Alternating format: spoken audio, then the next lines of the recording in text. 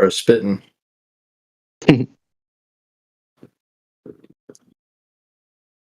If it's not in the book, it's not up for discussion.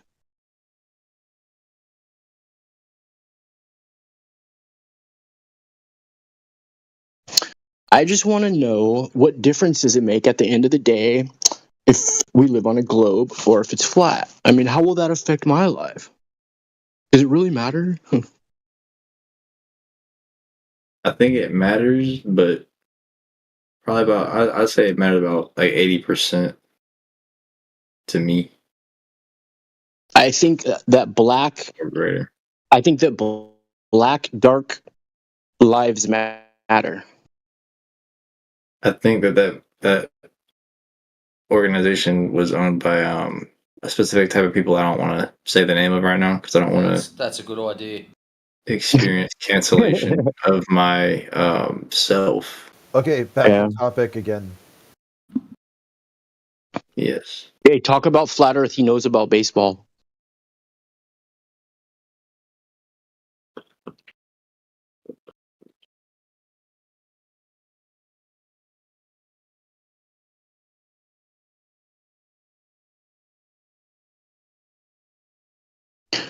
So I was just wondering, I think that I found a proof for the globe, which is the water. When you just take a drop of it and you set it down, it turns into a like globe shaped. So pretty much just wrecked flat Earth right there. You know what I mean? So one single drop of water Yeah. is your comparative to Yeah. Mic 800 drop. fucking million gigaliters of water or whatever the stupid number is. Mic drop. No, I'm just kidding. Yep. If you dropped it, you only dropped it on your foot. My foot. Cat, the cat that I'm trying to like keep calm from the storm, he's like purring right now, like so loud that he's like backfiring. But we can get back on topic, we can get back on topic. I never heard a cat do that. Like he's like it's like popping, literally, like his like nose is popping. That's the cat's pajama. A really long flat thing that curves. A really long flat thing that curves? Yeah, I'm imagining I just got like a really long flat thing and it's like kind of curving because of how long it is. What? That happens, right? What? What the like if something's like long and flat and it's like long enough, then the edges will curve like downwards. What is he talking about, guys? Don't know. A long flat thing. He's trying to. Yeah, imagine you're like holding a long flat thing. Right? We don't do imaginations. So what's this thing you're speaking of? Be specific. Like a flimsy, flat, like card thingy. Are you trying to compare that to the Earth? Why are you even bringing that up? Yep. Because I'm comparing it to the Earth. That's like a bad comparison. Like a smashed paper towel roll? Like the cardboard part on the inside? Smashed down? Soaking wet and then it starts to bend? Yeah, wet even, yeah, because it's water. That makes sense. I mean, it would bend only because the Earth curves, right? There'd be no other reason for it bending, you know? That's another thing.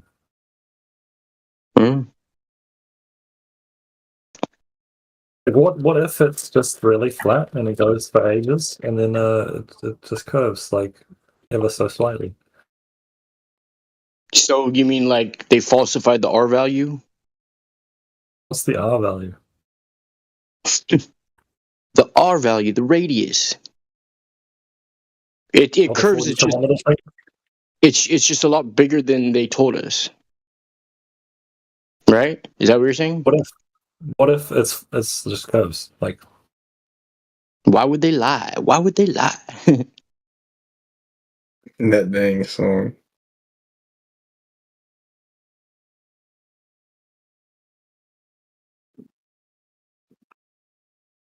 You guys have a meme coin yet?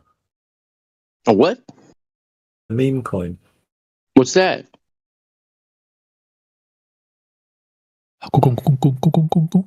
I've heard of a few meme coins, but I don't know. I might start using some of my money and just buying random meme coins. Kind of sounds like a whole vibe. All right, get back on topic. And when you say that, you should have like in the background like a whip sound, like whoosh, you know what I mean? Afterwards. No, I got like the band hammer sound I mean, I don't know, man. or the mute sound. Silence. I'd rather have silence than random off-topic musings. But I mean, yeah, I wasn't going to continue speaking about what I said. You know, I keep it short, simple, and sweet, like Kevin and Hart, bro. Not Kevin and Hart. I said Kevin and Hart. I'm that fried. Kevin Hart. Kevin Valentine's Day heart candy. Kevin Valentine's Jr., bro.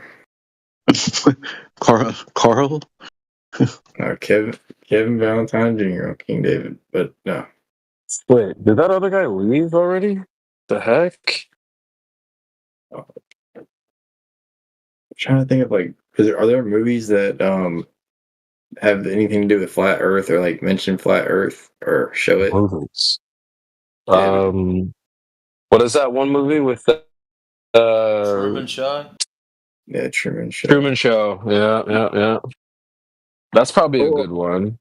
What about that real famous movie called Beyond the Curve? All right, bro. Maybe there's also like some anime that's pretty. It's not like literally flat Earth, but it's There's definitely not lots of- globe. There's You lots got- of references in quite a few movies, like in the Hunger Games. Oh shit! Got a lesser known movie called Lord of the Rings that happens on a flat world. Nah, but no one knows that one. I'm just kidding. What about the Hunger Game Yeah, of true, Thrones? true. Hunger Game of Thrones. Thor, Thor like Ragnarok and Thor. That comes from a world called Asgard, which is a flat world.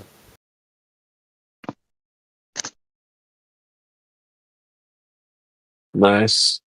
Have you guys seen that one movie called Thormometer? It was pretty sick. Ain't no way. Wait, well, what happened to that 26 guy? Did he leave? Yeah. He was the guy talking about the flat stuff, flat objects. Yeah, he went. What? So what was his What was his question about though? Or was he just trolling? Yeah, was it Big 26 or something like that? It's like Yeah. 26F04 and shit like that. Yeah, I'm not sure if it's the same guy or not, but if it is, he could have been a sock account. If you look at Mod Chat, there's an entry for him.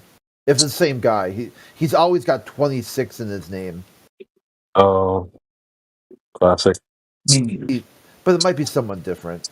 Okay, like, But like his whole point was like, oh well, if I take this flat thing, like, are you confused? I just hate it personally when people start comparing flat Earth to some sort of like silly flat object. Like, yeah, no, you guys got some really bad ideas, bro. Super bad ideas. he's not seeing it as Earth being a component, you know, in the grand structure. He's just, yeah. He's an idiot. Like, how many times do we have to tell these guys our position? They still fumble it. Or So just it's like a disc. It's like, bro, what? It's like you're not gonna tell them something or about something that you don't know, or you know, have it put. Well, any no time one into even. That's the thing is, theorizing. no one even offered them those ideas. Well, maybe they picked it up from YouTube or something. But it's not that we did not offer them the ideas that they come here with. Oh yeah, no, like I'm talking about the notion of like, you know, the sphere stuff. It's all school. Well, I'm talking about flat Earth stuff. Oh yeah, Because I see what you're They saying. treat this place like a pawn shop. They bring in skitty ideas and then try to hand it off to you and then have you defend it. Yeah, It's like, dude, take your fucking shitty ideas over there and we don't want that. Like, that's not our bag, bro. for sure. Shit's annoying, dude. That makes sense, bro. So how does there? Why do we fall off the edge? Who even told you that? Why should I be defending your shitty ideas? It's We just were, we so were annoying. joking. We were joking about that earlier about falling off the edge. Shit, Really? Wow. Yeah. like being like ironic with it because I've literally heard people, but like when you try to tell people about flat Earth, they're like, "Don't fall off." It's like you're that fucking dumb. Right. Yeah. It's Like, so dumb. So dumb. it's like But- people that are like my mom's and my stepdad's age usually. But if it's flat, it must have a shape. Yeah. Right. Classic. They literally wild and like so. I learned also 2 days ago that like most of the agencies in our country of the United States, well, I think even a bit more than that as well, they report to NASA. Yeah, it's kind of weird, a little strange. Hey, if Earth's flat, why don't you fall off the edge? I heard that There we Mike go. Collins from Apollo is dead. Boom, Uh-huh. Boom. boom, boom, boom, boom. Well, you guys already know the drill. When someone starts asking about the edge or the shape, what do we do, Matrix? What's the move? Ask them what the edge of the universe looks like. There you go.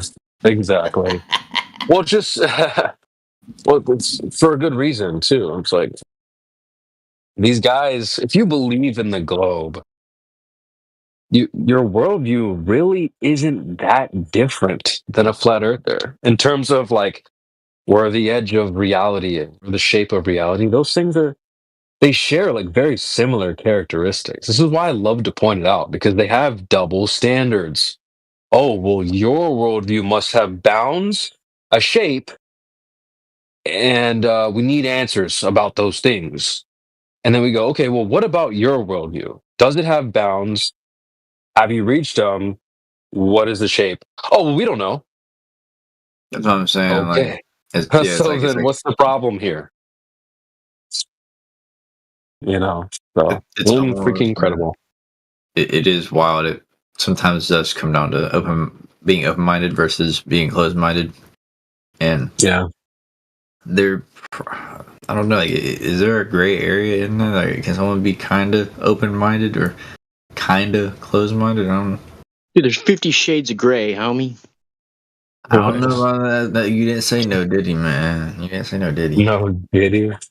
You didn't say no, Ellie. No, did he? No, How long did you he? been a flat earther, Babu? Oh, and here for actually, No, I don't know. not in here. You. Oh, I thought you were pertaining to the actual name of the BC. But into flat earthing stuff, I don't know. Probably about 3-4 months, like really, really, really strong. But like, You kind of fresh. You're still fresh, I would say. yeah, like I know like little to nothing. I just like know that the ocean probably holds a lot of answers. I can tell you that much. Answers for what? For explaining things that we need to know about our Earth. Like how level it is. Oh, yeah. Well, it's funny you say that because even on the globe side, they say that they know less about the oceans than they do about outer space, which is obviously cap. That's lies. But they're Yeah. even admitting that there's some unknowns when it comes to the ocean, which I find pretty fascinating. And like not to go on a stretch about what I'm about to say, but as well as the bounds of technology and the level of technology in which we've had access to as humans, because what I've had, what you've had, might be different from what other people have had. So, yeah, it's that being able to go to the places in the ocean to be like, okay, we don't need to be here anymore. We need to go the other direction. Well. You mean like a depth or a location? Not exactly sure. So I actually have a clip. I need to scroll and find it, but does show some pretty neat stuff. And then the dude that's commentating on the video, he says the word portal, that there's potentially portals in the ocean. That's what really got me thinking. You know, it's like like I was saying earlier, it becomes less and less far fetched, and yeah, that's why I hope to just stay tuned, and I might be able to do my own research one day. Like, I ain't going to no ocean. Like I said earlier, I don't really think I want to go to the ocean, but I might get me a telescope, because I think that something very interesting going on up there. Frank Ocean. I ain't going in that ocean.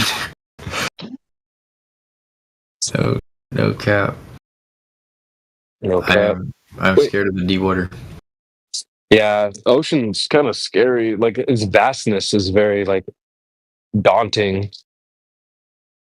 Yeah, It's almost overwhelming, really. It's like I think, overwhelming to look at the ocean and just like realize how fucking huge it is.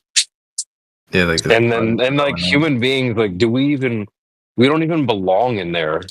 You know what I mean? Like, do we even belong in there? Like, I feel like we don't belong in the ocean. So I don't know. It's kind of scary. Like from the shore, the furthest I ever went out was like maybe like 30 feet or so. I just like, I don't know. They were like, hey, don't go out too far, because the current it could take you down. Take your ass. Yeah, just swoop you. And people do get they get the whoop-de swoop, and they get going because of the winds, and they get going a long way. The scoopity poop, the scoopity. Sorry. That's it. I don't know if this like has anything to do with flat Earth, but like, how do you guys feel about the weather machine and stuff like that? Like, The weather machine. What's that? You know, like the thingamajiggy, like man-made clouds and stuff like that. All these things that people don't like. If you tell them, they'll like. I hate all that shit, bro. If you tell an NPC about like how man makes clouds and like all this other stuff, and they have like machines that can make it rain and make storms happen and stuff, and like change the direction of hurricanes, like they'll think you're crazy. But then, you know, you do a little bit of research, you just do a little bit, and then you realize it's not even that wild. They've had it for a minute. They've been developing. You mean like patents and stuff? Oh yeah, that's what I'm saying. If you just look at the stuff that's not blacked out, because there's a lot of blacked out. Like I don't even think it's marker. It's like it's whiteout, inverse whiteout. That's racist. Yeah, no, it's literally blacking out with a permanent marker or with permanent ink. They just go, and a lot of stuff is still fully classified, and a lot of it's gonna stay like that for a long time, probably forever, as far as we're concerned. But yeah. Wait, where did that thing? All right, so listen, I'm not. This is where I'm mess up with the geography. I don't know what country this happened in, but like, what the hell what is like CERN? What is up with all that? None of your concern. Exactly. Oh, bro, just CERN. Yeah, I don't know shit about that. Does anybody in chat? I'm glad that I don't remember what I do, but now I feel shitty because I wish I could tell y'all right now what I did know. But is that like the same thing as the Large Hadron Collider or some shit? Crit, help us out here. That's in Geneva, right? Yeah, that's what. It's the country. I drew a blank on the country though. Was it Geneva? Geneva, Bermuda. Ooh, I want. Wait, so Crit, what is the CERN? What is that? It wasn't like Sweden it's or some something. sort of experiments they're doing with accelerating particles at ridiculous speed. So wait, is it the Large Hadron Collider, or did I just make that up? Yeah, I you got think it right. so. That's a portion of Yeah, it. that's it. Oh, Yeah, W. It's a part of it. Yeah. Yeah. Let's go. Hell yeah. See, CB been around the block a couple times. You know, but Yeah, I'm very impressed that you are my neuroplasticity brother. I appreciate that. Let's go. We're cooking. My name on I changed my name on SoundCloud to Mitochondria, so big W's. Big W's in the chat. Powerhousing. Cat going through. Hey, come here, Bubby. Just under. It's ironic that what you're talking about, like man-made clouds, right? So the man-made clouds might be made out of goo or whatever, like a Google Cloud, and then SoundCloud will, like, when Oh, when they not put the like street that. and then they hit it with a frequency, like a sound frequency or whatever, it makes it expand out and like gives it like ripples, I'll see, like, I'm Wait, a you're revert. dead ass. No, you thought Whatever. that. There's no way he's Oh, dead. you were joking when you said SoundCloud. I'm like, wait a minute, hold up. Yeah, well, they hit them things with frequencies, They hit them SoundCloud things. hit them things with Never mind. frequencies, got that They hit them EMF. things, man.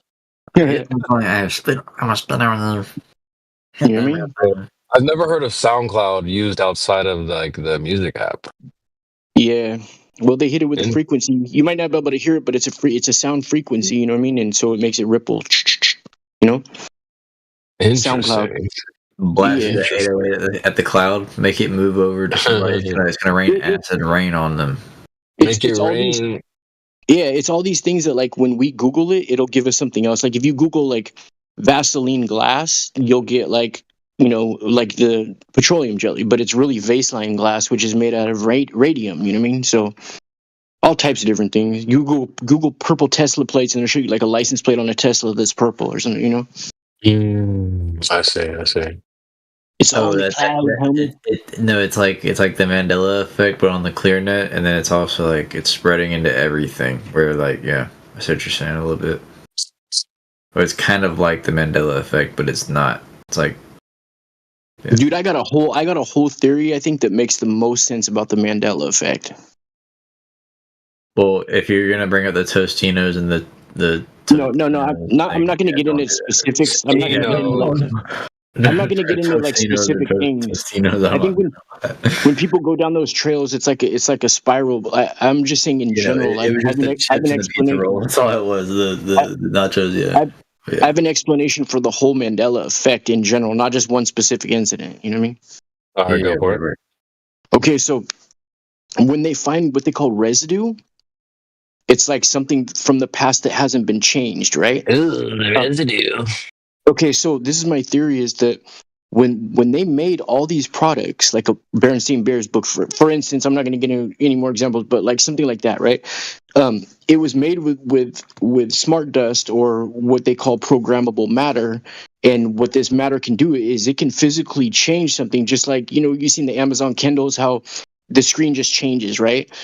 That's so when hit at a certain time with a certain frequency, all these things actually physically change, except things that are either in some type of Faraday cage environment, or one of the random offshoots that was made by a company that didn't make it with that particular programmable matter, and that's the leftover resin. It's very rare, but that's my explanation. You know what I mean? That makes to me the most sense.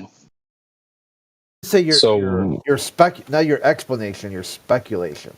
Yeah, I mean, that's my theory. That's why I said it's my theory. I didn't say this is a fact. That's my theory.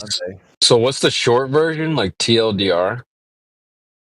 TLDR, what's that? Just like, could you just explain it one more time, like just briefly? Okay. So, for instance, any product that you have, where it's like the label is physically changed to maybe take out a letter or whatever it is, it's a physical change, right? My theory is that these things, all these products, were made back in the day, whenever they were made, with programmable matter built into it. So when the time came and it was hit with a certain frequency, it physically changed. Like the name on the book, Berenstein Bears, physically changed. The letters physically changed on that actual thing. Now, going to the Bernstein. Yeah, I see what you're saying. Yeah, that's just an example. That's one I don't know too many of these things, but that's an example that best one I could think of, right? So yeah, only so many of them have been solved as well, because like I ain't gonna hold you. It sounds cat, bro. Sounds what?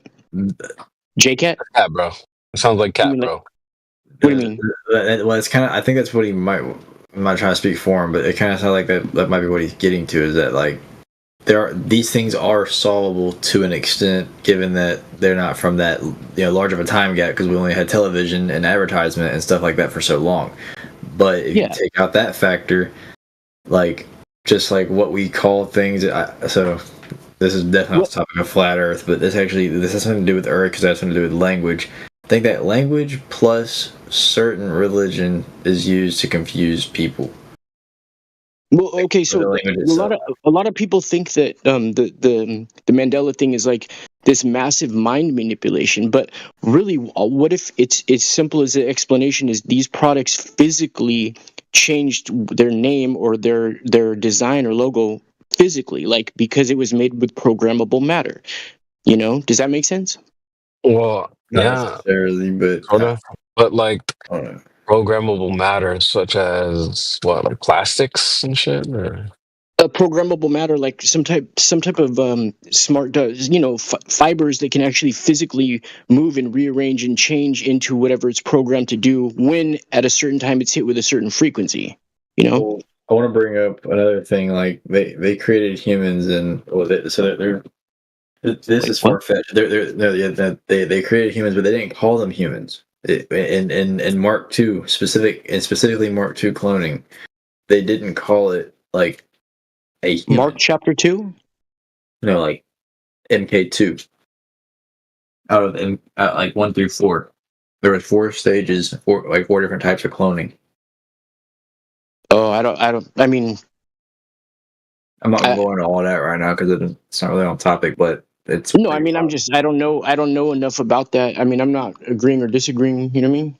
Yeah, I think anything's a possibility. You know, no one teaches definitely. anyone about the Great Reset. So like it leaves crazy pothead people like me that do mushrooms and stuff that be like the Lorax.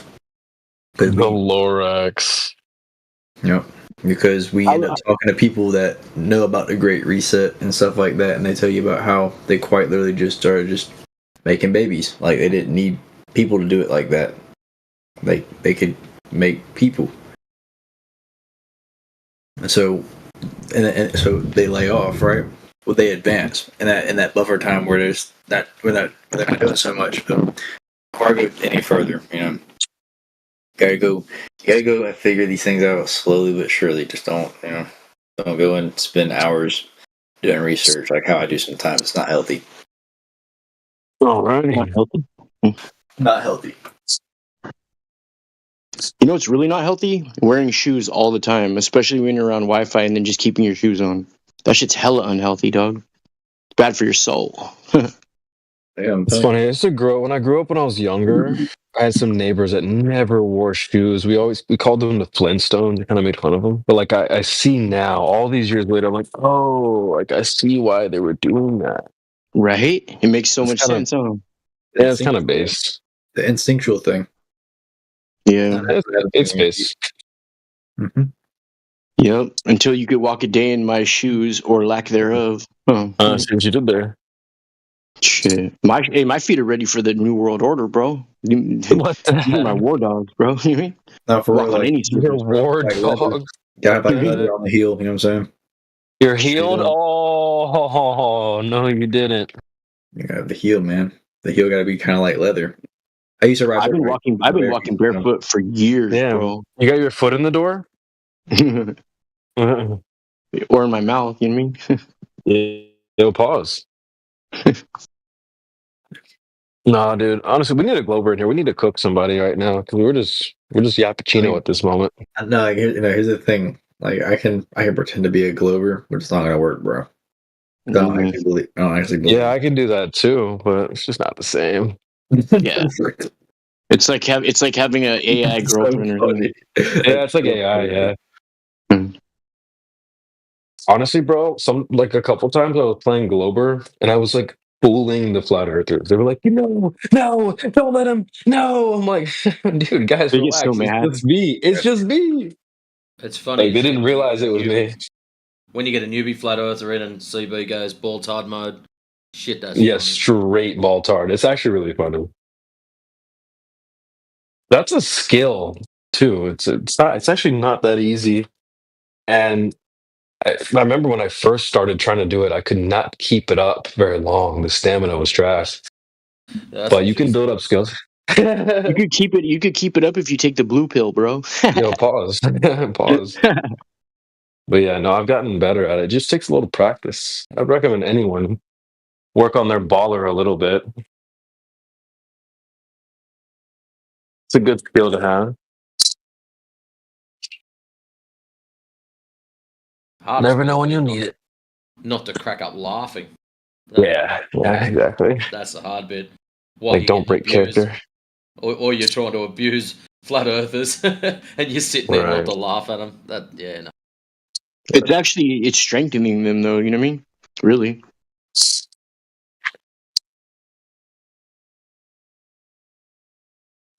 I've seen enough globers try to pretend to be flat earthers, but I think it sounds more realistic when a flat earther tries to be a glober. You know? Yeah, I was just gonna say like let me like do a 10-second impression real quick of someone who's like a full-fledged glober. They're like, look, I know that it could be round, right? Or no, I gotta switch my whole voice. I know that it could be round, right? It's But- Donny C.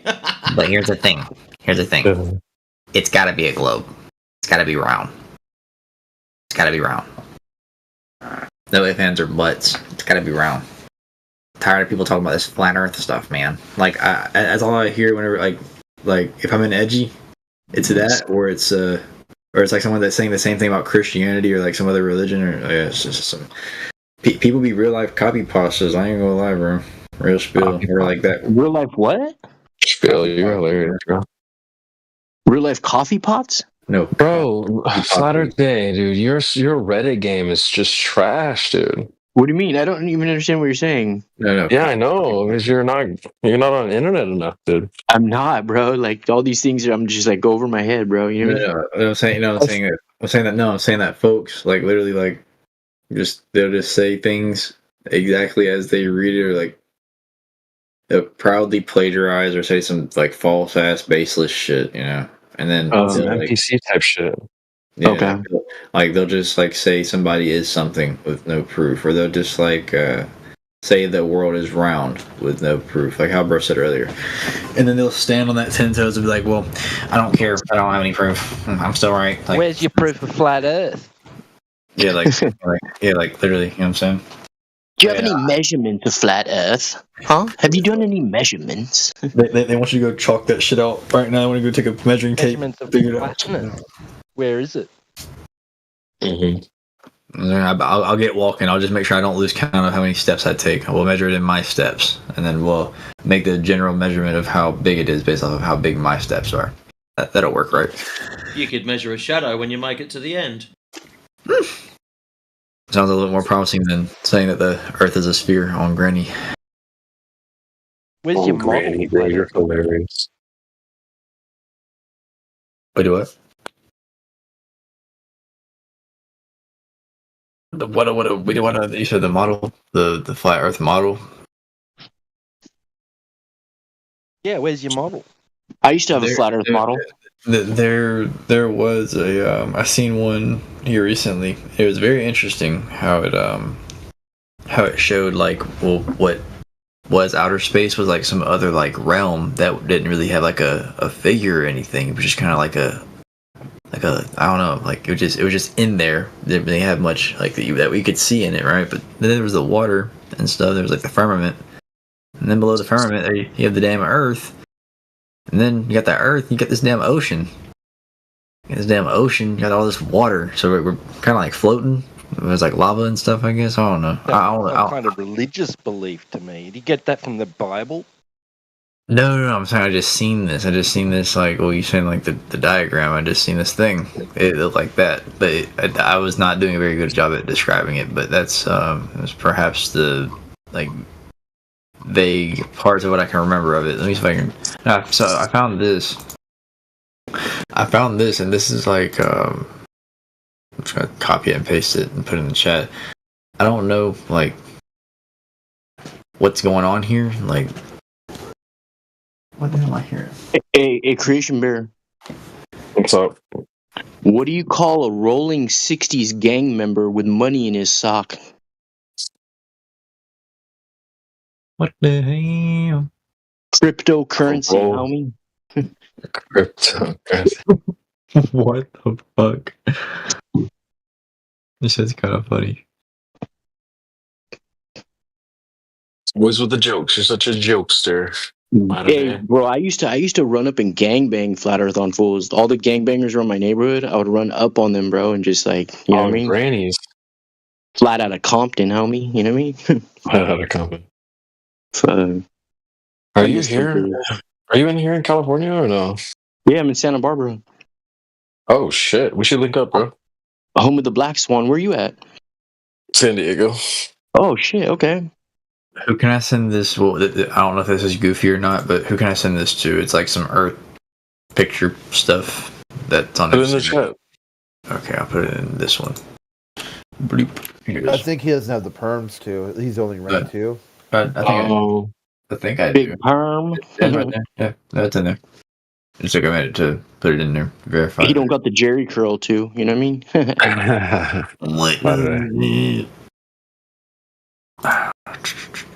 Yeah, I don't know if I believe that thing, but it's. I just needed like a second opinion on that because I don't know, like Let's take a look. a little Oh wild. shit. Oh dude. A little wild. Yo, I hooked up with a girl who had one of these on her fucking chest. I'm like, wait, That did I just is fuck a not- demon? Like, what the Yeah, fuck? yeah. I dude? mean, no, not a demon, but yeah, I mean, demon girl. I mean, if you know, you know. Bro, she had this fucking bath bed on her goddamn chest, like huge. I'm like, wait a minute. Did Yeah, I just this is collect where a I see demon, that. bro? I just slay a demon. This is I'm gonna That shit send is crazy. another post. CP Demon Slayer. Yeah, Literally slayed a demon, dude. we're gonna lighten the mood a little bit. You know what I'm saying? Shit was crazy. Okay, yeah, I figured it was nonsense, bro. I appreciate the relief Hey, of that Matrix, that shit. slight Right. clarification. Oh, I don't know, bro. This is like you gotta have like a lot of wrinkles in your tinfoil hat for this one, because Yeah, that's what I'm saying. Like, well, the tinfoil hat thing's actually funny though, because like, you know, yeah. tracking. No, dead ass. No, dude. Listen. I really wish Technology. I was able to capture this video, but I was driving past this guy who had he literally had a fucking tinfoil hat on, but he Yeah, was no, wearing a dude. ball cap over top of it. I'm dead Yeah, ass. That's He had wrong. foil on his That's- head, and then he that's had a wrong. ball cap on. My And I God. was like, bro, what? I tried to get a video of it, but I couldn't get a good video. It was so funny, dude. I'm like, what are you Should've pulled up the doing? Like, I wear a beanie almost all the time. My bad to cut you off. Whoever was just speaking just now. Yeah, actually, I'll let you say what you're trying to say. He said I was just good. You're good. You're good. Don't worry about it. But I wear a beanie all the time. I could easily put some tinfoil, to cover my head up, But the thing is, bro, if I do that, I live in a place that's like, okay, y'all gonna really think I'm tripping, but like, there's not even really any police out here because like there's like no crime. Like there's like so many guns per household. It's like there's cartel people like live like next door to me and stuff. It's wild out here in Georgia. People don't even know about these people. Like they don't even know about these higher up connected people and whatnot. Like, and they're just in normal houses, like houses that are smaller than Section 8 houses, like smaller families, like not your stereotype. Like how people, say whatever. Yeah, it's different out here. So. Different life. I've actually lived in a lot of places in Georgia, a lot of places in Florida. I never lived nowhere like this. It's very, very crazy. Like it is very safe actually. They don't do like business in the city. They leave the city and they go do their business and they come back. So you're in like podunk fucking middle of nowhere, basically. Yep. Like there's like 2 or 3 police officers and like that's about it. And then the city over is like they're already developed. So like Winder is like all like pretty much the whole, like all the police officers, all of them, not to get off topic again, but, and I apologize for doing this, but yeah, like Winder's full of cops that like meth and cocaine, and so like they run. Oh goddamn. Yeah, it's a completely corrupt fucking system over there, and then like we're just like over here, like right next to it, like 20 minutes away, and we're I'm a part of the fastest growing county in Georgia, Jackson County. Oh. So there's probably no hoes there either, huh? No. Oh, it's not that there's no hose. It's like times have changed. So like people were talking about a loneliness epidemic.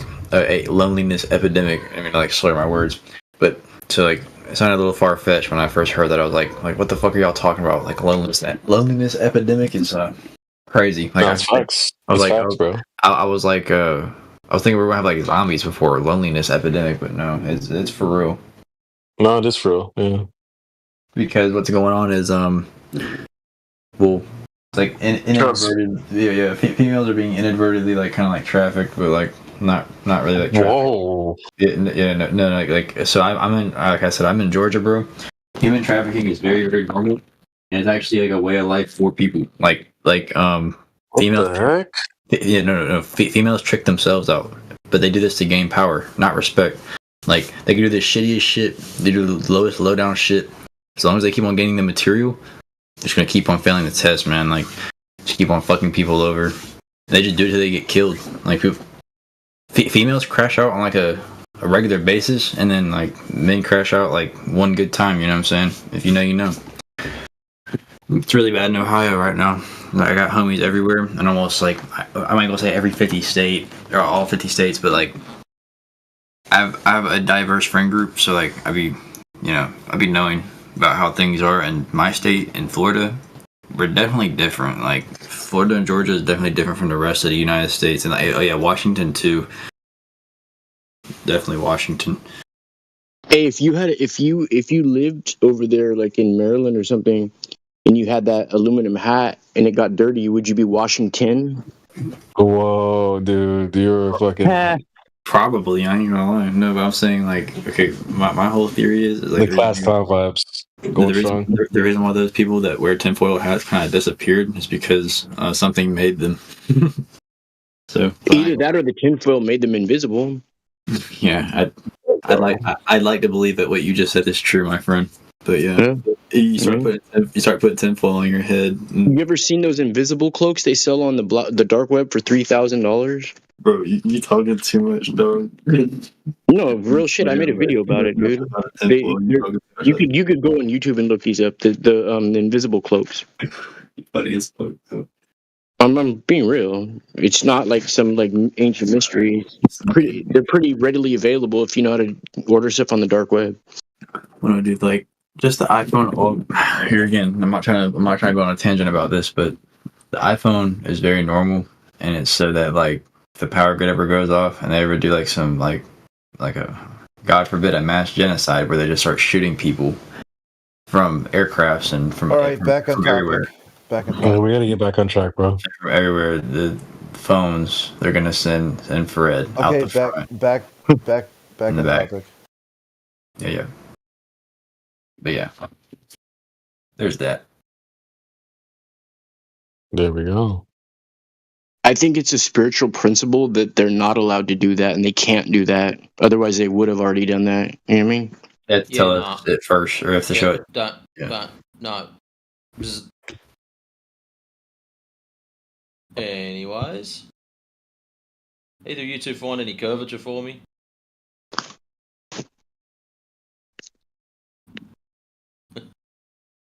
To perform what? You're like real quiet again, Matrix. Sorry. Oh, fuck.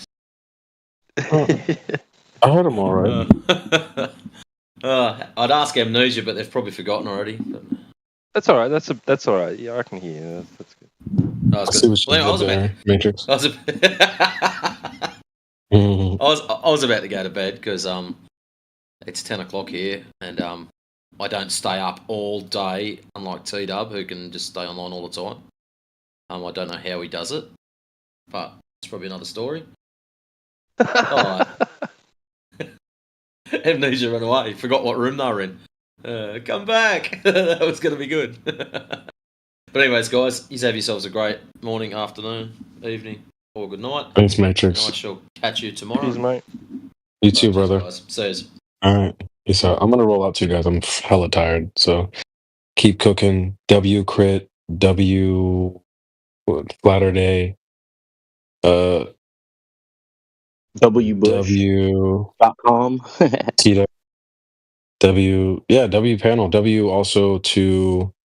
What does that mean? W. What does that mean? Oh, dude, you need to get back on the internet, dude. No, I don't like going on Face page and all that stuff, bro. Face page. You know what I mean? Fucking Insta hexagram and all that. Yeah, I'm good with that. It's the hexagram, dude. You're so funny, dude. You like crack me up, bro. Fucking my W tube just and means like fucking what is it? X-Files. Twintress and all that shit. twinterest. That's that interest. Yeah, bro. When so like that's what the kids are saying these days, dude. Oh, W Mhm. this, W that. Oh, that's a W. Fortnite. W sketty. Don't do they say W 3 times? No, they're just basically saying it's a good thing or that's a win. You know, a win or loss.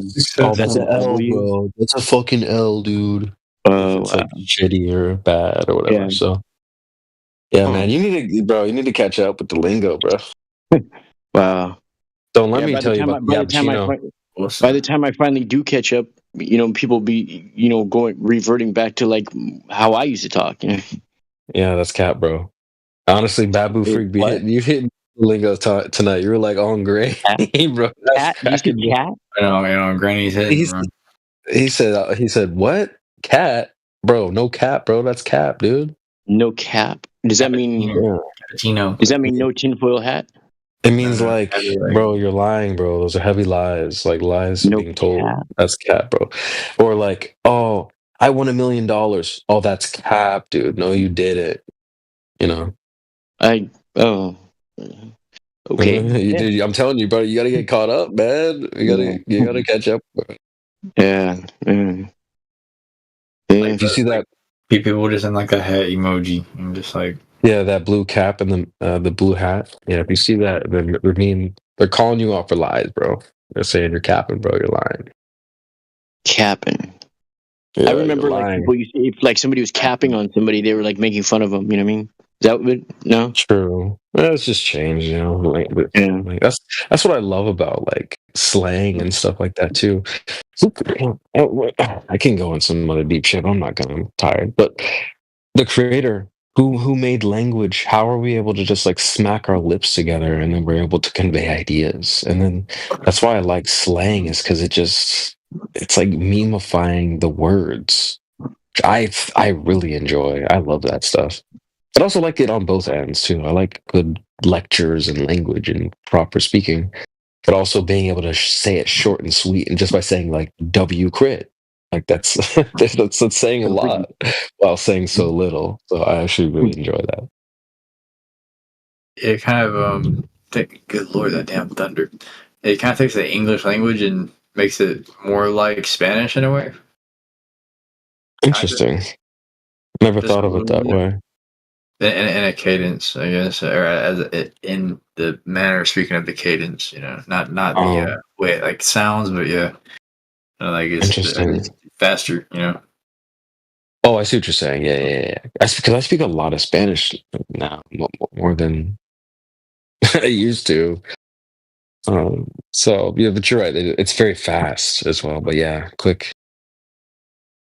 I love it. The kids. This is why it's good to stay cool with the younger generations. Like The young adults I'm like and stuff, I'm like the last year of millennials, but also the Gen Zs. I kind of relate, and the things that they do, I pay attention to. It's like they're like my little brothers and sisters type of thing. So, but it's good to stay connected with them because they can teach you the ways that they do things, which might be new and innovative. So like I love the little language W this Riz and all this. I love that shit. And so No, the Riz was funny as hell because I know. we're talking about rizzing up someone's auntie. Is that like and stuff. like blue Riz, the blue raspberry flavored blue Riz? No, Riz is like, your ability to like spit game at a girl or whatever. Charisma. Sometimes people say it's like charisma, how much charisma you have. The Riz. W Riz. That's like Or he's like I love- Rizmatic.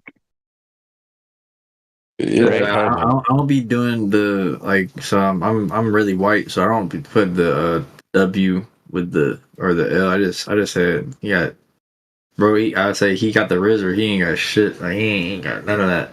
Because if I start doing all that extra shit, bro, you're gonna be like, bro, this man trying a little too hard, trying a little too I hard. see what you're with it. saying. Well, there's certain things that you wouldn't necessarily say like in person, but it just works on Discord or in the chat, especially in the Yeah, chat. gaming. Yeah.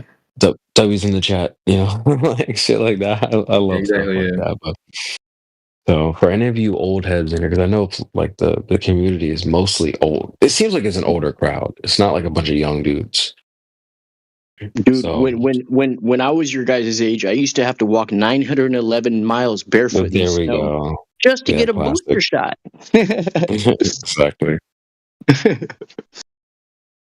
My granny I was remember kinda like I that. remember when my grandma was my age, and she used to tell me, when I'm your age, they're gonna have a free booster shot for every single kid. And I go, yeah, right, Grandma. You know, the day that happens, they're gonna send a man to the moon.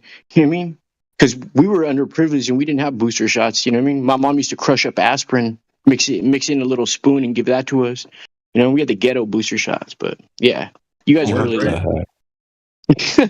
They give Bro, them out that's for just free. You guys smack. are lucky. Hella lucky. I mean, what I would give for a free booster shot. I wasn't rich, you know. I think I've got a few shots, but it got to a point where I stopped getting them because I'm not gonna speak too much about that. But yeah, That's a W. big W's in the chat.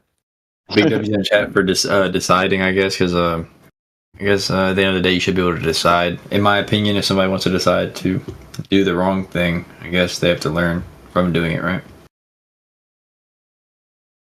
It's probably the best way to learn, but it sucks sometimes. All Oftentimes. I know is that we used to have to work. We used to have to work our little tails off when we were younger. And you know, sometimes we'd go to bed with no dinner or anything. You know, we work a whole week just to get a half a booster shot. Now kids are getting them for free. They don't even have to go anywhere. They bring them to them. You guys are so lucky. I've never had it so good.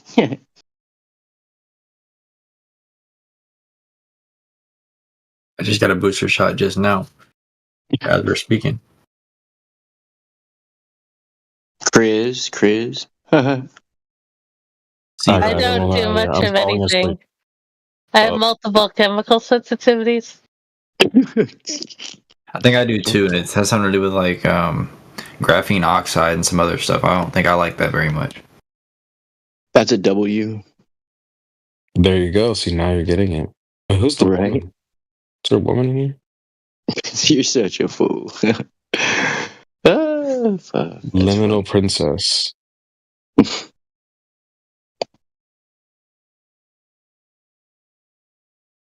W Riz. No, I'm just kidding. I mean, you know, I feel like what kind of sandwiches do you guys want? We're doing turkey and cheese. Get your sandwich request in now, guys. I think like mountain I like bread. No, deep fried mayo Sammys. Hold the yeah, bread. get your ass on. Get your ass on. Anyway, we get that whole multi-grain Italian with Publix turkey with the pepper jack with a good amount of lettuce. For the banana peppers and them jalapenos for real, King David. Dude. Yeah, I'll take this. I want a dairy free deep fried mayo Sammy. Hold the bread. No, bro. Look, can I? Oh no, Diddy. Can I take you to lunch or dinner and then just let you get 10 or 20 of them things? And we can just hand them out to homeless people. Yeah. Right? I would a sandwich that's healthy and no carbs or anything like that. Okay, can I get 2 pieces of air with a side of lettuce? I need that Balenciaga sandwich real quick. Oh man, For real. I'll just take a turkey and cheese. Crit, what are you having? You doing like toasted something or ham and cheese? Yeah, Princess, if you want to hook that up, we'll be right here. Hey, Maybe Creation minus- Bear. What what's up? file did the detective pull when Pinocchio went missing? The I can't say we're on YouTube. You know what? Geppetto. The Geppetto file. Yeah. We're on It YouTube never now, gets so old. This shit's so funny. that's pretty fucked. All right, but I'm rolling out of here, guys. You have a good rest of y'all day, morning, night, whatever's No- going on with no you. cap. Shout out No- to yeah, exactly, no cap. Granny boy, you already know. On Granny's. Yeah, shout out to Babu Freak, man. Honestly, good content tonight. Man, you get some rest as well, bro. I know it's probably late where you are. Yeah, I'm probably going to sleep for like 6 hours. I think I'm We gonna finna see the sun, bro. You about to see the sun. You probably already looking at the sun. The sun wasn't really out day before. Oh yeah, they were spraying. Yeah, it's looking very weird. And we have bad thunder and lightning, so it's gonna be a dark day. We're gonna be good though. Well, See better days. W content, bro. We appreciate you being here. And yeah, CB out. Liminal Princess. I'll take my sandwich when I come back though next time. All right. Sweet. Okay. There you go, folks. Much All right, love. sweet. Good night, guys. Good night. Peace. Right.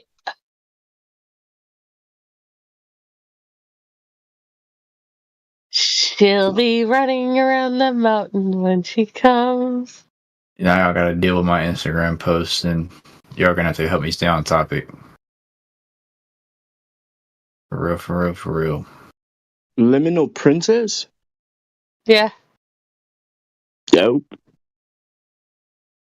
That the liminal space is actually low key scares me. What's up, whoever just joined? I can't see your name right Subliminal? now. No, liminal spaces. No, Subliminal Princess. Oh, subliminal. Oh, No, liminal. Oh, Like okay, my liminal bad. space. No, I was asking you, Liminal Princess, if you'd sub to my channel. That's why I was like, sub, Liminal Princess. Haha. yo, That's cool. Why, you have a liminal channel? No, it was kind of it was like a half joke, half truth. You know what I mean? Yeah. You could sub to my channel if you want. That'd be dope. But also, Liminal Princess, sub Liminal Princess to my channel. this shows were better. Oh my god. Yep.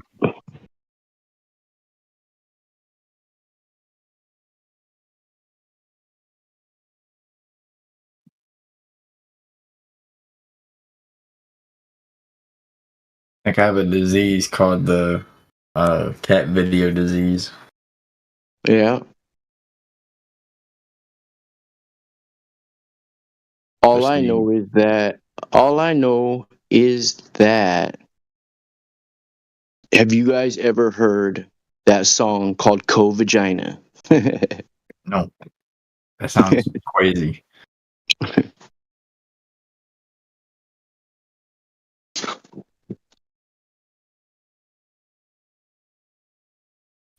Hey, grandma does some crazy shit in the chat real quick. We can like think of something to speak about. Where is the chat thing at? I don't even know how to use this shit. So if you're in there, like look next to the name to the right, and then you have the create invite, and then to the left of the create invite, you see open chat, and then. Oh, I'm on the wrong thing. Is this politics?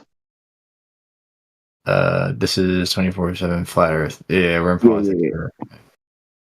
Okay. Let me see here. I put like, all right. So I just posted like the most far-fetched conspiracy theory like I've ever like. I mean, because Jim Carrey is like a wild dude. Like he's very talented. And I actually I don't even think very talented is even like. He's funny, but he's more talented than he is funny, which is kind of scary. But aside from that, this is the most far-fetched conspiracy theory I've ever been shown, pitched, whatever. I was sent this video by somebody that I'm pretty good friends with on in real life, and I have met on Instagram because we just so happen to both have Instagram. So posted that. I don't really go straight to comments unless it's like on comedy posts because I'm gonna post my Co-Vagina. I just posted it. Now, when I posted something right now, does the picture show up or is it just the letters? It's just a link as of right now. Oh, how? So I guess I don't have the ability to post the. I know it should like work. It's a YouTube link. Actually. Yeah, it won't let me. Well, you could click on it anyway. I think it just depends on the link. Look. Oh, okay. Yeah, so it's saying like a little, boom. Okay. Wow. What? This is a really good video, by the way. It's the cutest dog you'll ever see in your life. Word. Let me see. Wait, is it your song? Yeah, that's me in the video. Let me see. I made that. I'm gonna watch it right now. I give you my honest review. I make beats, but I took a break because of some hardware difficulties. I lost some shit of mine, so I was making a beat tape. Lost that shit. I'm about to get back into making beats again because I'm not too bad with it. I'm a percussionist. This one, I actually used one of Eminem's instrumentals from the you know what I mean. But a lot of them I have other instrumentals that aren't as widely known, you know.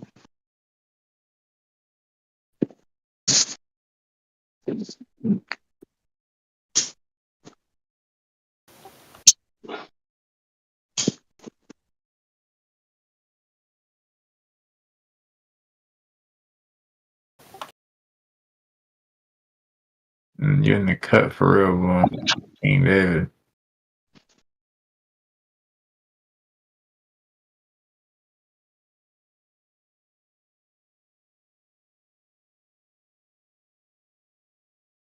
We got bars too. That's the crazy shit. People don't even know what COVID-19 even means for real. On King David, shorty. Tell them niggas, bro. Pardon my French.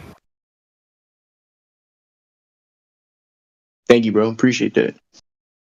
That's Ventura right there. Keep making music, like just keep making music and don't stop. You like that shit? The only thing that sucks is I don't have access to my channel anymore. But oh well. I still post my stuff, you know what I mean?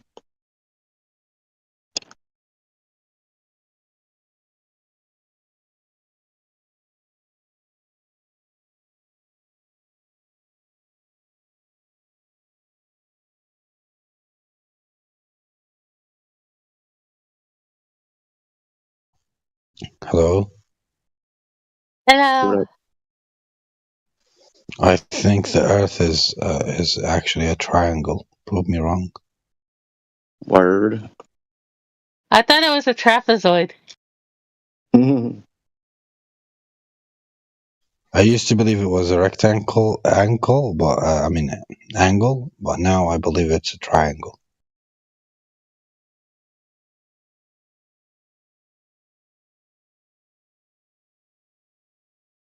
Can you prove me wrong?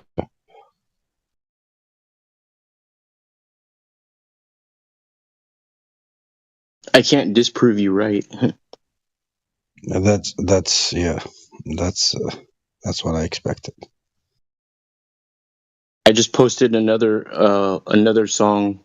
It's called Illegitimate.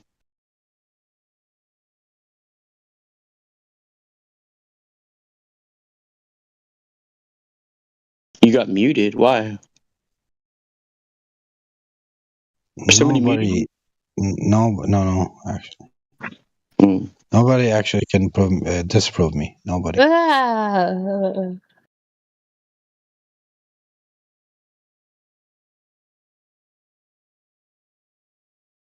Why'd you get muted? And I'm religious.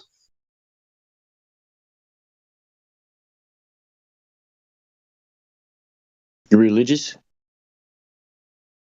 Yeah. Have you ever tried to have an argument with a religious person? You can never prove them wrong. Yeah.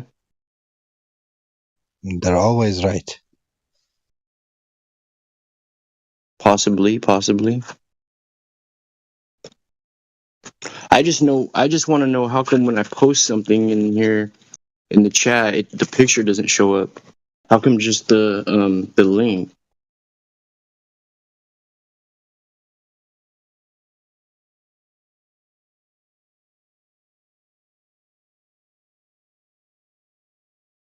So what's up By with the way, the moon is how come Homeboy one got second. The muted? moon. By the way, the moon is just an illusion. Did you guys know that?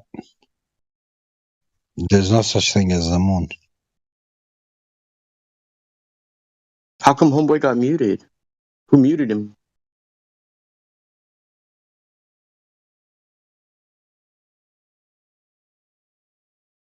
That's weird.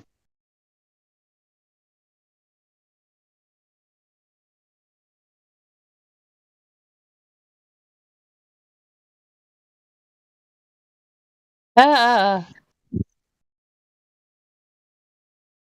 And Also, another thing, the sun. The sun is, Dragon Ball. That's his ball, bro. Dragon Ball Z. Yeah. So the sun is his ball. Hmm.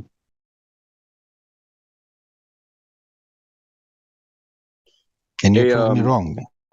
Liminal Princess.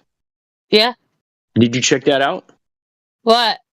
The song I put in the chat. Not yet, but I will. Word. As usual, nobody tries to disprove me, so I'm right. Word. No cap. Riz. That's a W. I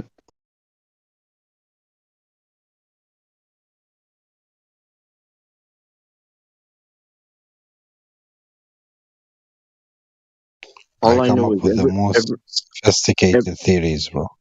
Yeah. ever since Nobody can dispute.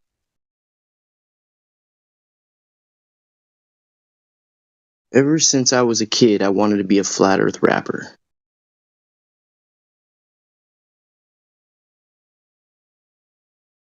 But the Earth is not flat. That's the thing. It's a triangle.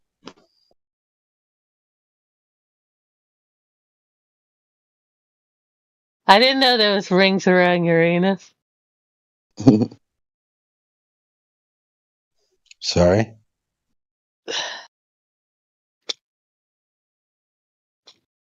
I didn't hear that. I didn't know there was rings around Uranus.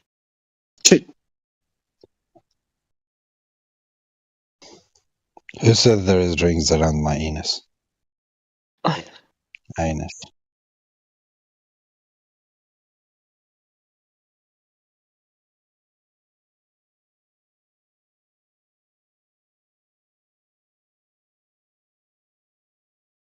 Oh, g-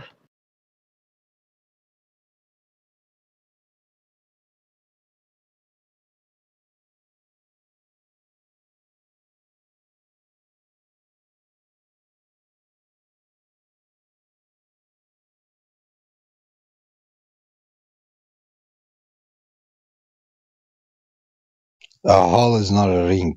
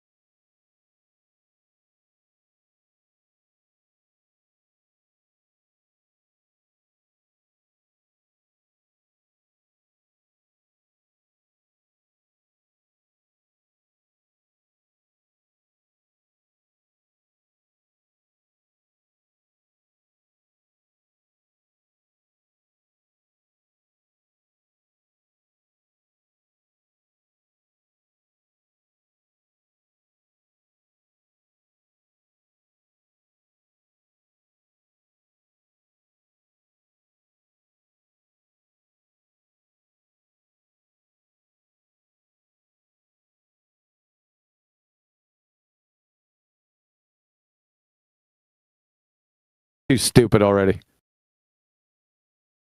He's got an AI that's solving all the problems for us. All the problems of the world? Tell him there's 4 laws of thermodynamics. Name the 4th law. Don't let's give focus on violating the second, and then we can get to You the rest, won't. dude. You're a moron. Don't bore me. You say something stupid, you're going to get muted. What? Inevitably, you will. So just don't say it.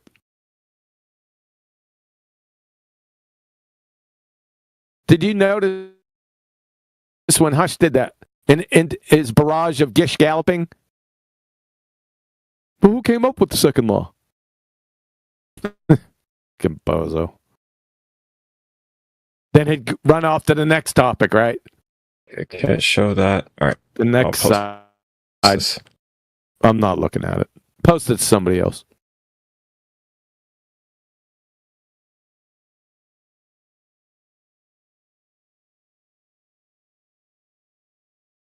I got better things to do with my time. Like clean the bathroom. What else we got in here?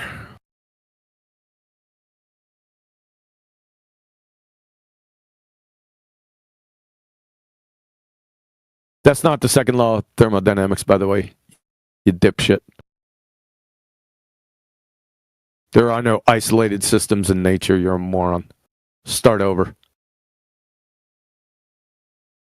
The system isn't under isolation that I'm working with, sir. It's not an isolation. The second law of thermodynamics is a natural law. There are no isolated systems in nature. Redo it. Buddy, I didn't say I was dealing with one. You did. Put him on mute. Where? Don't fucking talk to me. Don't fucking speak to me, all right? Yeah. Don't fucking talk.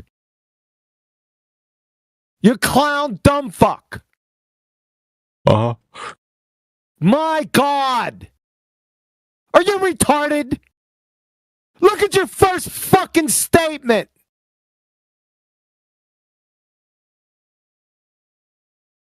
Well, I didn't say that. I didn't say. It's right fucking there.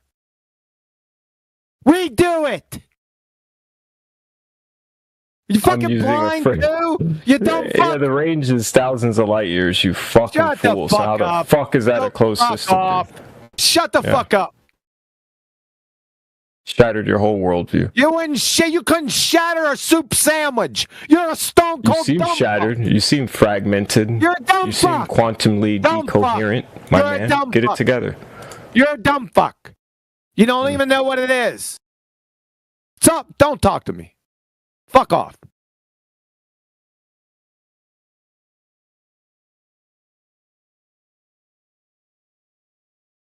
Yeah, the drugs your sister gave me, Raiden.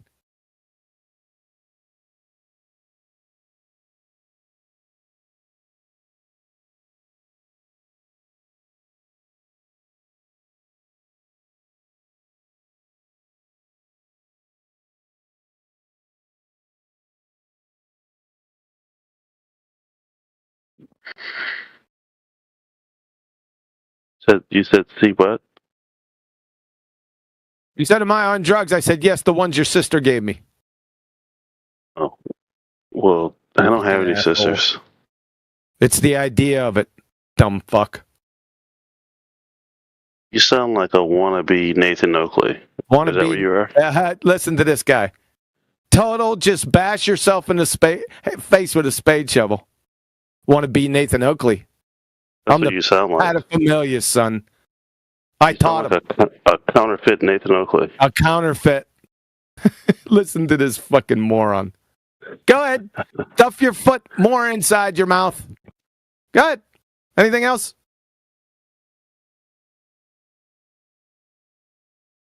Wannabe. He's my prodigy from years and years ago. Dumb fuck.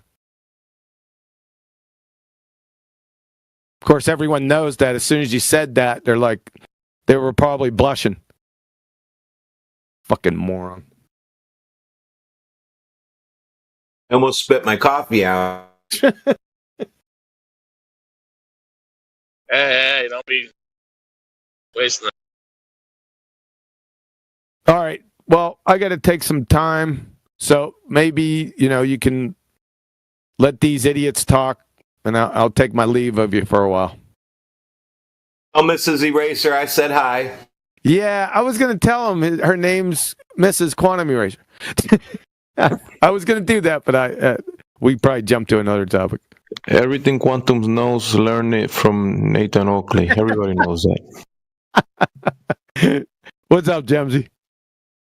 The heavens above. And birds. Good fucking answer. See you later, Quantum. Come back. Yeah, Don't forget yeah. about I'll be us. back in a little bit. Got to take care of a few things, but I'll be back. All right. No. Out.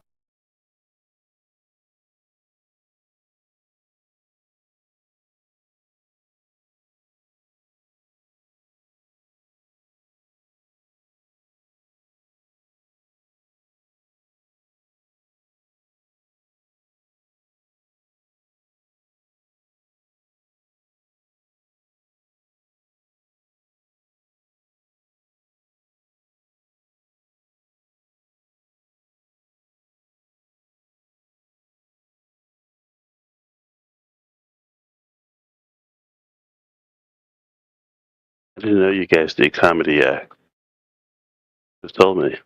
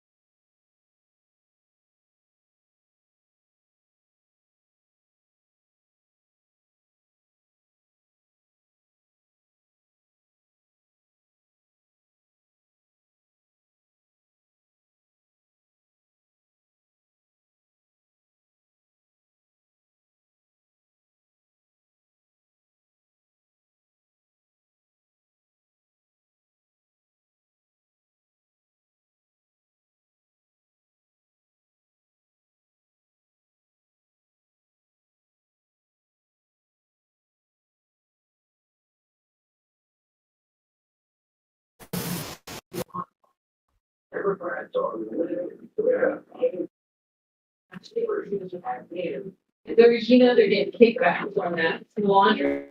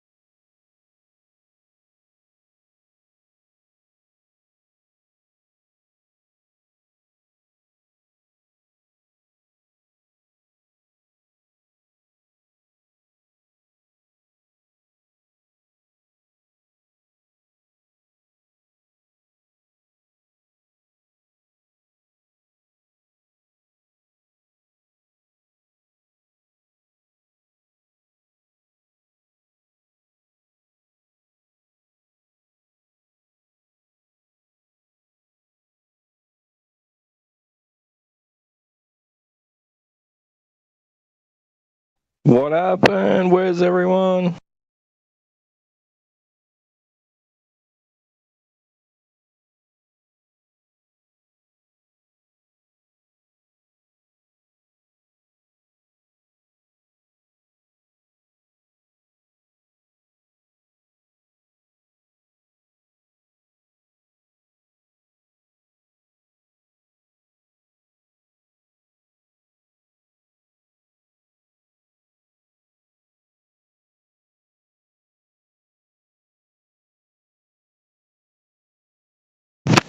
Oh, yeah, leave when I talk, yeah. Yeah.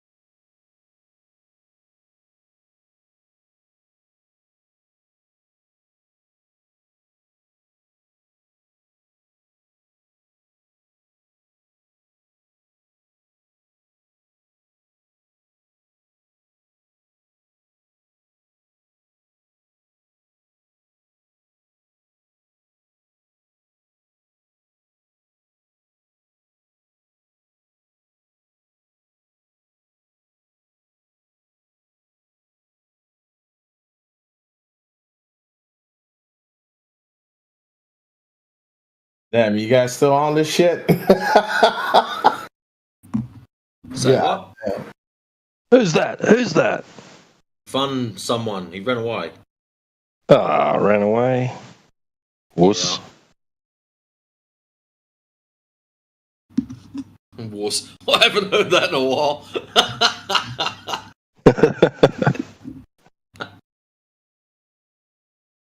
Oh, that's classic.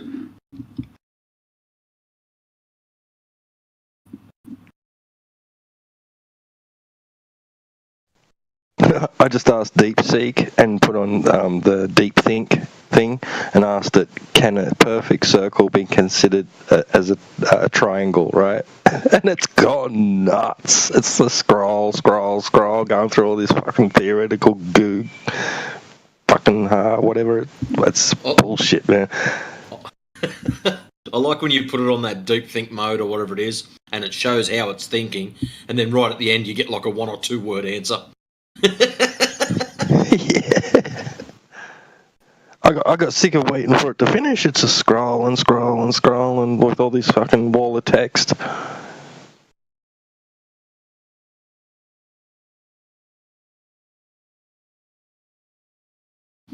So when it gets to the end and it's finished all its bullshit, just send the next message back to it. So that's a no then. Just to break its feelings. Yeah.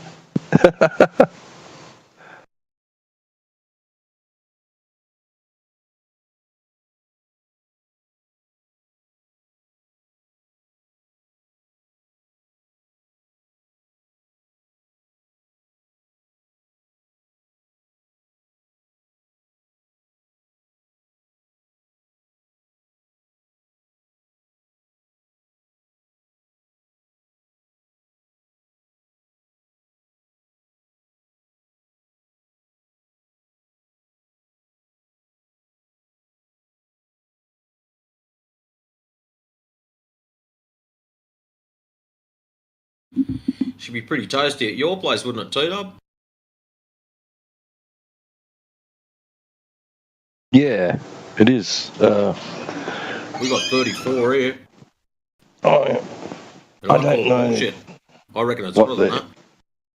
I don't know what our local weather station's saying, but 29 in the shade. Right where I am right now. Or 28 in the shade.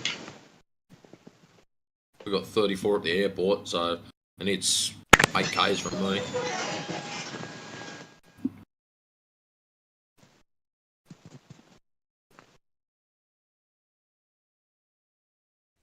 I don't know what our airport says.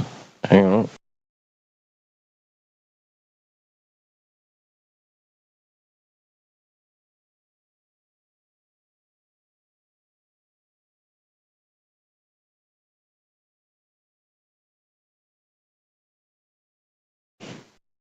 It's trying to say 26, partly cloudy.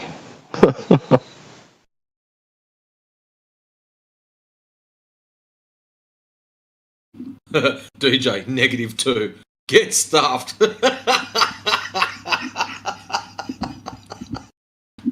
Oh, shit. Kind of wish I was dealing with that at the moment, yeah. He's probably wishing the opposite too. I wish it was hot.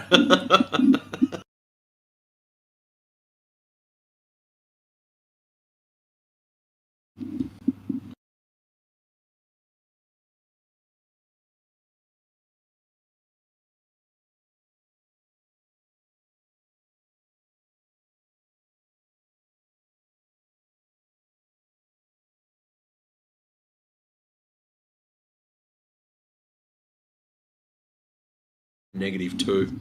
I'd be too scared to go for a toilet break in case my ass froze to the seat or something like that. Man.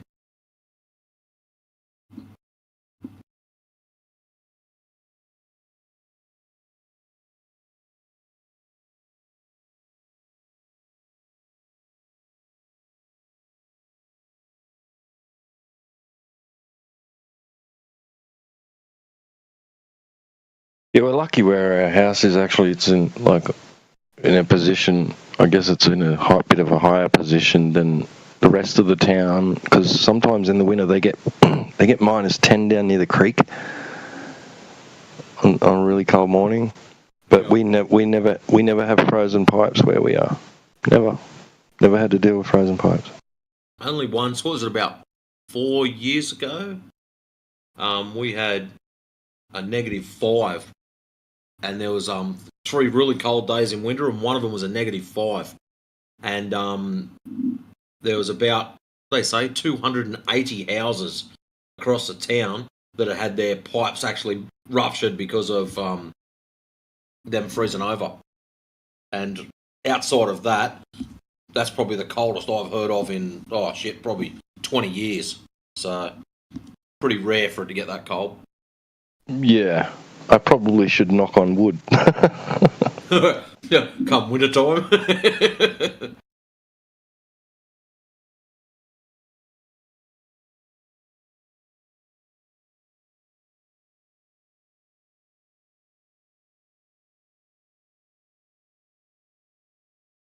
Oh yeah, DJ with the insulation and that. Yeah, that surprised the shit out of me when I went over to the States. Houses, the layers upon layers upon layers of insulation and foam and all this other crap just to build a house. And out here, it's just a tin shed. Let's put a wall on it. Yeah, she'll be all right, mate. If you're one of the rich kids, you might get a fan.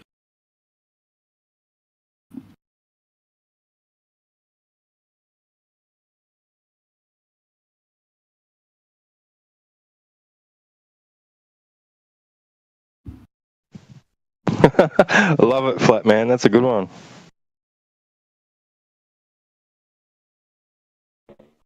Thanks.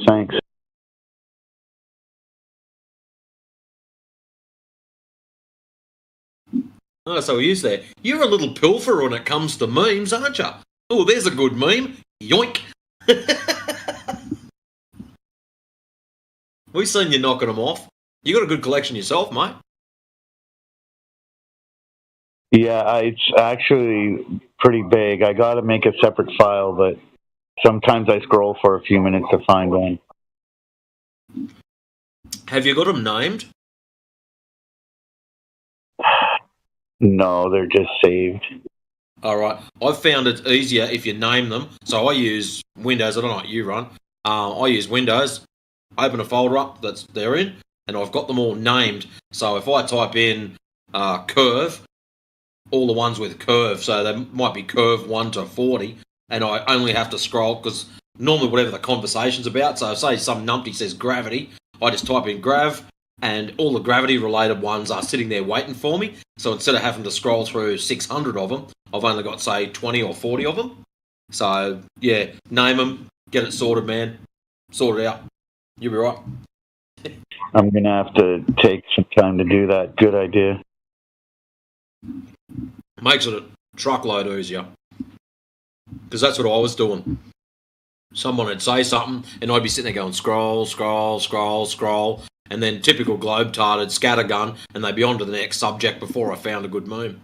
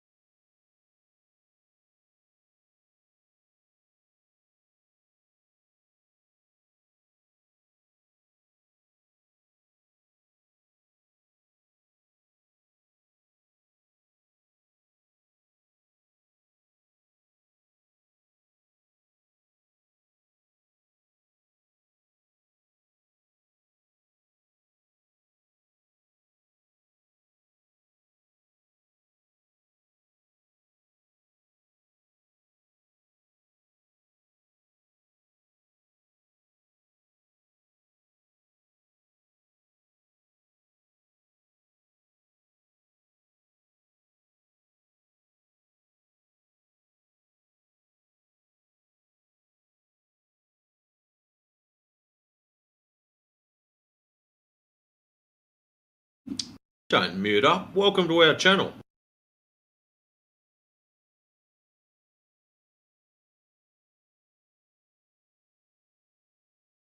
So they're going to hide? Nah.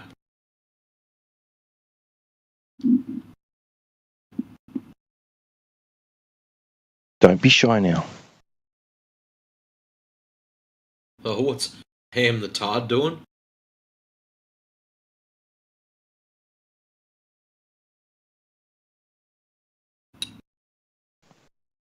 Yeah, I don't know why he's just sitting here on deaf and whatever. Well, what's his second paragraph? Within the image, if you look closely, the metal rig is bending wildly. Ooh. If you've put a statement forward like that, Ham, you tard, that means you do not know what the argument is about, and you should go away. Yeah, it's wiggly refraction right there on the cranes. But how does wiggly refraction help you with your horizon distance? Yeah.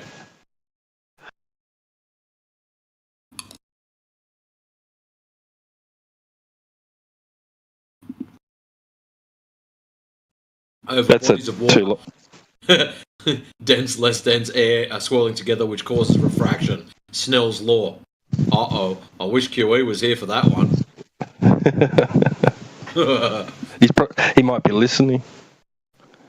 You giving him refraction again? No, we're not giving it to him. He's trying to take it. He posted it. We didn't force him to or ask him to. Yeah, it's a too long didn't read for me. I'm not even gonna bother.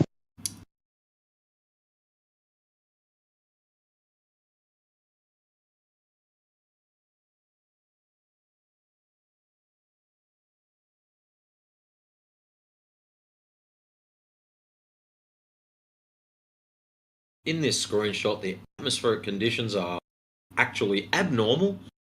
The person taking the video, a flat earther, says on most days the oil rig is behind the horizon. Ooh. Behind it?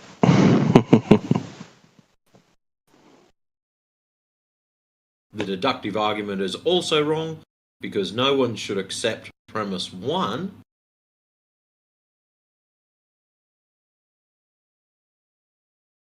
If the Earth, premise 1 is if the Earth is a sphere with a radius of 3959 miles. Well, you're a ball-tard. You're supposed to fucking accept it.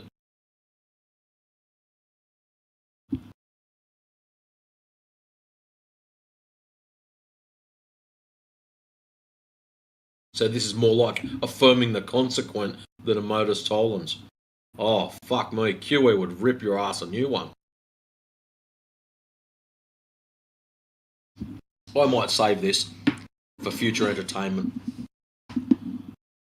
Like I said the other day, and he's doing the exact same thing. All they do is revert back to the white swan, right? It's like they're saying all swans are white, right? The horizon's geometric, boats go over the Earth curvature, etc. And then we show them, oh yeah, that's not true. He's a black swan, right? They're saying, yeah, but the white swans. Where is the proof folder? There it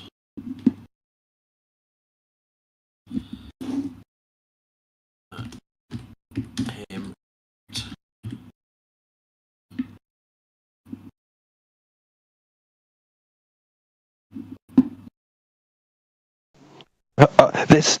There's white swans, so black swans can't exist. Yeah, it's not even white. The other one's not even a white swan anyway. They're tripping. It's not exactly. It's just a different black swan. Yeah, they're gonna need a blacker swan now. Yeah, you got any blacker? I don't know if you remember that ad, but yeah, it's ridiculous. It's actually the school shoes. Oh wow. Do they come in black? Have you got them in black? Have you got any blacker?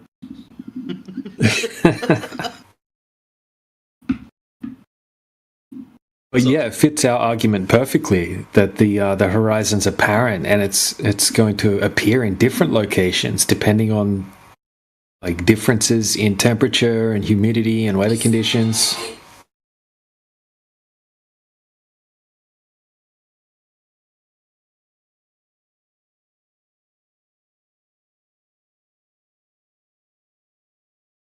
Mark G says, the horizon is physical viewed through the lens/distortion of the atmosphere. What?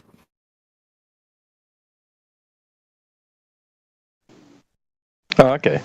So that horizon that we see in the Black Swan is always there. It's just sometimes you can't see it. It's always there, though, right? It's physical. That's in the exact location that it should be. Yeah.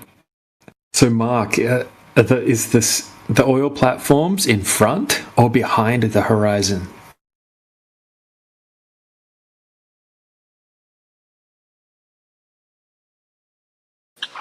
You really want to do this? I was just responding to a specific comment.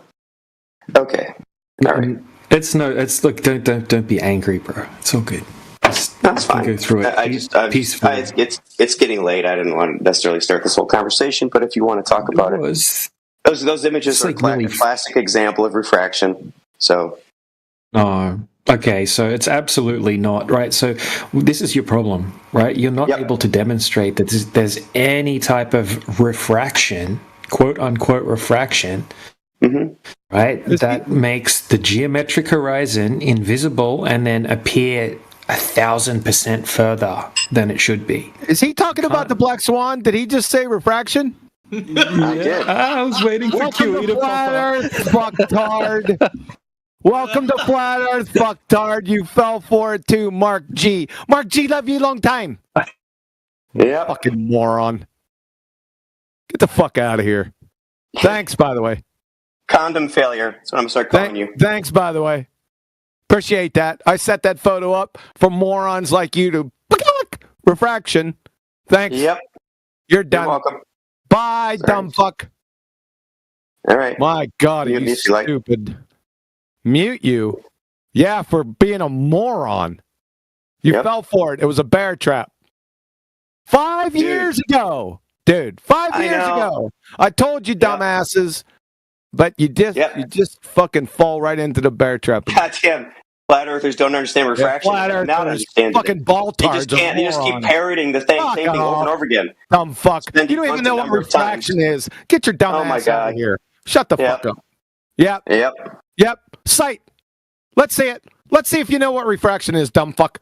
What is Snell's law? What is Snell's law? You're going to bring up Snell's law.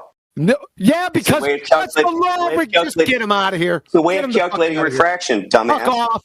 Fuck off. You going to bring up Snell's law? Yeah, we're talking about refraction. It's the law of refraction. You going to bring up Snell's law? No. I'm going to bring up Coulomb's law, you fucking ignorant idiot. Get the fuck out of here. I knew he was going to flip his shit. Fucking dumb fuck. You wouldn't What are you going to bring up Snell's law? So we're going to bring up Snell's law. You wouldn't fuck off. Why is he even allowed in here? Because we can only ban him for 2 days at a time. At 40 minutes past the hour. Who else? This other numpty dipshit having a crack at the Black Swan. Yeah. He's looking at the metal rig. What a fucking moron. Where's that ham idiot at? What did I say, T-Dub? What did I fucking say? What the fuck? 5 years. 5 years, dude. Over 5 years now. They still don't know what the argument is. Can you fucking believe it?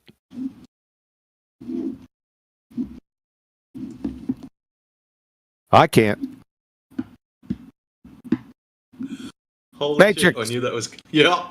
Yeah, you're back feeding a little bit. Hi, Flatsy. Sorry about that, CJ or DJ. Sorry about that. I came in an inopportune time. That's once again great timing, man.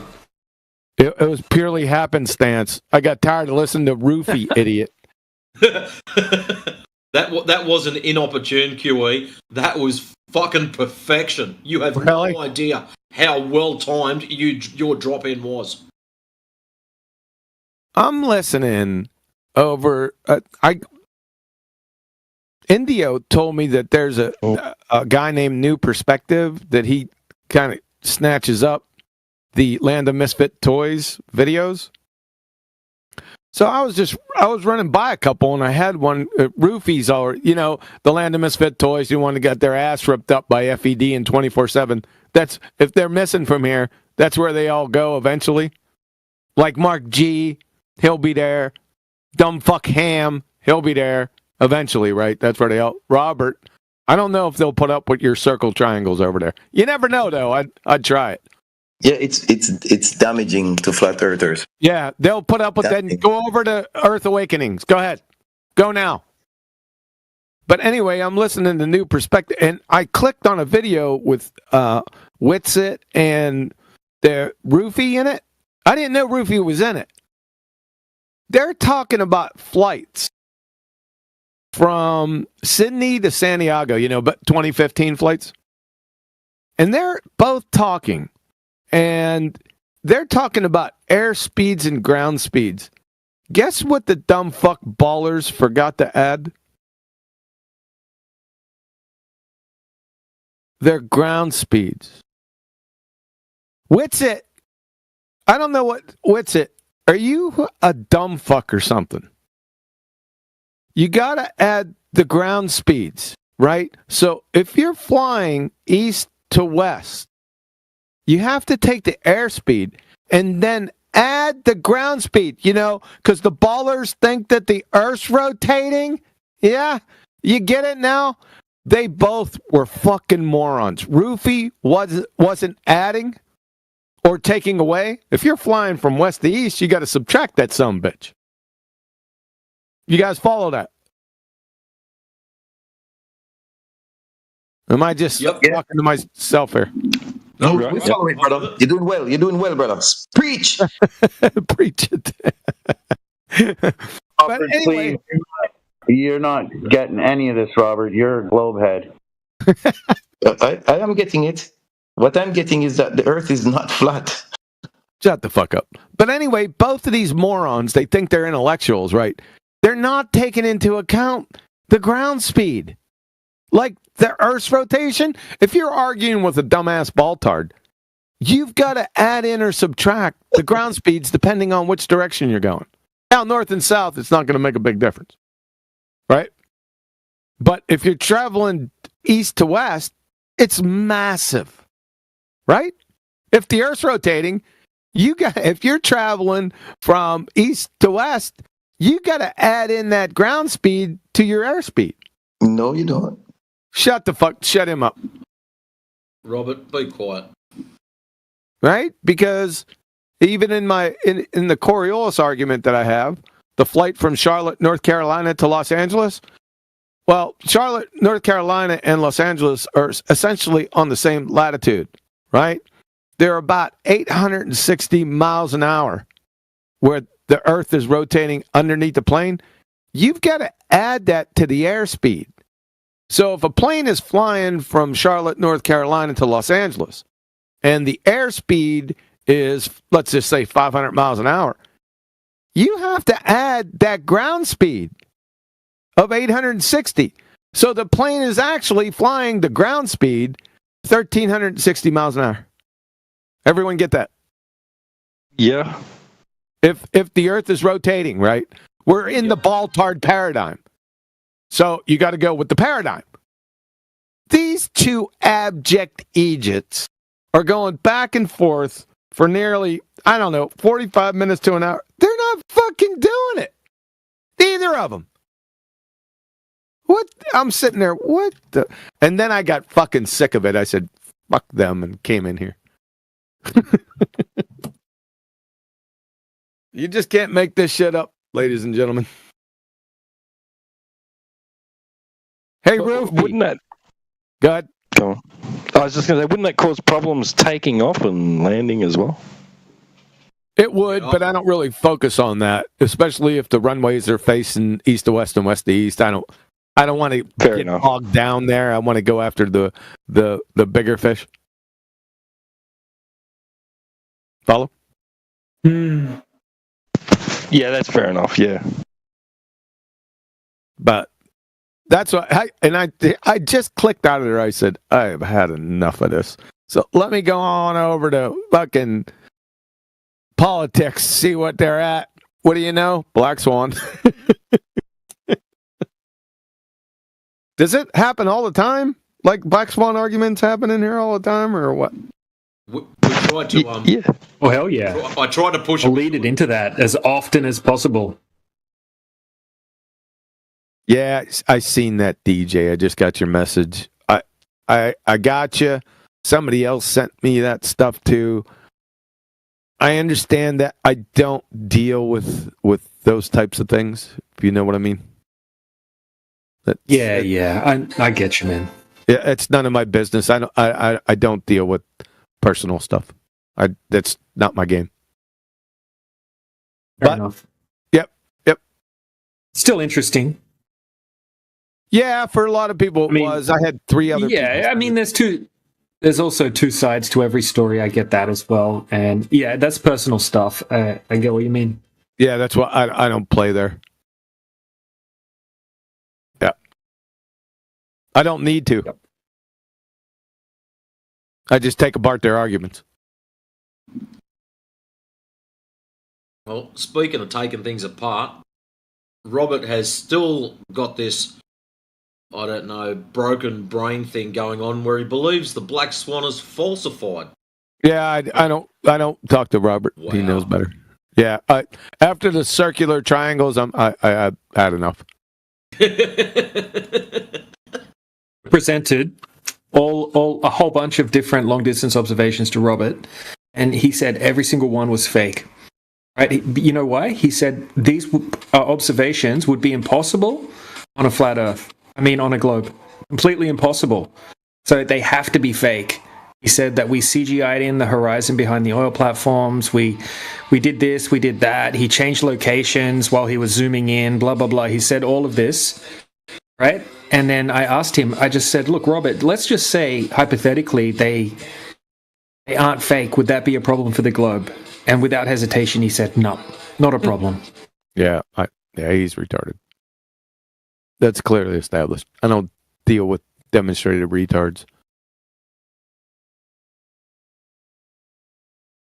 Well, I do for content sometimes, but it's just too stupid.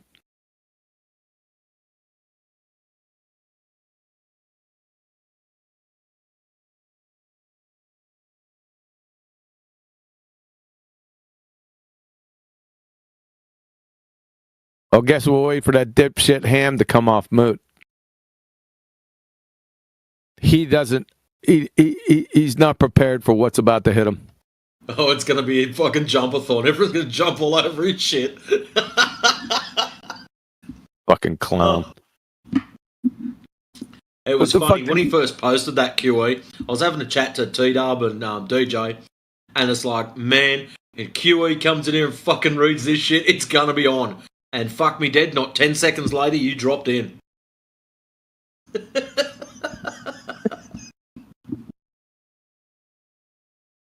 Holy shit.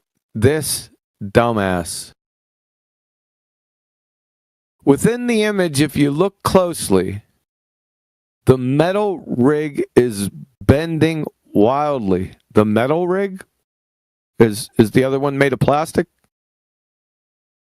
Like spaghetti. It's even more obvious within the video. But this is evidence that this is just a mirage? He doesn't know what fucking mirages are, the moron.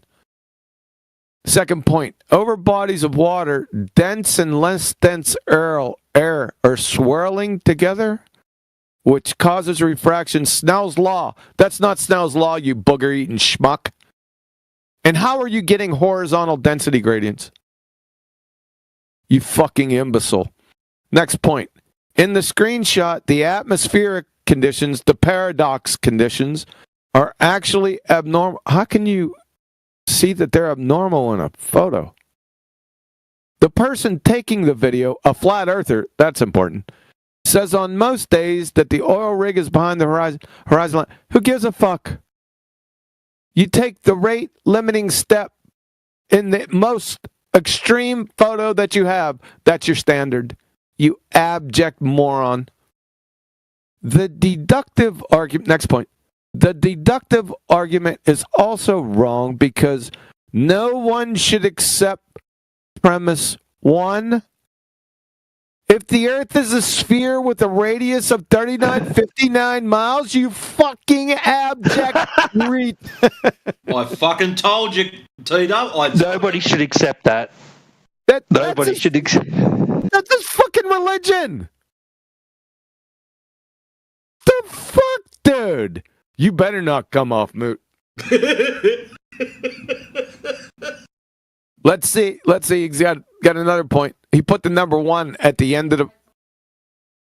He put the number 1 at the end of the first premise. Who starts off? Who puts a 1 at the end of the first thing? Holy shit. There are secondary considerations. There are secondary considerations. So this is more like an affirming the consequent than a modus. This guy is an absolute retard. He doesn't know the difference between an affirming the consequent and a modus tollens. There are secondary conditions. Oh, I'm sorry. Secondary considerations. I thought it was conditions. I was going to say, holy shit. This is more like he doesn't know what formal logical fallacies are and formal logical arguments. This guy's an abject retard. He's in Robertville. He's got the mind-numbing audacity to say, bye-bye, Black Swan. You're a fucking retard, son. You come off Moot, I'm going to leave you with that just pump the neighbor's cat look on your face.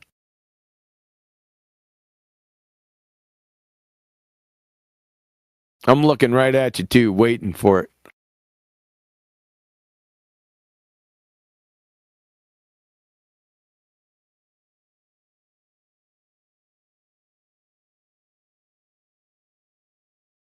Can somebody ding him or do something like... Where'd he go? He must be listening on fucking YouTube or something. He fucking disappeared. That's the smartest shit you've done all day, boy. Not as dumb as you look. That's pretty funny. I had my eye on it and gone.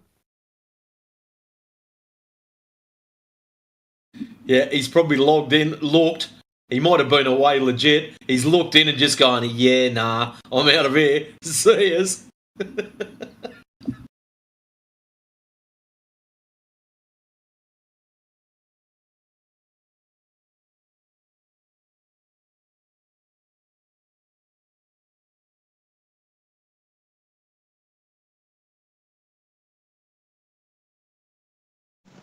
And what's Kal-El today? Flat Earther, Globe Earther, Pumpkin Earther? What's going on? Still a flat earther. I heard Flat Earther.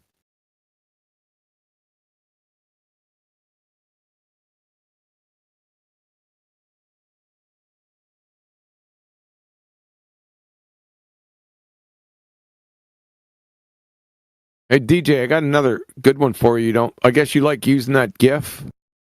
Have you seen the other one? Yeah, please share it. Yeah, I'll add it to my folder. No, it's the same one, but it's I added some text to it. Hold on a second. Where the fuck did I put it?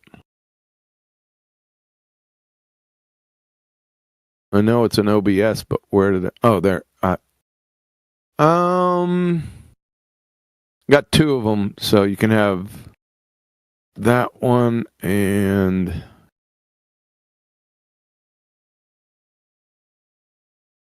that one. Oh, excellent. Yeah, I'll add them to. Oh, good. I'll add them to the folder. Hey, babe, can you turn that down for a second? Thank you. Just a second. Robert's claiming what? The observation is false because they lied about how far away they were. Oh, Robert's a moron. There's Ham. So he's in the chat, dude.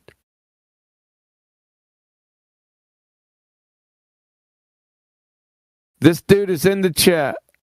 He's too beta to unmute and talk up, though.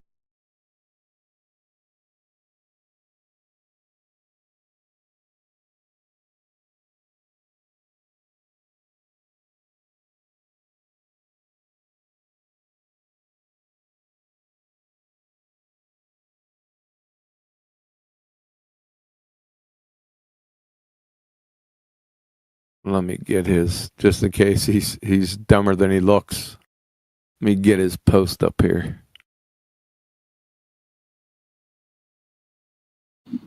Look at that for spastic. Now you've got Robert replying to Ham. Oh, fuck me. What's your favourite flavoured crayon, Robert? Fucking numpty.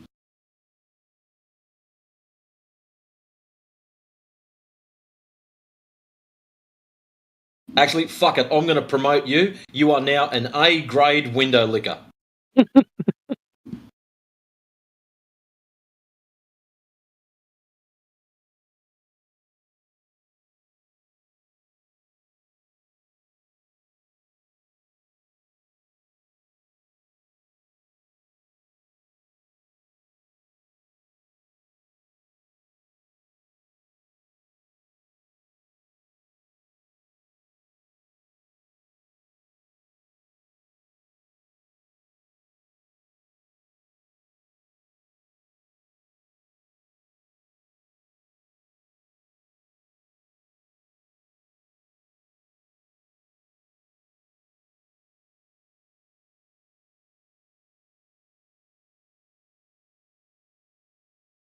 Let me put it down here.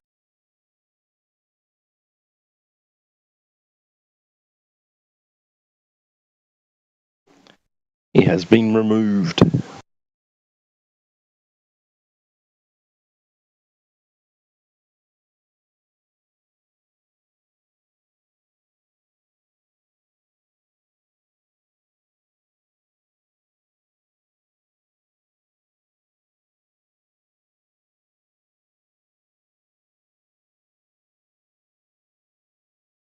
Who was removed? Ham. You guys banned him?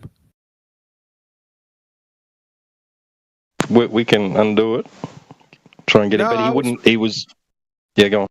I was waiting for him to come in the VC. No, he wouldn't. He was just being a text chat type. Oh, okay. Yeah. I got you. All right. It's the chat skank. Yep.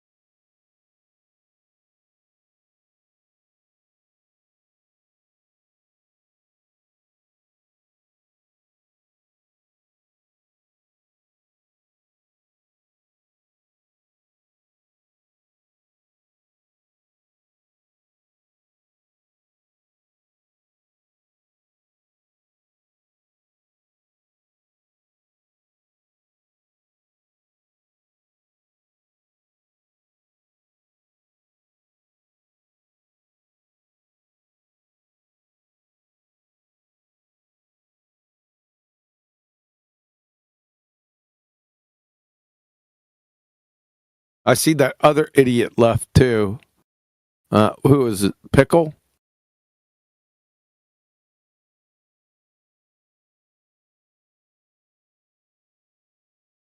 Whatever that symbol. Who does he think he is? Prince?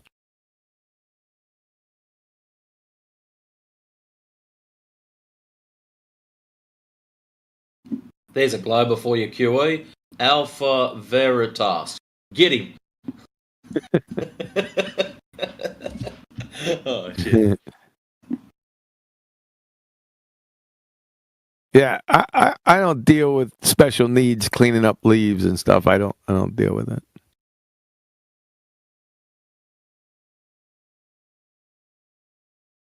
So this other moron, I guess you guys call him Pickle. I heard you call him Pickle before. He came in here and he... Yeah, go ahead. Rick? I don't know. He has that stupid symbol. He thinks he's Prince. I don't There's know. one that's got like a PK, a backwards K. Yeah, moron. Yep. He goes, I found the way to debunk the second law of thermodynamics. This fucking guy. He posted it's at 8:01, 1 minute after the hour. It says academic analysis, how the QCE 93 framework violates the second law of thermodynamics. Then he writes this. The second law of thermodynamics states that the total entropy of an isolated system cannot decrease over time. This fucking guy, that is not the second law of thermodynamics. It's who somebody's on, and it was just it was over. Like, you know, like, no disrespect to. Thank you. So he's going to violate something that he misdefined. You can't make this shit up. I told him to shut the fuck up and get out. Oh, if you'd have heard him earlier, you would have said more than that. He was claiming that, he drilled a hole through the horizon and created a wormhole. What? Yeah, on his computer in a simulation, and that's somehow, I don't know what the heck he was on about, man. It was nonsense. Wormhole. What'd that mean? How do you drill through the horizon? What the fuck? Oh, you want to pop in here a bit more often, QE? We get some special ed in here. Fuck. I dealt with dogs earlier. I know that's right. Sat him down and he was silent for a while. I don't know what happened when I left, but I know he was silent.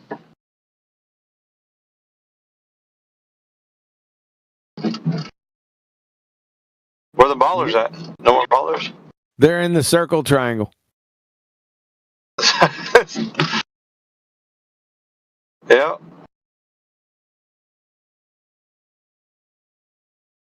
They're still trying to figure out how you can have a horizon on a globe, right? No one see that is for no intent on my part. That seems to be my argument and my argument alone. No one goes near that for some reason. Gemsy said he did. I heard him do it one time and it wasn't very good. But no one touches that argument. Not flat earthers, not. I don't know why. It's so easy. But, all right. Fair enough. I'll stick with it. I drug around some moron over on Nathan Joined the Land of Misfit Toys. They argued, because I was sleeping, they argued for over an hour. The base premise was level is curved. Right? And all you have to do if you get some moron like that, and then they'll post that idiot definition from a surveyor's manual that says level is curved, like some fucking morons. All you got to do is hit them with the slope intercept formula and the definition of curvature by the United States Naval Academy, and it leaves them with the just pump the neighbor's cat look on their faces. But go ahead, you can argue, 10 different begging the question fallacies off that train wreck. That's all right. I'll just take them out, right at the knees. No problem. I give you fucking ICBMs and you guys don't use them. Fair enough. They confuse definitions with axioms. That's what they do. Well, those would eradicate all the Globers. None of them would be able to come in anymore. Yeah, usually when you leave them with scorched earth, they don't have anything else to live for anymore, so they just climb up and sit here, which is all right. But it's just like the conversation dies out because there's no more numpties. So I mean, I guess that's probably why they just want to like talk to them and then have these conversations that go on for hours. Because sometimes I get what you're saying. It's like, why? You just end it like right here. It's more or less. It's more or less this deal, Maggie. You look at chat. That's what the survey manual says. Fucking idiots. We treat level as curved. Really, dumb fucks. What's up, y'all? What's that? I sent you the source for that citation earlier. Oh, you did? And Skype. Yep. You sent it in Skype?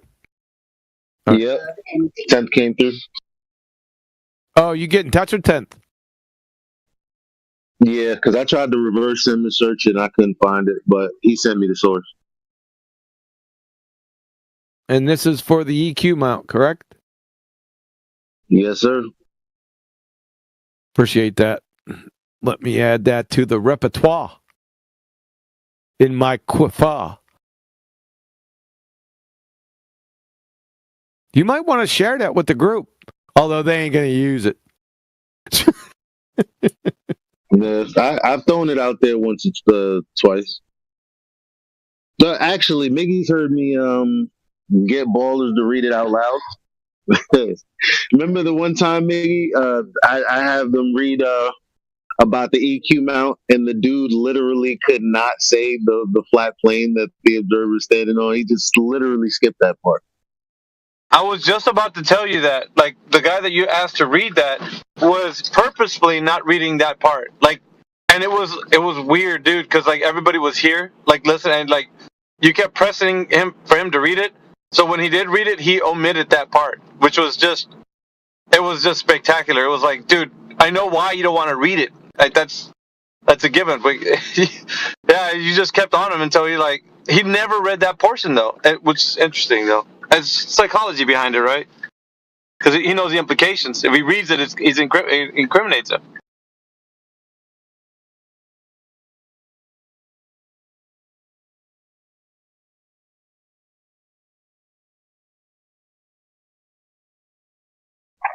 Yep.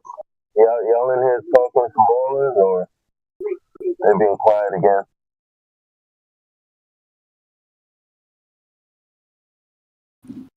Just I think there's a lull. Their stupidity.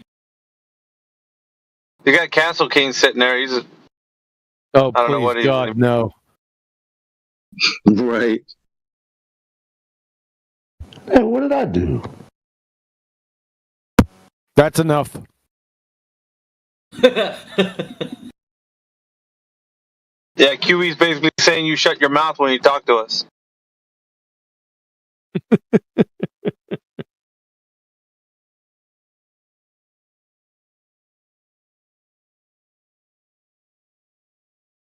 All right, let me do something with this.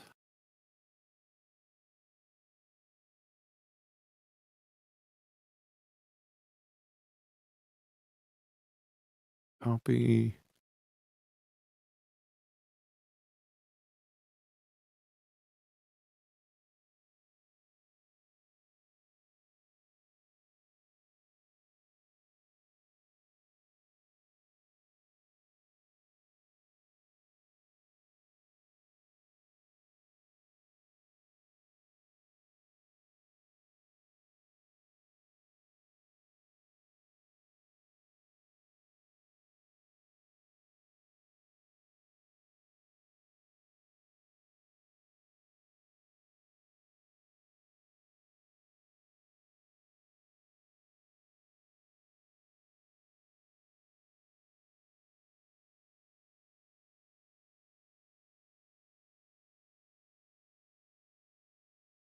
Oreo.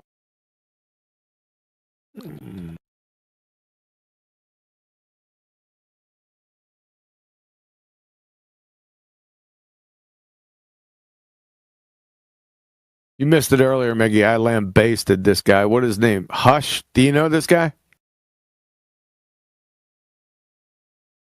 His name's Hush. Yeah, there's a Hush that comes in through here every now and then. Yeah. About an hour and a half ago, I just lambasted him. Like it was like, I don't know, 10 points in a row. He just down goes Frazier. I just left hooked him. Hit Gish Gallop.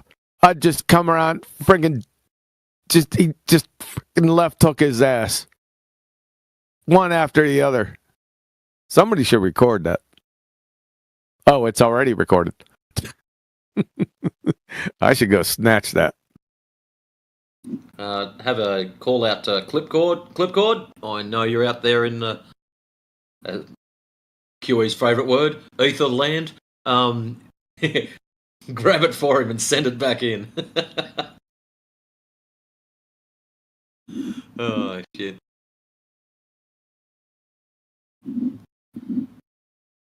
Yeah, if you do have a good clip QE or someone where you've just absolutely rolled them proper, just punch in at Clipcord in the chat so it gives him a timestamp and he could probably go back and have a look and see if he can round it up for you. Oh, that's right. Okay, thanks, man.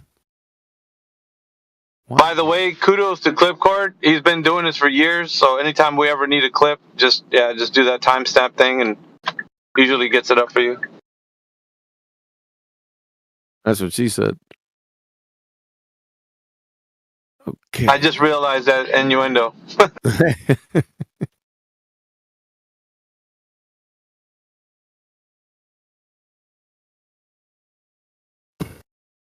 I thought y'all were talking about a bot. All right. No, he's a hound, but he's not a bot. He's a clip hound. I mean, he gets you the premium clips, right where the action begins and right where it ends. So he's been doing it for years, man. So fucking kudos.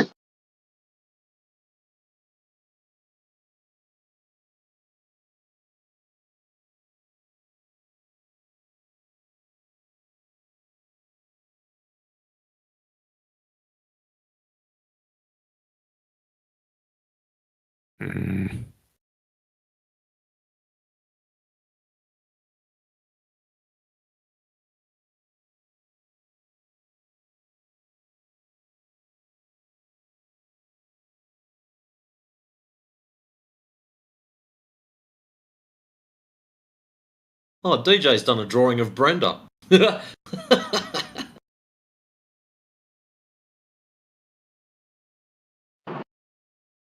right back.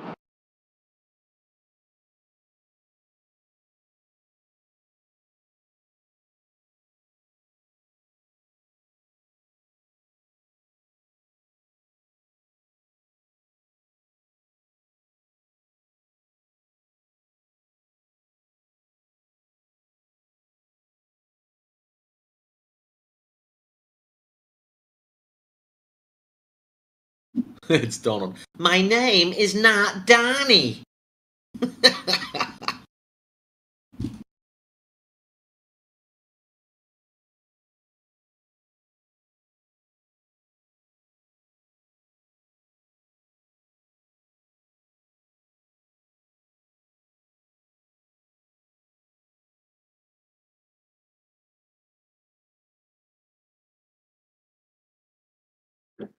Bit quiet in here today, guys. What's going on? I came in. I should probably leave. Then come back. Quick question for you, QE. I thought it was you going.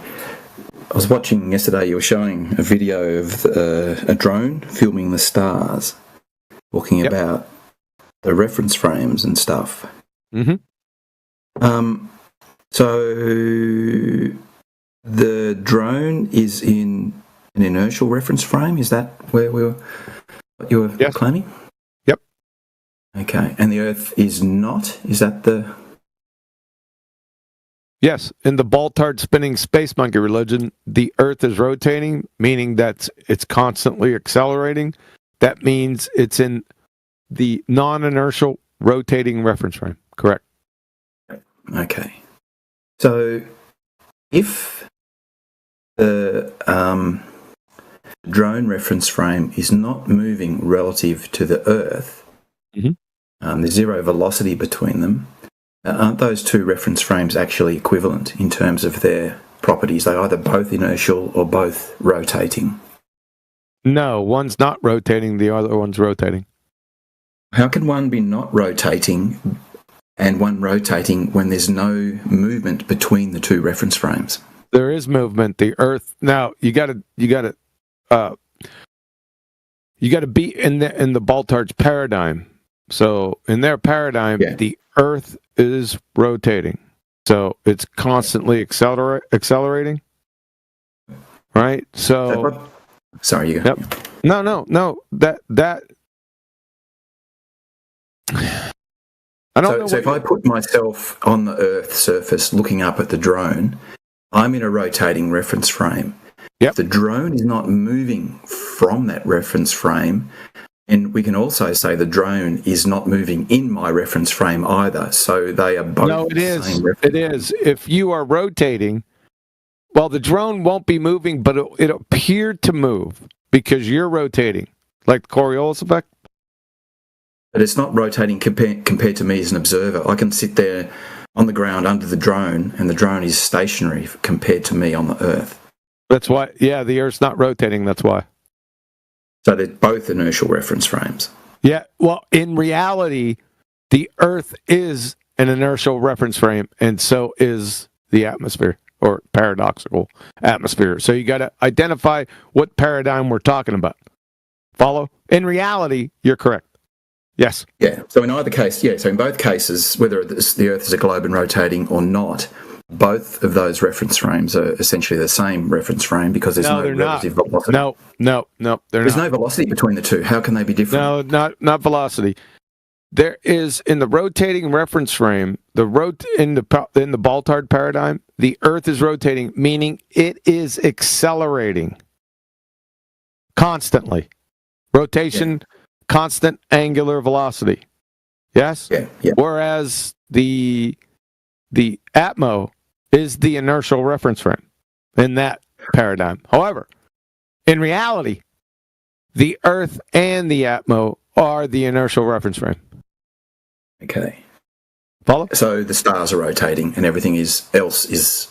So the drone is fixed relative to the Earth, so their reference frames are identical. They're indistinguishable from each other. They've got exactly the same characteristics, and the stars are rotating around that point, is what you're saying. Yep, the stars are rotating, and that's what the drone shows. Okay, yeah, but you'd also get the same rotation from the Earth, exactly the same view that you get from the drone, right? Because there's no difference other than 20 metres of elevation or whatever it was, there's no difference in the velocity or the rotation rate of either of those. No, leave velocity out of it. There is no velocity in the atmosphere. No, but there's no velocity difference between the two reference frames, which means, they are the same, whether it's rotating or not. Wrong.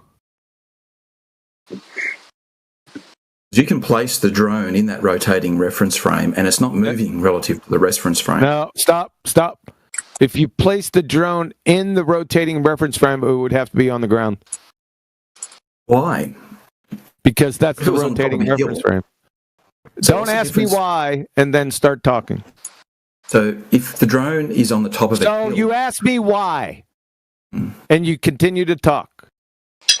Is that rhetorical? I thought you'd finished. You asked me a question. I didn't begin yet. You asked me a question. You said why, and then you continued to talk. You're a bit confused. I thought you finished. Oh, well, finish. I didn't start. Oh my God, dude. So say the same thing over again for the 5th fucking time, and then I'll explain it to you again. Yeah. So what I was going to actually ask next is what's the difference between the drone sitting on the Earth below where it's currently hovering and sitting on top of a hill? Nothing. The perspective is still the same, right? Yeah. Nothing. The fact that it's in the air is immaterial in this. So you're asking me a question and you continue to talk. We're done. Go ask somebody else. Bro, he was trying to explain. Can you let him explain? Damn. No, I'm done. I already explained it like 5 fucking times. I'm not doing it again. Somebody else explain it to him. Maybe it was a dumb explanation. Maybe he's just a moron and didn't understand it. Maybe you're a pseudo-intellectual that thinks. You think I'm if I'm pseudo-intellectual, you're fucking Helen Keller. And you are clown, dumb fuck. I am the paterfamilias. That's who I am. And change your fucking name. John? Yeah. I love my name. Yeah. I love my name. Change that name. Somebody change that shit. You change it for me. I don't want him and me being associated together. You dumb fuck. Wait, your name is John? Damn. That's a terrible ass name. You took that from Old Brother Where Thou, huh? Paterfamilias. Is that your persona? No comment. Is that your persona? Shut the fuck up, baltard. What's your best scientific evidence for your globetard, John?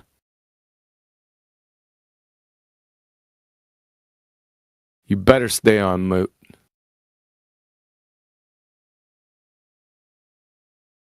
Because now you got my focus attention on you rather than the EQ mount train wreck of a disaster on your behalf. Nice persona, though. Yeah, what is your best scientific evidence for your globe? Frantic Googling in background. Yeah. Go ahead, come off mute again. Come on, it's okay. Water's warm. No sharks. Waters? Are we talking about water? Oh my, just mute him. Not wasting my time with glue sniffers. Is that all you got, Nancy? Just change your name to Nancy. He left. All right, now I can get back to documenting this EQ mount. Elijah, why didn't you put this in just a typical, citation and stuff instead of having me go through fucking 5 different steps, right?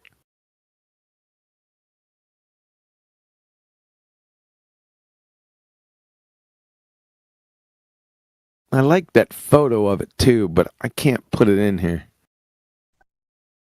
I figured you'd find it real fast. I found it fast. What are you swimming? What do you have? Your mic in the toilet or what? I did. I had, funny enough, headphones over my headphones. He's like, yo, this is why he's never gonna have a good sounding mic. Because what the fuck? Yeah, you've been smoking them weeds. Nah, I quit, man. No, I'm lying. Actually, I didn't quit, but I quit with the tobacco, so I smoke way less.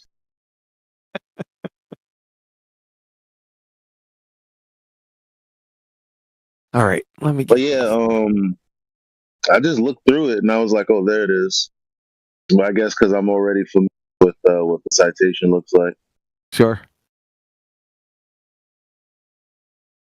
That is too funny. Replace the sphere of the Earth with a flat circular platform.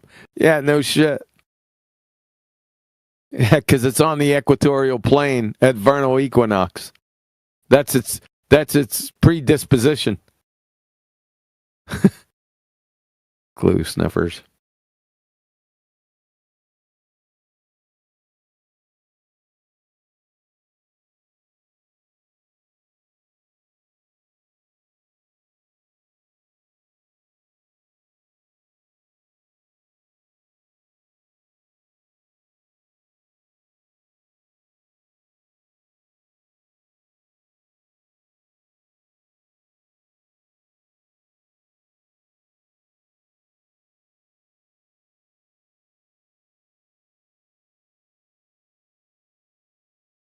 Every single time. It's dead silent in this room. Why? Speak. Unmute your microphones. Have a conversation about flat Earth. Do something. But you just sit here, you stare at each other. It's very awkward. Worse than Kamala's 60 Minutes interview, right? Everybody took a look at that, was like crazy. Sorry, Mr. President. I know. I guess I came in at the intermission or something. I don't know. That's what you've been telling me. Every time I come in here, you're like, oh, no, we just got done with a beautiful conversation. I don't believe it. I think I could come in here anytime, and there's nobody speaking. There's nobody talking. Why? Why is that? Nobody has anything nice to say, apparently. I don't know. Your sister. Your sister. What's wrong with your sister? No, I said your sister, Mr. President. No. My sister's okay. What's wrong with your sister? No, I know she is. Oh, you're an interesting individual. Maybe what they call a protester. I don't know. I'm a crusader. Oh, crusader. That's okay. Right. Oh, we like the Crusaders a lot, and you know what? We need to find some people. I want to do some comedy. I don't get paid enough for this, so we need to do some comedy. I want to do a little show. Actually, I want to do a big show. I want to call into the Christians show, maybe with millions of subscribers or something. We'll have a nice conversation through Skype, right? We'll have a nice conversation through Skype. Anyway, I'll tell you this. I think whatever you're doing with YouTube, continue being very silent and boring, okay? It's probably going to turn out not nice, but hopefully it will go well for you. Okay? Whoever's using the YouTube or trying to do anything fun with it, good luck.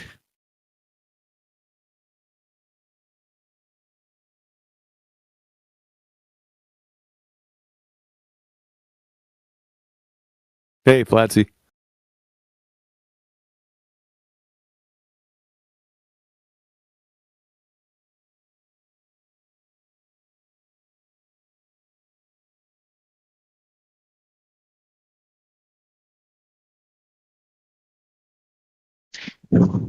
That bloke is going to save us all.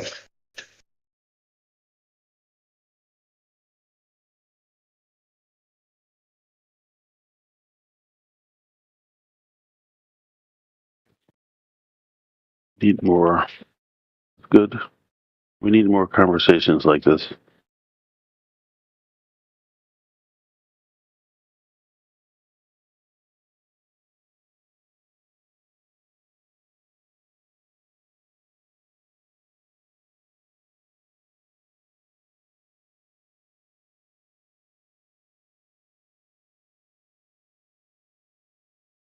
You come up with any proof of curvature yet, Raiden? Oh, I don't need to prove anything. Science is already taking care of that. You can read about it if you want. Oh, you've got something for us to read. This would be interesting. Say that one more time. I missed that. I was looking somewhere else. What did science do? Prove curvature. Science proved curvature. You know, you just sacrificed your third grade science acumen on the altar of dumb fuck. No. Yeah, you just did to everyone in here, by the way. You know why? Yeah, because science doesn't. You know why? Anything, right? You know what? No, that's not why.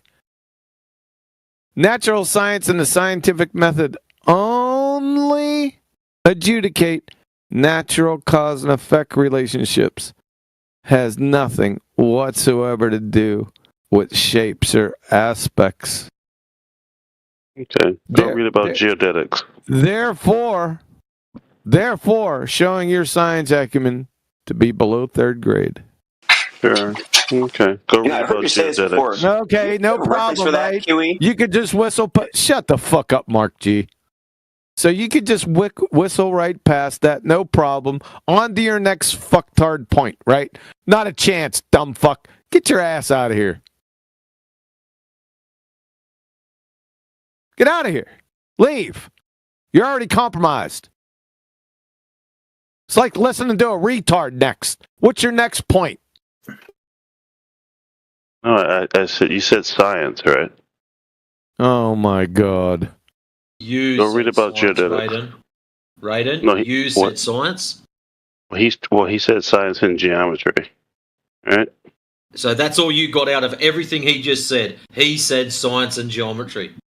Well, after I filtered out his terrible language, Hold yeah. on a second, Raiden. Hold on a second. QE, I have to ask you a personal question. You don't have to answer. Please, there's no obligation to answer. Are you bald? Because fuck me dead, listen to dumb shit like this would make someone want to pull their own fucking hair out. I'm not bald. But He thinks he asked him, Matrix. He thinks he asked that, or you asked him that he was bald. I know. Can you believe it? Oh, well, I'm sorry. Anyways, fuck off. Narcissism on this guy.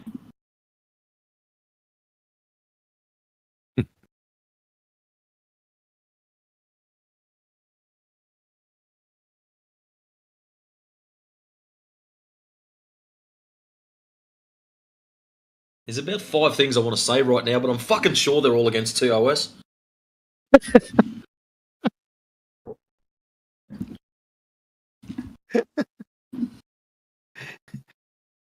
Yeah. Welcome to my world. I've got one more question before I go. Nodding, going, Sorry. yup.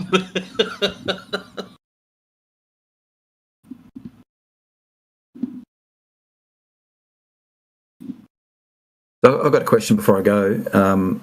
Just want to get the group's thoughts on the validity of surface measurements made using GPS. What's the go there? Do we trust GPS or do we not trust GPS? Ground positioning system, yes. GPS uses Cartesian coordinate system. That's flat Earth measurement. It does start out in a Cartesian system. Yeah. Well, there you go. I'll give you that. Have a nice day. But it's using multilateration, right? I don't give a shit. It's on a Cartesian coordinate system. Yeah, but it's centered on the middle of the Earth. Well, okay. Let's give you the That's welcome to Flat Earth. Here. Welcome to Flat Earth. Snacks are in the back. Bathrooms on the left. DJ spinning requests. Smoke them if you got them. Right. By the way, where are these satellites at? Well, that's the next step. So the first thing we need to understand is, do we trust GPS? Does it actually measure position? You know, if I move 50 metres to the left, does it move 50 metres? It seems to be set up one of those survey-grade GPS. Mine seems to work. Yep. And survey grade even better, right? You go from 2 metres to 2 centimetre precision. I'm not a surveyor. No, I'm not either. No, I've seen some guys use the stuff, and I've read a bit about them. So GPS, right? I thought you were getting to where these GPS satellites are. Where are they? Yeah. So we can trust GPS. It accurately represents distances along the ground and heights. Yeah, on a flat Earth Cartesian coordinate system. Yes, we already demonstrated that. Now the next point is. So I disagree with that, but no, there's no disagree. I'm sorry. That's not a agree genre. That's objective. You can't disagree subjective with an objective point. That's non sequitur. So I don't think it's subjective what you've just said. No, it's not subjective. It's objective. That's what I just said. Okay. A little bit confused. So in that case, why does GPS measure the surface of a level surface, like an ocean? Why does it measure it as curved? Level. It doesn't measure level as curved. That's a contradiction. No, it does. It can't. You don't know the difference between level and curve, it appears. So level is equal elevation, right? Level, yeah, that's horizontal, yes. Yeah. Okay. So let's ignore the term. No. And take. No. We're staying right why here. Does the trace We're of a staying right GPS here. across We're an ocean staying show a curve? right here. You said that horizontal is curved. No, I said level is curved. No. All right. Glue sniffer. When you said level, I said horizontal. You said yes. So horizontal is curved. And then you said no. You're a moron. Yeah, horizontal's got funny connotations. Horizontal doesn't. No, it doesn't. Horizontal is level by definition. Okay. So in that case, so you would say oceans are both level and planar. You right? can't be. You can't. No, it's horizontal. Level is horizontal, dude. Yeah, but are oceans planar? You said yeah. So horizontal can't be curved. They're antithetical to each other. Horizontal line is not curved. No. Horizontal line, horizon, horizontal plane. They are not curved. Okay, so why does GPS show the surface of oceans as being curved? And horizontal. That's a train wreck. Why does it show it being curved? It does show it. Okay. Show the horizontal curved. We show the elevation profile is curved. I mean, the elevation. No, it's not. In space is curved. The elevation from space. Really? No, the elevation in space. So if you measure, so GPS gives you a coordinate in free space, right? Relative to the transmission sites.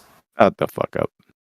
I'm there. This is how it works, right? So each transmitter sends out its location. That's how your system works. You're already compromised. You're already compromised. You said horizontal's curved. That's where it ends.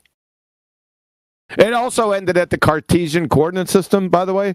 So I'm not going down your incoherent trail of retardia after it's already demonstrated that it measured it flat.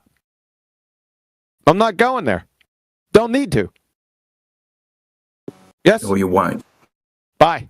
I won't. Yeah, I won't waste my time. I got better things to do, like come up with citations from Skype. I've got a citation for you that I can post quickly. It's not of water, but it's a GPS survey of the Bolivian salt flats. Bolivian salt flats? Yeah. That's one of my flat earth proofs. Thanks. Yeah, right. So here's the No, paper. fuck off. No, you can talk to somebody else. You can talk to somebody else. I'll talk to somebody. Yeah, I'm happy to talk to anyone. I've only got about 20 minutes or half an hour. Daza, your quantum knows everything. Sounds like it. But anyway, the salt flats, right? They measured level. There was a maximum of like 1 meter deviation, and they measured it with something like a 2 centimeter, maybe 10 centimeter, worst case vertical error. And that means that the whole salt flat measured level to within a metre over a 45 by 45 kilometre range with a precision of 2 centimetres. And that means also that the salt plane is parallel with the datum that it's measured against. And that datum is a sphere. So they say this in their paper as well. So they actually measured the Bolivian salt plains as being spherical.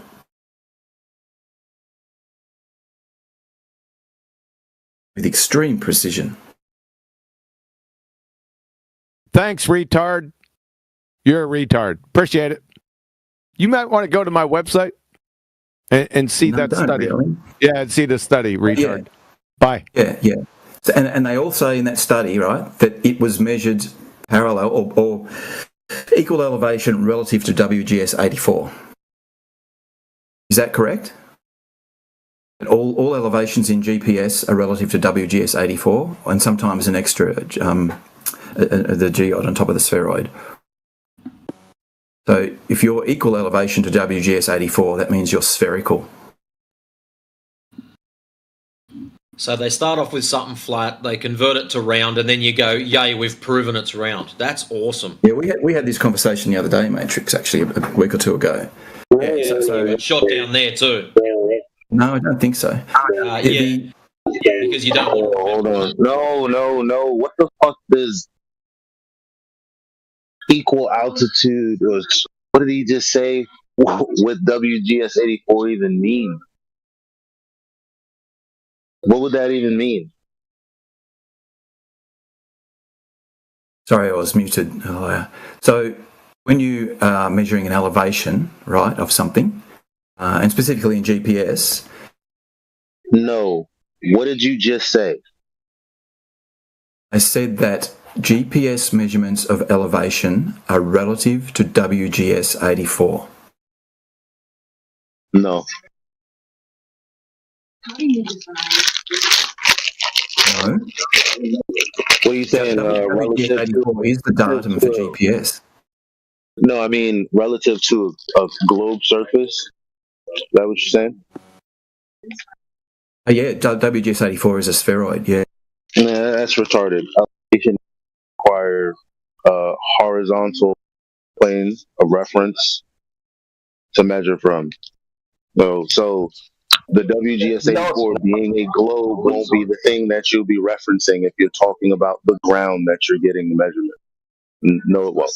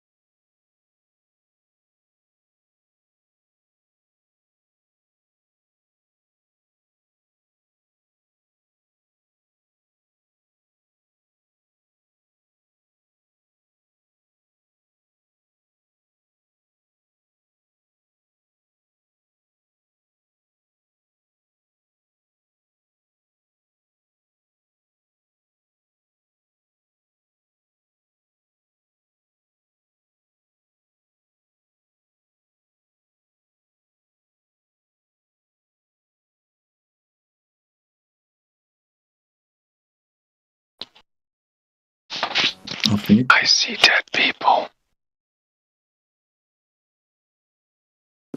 So while it's quiet, I'll finish before I have to go. So Elia, if you look up how GPS works, you'll find that all elevations are relative to that datum. That's how it works. And the Works datum out your is a position. flat level surface. That's the bit you're missing. WGS 84 is not a flat level surface matrix. Yeah, it starts off as a flat level surface and then it gets converted to a ball-tard. Hence the post-processing in your citation that you put on. Well, first of all, the post-processing is... Yeah, shut up. First of all, the WGS 84, it's not real. It's not. Are you saying whatever depiction that you have on a computer screen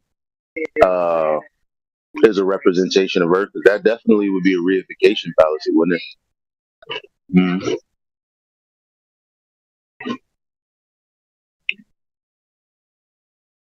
Oh, I'm allowed to speak now? No. Keep being you. You'll never speak when I'm in here.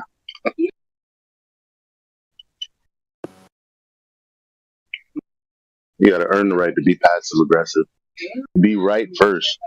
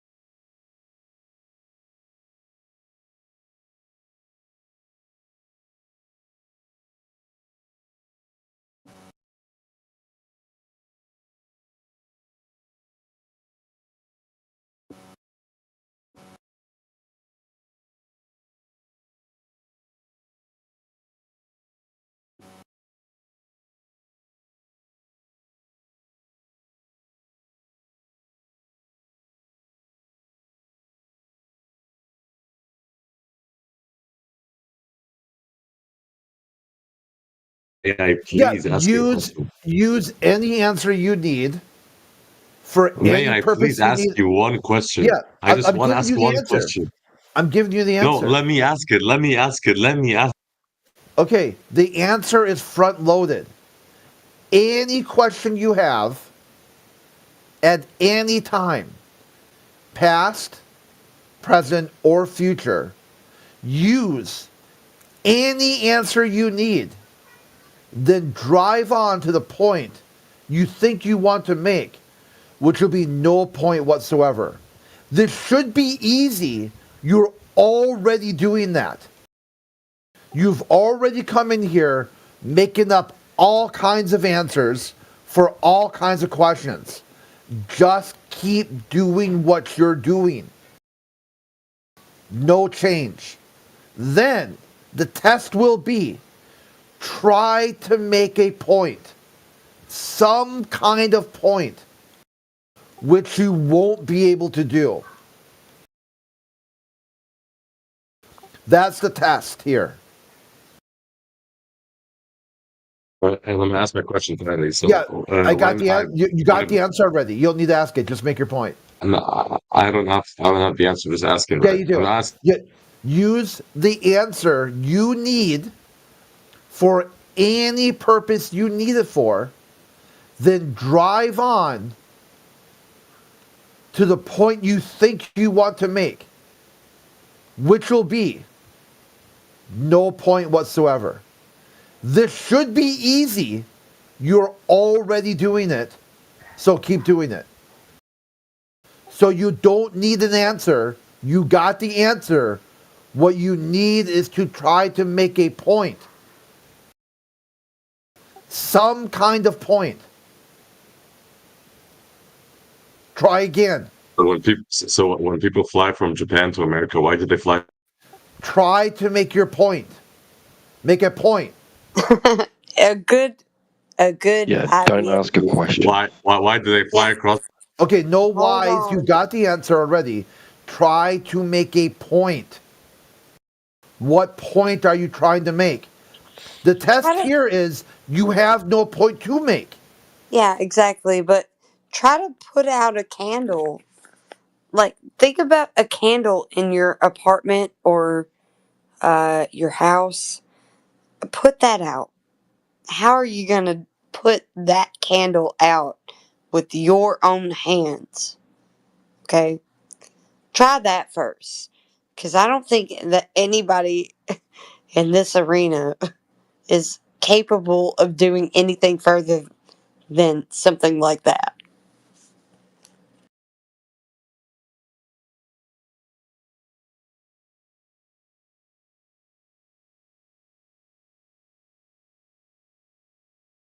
Let's see. Why do we fly?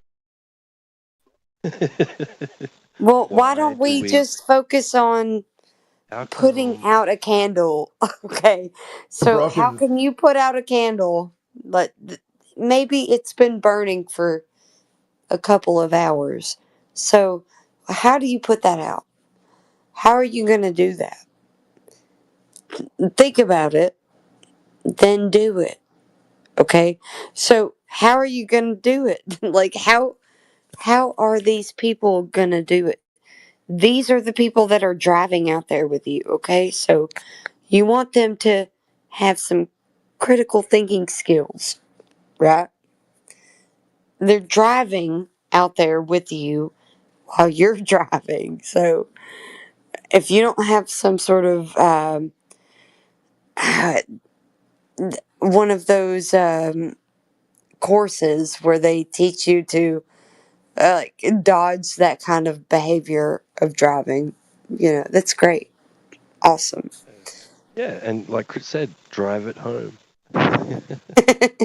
So I would say that car like in the garage. maybe have some sort of defensive driving course in you. That would be good. Also, just don't be an idiot on the road. A lot of the times your instincts will give you the right answer, right? So you don't have to act like you're some sort of product of evolution. You don't know what things mean. Everything can mean something else than it actually does. You know, like this kind of thinking and way of reasoning is the downfall of society these days. They need to just kind of wise up and stop being so Well, stupid. he thinks that like looking out at the horizon and seeing that it's flat and accepting that reality that it's flat is crazy, and likens it to flying kangaroo pigs. Yeah, well, honestly, they can't refute that everything that we measure is flat. So we're using sea level, we're using spirit level, we're using whatever, water. You can use water to align some sort of picture on your wall. If you didn't want to use a spirit level, you can use, guess what? Water. It's going to give you level every time. You can use it to put up a picture. It doesn't matter if you even hold the container correctly, as long as it's in a container that's transparent, you can see that it's level. Like, there's no problem here. So where does the problem come? Because what you want your right side of your frame to be 15 meters, 1 centimeter, and 3 billionths of a nanometer right up above the ground. You want the right side to be the same, but you want the middle to be 15 meters, 1 centimeter, and only 1 billionth of a nanometer above the ground.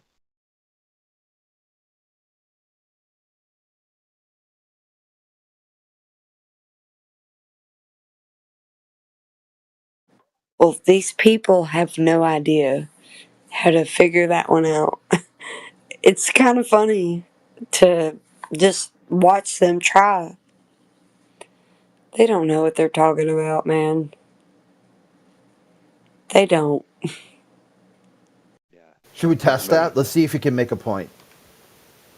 Or is it just a broken NPC record that's barely functional? All right, let's see it. Let's hear it. Let's jiggle it. Let's jiggle the cable. We restarted it. All right there, Donald Trump. Try again. Can you make a point? Blue screen.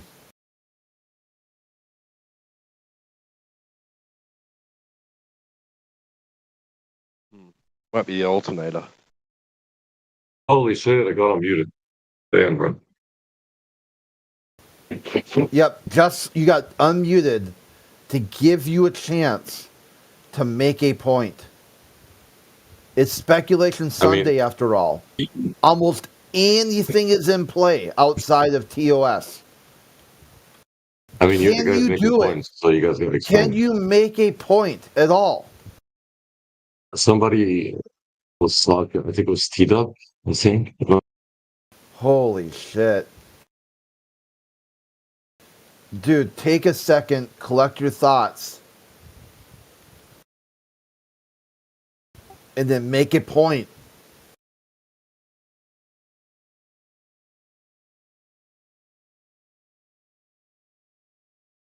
Right, T-Dub, so you're saying that when we look outside, we see the Earth looking flat. But one question from me to you would be like, do you think you just can't see far enough? All right, you don't need a question, you need a point to make. Your point would be what? The question I did is Not a question, a point. Make a point. Maybe he doesn't know what a question is. No, right. Nope, he doesn't. Okay, just make your point. The floor is yours. Make a point. Yeah, okay, let me make a point. Basically, you can't see far enough with the naked eye if you look into the horizon for you to notice a significant tilt of the Earth. Like you can only see what a couple of kilometers at best, right? That's not enough. The Earth is like huge. So you think the Earth is flat because it looks flat, but you can think something is the way it is because it looks like it, but in truth, it's not true. So you're just like either ignoring like the research on it and like actual evidence that it is not what it seems to be, or yeah, for whatever other reason, maybe you think the Earth is flat just because you want to like stand against the government and shit, and you think there's like some wall. Yeah, you're commenting the actual position. Stop. Like not everything is because of aliens and Jews. No guys. one thinks Like, that. It sounds like that's just you that thinks that. Why are you spiraling and putting your beliefs you on flat earthers? waffled. What's wrong with you, you clown shoes? You waffled. Yeah, you should have stopped while you were ahead. The question was right. Yeah, you can't You trust think your that you haven't eyes. seen Your far enough. senses are perfectly engineered. Your eyeballs. This is why we study. This is why we study because Your when you see with your eyeballs are eyeballs, it's not enough. perfectly engineered through millions of years of evolution. He's not listening. That's not enough. And he's not Still not enough, listening. completely bro. useless at the same Oh my time. goodness. You guys are a bunch of flat Earth rednecks. I swear. Your worldview is contradictory. What? Why is this guy so dumb? I don't Why believe is that. he If you want to still go talking? You have no rednecks, go idea down. what Crit just said. Yeah, You go have to no idea. Alabama. But this is, I swear to God, this is like a redneck DC, bro. Like a flat Earth redneck DC. Okay, then get the fuck Okay, out. What is your problem? Why are you so retarded? Go if you want to go check out them rednecks. Go to Huntsville, Alabama, home of the You're Space giggling and to Rocket yourself Center. and spiraling. Just stop. You look bad. Nah, Yeah, I he like talking doesn't to you care. guys. He You guys are doesn't entertaining. care how bad he looks. I look amazing. I look beautiful. Okay, buddy. Yeah. Like Harry on flat These Earth. people are like the worst. They're like their mental stability I is. thought you guys were And he's interrupting me while I'm talking. Just shut up. We heard you for a while. Like I don't know what's wrong with these people. He comes in here to talk to flat earthers and then disrespecting flat earthers and then putting his beliefs on the flat earthers. He just doesn't know where he is right now. Yeah, go watch that video. It's 50 seconds. That's it.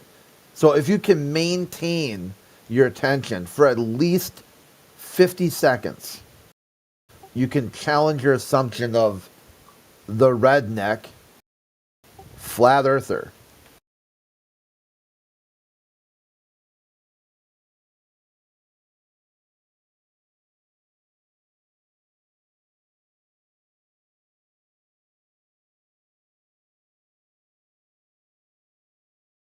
Well, there's plenty of hillbilly globers.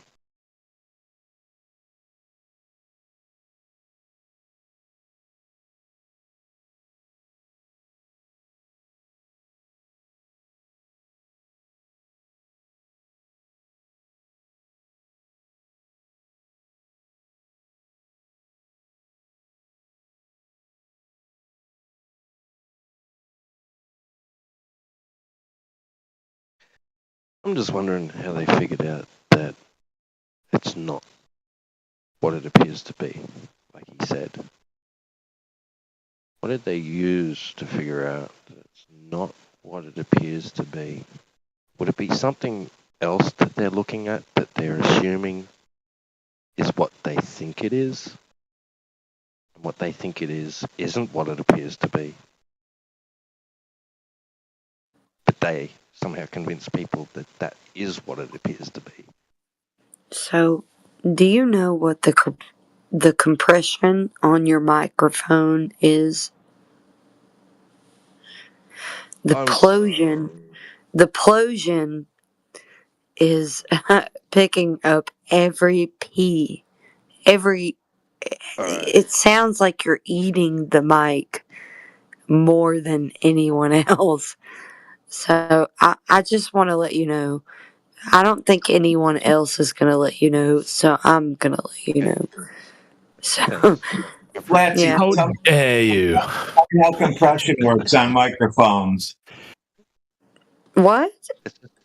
Tell me how compression works on microphones. Oh, well, compression, you have to be able to adjust it. I don't have the ability to do this, okay? So, and Nathan is going to get so moist over telling you how to do it, okay? So, Oh, I've don't got listen to me. local compressors. Don't listen to me.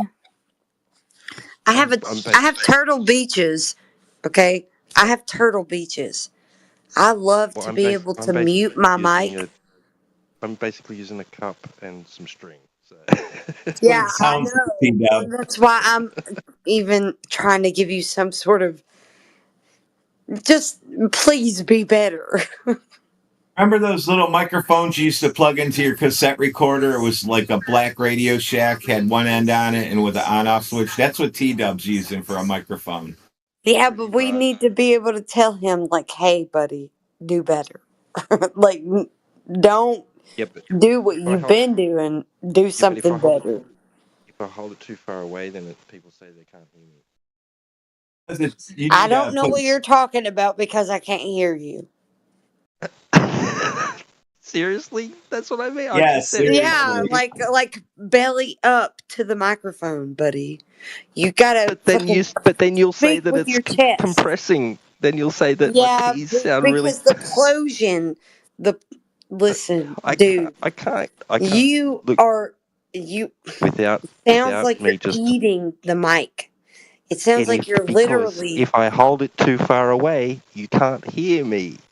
So you're telling me what you're telling me are right eating. now is that Yeah, but what you're telling eating. me right now is that I should just stay on mute. No. No, I say. There's no compromise. Look, I move it away. Yes, there is compromise. You can't hear me. See? Absolutely, there's compromise. What are you I have to talking bring it about? back. There isn't one You for me at the can moment. adjust your microphone. I can't. There is Yes, no you options. can. Yes, No, you there's can. no options. Yes, there is. There isn't. Yes, there is. No, What are you not talking in about? Discord settings, not on the device, not on the microphone I've got it part. set There's no to where I option. can. He's probably using a phone. What do you call those? In-ears? Is that the ones you're using for the mobile He needs phone? to take away whatever is causing his audio chaos. The plosion. He can't do anything if it's just the mic. Yes. It's called But we can clipping, hear by the his- way. I don't It's know a where phone you mic. get explosion from. It's called clipping.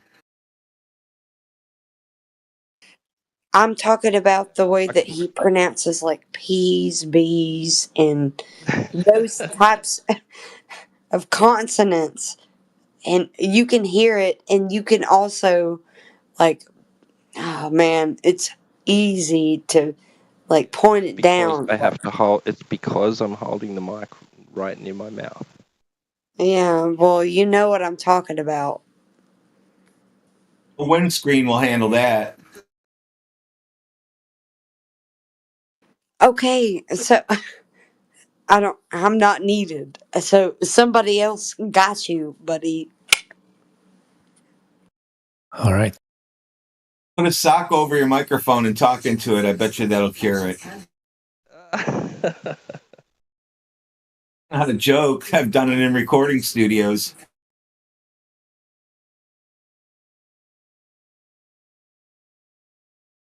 Yeah, recording studios are something else. I've had to, like, have so much self restraint to not breathe after I hit the last note of the song. I have to not breathe, and I have to not play a note on the guitar that I'm playing. Like, I have to be so quiet in this recording studio. You know that big microphone? Man, it catches everything.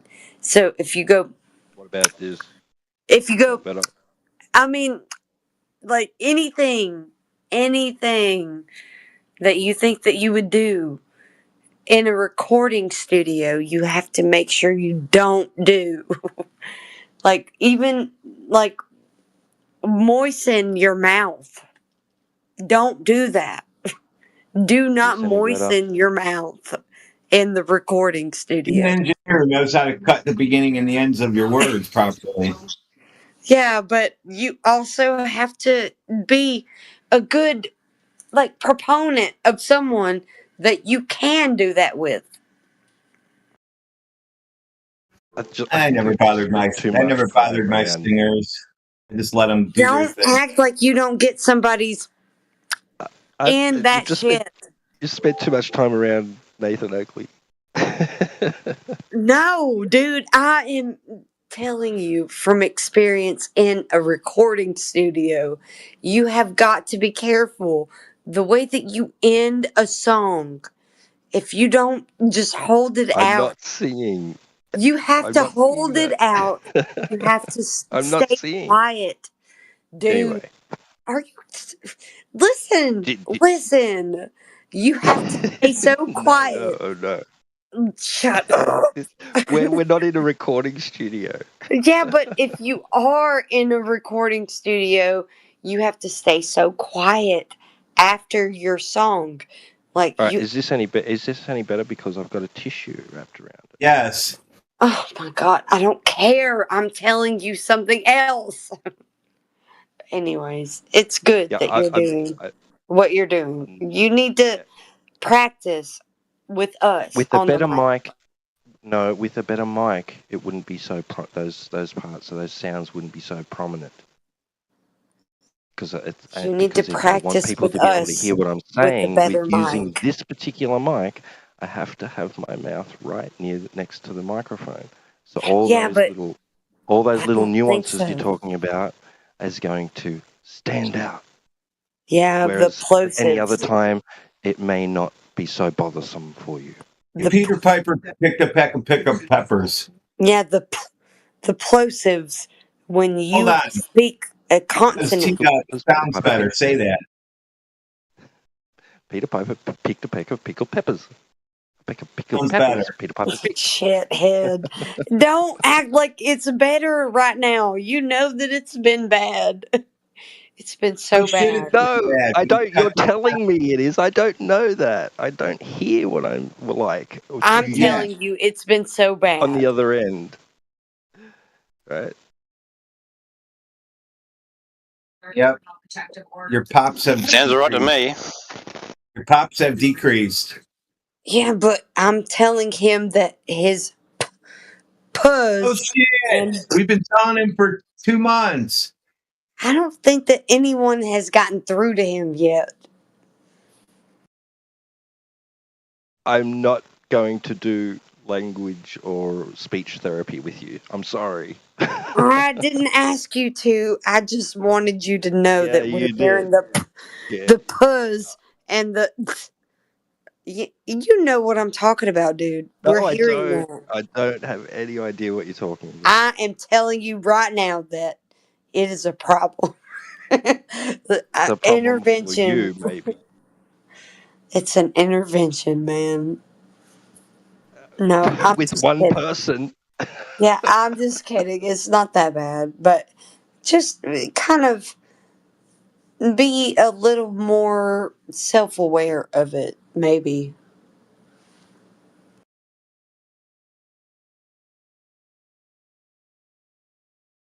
No, I'm not going to become self-conscious about the way I'm speaking. I'm just going to speak the way I do, the way I always have. You should absolutely. You should. It's the Oh boy.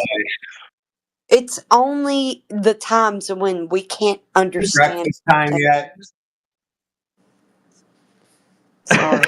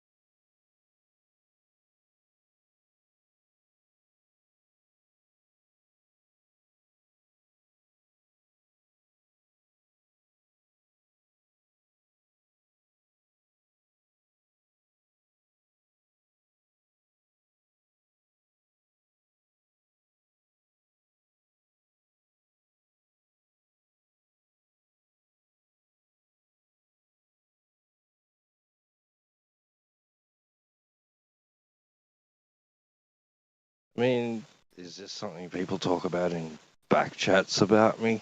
Because if it is, yeah, if she's got a point to be made, that's that everybody else is thinking You move out. and not saying, I would love to know.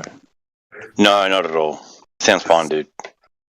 To be able to have their separate spaces, I just, moved about 5 minutes away. When was the last time the two of you had talked with each other? Erin's, I just see her at work. I took her paycheck and deposited it for the bank the last month. What time was that? Probably 1 or 2 in the afternoon. Did you have contact with each other by text later on that day? Yeah, she texted me after she got off work and told me she was going to the bar. Please.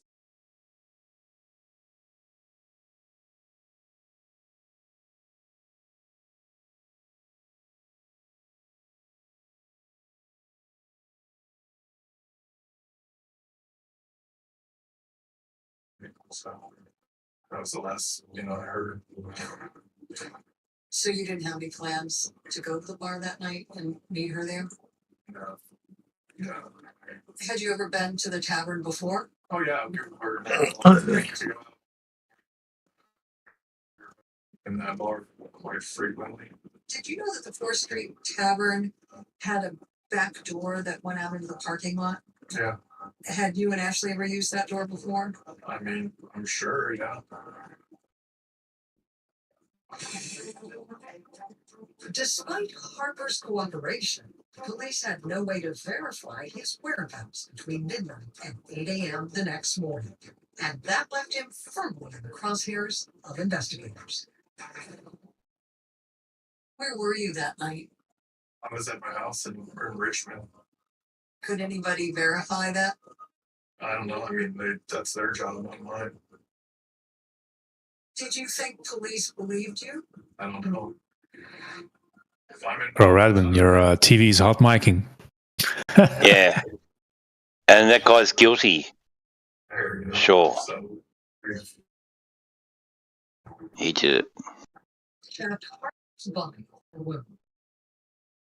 He had several scratches, and what investigators believe they were looking for. A very physical job that would likely cause him to have some.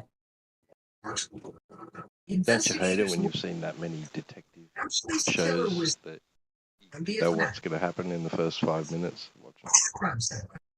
That theory fell apart when the crime lab returned its report. We did numerous tests.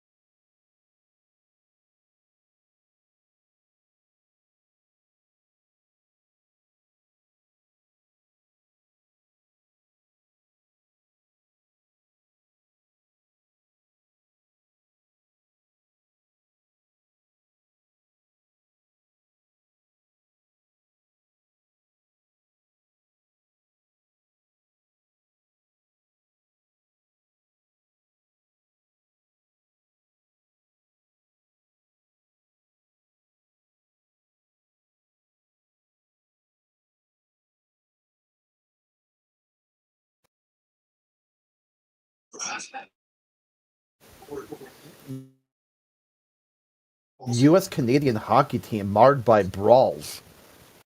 Canada boos the national anthem.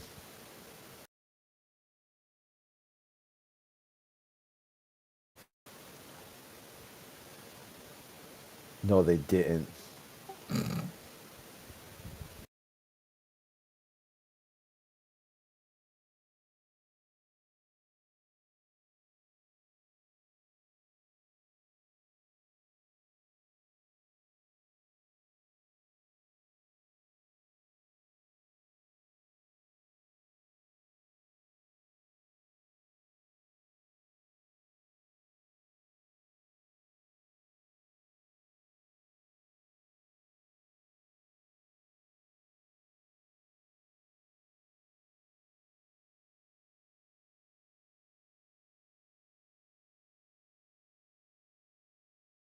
I guess it was breakfast time. I was just kidding.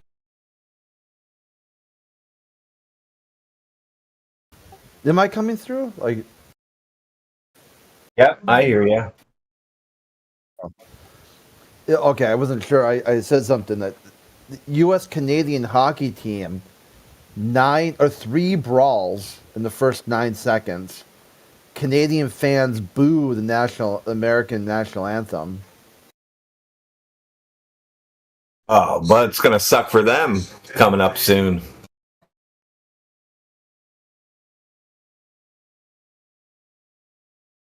Got something to do with all the talk about Canada becoming a U.S. state.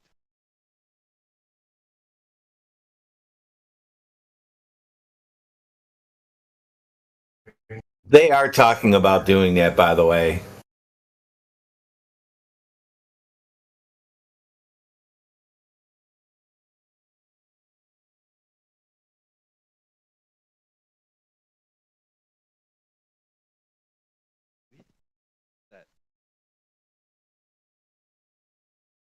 What Elon Musk was talking about.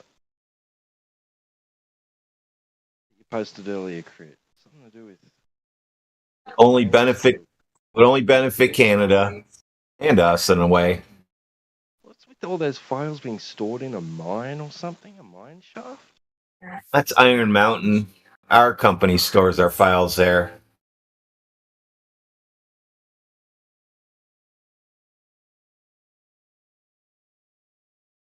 It takes, like, say we need a file from there, we got to put in all these requests, and it takes like 2 weeks. I got to go get it, retrieve it manually, get it out of a box, and send it to us.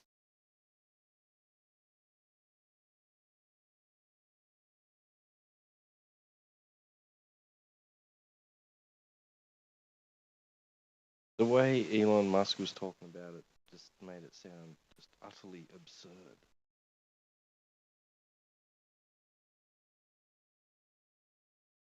Probably is in disarray. It's old quarry, a limestone mine or something.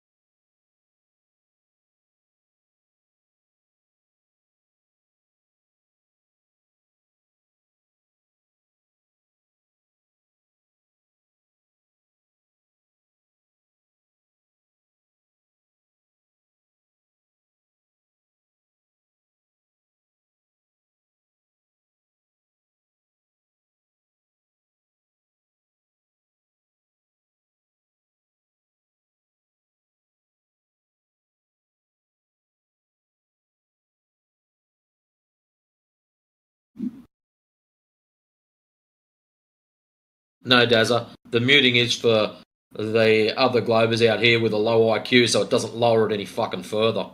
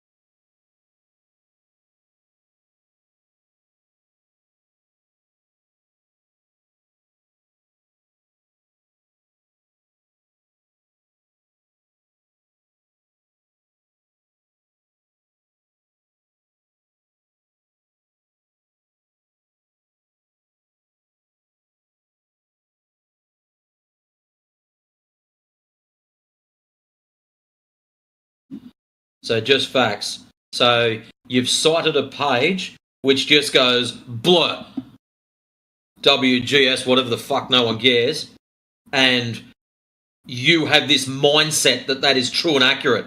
Go and look up how they got that calculation. So think about it, Dazza. Just use your brain for 5 seconds. You go out, you survey something, then ask, why the necessity to post-process it if you've just measured it true and correct? Why the necessity to post-process something?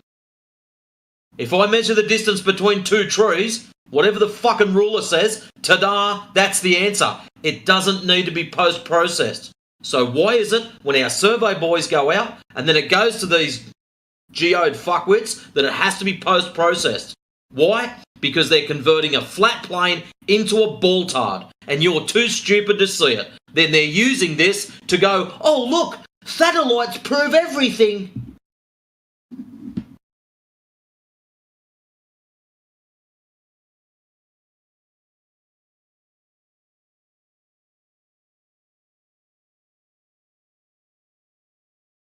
Cool story.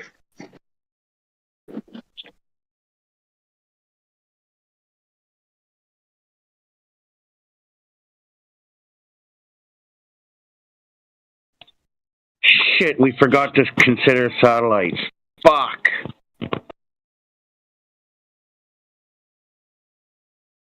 Thanks for that piece, Dazzy, you moron. Look how many flat Earth proofs are in there. 1, 2, each instance. 3, 4, 5, 6, 7. In your little spill right here. Okay, gotta run. Bye-bye. Welcome to Flat Earth. Snacks are in the back. Bathrooms on the left. DJ spinning requests. Smoke them if you got them. I told you that shit before, too, by the way.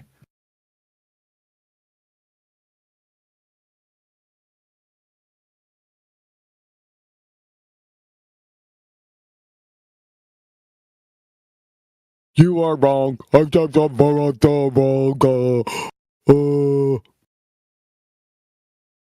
The fuck out of here. You already been exposed. Hey, Flatsy. Shut up, AI.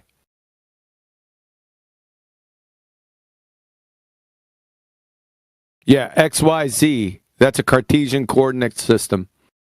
The XY is the critical factor in the matter, you dumbass. No, the plane's not fat, it's flat.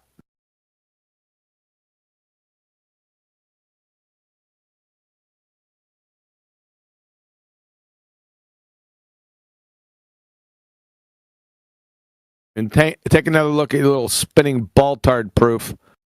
As soon as that drone sees those stars move a smeg an inch, it's sayonara to the heliocentric ball-tard spinning space monkey religion. That's it.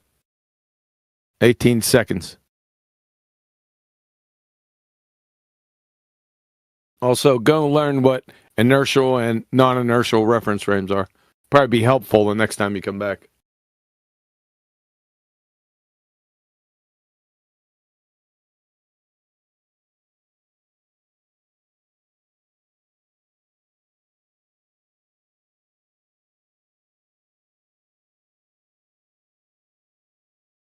Did you just tell that guy he could have some of my snacks?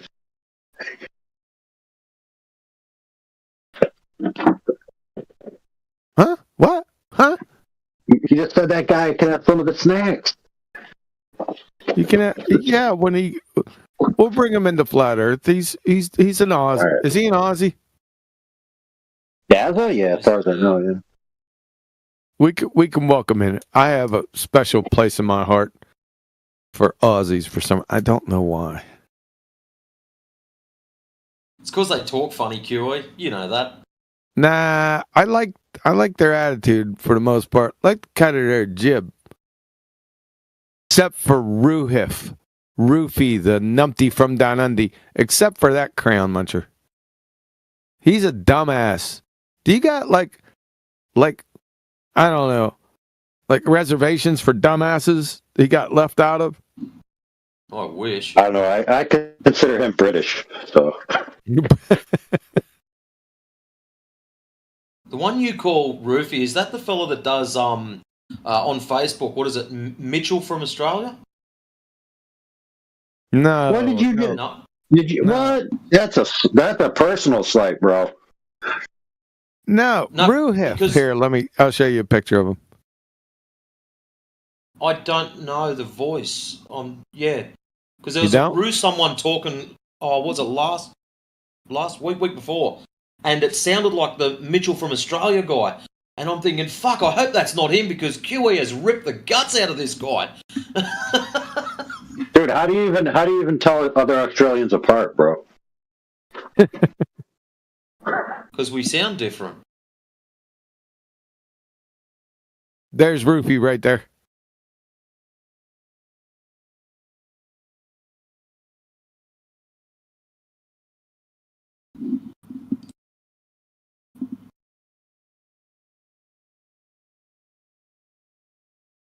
Well, next time you've got a clip of him talking, I don't go chasing things down. He's on Numpty Clips. Go search the Numpty Clips. He's the Numpty from Down Under.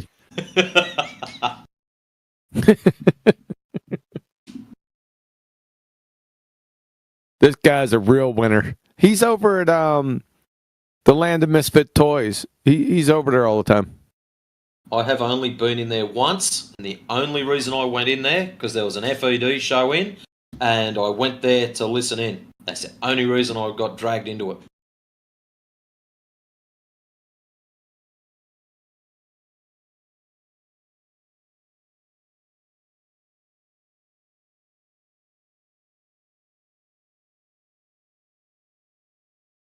Can you hear this click?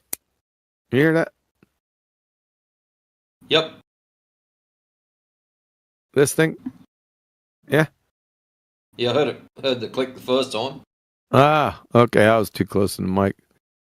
Whenever you hear that and you're not listening to your mic, that's your ass.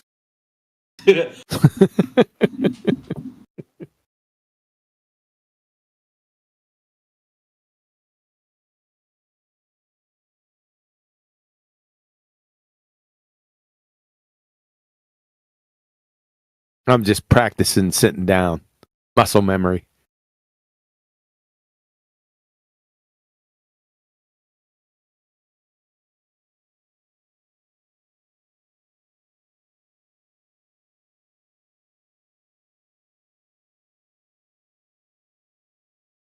Who was Crit going off on before?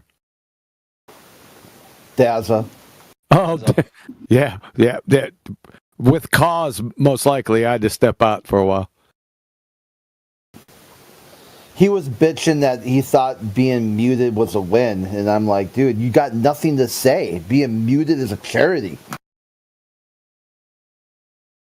Just listen to his inertial reference frame and non-inertial reference frame discussion we had earlier. You'll be able to tell without a doubt this guy is an abject retard.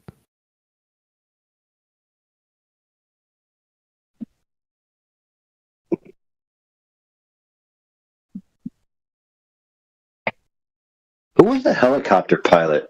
Was that the same guy? No, that's Plaza. Patsa. Patsa? Jazza? Is it like Jazza? Oh, Jazza. Yeah. Jazzaconda. Yeah. The drunk helicopter pilot? Yeah. Yeah, yeah. Dude, him and P-Mac, when they got drunk together, holy crap.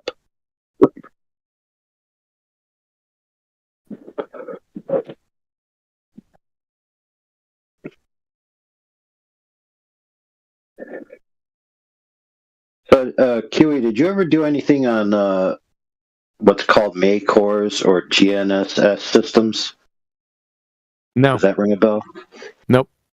Let me pull up what I gotta read here. So apparently they're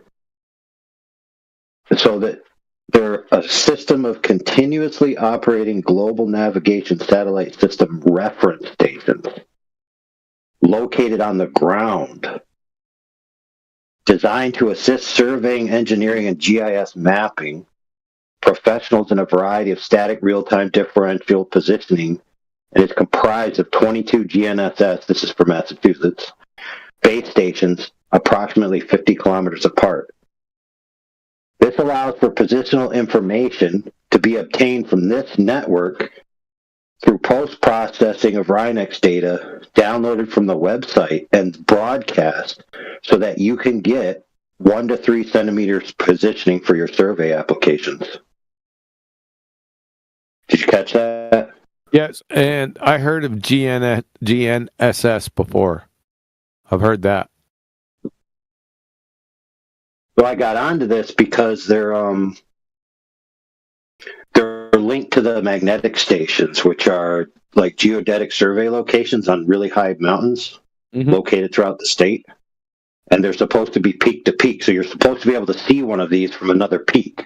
And so they like daisy chain these things together. And then they like set a benchmark for magnetic declination from those sites.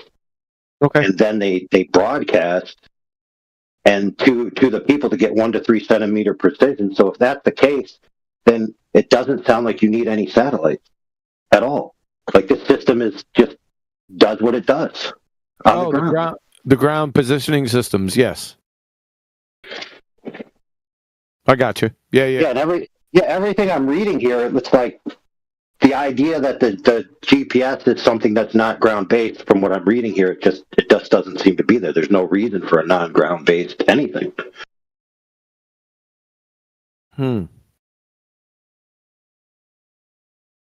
Because supposedly airborne GPS can only get you to like 3 meter precision, but this says when you couple it with this, you get 1 to 3 centimeter.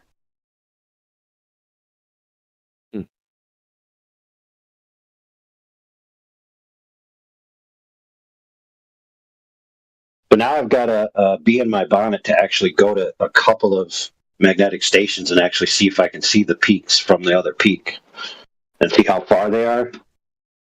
Because I know the one that's that I've been to has like 100-mile view to another mountain.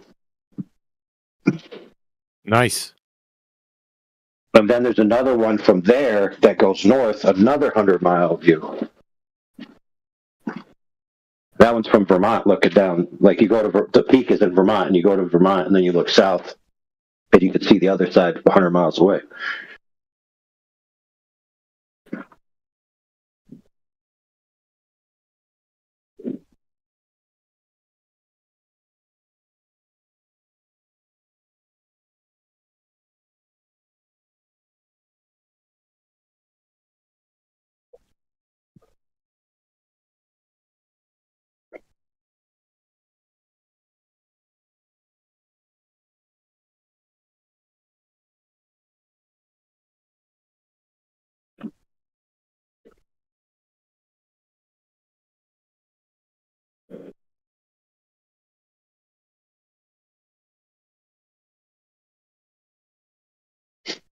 Any ballers in the house?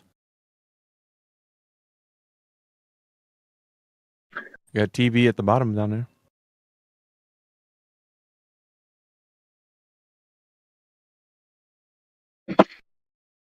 Man, that mic sounds nice.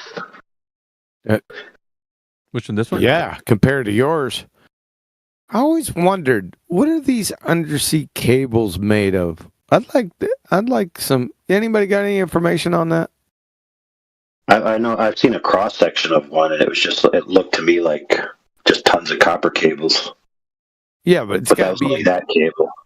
Yeah, but it's got. I'm not talking about the inside. I'm talking about the covering. Oh. Follow? I don't know. It just looked like really thick rubber to me, but I couldn't really tell.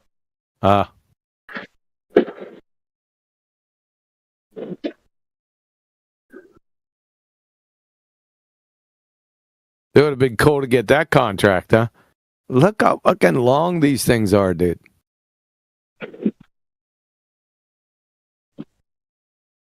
I remember being impressed by the salaries that those guys get. Really?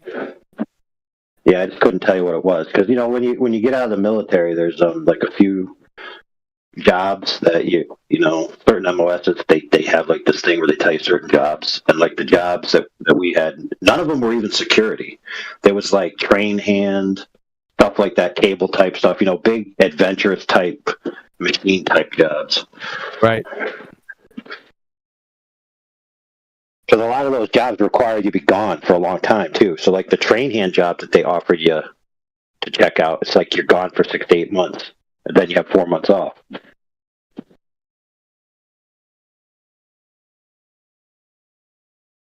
Which ain't bad. No. As a younger man getting out of the military, I would have took that opportunity. I decided to go to college. Me too. Looking back, it was the wrong choice. Looking back, it was the right choice for me.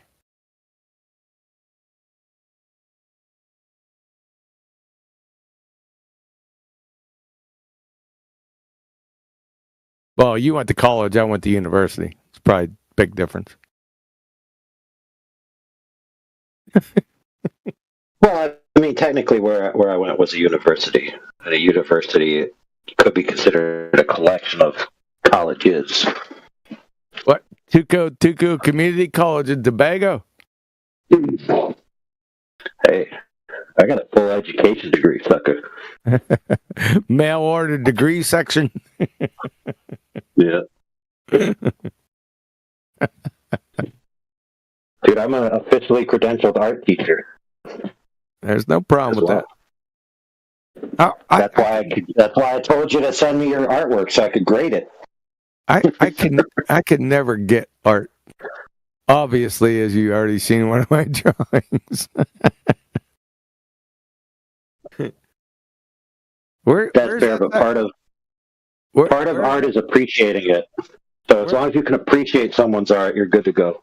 I can't even do that. Where is the art side? Where is the art side of your brain at? Where is that located? Right. I think I don't remember. I don't know either. Or left. No, it has to be left. Yeah, left. Whatever that part is, I guess it's underdeveloped.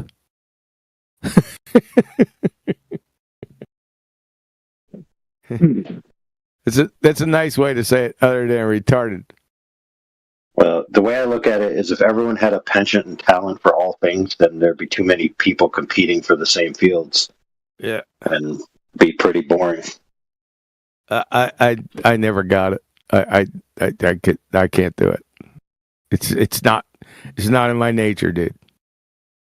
I could give you private lessons, and every time you do something wrong, I'll shock you. Yeah, but it's not. You can't do that. You either got it or you don't. Right? Now, if you got it, you can develop it, right? But you have to have something first.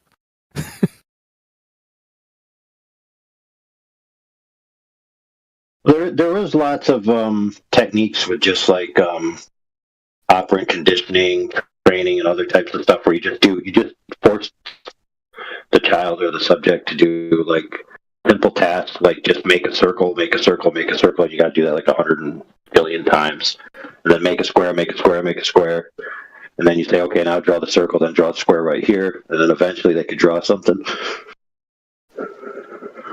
No, I wasn't into that. All I can remember is having soap in my mouth. Because every time you try to draw a circle, you had to say F this, F that. And you got soap mouth. The subject came up. My son was walking by. He said that soap splashed up, hit him in the mouth, and I said that had to be horrible. I can remember a time when my mom made me eat a bar of soap.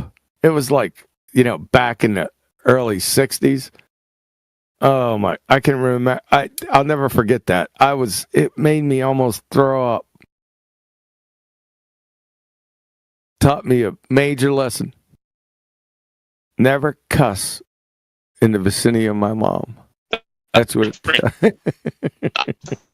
The whole bar? Okay. I posted something here for you, QE. I was spring. Somebody's trying to get in there. She didn't make me eat it. She just put it in my mouth, right? So it wasn't a big bar. It was a bar of soap, but it wasn't. I didn't have to eat the damn thing. I couldn't do it anyway. It was enough just to have it in my mouth. I could just remember starting to get nauseated really quick.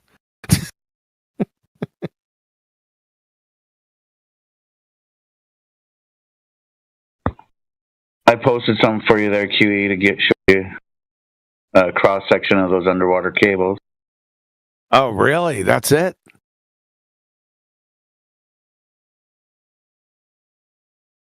I'd like to know what not the cables, like I said, that's fine. It looks like it has some like cushion in there. I want to know what the outer part is made of. Because it would have to withstand not only serious pressures, right? The whole thing would, but it would have to be like fucking hardcore, dude. Yeah, guys posting some stuff too. They can withstand like shark bites and everything. Yeah, but I'm talking about like big friggin'. Oh, it tells you.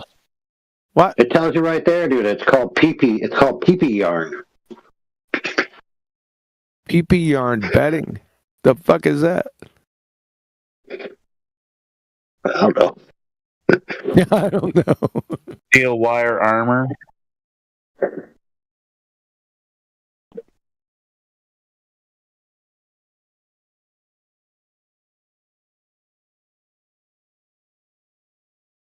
You think there's a guy that checks up on all of that stuff?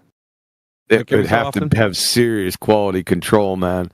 And then it would have to have it would have to be put together in sections because they'd have to have like warning, like identification of where it's compromised. You know what I'm saying? I get it. So they could fix it. Shut up, Flatsy. So they could, you know what I'm saying? So they could pinpoint where the problem is. I don't know if it got seawater in there. I don't know. I'm just spitballing. I don't know what the fuck I'm talking about. And then also, I would assume they upgrade them and build them better over time, right? Yeah, it'd be hard to pull up all that fucking cable, dude. Yeah, but check this out, man. You know that image that Flat Lloyd just put up, that GIF? That's the pressure that you're not talking about.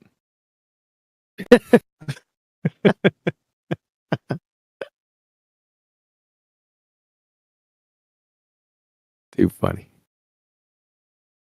All right, so my suspicions were confirmed. PP yarn is just polypropylene. Polypropylene. Okay.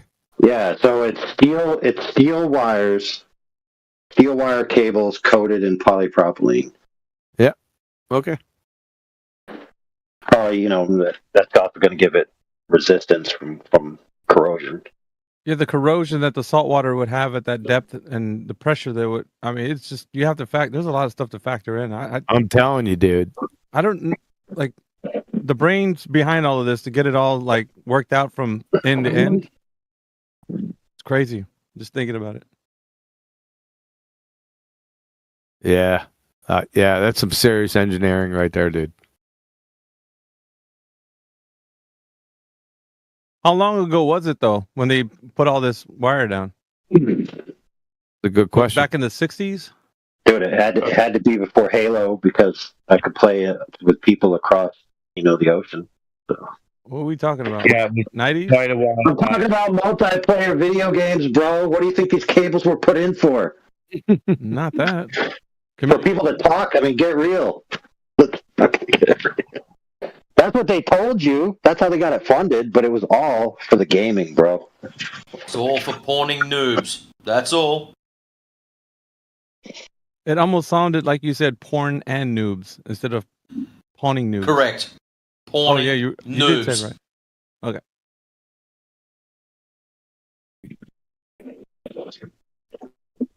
Okay. So they started laying underwater cables in the 1850s. Nah. Yeah. Yeah, bro. How do you think how do you think they sent a telegraph from England to America, bro? It says with the initial cable connecting England and France across the English Channel. Ooh. So they had that shit worked out way back when, huh?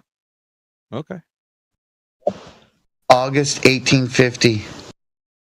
Yeah, but having really obtained the concession from the French government, John Watkins Brett's English Channel Submarine Telegraph Company laid the first line across the English Channel using the converted tugboat Goliath. Thanks, man. What color was the boat? What the fuck? What the fuck? We're not talking about going across the English Channel. It's probably not that deep.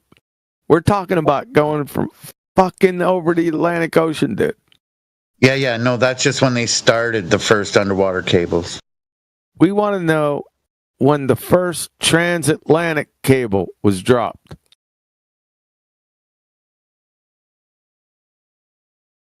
On it.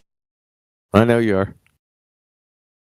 Must have took like about 50 tugboats. Fucking, I don't know. Platter, you're all over it. Heck no, man. I'm pretty sure they got this massive boat specifically for that purpose, with a massive wire reel coming out the front middle of it. Okay, first transatlantic telegraph cable was 1854. First cable laid from Valentia Island off the west coast of Iceland to Bay of Blues, Trinity Bay, Newfoundland. Yeah, but that's not that fucking far either. We're talking transatlantic, dude. Well, that's how they're referring to that one. That's not transatlantic.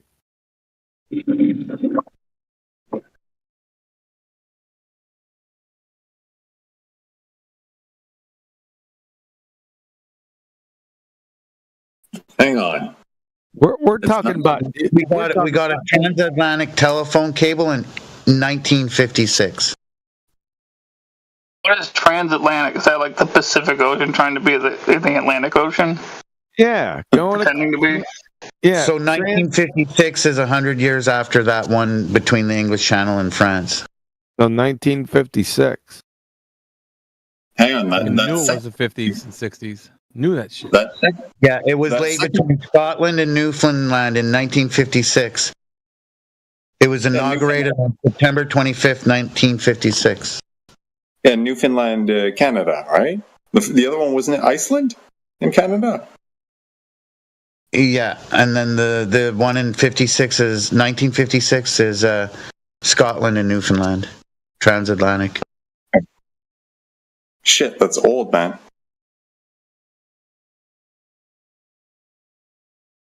Damn new. Look what old dude just posted. A section of that first transatlantic submarine cable. 1858, dude. Fucking hell. Look at It's really funny to think that they started putting those things down like at the same time they started putting railroad tracks down.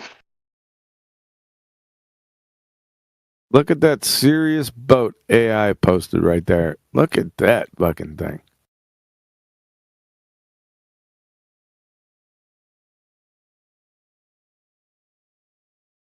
How much cable does that thing have? You wonder. Yeah, those are the motherfuckers that lay it out there.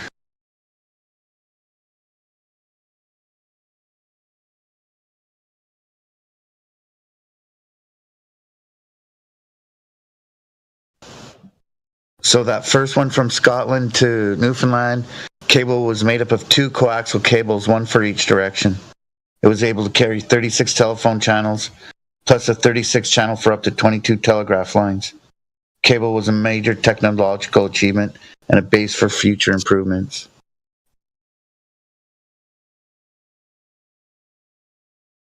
Must be pumping some serious current through them cables, though. It remained in service till 1978 when it was replaced by higher capacity cables. Man, I thought I laid some cable. I guess I didn't.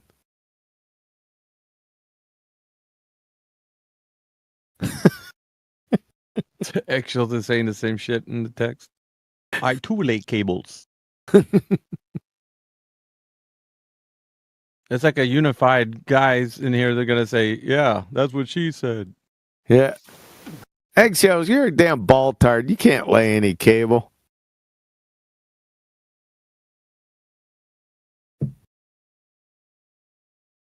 I haven't seen your dumbass in a while. Shut the hell up, Bear.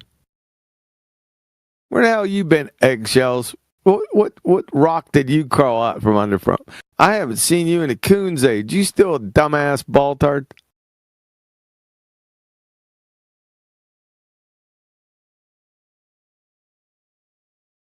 That's rhetorical, by the way.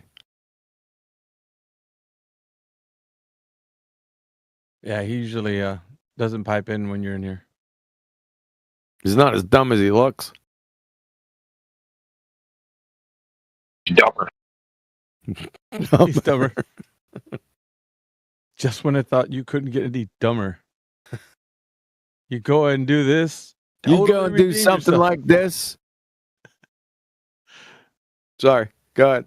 No, just yeah, he's up to the same old shenanigans, man. Since you last seen him, probably.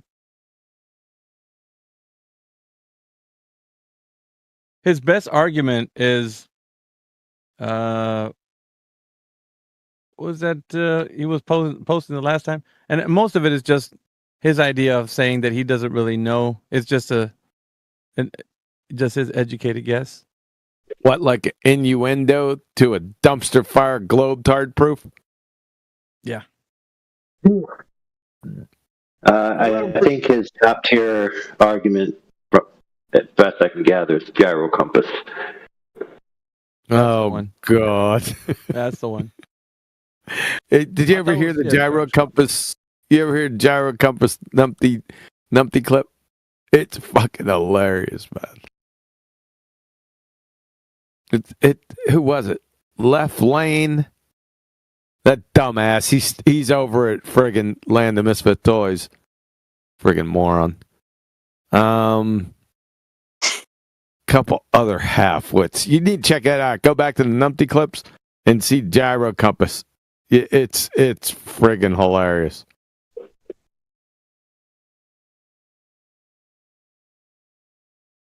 They keep telling me that they have all these machines that can accurately detect rotational rates of 15 degrees per hour. And then I asked them, okay, well then prove that a plane's attitude rotates 15 degrees after it travels 1,000 miles.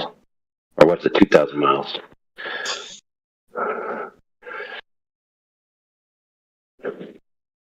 AI, is that you breathing?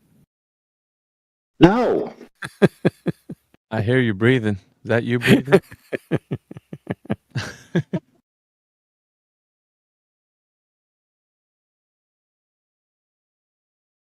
We got Ethan 265. Stapley just entered the chat. Ethan, if you're there, we're asking new people that are joining the chat, do you believe the Earth is a globe? And if you do, is there any scientific evidence for the Earth being a globe? I do think the Earth is a globe, but do you think that there's any scientific evidence for it being a globe? yeah, but I don't Oh have my any. God! I don't have. Okay, any that'll be about enough out of you. You just sacrificed your science acumen, the third grade variety, on the altar of dumb fuckery. You know why? Natural science and the scientific method only adjudicate natural cause and effect relationships. It has nothing to do with shapes. That's geometry. Why should we let you speak after this? Why? Give me a reason why. Wait, the scientific method has no relevance to what did he say? Shapes.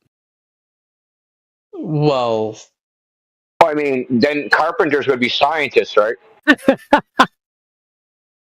well, no. I mean, you can use the scientific method without being a scientist. You think? You do carpentry? Yes, we didn't say that. We didn't say that wasn't the question. Miggy asked you, give us the best scientific evidence for a globe. I didn't. I don't have any. There probably is. but I don't have any, so now it's there not a great probably argument. is. That's too late. I already said probably. Actually, I said. Yeah, I know. It's first too. time around. Yeah, I know. We know. It's too late. You already sacrificed your science acumen on the altar of dumb fuckery.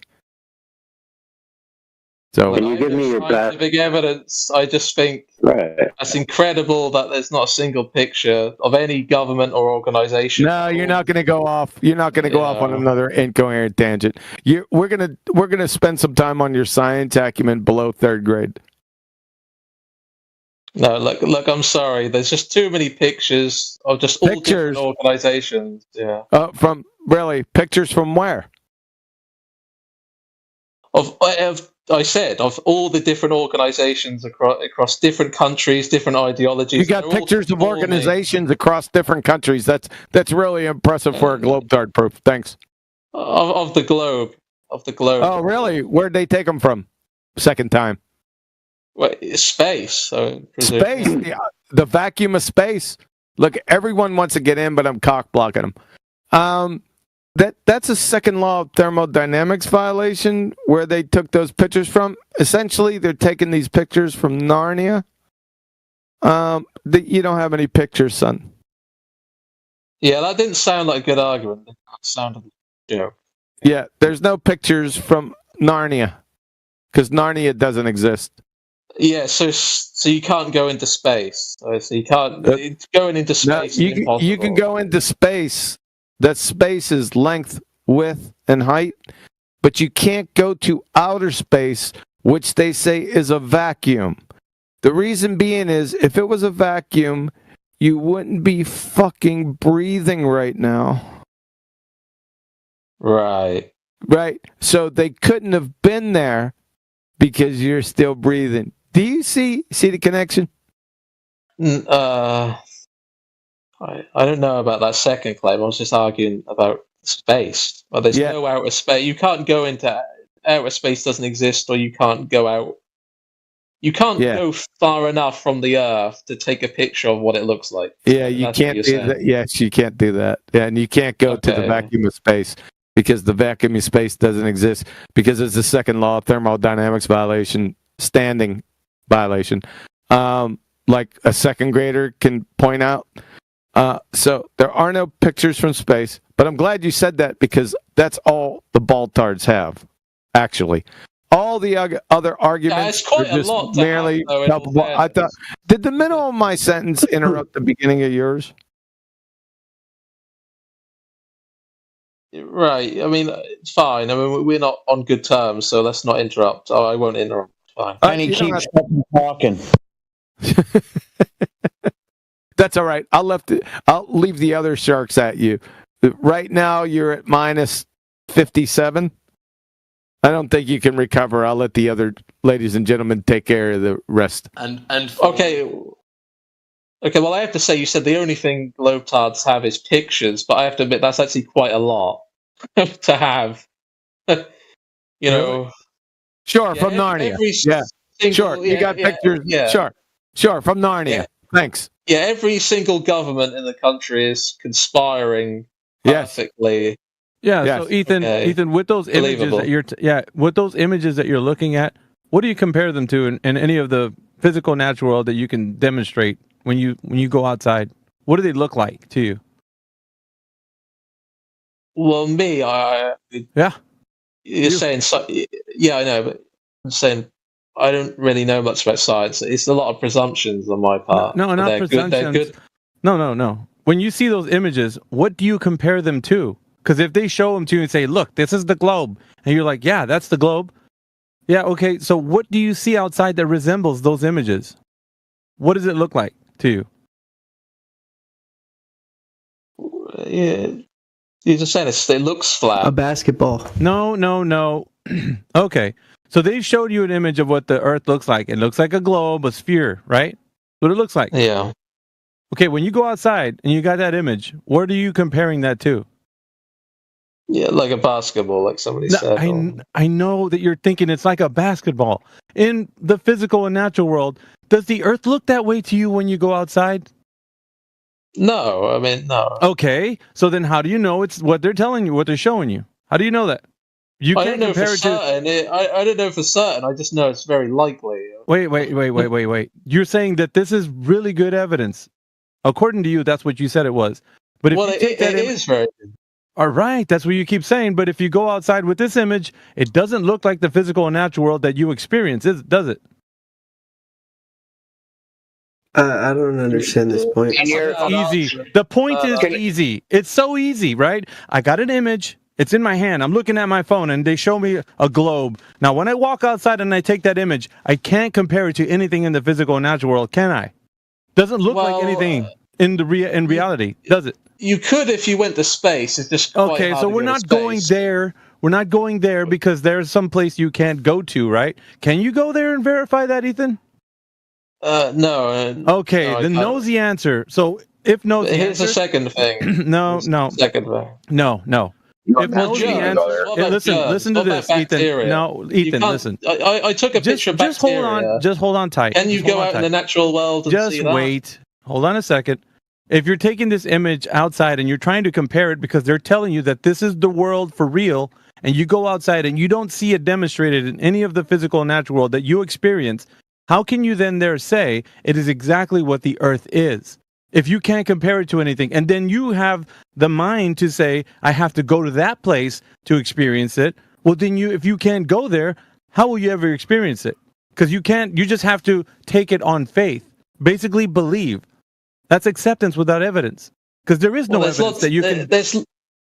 What? Okay, there's lots of things a layman, an amateur, can't see for themselves, but it's likely to be so true. how is that justifying? Like bacteria, how is that for justifying that the Earth is a globe with those images that they show you, Ethan? You're not justifying it right now. You're actually telling me, well, the layman can't know it. Well, you're the layman, aren't you? So you can't know it. Basically, essentially. Yeah, right? it's a presumption that that not all the governments are conspiring together. No, we're not talking about conspiring. We're only talking about you validating the thing. Ethan, no, you we're only talking about you. Ethan, listen to me, dude. We're only talking about the thing that they're showing you. That's the only thing that's what's on subject right now. What they're showing you and what you can compare to reality, and you say, okay, I got this image of the globe, and I go outside, I don't experience what they're showing me, so there's no way that you can tell that they're telling you the exact truth of what reality is if they're showing you something that reality doesn't demonstrate itself to be. No, not for certain. Not for certain, especially as a layperson. But it's still good evidence because it just you necessarily you don't even believe that, Ethan. You don't even believe it's good evidence because if we said here's a picture of Bigfoot and here's 100 pictures of Bigfoot, here's 100,000 pictures of Bigfoot, you wouldn't believe in Bigfoot. That would not be good enough. If every government, you're necessarily saying every government. If every government said Bigfoot, these are real pictures of Bigfoot, then you'd believe it because the government said so. Check it out, man. You're not Ethan. You're not listening to what I was showing you right now. Every government organization Ethan, has lied just about listen to what just chill for a second. They don't know. What I was showing you, it doesn't matter what it is, dude. It could be King Kong, it could be, the lizard man, whatever. It doesn't matter what they show you in images. If you can't verify in the physical and natural world that it's exactly what they're showing you, then how can you make it exist in reality if you can't verify that it exists? So therefore, before he answers, I just want to do a fact check. So he said the layman, have to believe things that they can't validate. like bacteria. I just looked up on Amazon. I can get a microscope tomorrow for $120. I could see some bacteria. Yeah, but before you do that, but before you do that, before you order one, you can just presume that they exist listen, dude, because that's of all not the the point. evidence and photos. Ethan, that's not the point. The point is, if you can validate something, then you could absolutely say with empirical evidence that it's a fact. You can No, but know I'm something just- to be true. So here's the problem, Okay. Ethan. The problem is you can't go tomorrow to Amazon and buy a rocket ticket to go up there to go verify your space, as you saying, the vacuum of space existing the way it should, and see the Earth the way they're showing you on these images. You can't do that. So on the other hand, it's not an extraordinary claim to say that bacteria exist, and then you can go get a microscope and find out that they actually do. That's not an extraordinary claim. The extraordinary claim would be if they're showing you images of the Earth that nobody can actually go and verify except for a special group of people, which you can't be a part of, essentially. So now what we're doing right now is, because it's not empirical and you can't verify it, it becomes just like a belief that you have, that you carry. Well, it's not really, because the sentence, because it's like, yes, I've said multiple times now, I can't for certain know it. I can just Ethan, make a I need you to- I need- come to grips with- make a logical presumption. I can make a That's great. logical. A logical. It's not. There's no such thing as a logical presumption. That's an oxymoron. No, it's not. In fact, look at the presumptions are not logical. Presumptions aren't logical. They are. You got logic. You wouldn't need to presume it. Yeah. No, that's not true. That's wrong. But so. All right. So no, it's not wrong, because it leads to an affirming the consequent fallacy. It's not wrong. No, you're wrong. But you're necessarily saying. You're necessarily saying all the governments and agencies. No, we're not. Stop. No, we're not saying that. Nobody No, said that's that. your evaluation. Ethan, that's your basic Billy evaluation. It No, doesn't it's require all the necessarily governments. true. Only 29 people claim to have seen the Earth as a ball. Yep. 29. It doesn't still- take the it's fucking still- giant government. It's necessarily true that you're saying all the governments and agencies. No, it's not necessary. You keep saying. I just demonstrated that it's not necessary, dude. I just demonstrated it's not necessary. It's 29 people. Let me 29 people is all the governments. Let me just get. Only 6. Yeah, go ahead. I'm sorry. I just want to get down to this one point. Ethan, you're going to have to come to grips with the fact that there's 2 categories you can put this in. It's either something you believe or something you can prove. Now, which one is it right now? At this moment, Ethan, is it something you believe or something you can prove? It can't be in both baskets. It needs to only be in one right now. Based I on don't the know. images that they show you, can be logical. Presumptions can be sir, logical. based on the images that they show you, is it something you believe or something you can prove? Based on the images. I can't prove it. So what is it then? It's a belief. Thank you. I think it's probably a belief. That'll be all, Your Honor. But it's a logical presumption which exists. That's not an oxymoron You at can't all. put lipstick on a pig, sir. It's just Sorry. it's faith-based silliness, dude. That's all it is. It's not. It's a logical presumption that not all the governments. Okay, walk us through the logic, and then walk us through the logic. Then Okay, Walk I've it. explained. Okay, it is incredibly unlikely all the agencies and governments on Okay, Earth. how did you calculate that probability? Well, first of all, that would be an argument from probability fallacy. But you actually don't have a probability. That's just your feelings. You feel it would be unlikely. This is an argument from your personal incredulity. You can't believe that this a conspiracy this large could happen. Therefore, it didn't happen. No, I never said it certainly isn't happening. I'm saying it's probably not happening. Based on what is your probability evaluation based on? That's quite a lot. Without just using common sense, if you don't just use common sense, it's just so much. Dude, you're just a fallacy fucking machine, dude. What do you mean common sense? Well, So, common sense, Pat, here, do you think? excuse me, let me explain it approach right this now. from, just give me a second. Let me approach this from another angle. When has the government told you the truth? Countless times. It's hard to. Countless times have they told the truth. An example, when? It's so hard to.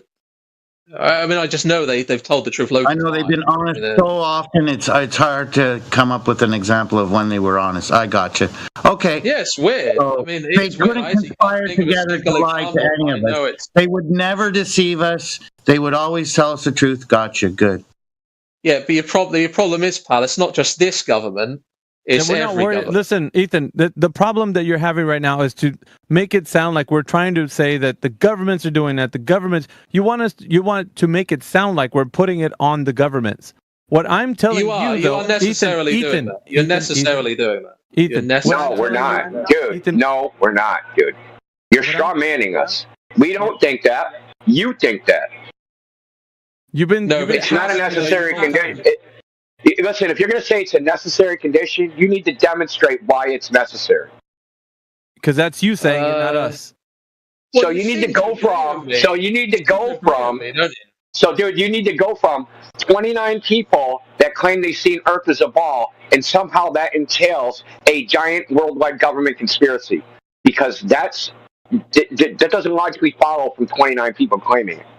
Well, it does actually. It does necessarily mean you believe the governments are all.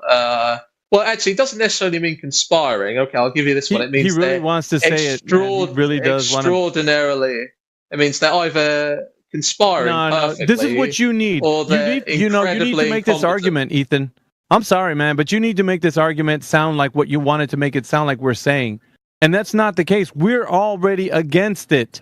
We're not even saying anything close to that, and you want to paint us in that light so you can feel happy about, like, oh, well, see, they're just a bunch of people who deny the governments are doing. Like, that's what you want to say, but we're denying you that. We're not giving that to you. Yeah, you are denying it. Yeah, you are just plainly denying it. Yeah, so we're not telling you that. We're telling you the information that you're receiving right now, whatever it is. It doesn't matter what it. They could tell you anything they want from whatever space agencies or whatever ideas that they come up with, and then give to you, and you accept it. That's on you, because you didn't do any due diligence to figure out whether or not that information they're giving you is true or not. So it doesn't really think about this. It doesn't matter what source the information comes from. If you didn't look into it and evaluate it, then how do you know any of it's true? I don't know for certain. I just know it's very unlikely that they're all conspiring with each other.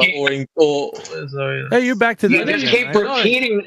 It's baseless, dude. What you're saying is baseless. It's not baseless. Okay. Let's drill down into details then. Donald Trump, is he lying? Would he have to be lying? Would he have to be? That means he knows the Earth is flat. That means he knows the Earth is flat and deliberately telling the world the Earth is a globe. Would he be lying? No, he could just be. Okay, how about Xi Jinping? He could be incredibly incompetent, but you're talking. How would he know that the Earth is flat? Ethan, how would he? Ethan, you're trying to dodge. How would he know the Earth is flat? And then what is he doing to tell everybody the Earth is a globe? How would he be lying? Because lying is intentional deception, right? So he'd have to know the truth. He'd have to know the truth and say the opposite of the truth that he knows. So he would have to know the Earth is flat and say, I'm telling everybody the Earth is a globe. In the entire government, every single person that you think would be entailed in this giant conspiracy, they would all have to know the Earth is flat and tell people the Earth is a globe.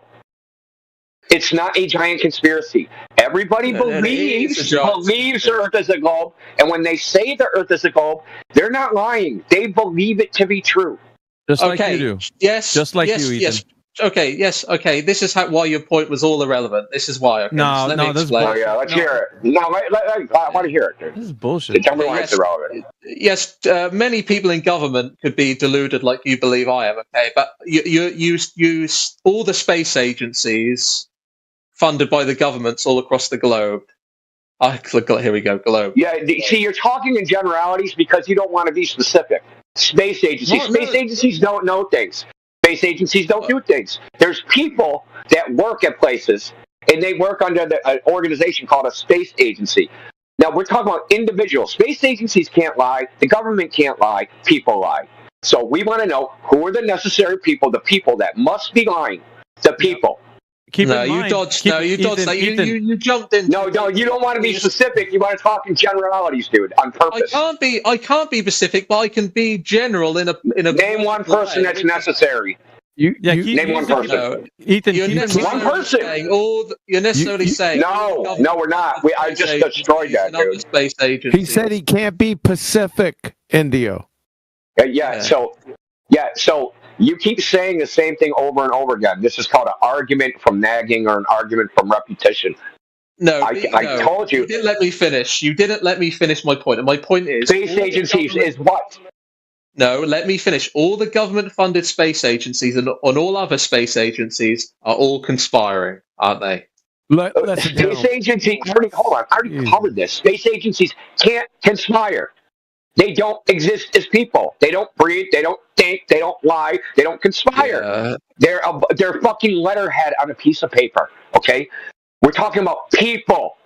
What people have to be conspiring?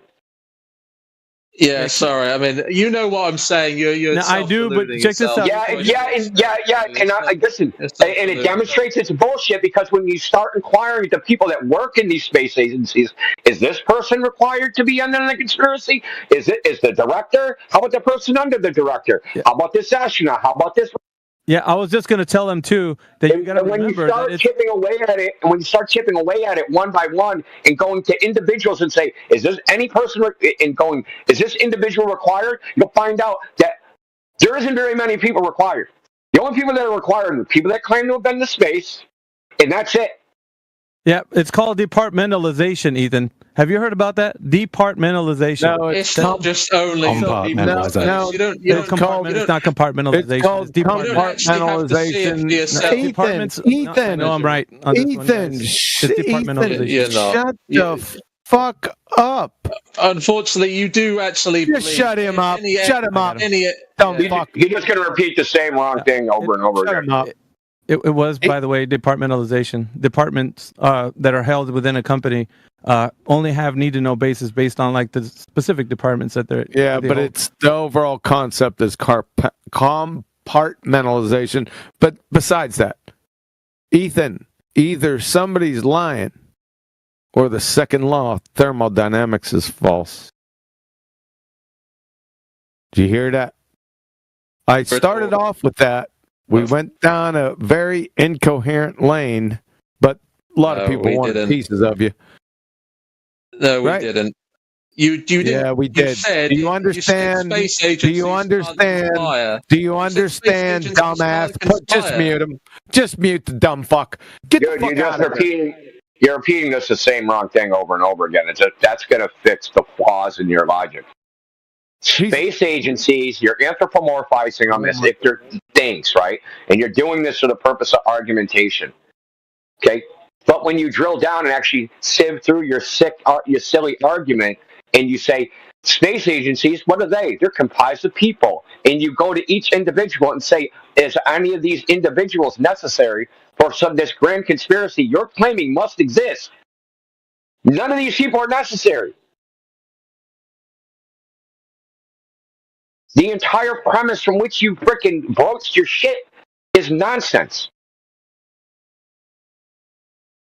Yeah, bye. It sounds good. Bye, Ethan. Bye. Dumbass. But it sure sounds good. It sounds good for the fucking goddamn knuckle dragging fucking baboons out there. Oh my god, the whole government have to be on. You're supposed to be a global. I'm going to tell them pictures, man. They'll plug in Star Wars. Let's watch some Netflix, dude. I'm going to watch Star Wars again for the 95th fucking time. Earth's a globe. Why were they all out of me? Dude, this is the most remedial fucking childish argument in this topic. That's all right. He left. Yeah, I'm venting my fucking utter disgust in the fucking baboonery, dude. You're like baboons. Like some of these people are just baboons. Baboons might be smarter.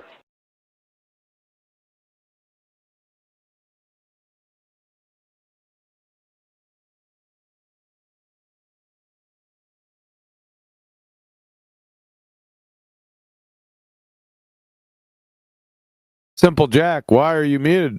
Probably for cause. If I were to make a guess. I know why. because someone spoke up when he bloody well shouldn't have. So now that he's got a bit of space to talk, Simple Jack, have you got something intelligence to enlighten us with? Something intelligent? Is that what you asked for?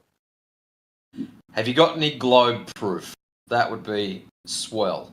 Well, I want to ask Simple Jack a question. Which is just because what Kiwi brought this up. So, which is more likely, the second law of thermodynamics is wrong, or there's a giant government conspiracy?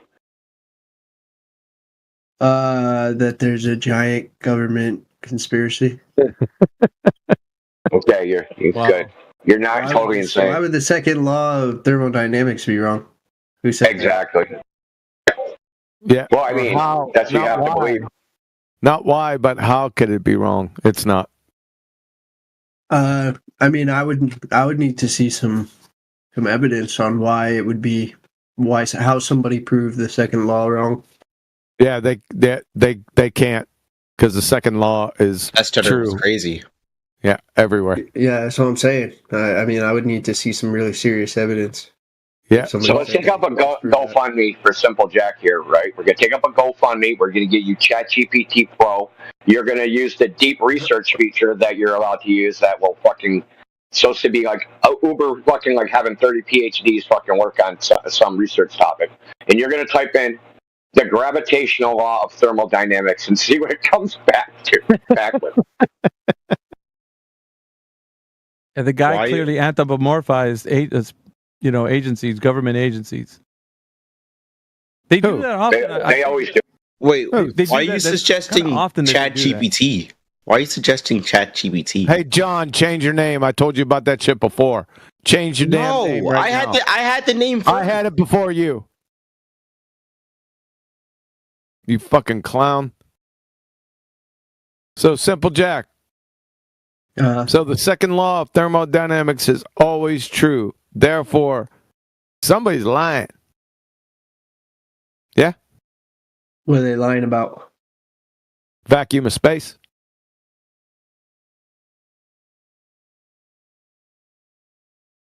Can you elaborate on that? Expand on that? Elaborate on that. Gas expansion into a vacuum requires an increase in entropy.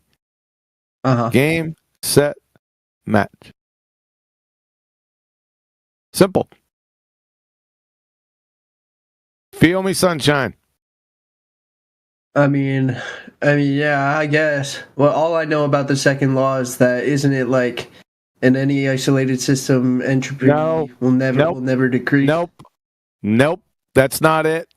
Then what is it? Because the second law of thermodynamics is a natural law, and there are no isolated systems in nature. So no, incorrect. So then what is the second law of thermodynamics? Well, don't you know? That's what I thought it was, and you're telling me that's not it, so I'm asking you. It's not it. Yep. Okay, so what is it? So, yeah, you made it clear that what I said is wrong, so I'm asking what it is. Yeah, it's definitely incorrect. Yeah, so what is it? Are you looking it up or something? Can I? I'm going to my research to make sure I got it correct. Yeah, because am I allowed to do that? Yeah, am I allowed to do that? Yeah, go ahead. You're just talking like it should have been common knowledge or something. It is common knowledge for me, but I want to make sure it's absolutely correct. Okay. Yeah, because is that cool? Sound like you? Yeah, it's fine. Cool? It sounded like you're talking to me like I was dumb because I guess I got the answer. Well, you are dumb. No, you talk if I got the answer fucking wrong, loser. If I got the answer wrong, then Quantum's a fucking loser. Loser. If somebody's going to say, "Hey, you're wrong about something," I would expect them to be able to provide the answer. Yeah, I am. Right if you away. shut your fucking mouth, I will. Yeah, it's taking you a long time to look it up. I mean, that's what I'm saying. Well, because your sister's fucking bothering me right now. I have to tell her to put her down for a little bit so I can get to the fucking main topic. That's why. Fuck. You're not sounding so smart now. Don't feel Are we ready, you dumb fuck? Hey. Are we ready, dumb fuck? Who are you if we talking put to? two equations of... Shut the fuck up. Who are if you we talking put two to? Like that? Shut the fuck up. Yeah, you The fucking second law of thermodynamics in equation form.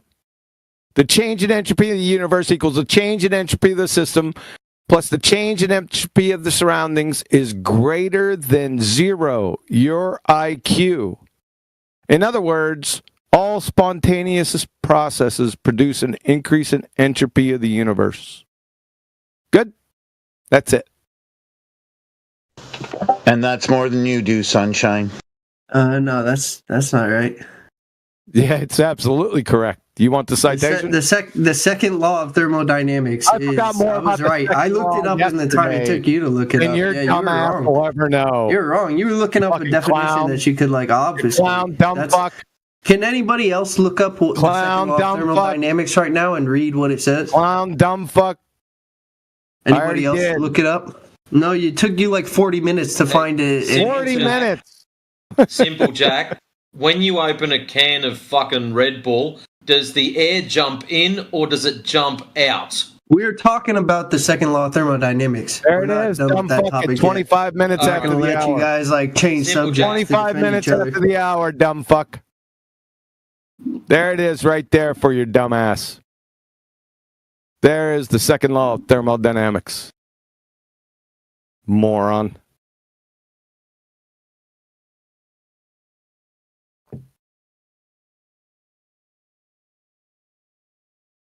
That's it.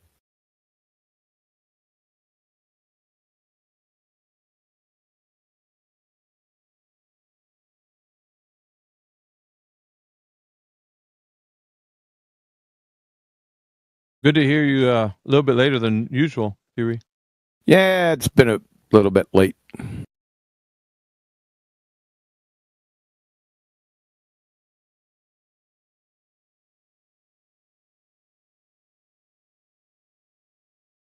You could talk to Grandpa if you want. Grandpa, what's his name? Fiddlebone? Oh.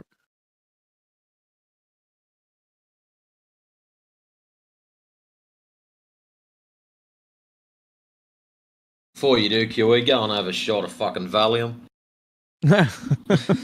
Don't spoil it for him, man. Let him. He'll see once he opens his mic.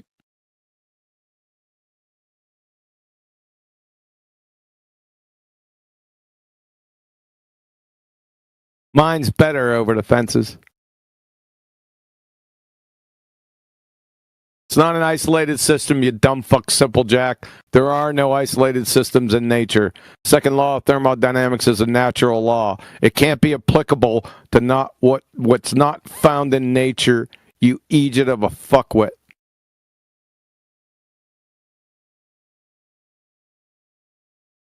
Can't be negative, you dumb fuck.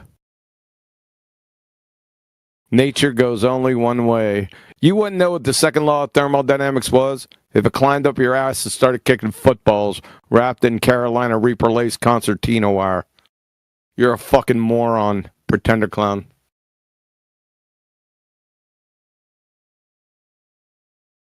Oh, by the way, that equation up there that I gave you reduces down to Gibbs free energy. You know what that is, sunshine. All about Delta G, and it's not a disco band from the 70s, fuckwit.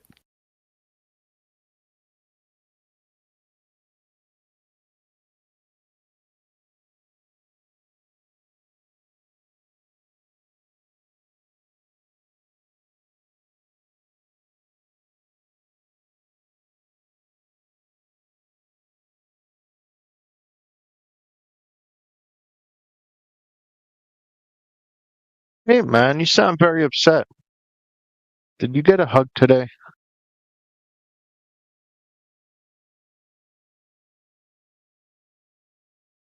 Probably from your sister. Who was that? Boy, that was Matrix who said that before. That was Grandpa? Is that your best Australian accent? You're fucking shit.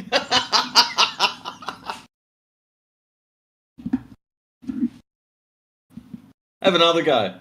No, I'd say stick to trying to sound like an Australian because your globe arguments are trash.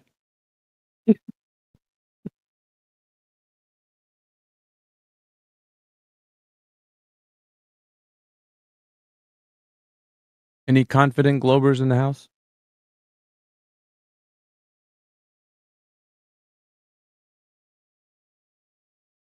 No.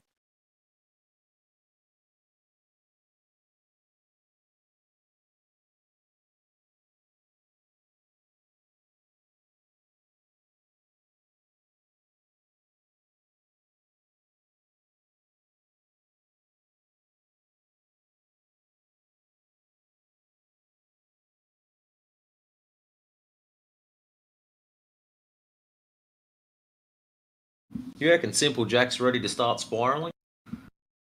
Simple Jack? Oh, yeah. Yeah, let's go. Go ahead, Simple Jack. Hey, I'm back. Unmuted, unshackled. Nice. Dumb fuck. Unshackled here. So what's up? What's the question? Well, oh, wait, I have a question. Hey, Quantum. No, Quantum. hold on. You asked us what's the question. The first, very simple one. Did you read what Quantum Eraser posted up at 25 past the hour? Yes or no? Let me scroll up and That's see a what no. you're referring to.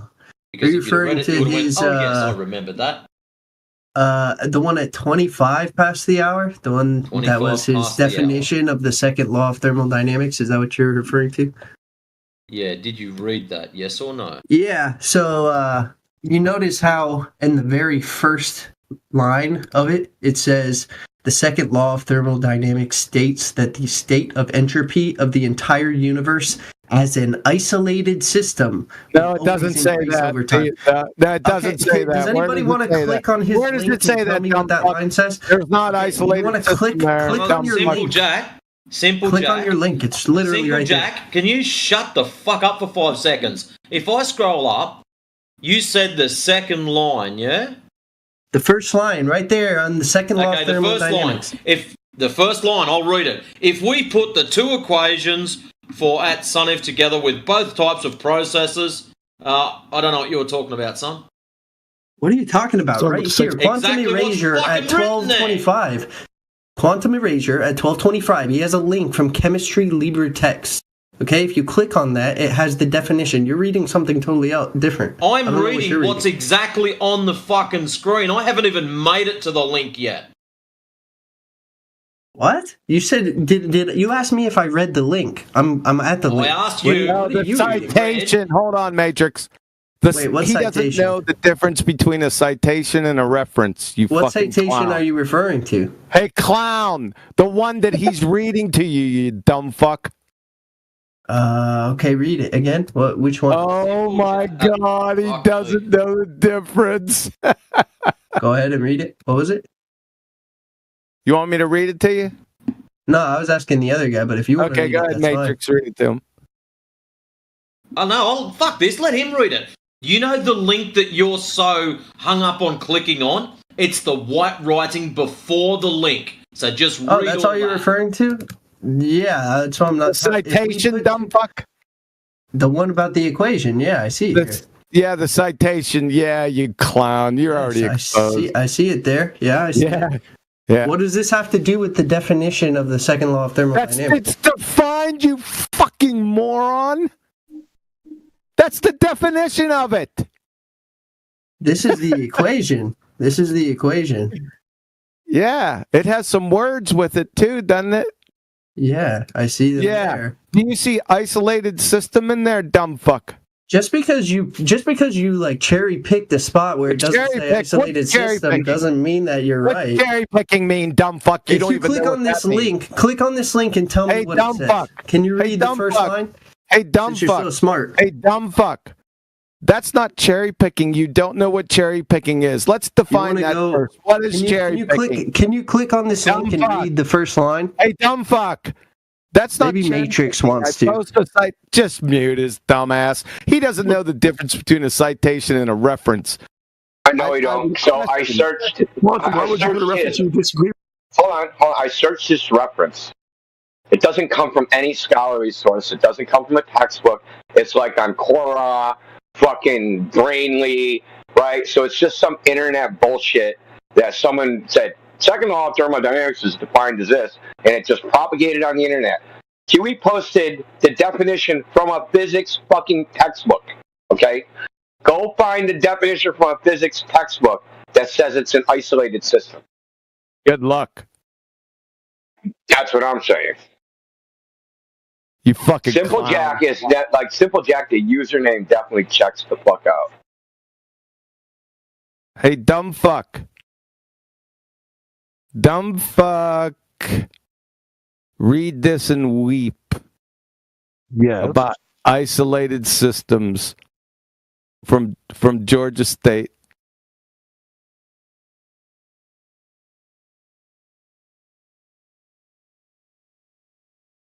So, Quantum, in your reference, we should ignore the project. Shut the fuck up. Relax, bro. We should just refer to the equation only. Shut the fuck up, dude. You're a fucking moron.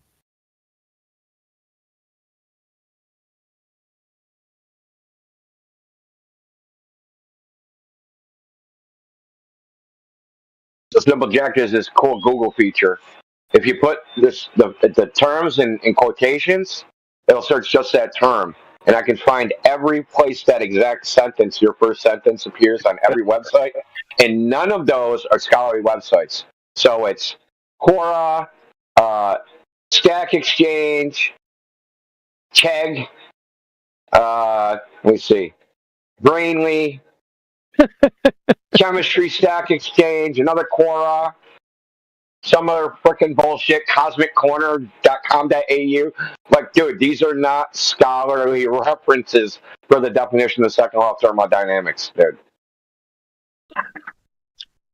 From Georgia State University, an isolated system implies a collection of matter which does not interact with the rest of the universe at all.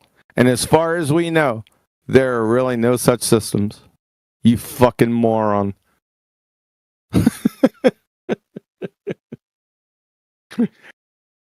Let's see if he knows what an open and closed system is. That'll be a fucking coot. Dude, these two guys that spoke haven't even made it past the difference between a reference and a citation yet. You're setting the bar too high. Yo, imagine like you did your research paper, right? And you defined the second law of thermodynamics. And then at the bottom in your references, you put Quora.com. Yeah. Fuck, dude. They'd fucking laugh in your face. Dude, they rip that shit up and try to get you expelled. They're like, fucking, how did this guy get through the door? Like, fucking, what is wrong? Mm-hmm.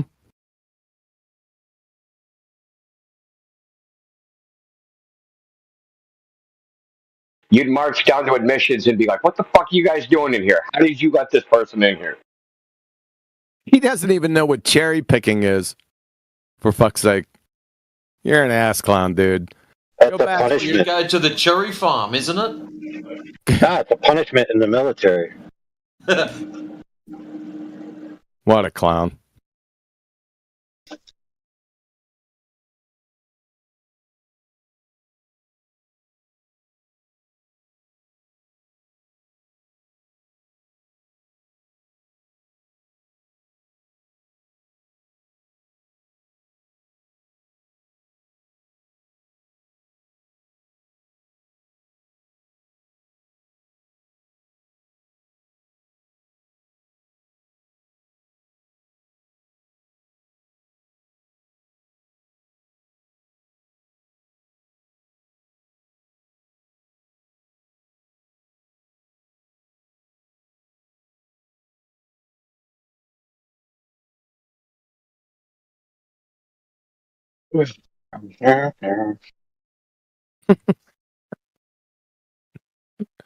So the new rule is you're only allowed to use references in which all the words in the entire reference are endorsed by you personally.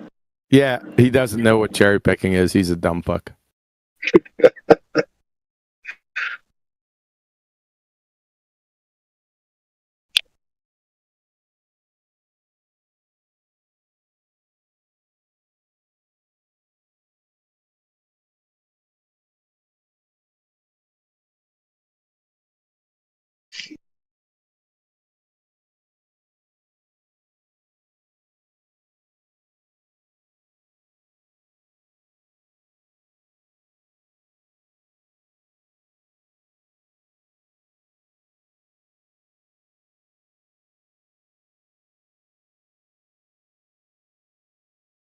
That mate was a dumb fuck, eh? Keep trying.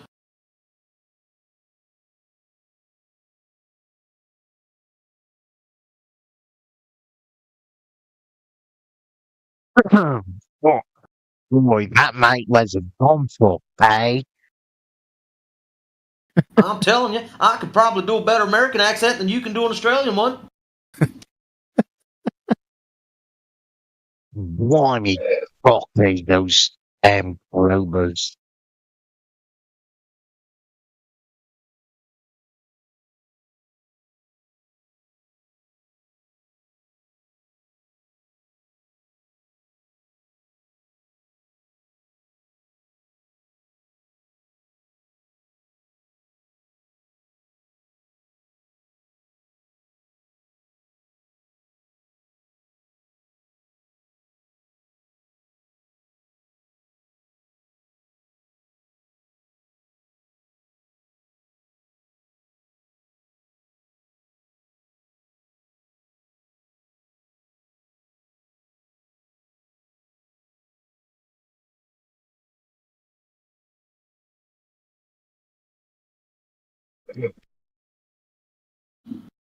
So that's one I haven't seen before. Brakua. Have you got any questions for the panel?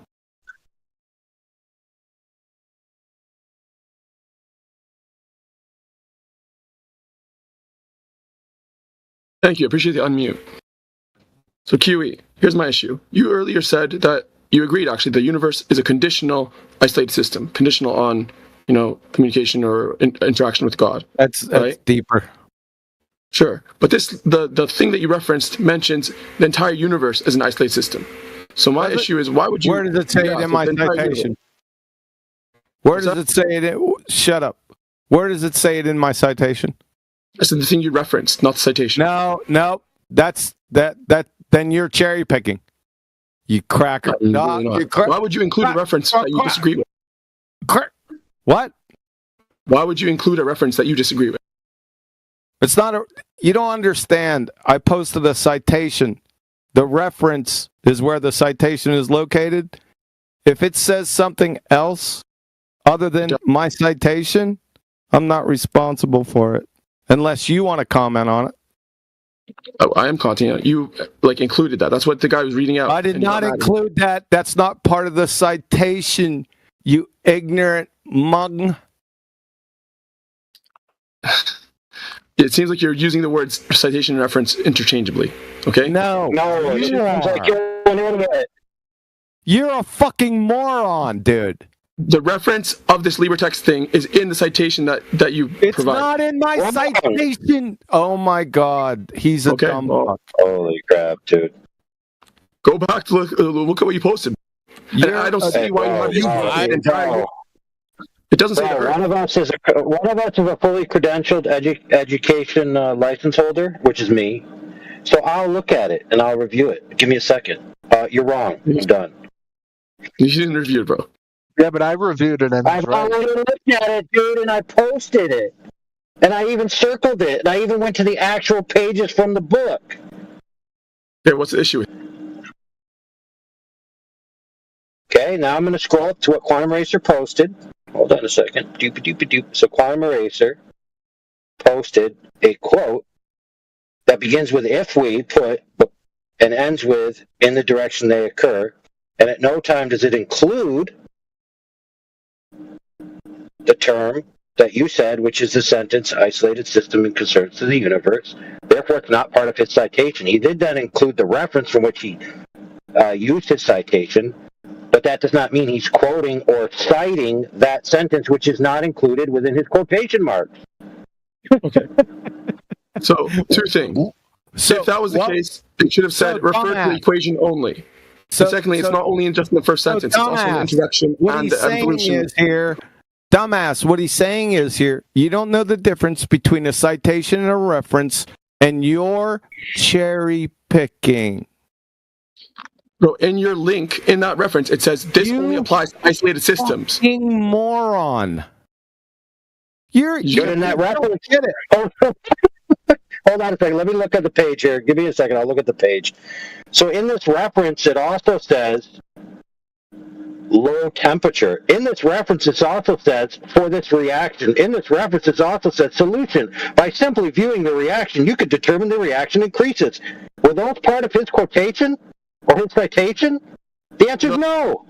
No, but what was the equation? And now if you go to the last sentence in the introduction, it says denoted as delta S, the change of entropy suggests the time is an isolated system. You see that? With respect to the order of an isolated system. Dude, you are hanging out with too many glowers. No, it's like you guys are being weird, man. And again, you shouldn't have issue because you agreed that it's the entire universe. It says the entire universe. It doesn't say the Earth. You're just an uneducated doofus, and you don't realize it, and it's spilling out from your incoherent blowhole, and it's exposing you, but you're too stupid to realize it. That's what's happening here. Thanks, by the way. Appreciate it. Dumbass.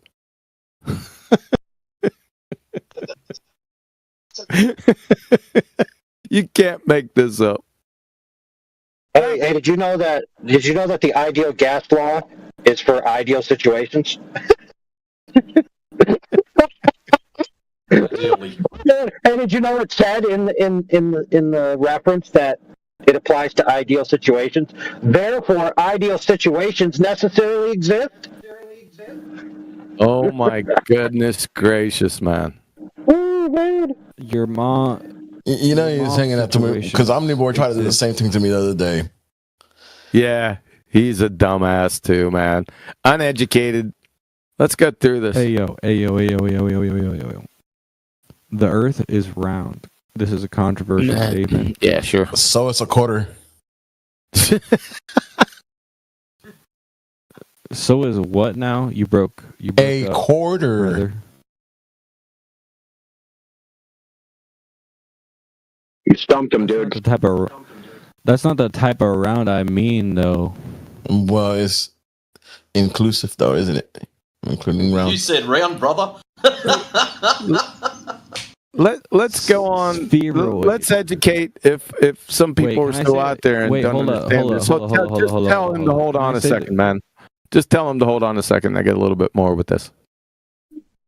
If somebody posts a citation discussing the crucial importance of the bond force constants in the water diameter, however, within the very same reference, it goes on about how the bond force constants in water diameters are created by invisible three-toed gnomes behind the Crab Nebula throwing pixie dust in a black hole, and how they are a cause for invisible three-toed gnome calcium oxalate stones.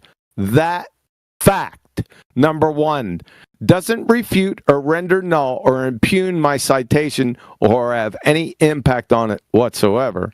Number two, doesn't denote that I believe that invisible three-toed gnomes exist or have kidney stones. Number three, doesn't obligate me to explain or justify in any way, shape, or form invisible three-toed gnomes, crab nebulas, black holes, or calcium oxalate stones. Number four, shows unequivocally that your clumsily fuckwit appeal is an incoherent belly-laughing red herring fallacy from the Black Lagoon. In other words, Mr. Magoo, I'm only responsible for the citation. Duh. That which is inside the quotation marks. Welcome to 5th grade. Again, by the mere fact I had to explain this to you demonstrably reveals not only that you've never reviewed scientific literature ever, but brings into serious question if and how you ever passed high school. In other words, you're a demonstrated no-depth wiki Discovery Channel parodying pretender clown numpty muppet dipshit. Thanks. You may continue.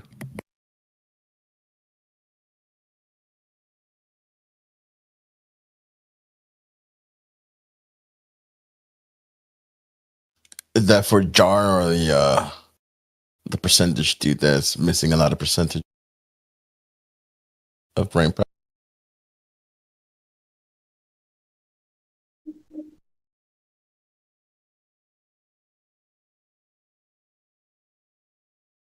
You want to tackle jar or you want to go with percentage?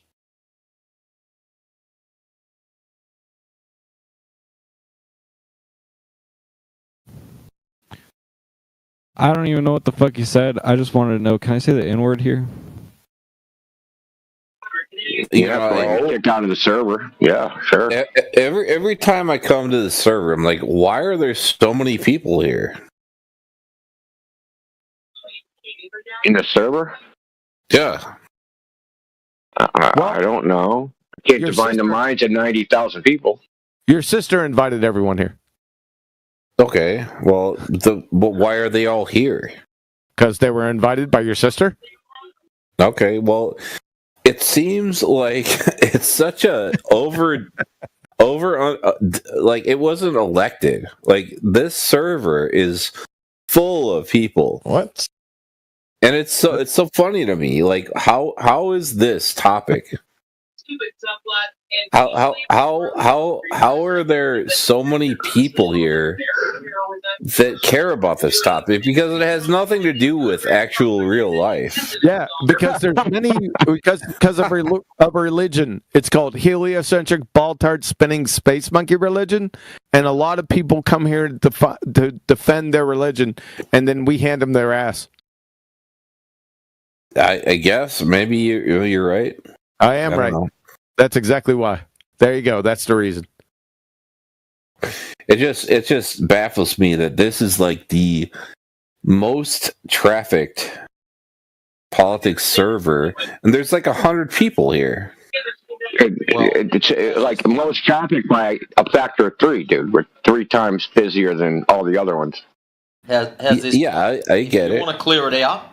All you've got to do is prove measurable curvature. That's well, it. You have to understand. This channel's gone. I'm a flat earther. So what are you talking about? Oh yeah, okay. Enjoy the show. Yeah. So Mike, let me ask you a question. Name the 3 smartest people that ever lived, according to like modern culture. The 3 smartest people? Man, yeah, who people are regarded as the smartest people that ever lived, the most intelligent. Just name them. Newton, right? Newton's one of them? It's a good question. No, would you say Newton is one of them? I would give all the... I give one to Sweden. Sweden's not a person. Are you cocked? Am I cocked? Yeah, drunk. We got LeBron James. Well, I say people, like individuals. Well, I don't think there's many individuals that are representative. Oh my god, dude! I didn't know this was a trick question. The 3 smartest people that ever lived. I'll help you. Einstein, Albert Einstein, would he be considered one of the smartest people that ever lived?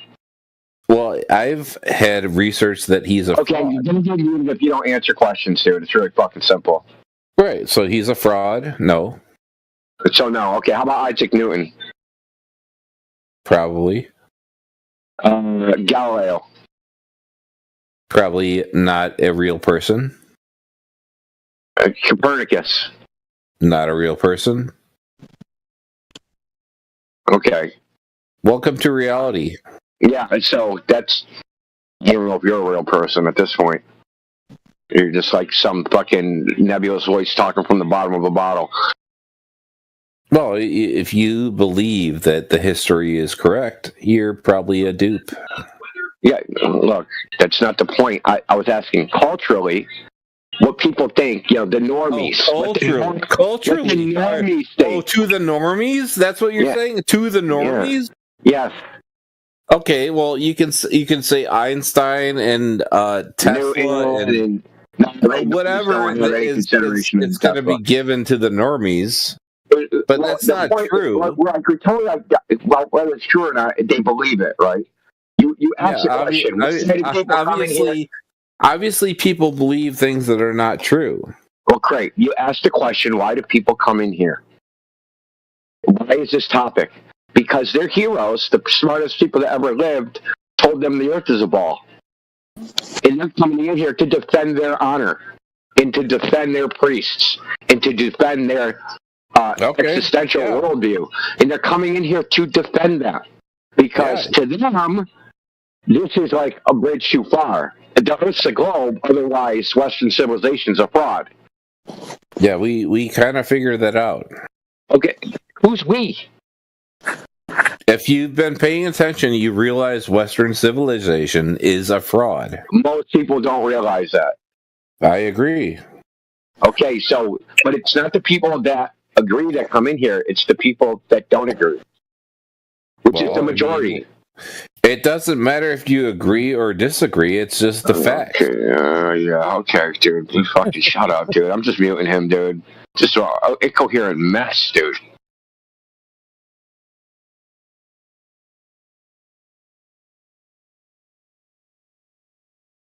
What I want to know is why the people feel like they need to be totally intoxicated to get the balls up to come into this chat.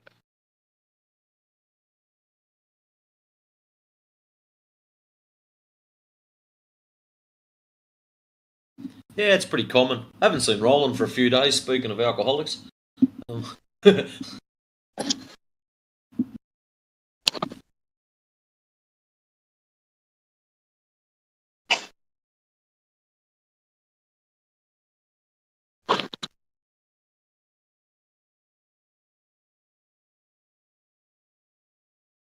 Oh, man.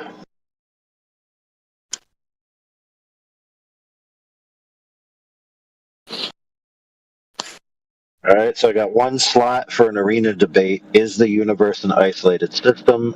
Any takers? Two man enters, one man leaves. Look, you just need to go out and find out one of these multiverse people, and you'll have at least one party. Look at this shit. Simple Jack. Let me in. Let me at him. Oh, man. Oh, 20 seconds and it's over.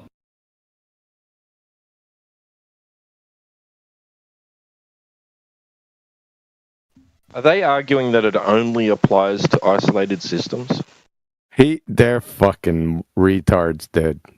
Don't even get involved with them. I don't even know. Like, this is just a red herring, right? It's like, he doesn't want to actually have to defend gas pressure without a container, so you just come up with a red herring and then argue for freaking 2 hours what the definition is and what an isolated system is and whether they exist or not, instead of demonstrating gas pressure without a container, because they know they can't do that. What experiment validated the universe as an isolated system anyway? I don't know, man. Some scientist did it, man. I'm sure of it. Why would they all lie? That would be an unknown at best. Which is why Quantum parsed out what he meant by the contention with the isolated system by pointing to other citations that demonstrate that isolated systems, as far as people know, can't or don't exist.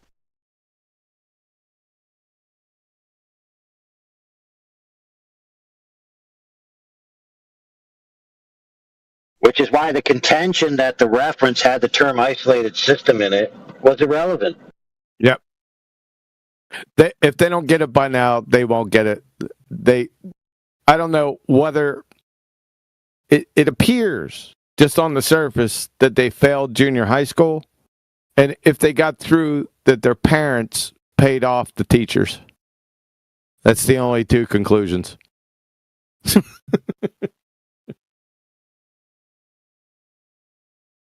It's absolutely, academically, it's pathetic. Anybody here with a high school graduate degree, even a GED, knows this is absolute fact? Now, it may be some years, so I'll have to grant you that. If it's been some years since you graduated high school, then I'll have some mercy on you. If you're a university graduate, I don't care if you even got a degree, if you spent time in university and heard what percentage and that dumb fuck Simple Jack said, you're belly laughing. That's where we stand, just to make sure you're aware. It's no different to like when Castle King says, yeah, but Neil deGrasse Tyson says that Earth's a ball. Hey, you know what? Now that I think of it, I haven't, that I can remember, seen one person contend about citation/reference distinction that actually knew what they were talking about. I can't remember a single time. Yeah. I'm pretty sure when they taught us thermodynamics in high school and in university, they listed three types of systems: open system, closed system, isolated system. They explicitly said isolated systems don't exist. Yep. I'm pretty sure they said it explicitly. Yes, they do. Yep.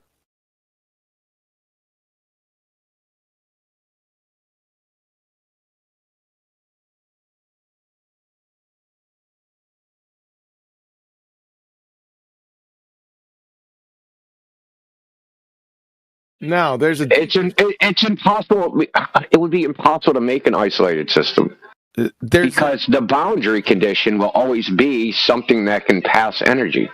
Yeah. Right. So, like. Yeah.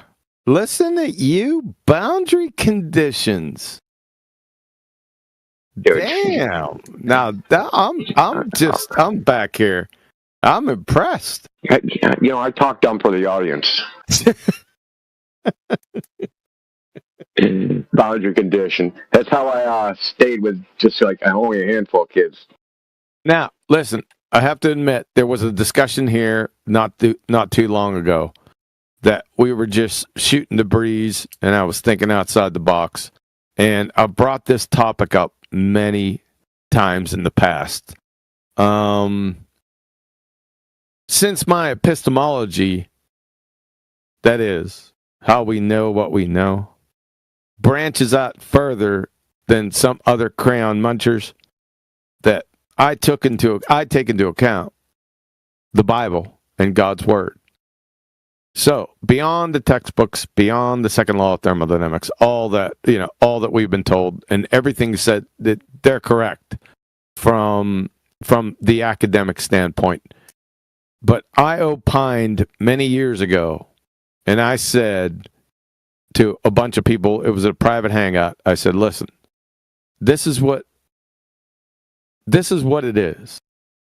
It's a conditional, isolated system. Now, that goes beyond what we're talking about here, right? And I demonstrated why I thought that. But for the purposes of our discussion today, they're morons. Follow?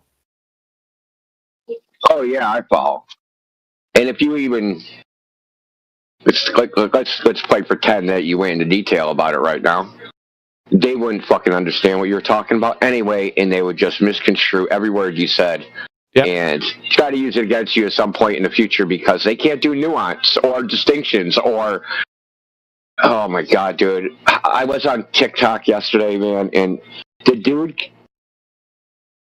me saying that you can't make one type of measurement, he couldn't make the distinction between just because you can't do something sometimes isn't the same as you saying you can't do it at all. Okay. Like, he couldn't do it. I was like, yeah, you can't measure the Tropic of Capricorn at its length. He's like, you can't measure length? Like, no, dude. I said, you can't measure the Tropic of Capricorn. You certainly measure length and distance. That's not a problem. But you can't measure this. You can't measure length? Like, what? You're saying that's impossible? Like, what the fuck are you Dude. Like, literally could not make the distinction between sometimes is not all the time. Like... That's the shit that drives me crazy. That's like mental illness level shit, dude. Hey, keep talking, keep typing, you fucking clown percentage. You and your disorder when talking about entropy, you fucking bozo. You can't help but train wreck yourself everything you fucking say, can you? Get ready. You fucking clown, you. Everything you say is utterly retarded. And just shows that you're a freaking crayon muncher, dude. So get ready. It's coming. He posted the reference excerpt had other stuff you didn't cite. Right. Well, no freaking duh. What? You know what the key part? You know what the clue was that there was other stuff not cited? The quotation marks.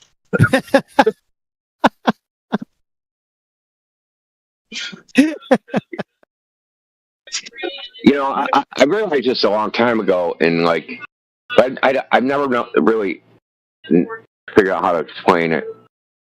Like, there's science, but then in pop culture, it's like there's science as a pop culture phenomenon. Like, you know, like the Discovery Channel and the silly documentaries and Neil deGrasse Tyson and that type of crap, right?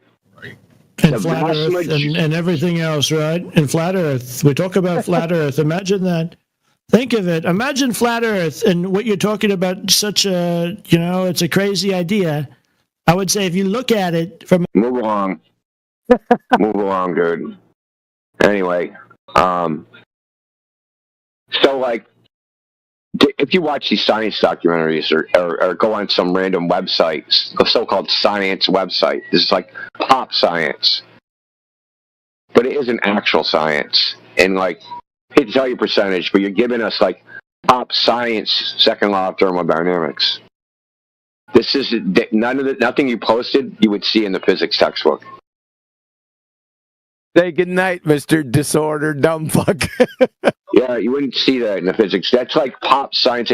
Like when they make Stephen Hawking makes his like silly frickin' videos, right? Of him and him talking and with his voice straight, and he's talking about the entropy of the universe. And they have like an animation of a fucking coffee cup. The coffee cup does not go back together, and like that crap, dude. Yeah, that shit.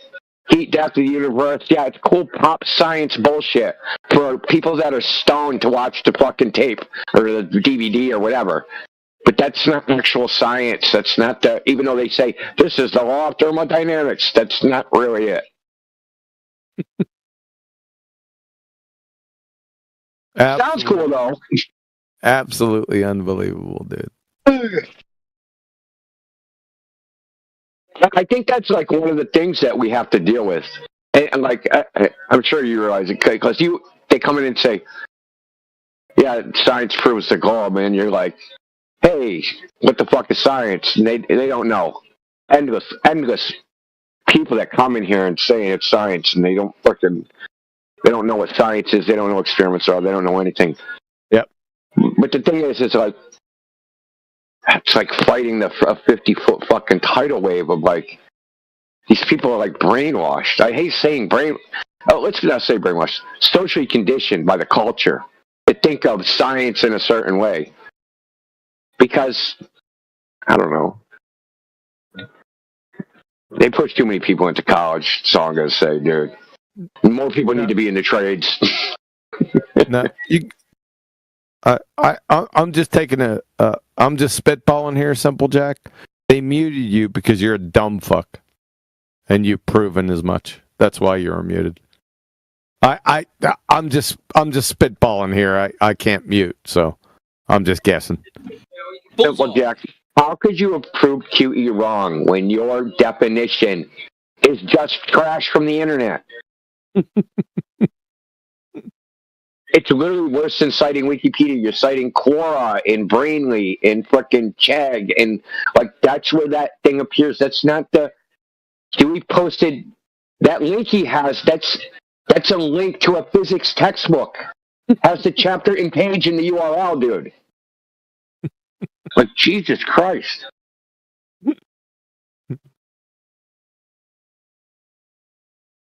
Go ahead, Indio. Try to reason with him. I'm trying, man.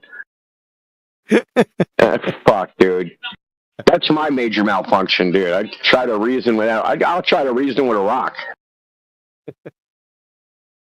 Go ahead, try it. Just to top off the night. Somebody unmute that. Oh, you want me to reason with him verbally? Like, no. What are you doing? No, okay, Simple Jack. Hey, Simple Jack, can you address what I just said about the insufficiency of your definition?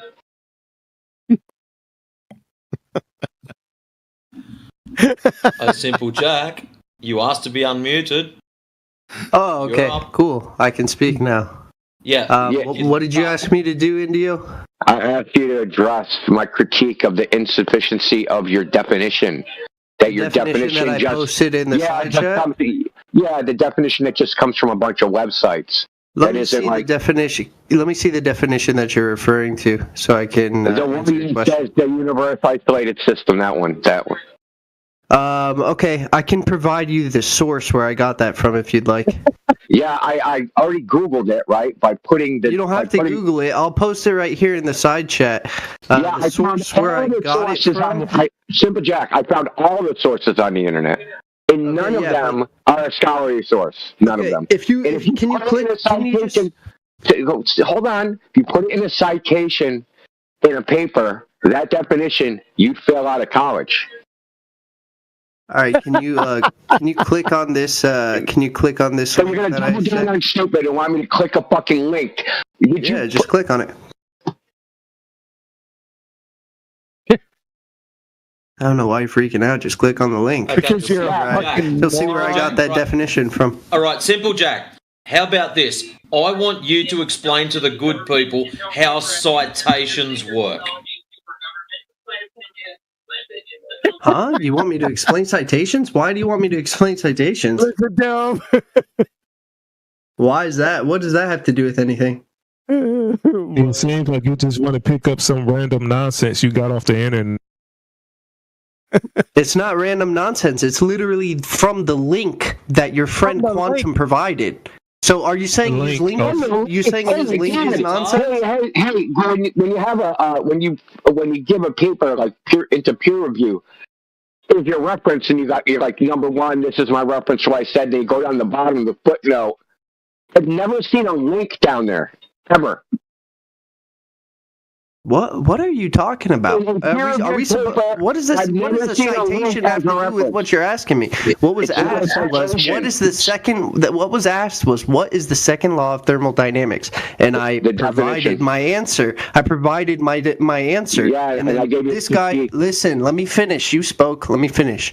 Quantum Erasure, he said, no, that's not true. That's not the right answer. And I said, okay, can you provide me what you're saying the right answer is? And he provided a citation or a reference from this exact link. Citation. So then he provided a citation from this link, and he says here is the formula, and he's trying to move the goalposts, and he's saying, okay, anything that.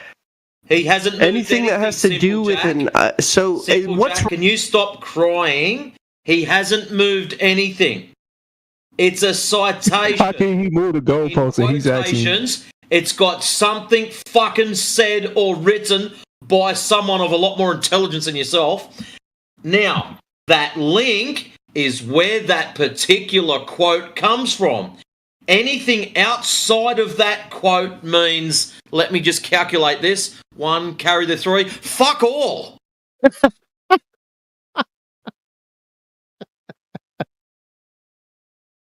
Look, this is just a website. I can publish my own website that says all the same shit. Let me ask a question. What was wrong with my definition of the second law of thermodynamics? Okay, isolated systems don't exist. That's what's wrong. Can you explain that? How isolated systems don't exist? Moron. Isolated systems do not exist in nature. From Georgia State University. It's right there for the fucking 8th time. I'll tell you why they don't exist. Why isolated? Huey, you said reason with them. I'm going to try. So, okay, if you have a system, right, and there's a boundary, that boundary can't interact with anything. It can't pass energy. It can't pass energy or matter. There's no such system. In the second law of thermodynamics, it literally cites That's an open system. What's an open system? What's the thing? It says open, closed, isolated, right? So what are the characteristics of an open system? What are the characteristics of a closed system? And what are the characteristics of an isolated system? Hurry up. You got 10 seconds. Open system, they exchange with their surroundings. I think it's energy and matter. In a closed system, it's only energy. And in an isolated system, it's nothing. You gave them too much time. That system doesn't exist. The last one. Because you're going to have your boundary of your system. And that boundary, and if there's a boundary, there has to be something outside the boundary. Indio, can you tell me what your definition of the second law of thermodynamics is? You're a dumb fuck. Don't ask me my definition, dude. Okay, I don't define the second law of thermodynamics. Okay, so then what is the second law of thermodynamics? You don't have to define it. What is it? I'm not talking to you, Quantum. I'm talking to you're a since he wants to. Idiot. Since he's talking to me. You're a clown, man. Yeah, we're not playing the definition. Argument, Quantum. It's not an argument. I already demonstrated it in spades. I'm not playing the definition game. We know isolated systems don't exist. Why would you argue for them? I don't get it. Because he's a dumb fuck. I didn't leave. I just keep getting muted. Listen, Indio. Because you're not. I want to tell you something simple, Jeff. When I was in high school, when they taught us about thermodynamics, they explicitly said in the textbooks that isolated systems don't exist. Yo. They explicitly said it. All right, are you done? Are you done? See, you keep moving the goalposts because it moved from answering the question of what the second law of thermodynamics is now you're hung up on this isolated system. Yeah, because thing. Can you look up what the second law of thermodynamics is? Dumb fuck, because you included it in your definition. Dumb fuck. That's why. My God, are you stupid or something? That's why he dealt with it. Yeah, so there's like in that definition, there's words, and those words mean things, and the consequences of an isolated system versus the systems that we actually have open and closed, it matters. Bro, you want me to read you what they wrote in this book? 1.01 Thermodynamic Definitions. All right, here we go. I also posted it for your looking on enjoyment. An isolated system is one that exchanges no matter, heat, or work with the surroundings, so that the mass and total energy of the system remain constant over time. The energy in this definition of an isolated system is measured in a local reference frame, as will be explained in section 2.62. A closed system with an adiabatic boundary, constrained to do no work and have no work done on it, is an isolated system. So they're parsing out what they're going to mean by isolated system in the book here. Right? So this type of system doesn't exist. So for example, they go on to say that constraints required to prevent work usually involve forces between the system and its surroundings. How can you have an isolated system with surroundings? It makes no sense. In that sense, a system may interact with the surroundings even though it is isolated. Did you catch it? No. It's still passing energy, therefore it's not an isolated system. Hey, I have a question, if anybody's willing to answer it. Shut the fuck up. The question is, what system was the second law of thermodynamics formulated for? Not isolated. It's known from experiment, dude. That's why it's all. Yeah. It's known empirically. You don't have to model it. He's a clown. These, like you guys, natural laws are known empirically. They're not fucking scientific models. They're not scientific, you dumbass.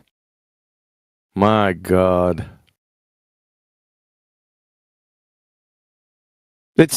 You would find this. I've run across this isolated system thousands of times. You'll not only get it off of Chegg or other sites, you'll get some legitimate sites like .edu sites stating the same thing because they're dumb fucks. They're just repeating the same dumb shit that everyone else sees. This book is dumb. Let me read on a little bit. Yep. For instance, a gas contained within a rigid, thermally insulated walls is an isolated system. The gas exerts a force on each wall, and the wall exerts an equal force opposite on the gas. An isolated system may also experience a constant external field. If it's being affected by something externally, that's energy doing work on it. That means energy can pass through. That means it's, what is it? Let me scroll up. Closed. A closed system can not pass matter, but may pass energy. So it's a closed system, dude. This very first page proves it's a closed system. So one more time. Quantum left it out of his citation because it's irrelevant, because isolated systems don't exist. I don't think he's going to imagine he's not going to get it. Now I'm pulling that from 1.01 from this book, right, where they use the terms. So they're studying the definition of their terms here in the book.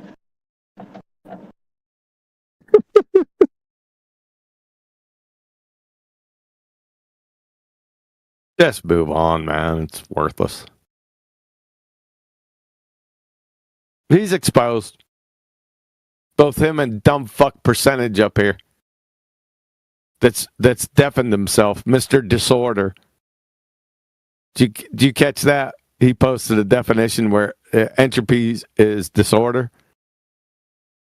Yeah, you got that? Did you see my next post? It's over. So in our magical closed system, why doesn't the high pressure near the surface equalize with the low pressure? Because that's too easy. So that's too easy. Hold on a second. So you bypassed our argument, which is how do you have gas pressure without a container? You moved on to delta X, gas pressure gradients. So that's number one, that's a red herring dumb fuck fallacy. No, it's not a number fallacy. Number two, I'll answer your question, dumb fuck. Hey, dumb fuck. You called me out for using a fallacy, but I never used a fallacy. So would you like to apologize? Just shut Would you like to correct yourself? Guy up. Since I'll answer it for the QE's being dishonest. He's not correcting himself. Shut the fuck up. Dude, that was the most feminine fucking thing I ever heard in this channel, dude. Yeah. I'll God. answer it, though, for the audience. The gradient, which is delta X, is because we're in a closed dynamic system as opposed to a closed static system. Like a can of compressed air? Yeah, the Earth isn't like that because, as we learned in second grade, there are many cycles on the Earth. Not limited to the nitrogen cycle, the water cycle, and the CO2 cycle, or oxygen cycle. Get it? Dumb fuck. So how do you have gas pressure without a container? Let's see if we can answer it. Yeah, so the obvious answer to that is gravity. But so we'll move past your accusation of me using a fallacy, which I never used. Fuck no. But let's ask. No, we're not. Shut that dumb fuck up. You fucking clown, you. The answer of that is gravity. Really? Which gravity are you talking about? Yeah, so what causes the high pressure to stay near the surface and the low pressure to stay near the top? Come on, QE, answer. Which gravity are you talking about, dumb fuck? Doesn't matter. Answer the question. Just gravity. No. But QE, can you answer? No. Which type of gravity? Which one? QE, you're pathetic. Which one? So is your sister, but I still entertain her. Hey, you and your whole family's pathetic. Which one? Matt, you might avoid getting kicked the fuck out of here if you can actually keep it together.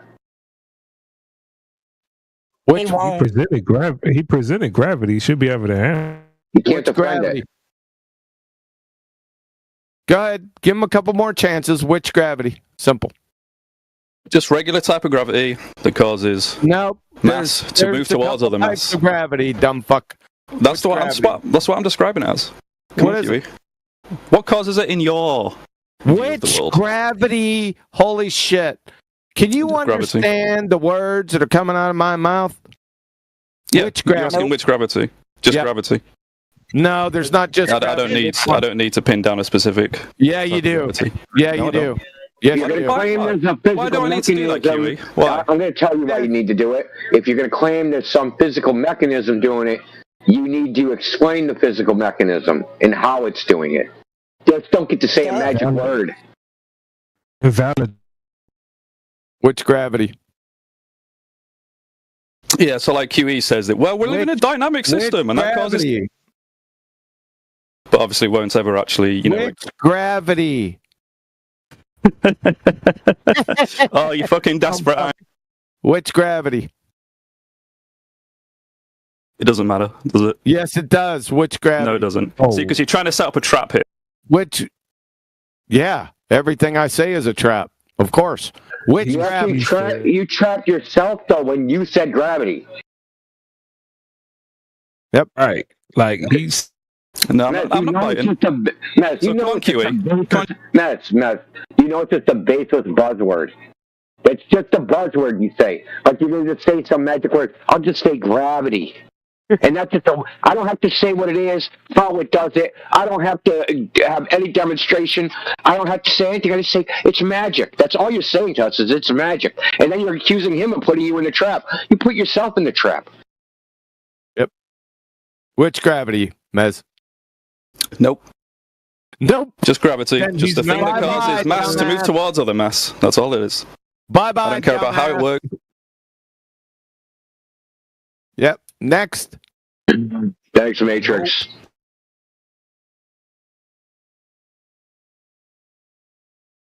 Next. Yeah, next. That was the sound of a toilet flushing. Thanks, Matrix. Well, look, just because we have an audience here, he said, well, because of gravity. Even if I've given him all of the debunked universal law of gravitation and all of the fairy tale fuckwit general theory of relativity by Einstein, and I times each other by 1 billion, that will not affect the entropy of gases 1 iota. If what he said is true, that it would never rain on the earth. Because if gravity held down gases, that would mean the evaporation or the water cycle. Evaporation, when the sunlight hits the water, breaks the hydrogen bonds, and water vapor is produced. The water vapor goes in which direction? Up. Up. Up. Therefore, it would never rain on the earth. You're gloon sniffing numpties. Thanks.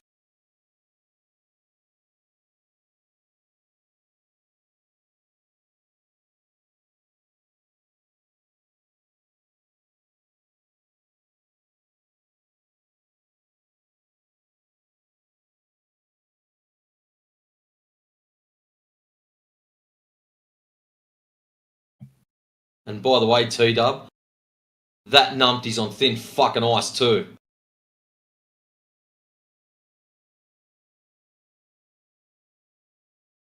Who, Mr. Disorder?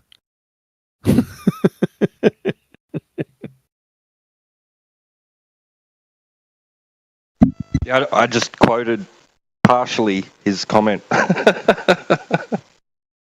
It means fuck all.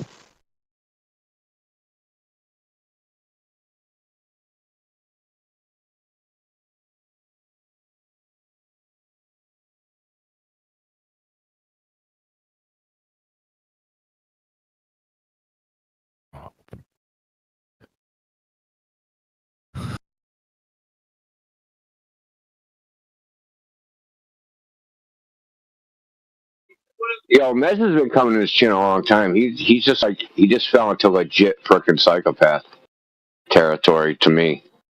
After I just read what fucking he sent Clipcord, draw me the shape flat and post it, and he drew a fucking line.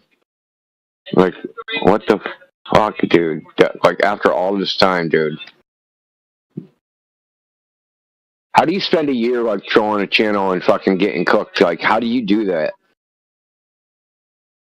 It's crazy to me.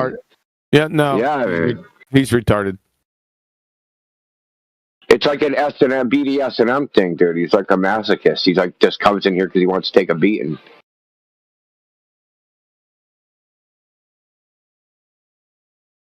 Hey, Mr. Percentage Entropy Disorder. Did you see what I posted for you? He's got his headphones on. Well, for the audience, Mr. Percentage Dumbfuck posted entropy as disorder from Professor Frank Lambert, absolute legend with the second law of thermodynamics, from the Journal of Chemical Education, wisconsin.edu. This view was broached partially in a previous article that showed disorder was outmoded and misleading as a descriptor for entropy. End of that citation. From Professor Frank Lambert again, entropy is not disorder, not a measure of disorder, not a driving force. End of that citation. Last one. Chem Libre text, there is no basis in physical science for interpreting entropy change as involving order and disorder. End of citation. And the complete end of percentage fuckwit. Note that Chem Libre text citation, guess where they got that definition or they got that conclusion from? From the legend, Professor Frank Lambert. Entropy is simple. Qualitatively, they got that from him. He has recently passed away. When I was at university, he was involved in changing the definition of entropy in every physics and chemistry textbook. When I was at university, he was being talked about. By the way, just FYI, you clueless, wiki parroting fucking pretender clowns. Game, set, match. Shout out to your sister. Quantum, who's the guy in the black and white video where he's demonstrating entropy with the free expansion of gas into a vacuum?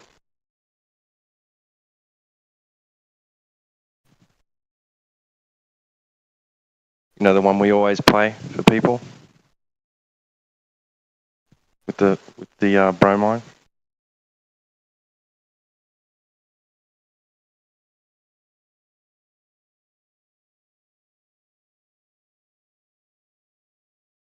I'm sorry, I was on mute. That's Professor George Porter. Do you need me to post that link, or you just wanted his name? Yeah, please. Yeah, I'd love to read what he's got to say. Yeah, more. No, it's just the video, but I've got the citation. Do you want me to read it? Oh, no, it's all right. So George Porter, but yeah, because I'd love to watch the whole thing, if that was part of the clip from a larger piece, you know. Yeah, no, I'll post it to you, and you can watch the whole video. I think I got it timestamped though. Thank you. Yeah, awesome. Percentage is still chat skanking. I see. Dumb fuck. There it is at 32 minutes at the hour.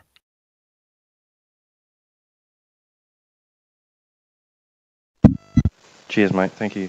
Yep.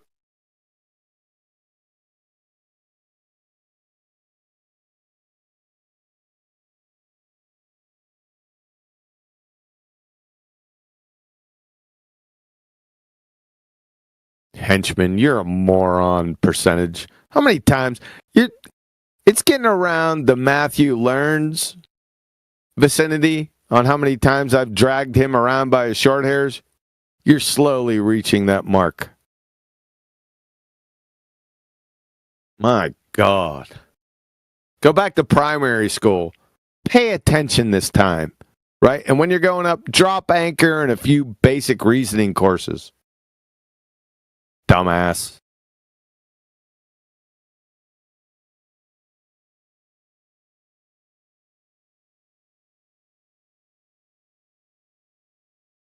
Oh my goodness, man! What did he supposedly correct you on? He couldn't correct a fucking crackerjack box. So to put this all in perspective, listen to this closely by the aforementioned legend, Professor Frank Lambert. Gas expansion into a vacuum. The mixing of ideal gases or liquids, diffusion, effusion, colligative effects, and osmosis. Each fundamentally involves an increase in fucking entropy. Do you get it? Entropy only moves one way in nature. Obviously, it's a natural law, for fuck's sake. It only increases, never, ever decreases in nature. Duh. Notice that specific point. Gas expansion into a vacuum. The leading point, that one. That's the death knell for the Baltard spinning space monkey religion. Thanks. Have a nice day.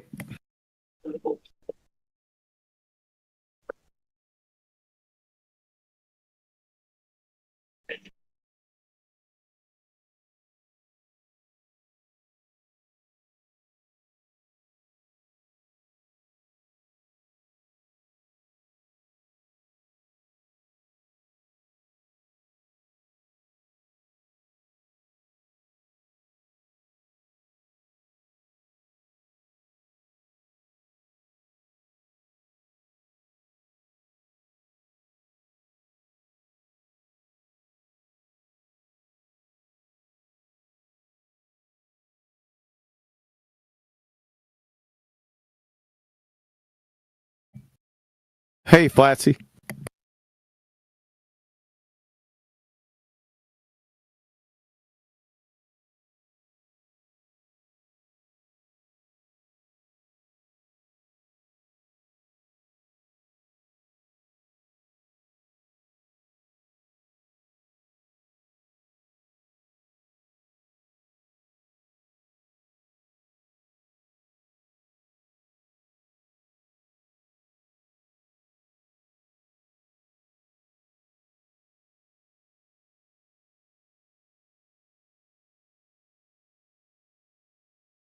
Dan Fessler.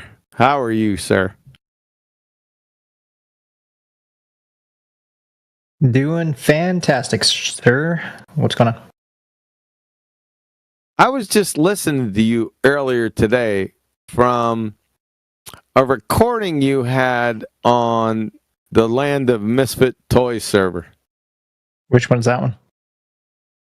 Refraction? No, which server are you talking about? Oh, Earth Awakenings is the Land of Misfit Toys. Okay. You were going on and on about refraction.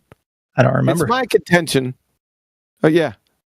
It's my contention that you wouldn't know what refraction was if it climbed up your arse and started kicking footballs wrapped in Carolina Reaper lace concertina wire. Okay. You good with that? Sure. You're going on and on about it, too. I was waiting for you to come in, by the way. But it's a little late right now. You going to bed or something? Say again? You gonna go to bed? I was seriously thinking about it. Got a big weekend. Wait, is it already the weekend? No, it's Friday tomorrow. That's the start of the weekend. Well, every day is the weekend for me.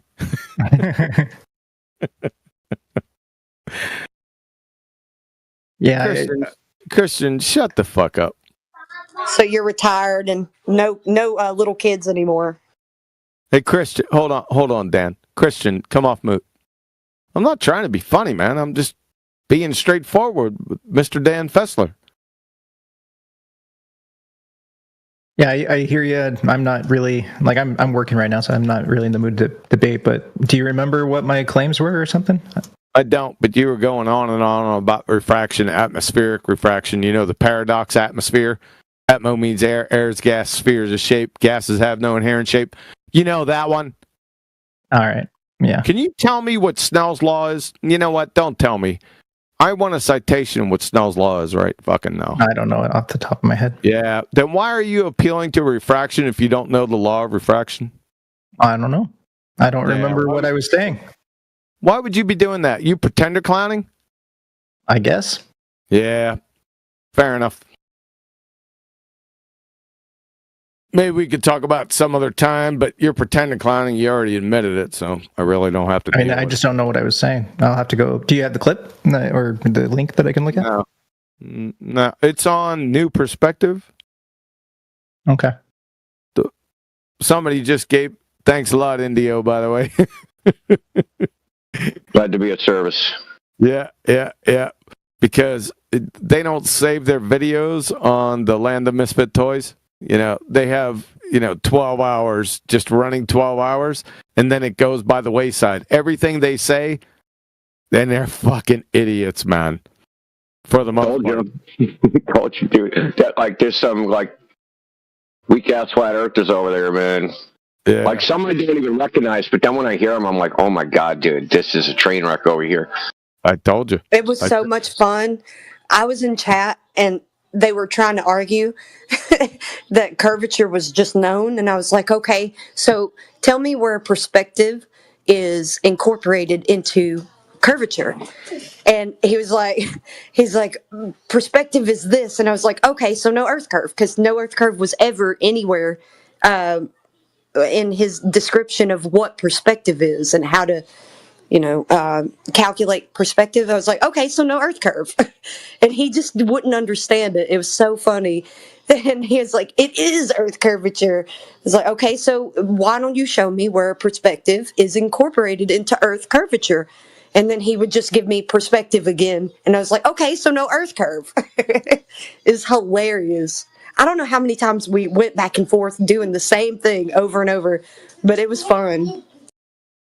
Well, if you ever go over there and listen to Earth Awakenings, the live stream, you'll see you think that most of these people that you've dealt with in the past, they've just left, right? They've stopped with the flat Earth globe tard idiot discussion points. You'd think that they've been gone for years.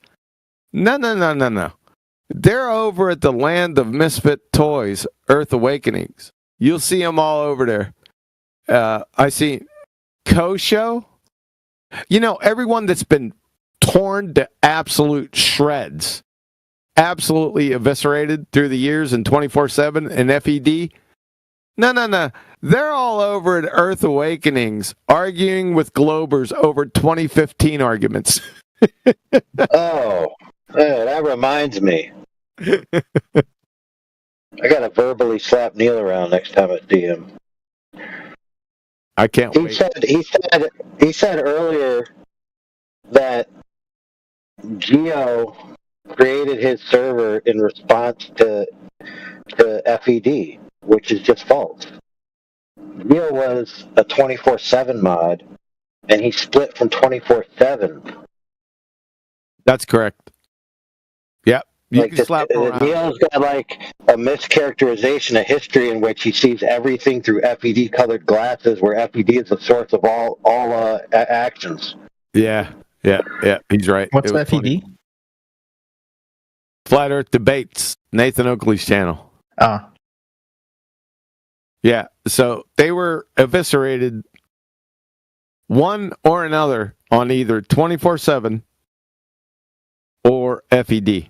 So you got Kosho, what a Zanuck, Brenda, Backwards Plain Boy, Roofy.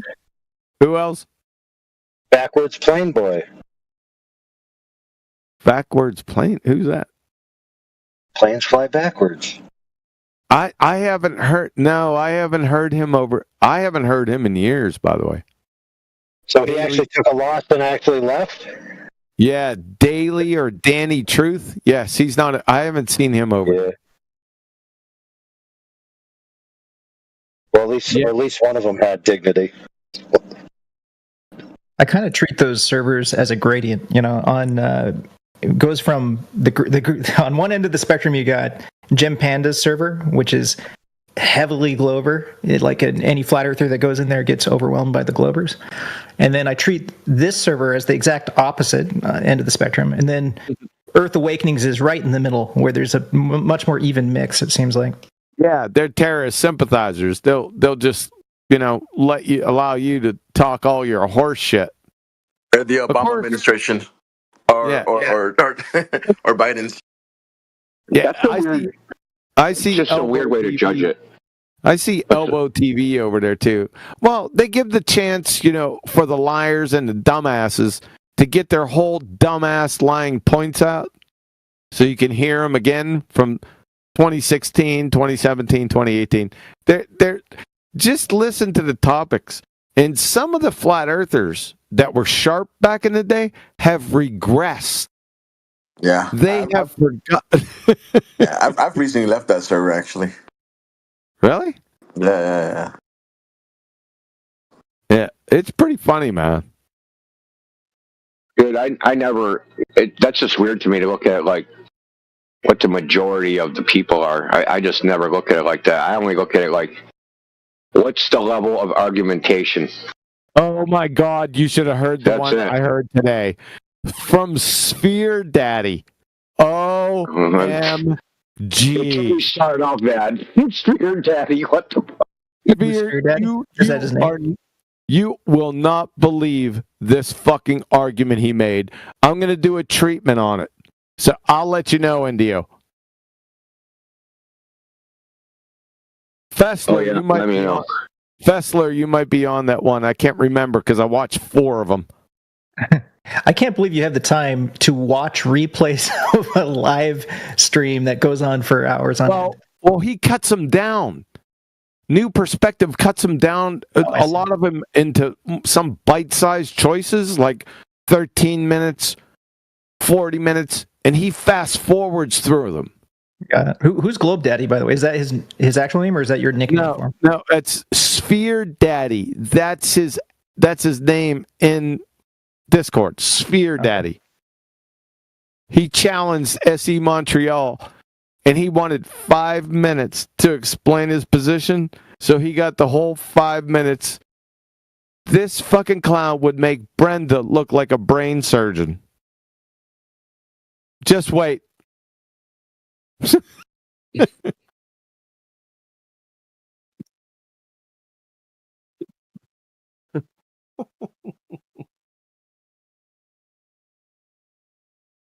Dude, I haven't been in Gem Pandas in so long. Dude, they're just pieces of garbage over there.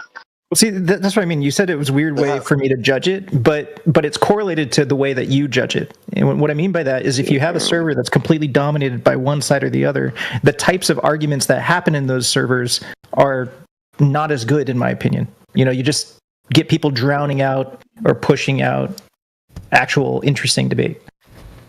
Yeah, well, I mean, just my experience was a long time ago, so maybe they've changed. My problem with them is that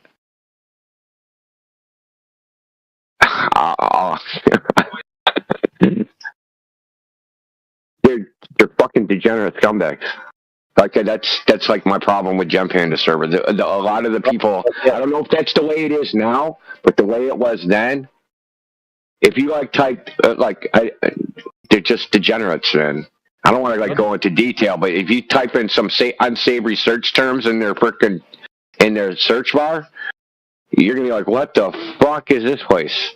I think they got closed down because of it or something like that. I don't even know why, but and they had a channel where they were finding out the flat earthers that had children, and we're gonna make a video about they're doing child abuse because they're teaching their kids about flat Earth.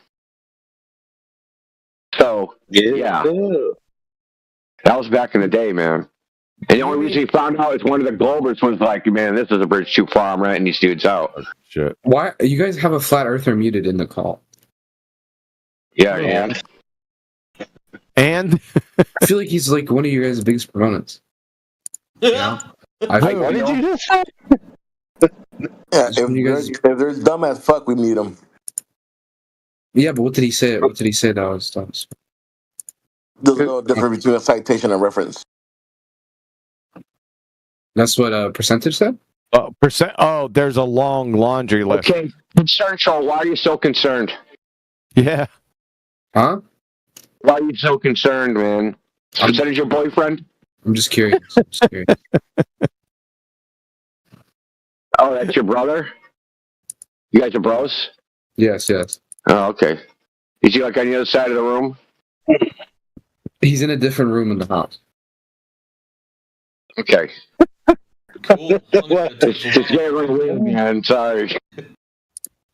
Do you visit him like late at night? What does that mean? Like, is he just like in the next cell? So. Well, yep. Speaking about Gem Panda, is that the one that said, begging the question? I didn't even ask a question. Fucking clown. Okay, so I'll get like I don't know how many times you've been over Gem Pandas, Dan. I'm there a lot, but I usually. Is Mark Taylor still there? There's another one now. Mark Taylor. Mark Taylor. I don't know. He's I've only recently come back, in the past month, so I don't know. Yeah, they might have changed. But like when I saw the level of argumentation, so Gem Panda's main argument against Flat Earth is there's no way they could have faked the paperwork for the moon landing. What? Yeah, he was in the arena. I think he was debating QE in the arena when we had the arena back in the day. And his argument was it's impossible they could have faked all that paperwork for Apollo. So that means they went to the moon, and that means the Earth is a globe. That was his argument. And the entire time he kept complaining. Everybody was like, the dude, his word count was literally at like 80,000 in fucking 10 minutes. And he was complaining that nobody was letting him talk, even though he had talked more than everybody else combined, doubled over, and another double. Like, he's like, dealing with him is. His other famous point was birds humping are natural experiments. Yeah, so those are some of his, let's just call them arguments for lack of a accurate term. There's another server. But his actual reason why he's a glober is this. That if the Earth is not a globe, then that means that there are people in high positions of power that are probably lying, and he is scared to live in that world. And therefore, he chooses to believe the globe Earth world because it's sociologically palatable. That's scary. That's the real reason. Yeah, it is. All right. There's another Glober server now. The Morwan from Morwan created it. That's great. I got to go, ladies and gentlemen. Have a good evening. Good night. I bid you adieu. Catch you. All right. Peace out. Take care. See ya. Hey, Indio, I was actually thinking more about this geometric algebra the other day, and it got me curious, and you might be interested in this. You know how you were telling me how, it's based on this idea of circles, right? Circles of infinite radiuses that produce perspective or flatness and stuff like that. Yeah. The thought occurred to me about when I forget when it was happening. There's many times where people are talking about reference frames and stuff like that, and the spinning reference frame of the Earth and how you would observe it and so on. And I was thinking, hypothetically, if you had an Earth of infinite radius, would it be distinguishable in any way from an inertial reference frame? And so I worked out the math as best I could anyway. I'm not really a math guy, but I was doing some research with, AI and stuff.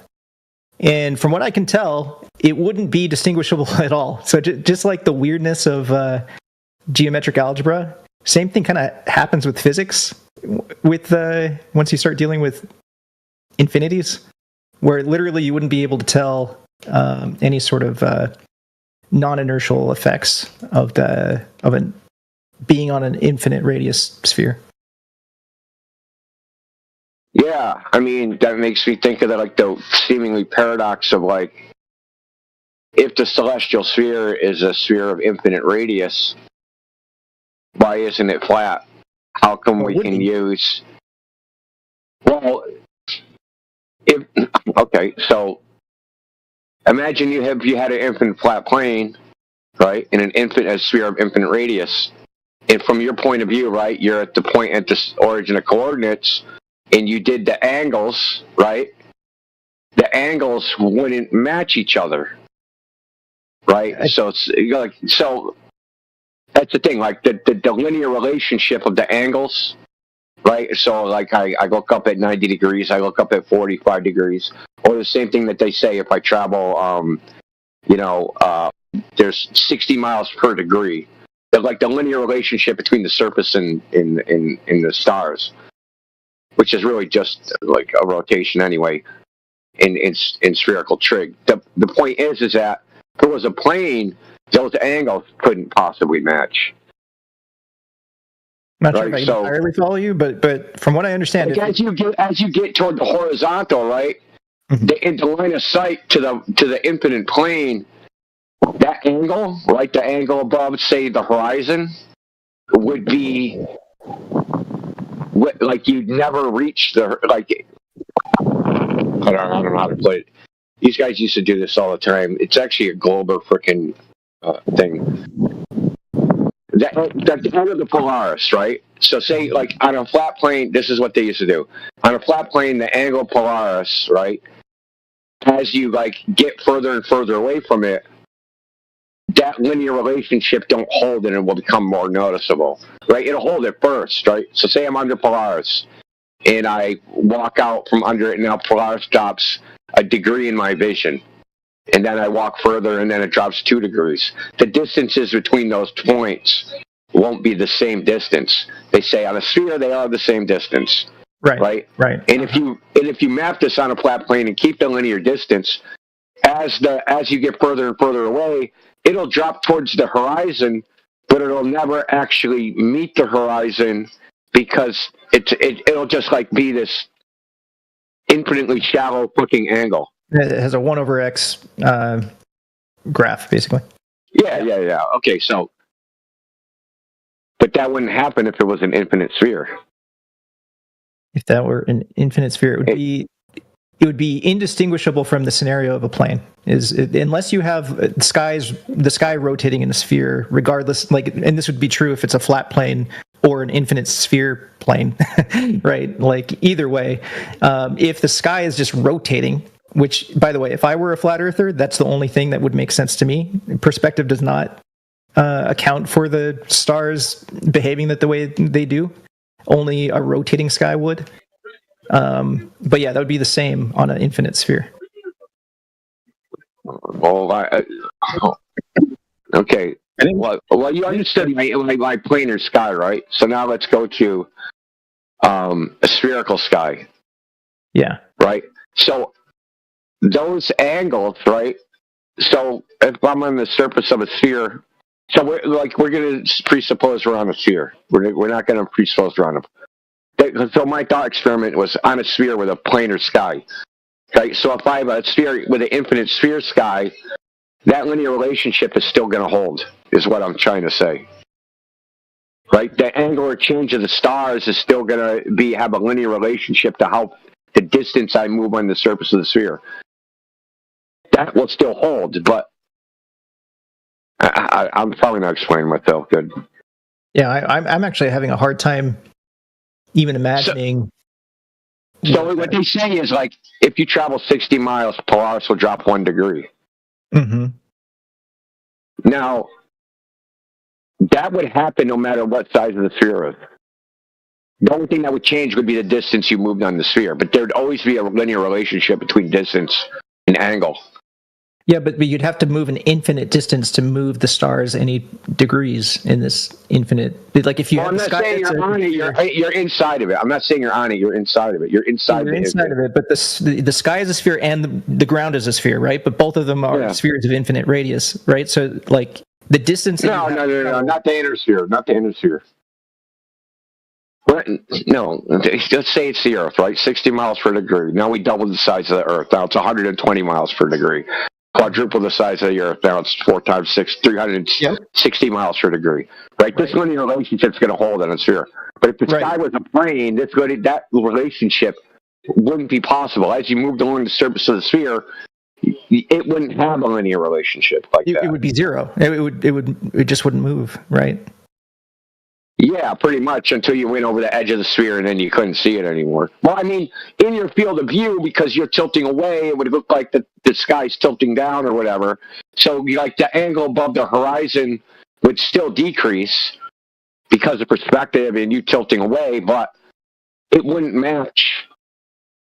The point is that like a fucking infinitely flat plane sky, or a sphere of infinite radius being inside of it, even though the surface, locally it would approximate a flat plane. But from the interior, like if you did the spherical, applied the spherical trig that I just mentioned, right, which is assumed to be at the center of everything, the linear relationship it couldn't hold. No, it would not. To me, it's like a paradox. Yeah, it's what I said earlier. It wouldn't be linear anymore. It would be identical to the flat plane scenario with a flat sky. So, which is to say, like there would be a GP position for every star on the Earth, but the way that you observe it moving in the sky relative to your position would be purely due to perspective, which is not linear. Not due to any sort of rotation effect. Yeah, well, perspective is linear. Well, linear with distance, right? Double the distance, half the angle, right? It depends on what you're talking about. Like, if you're talking about the measuring of the distance in your field of view as it goes towards the horizon, as it moves further away from you, that's not a linear relationship, right? We just went over that, and that's just due to perspective alone. No, as far as perspective. Say you're looking out into the distance, right, and you see, like in between the horizon and the stars you see, say that angle's 10 degrees, right? If you double the distance away from that horizon, it's not going to be 10 degrees no more. It's going to be 5 degrees. Right. Yeah, so there is a linear relationship. I mean, maybe I'm not understanding what you mean. I mean, like if you graph it, it's not a linear graph. It's a curve. It's a 1/x curve. Oh, the way it looks? If you were to graph the position of like the angular height off the horizon of a star as you move away from it, so like on one axis of the graph is like on the x-axis is your distance to that star and the y-axis is its angular height from you, then that graph would be a curved graph, would be a 1/x graph. Yeah. It's not linear in that sense. Yeah, okay. Now I get what you're saying. It's so hard to just like topple off these topics without like you need like a whiteboard and shit. Yeah, I know. You used to be this dude that used to come into the old server. No, I'm not trolling. His name was DJ Come Too Quick. I don't know. But he used to turn on his camera and he'd be drawing fucking equations on a fucking whiteboard. Used to be pretty funny. Wait, don't we have a DJ in here? Is it the same DJ? No, I don't think so. He was a glober. He wasn't a flat earther. Oh. He fucking looked like a globe too, man. Dude was fucking ginormous. Why, you just showing himself on stream or something? Dude, he was like as fucking big around as his whiteboard was. Yeah. He'd like stream in front, and he'd be in front. This is in the early days of Discord too, so it was like pretty shitty freaking quality of video. I think they had back then was like, I don't even think they had 720 unless you paid for Nitro. So it was like 640 by 480 or something resolution, or 800 by 600 resolution. It was really crappy. But he would get in front of the whiteboard and start writing equations on it and shit. And Nobody paid attention to him. Not because of the equations, just because he wasn't a very good presenter.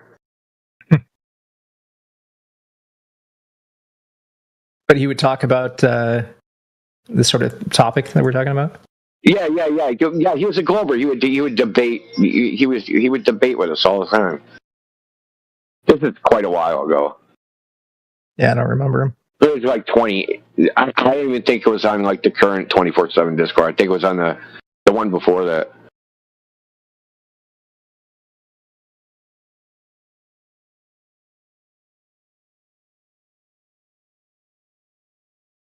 I did freaking slumming it on TikTok and shit. What are you doing on TikTok, man? Slumming it, trying to defend our good name, dude, because the flat earthers on TikTok are weak as hell. Well, it doesn't surprise me because TikTok is cancer to your brain. It's I don't use it. I just that was like a problem. Like I can't get in any of these freaking lives, dude. I don't have enough followers. Yeah, you need 1,000 or something. Yeah, you need 1,000 to like broadcast, but then I found out like they can invite you up, and then you can't open your camera until you have 1,000. Oh. Not that I plan on opening my camera anyway. I just like they just have these weird restrictions. I have a question. TikTok is some. Well, let me say one more thing. TikTok is some fucking nagware, dude. Every time I turn that shit on, it's asking me to fucking send the fucking invites to your contacts. Like, have your contact. Like, dude, get out of my contacts. How do you expect them to grow, man? Not through my phone.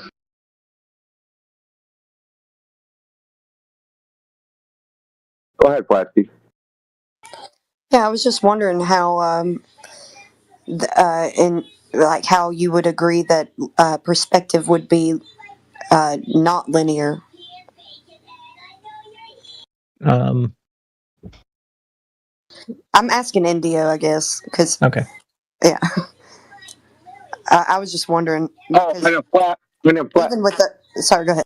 No, on a flat plane, the way the stars would drop would not appear linear.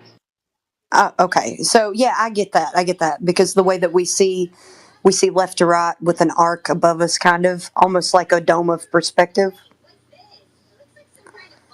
I'm saying if the skies, assuming the linear distance, right, that the skies drop a degree per 60 miles. Let's say that's true, hypothetically. I'm not saying it is. I actually don't think it is. But I wouldn't say that it is either. Let's say that that's true. If that relationship held on a flat plane, you would, or on a surface, it would have to be curved, but the surface couldn't be flat because that distance angle relationship couldn't hold. Because you have to double the distance to get the same amount of drop. Yes, now I understand. I was like, wait, what? Because I was like, how is he agreeing to this? Yeah, so say I want the star to drop a degree, right? So I back up 15 miles, it drops a degree. If I wanted to drop another degree, I got to back up 30. And if I wanted to drop another degree, I got to back up 60. And if I want to drop another degree, I got to back up 120. Right? That linear relationship of the ground can't hold. And of course, this is all hypothetical, geometric in a vacuum, blah, blah, blah, right? So it's an idealized situation. Now that don't I understand. I was wondering, and I should have been able to draw that conclusion, but I didn't think that he was asking you about perspective with the sky, but more or less like with the surface. We were considering all of the different hypotheticals, right? And this is why. Yeah. We're just throwing it all out there. Combinations. Sky. Yeah, we're talking about like combinations, like the sky sphere, is the sky flat, is the ground flat, and the sky's flat, is the ground flat, and the sky's a sphere. Like, all combinations of. Well, I get why the misconception of the sky being at some sort of curve, or I get that because the way that light acts with our optics and how those lights will follow you for a certain distance and then they'll start dropping. So it seems like the light is following you. Like if you walk outside in the daytime and the sun seems to follow you. Over time, though, it's also moving 15 degrees per hour, so I get that. I understand, because the lights in the sky act weird because they're constantly moving, and if you're moving also, it seems like they move with you as the observer. Yeah. The moon seems like it follows you around and shit, dude. Weird shit like that. Exactly, especially if it's reflecting off of something. You can test this out with the reflection of the lights in the sky, or the lights outside in the street lamps. Those two, if you look at the reflection on the ground, or the way that on a rainy day the lights of a car will look like it's angled towards you, the observer, and it moves with you as you pass those cars. Same with the sunset out on the beach when the sun is setting or rising. The light on the beach will reflect on the water, and it comes straight to your feet, and it'll follow you, the observer. So I understand all about that. So I was just wondering. I should have known that that's what you were talking about. I mean, I was kind of butchering it, to be fair. I think it's really important that people know how light behaves to the observer, especially when it comes to the lights in the sky. That's why we can't pin them down, and we can't know where they are, how far they are, or what they are.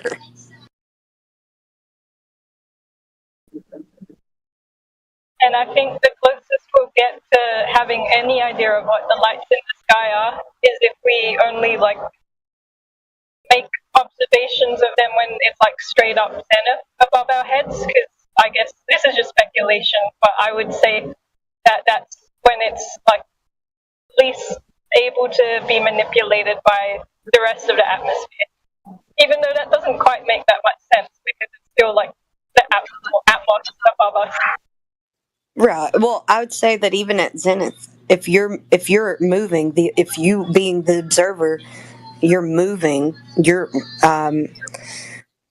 it seems to follow you. So you can't really pin down the zenith either, because it seems to be at your zenith in any given direction that you move it with or to. So it's moving with you. That's the weird thing about light. When it's overhead, it's always overhead. But I guess it might not be directly above the head. But yeah, okay, I see.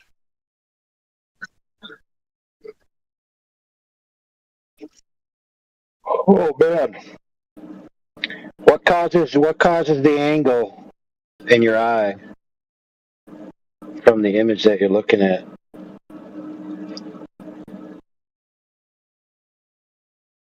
So you got the light rays coming in, right?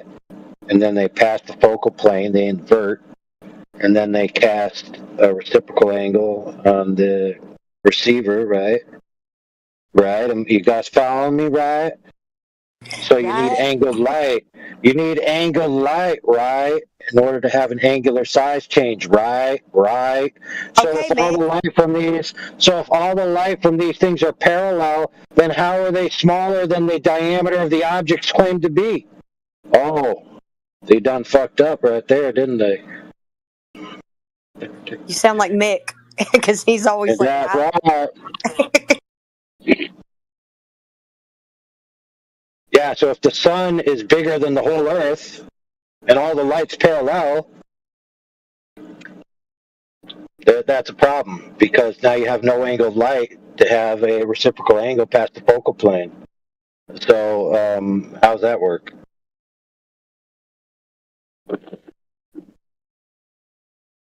Well, it's not parallel. Yeah. It's mostly parallel. That's the easiest answer. Oh. When people say it's parallel, it's approximation. Nobody thinks it's literally parallel. So, are you saying that Eratosthenes thought that as well? Yeah. That it was approximately parallel or just parallel? Approximately.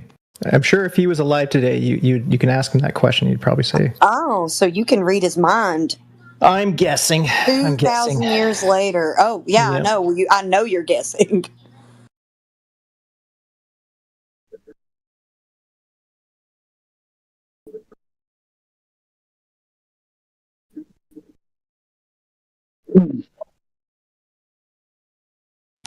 Man, hold on.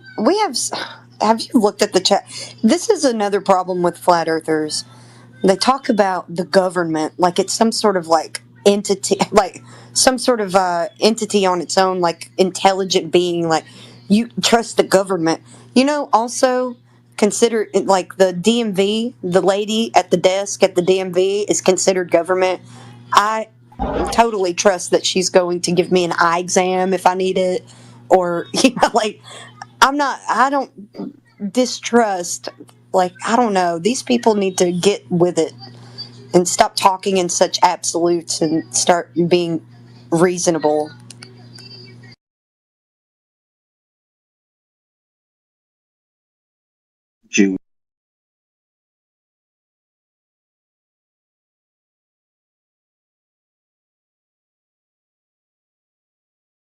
By the way, the existence of penumbras in shadows is how we know the light from the sun is not parallel.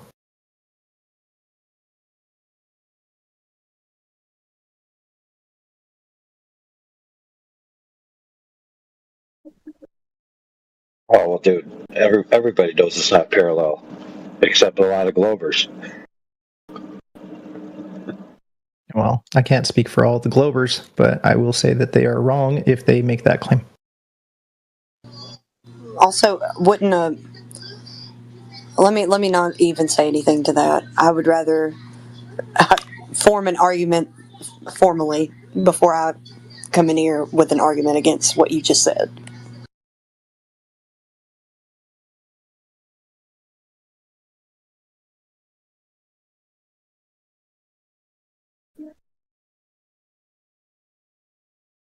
Pretty sure that the penumbra's size is directly proportional to the angular size of the object as well. I'd have to double check that though.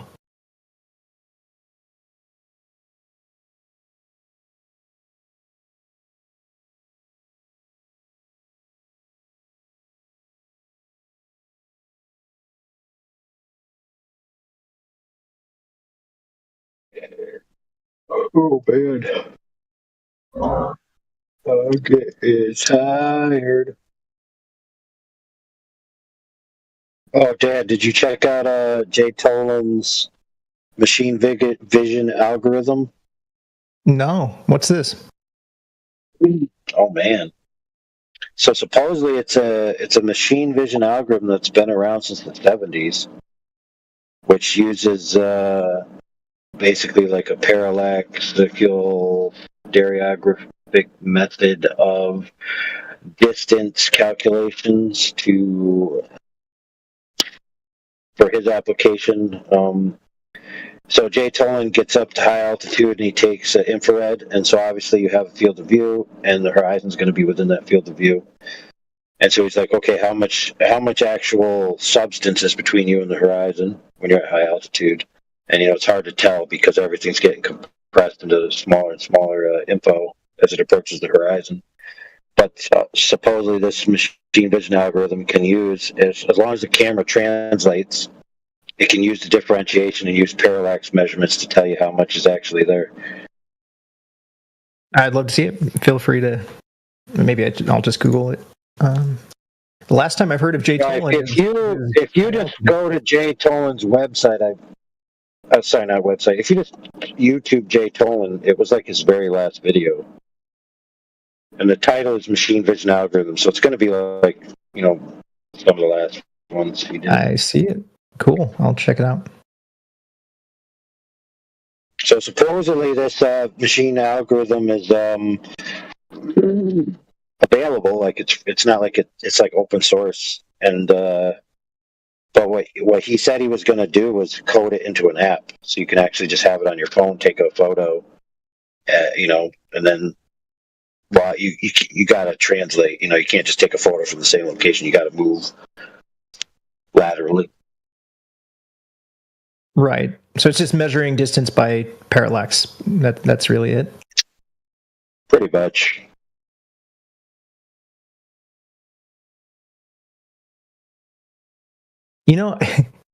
I don't know why I had this thought, But I guess this is Jay Tolan in this video, and I, for some reason, had in my mind that he was a black guy. It just all this time, I was like, okay. Well, I think you got him confused with D Marble, because D Marble went up in a lot of flames. Okay, that's where the confusion comes Tolkien from South Park. Yeah, maybe that was his part name's of it. Token. Token. It's not Tolkien. It's Token. Because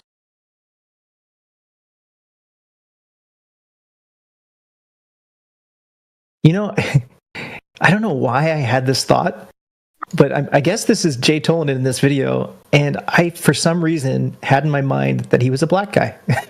It just all this time, I was like, okay.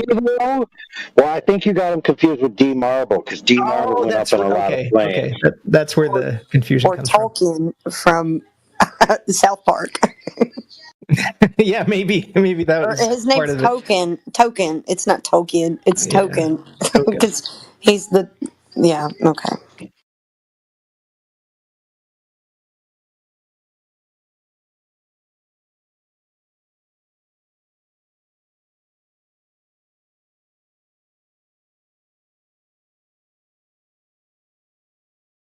So this thing supposedly got some crazy numbers. And then he thought, so he did it to some photos, and then he thought, you know what, I'm going to apply this to my infrared photos. And then he got some really crazy numbers. But has he verified the numbers? Like visually, of visual cues? Or is it all theoretical? Yeah, how could you? How could you? Think about it. I mean, we're talking about the compression lines of the horizon where, like, visually you couldn't tell. So it's beyond your ability to perceive it. So then how do you verify what he's giving you? The math.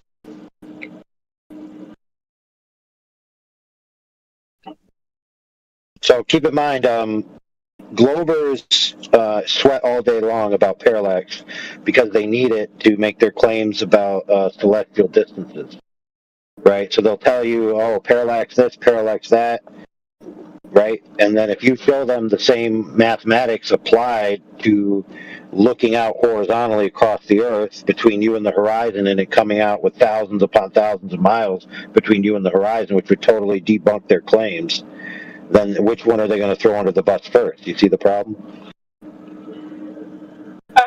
It's just like a saving face formula. Yeah, now the principle technically is sound, right? So it's not unreasonable that you could use the methodology to actually determine how much distance is between you and what you're seeing, right? So, I mean, it's not an unreasonable claim.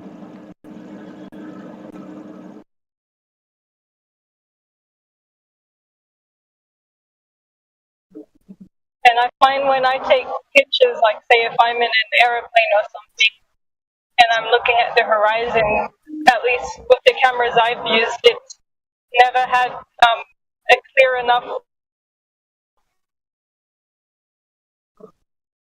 horizon line. Like if you look at it, it looks like a horizon, but then when you actually zoom in and try and find out the definite like dividing line, it's like a big band of fuzz. So in my opinion, I think that the horizon just fades out and out and out and gets transparent until you just can't see it. Right. But It's only noticeable. I'm so sorry, Stacy. You go ahead. No, that's all right. I finished what I was saying. I didn't mean to interrupt. I'm sorry. I thought you were done. You sound a little bit. It's hard to kind of hear you. So just you sound kind of far away.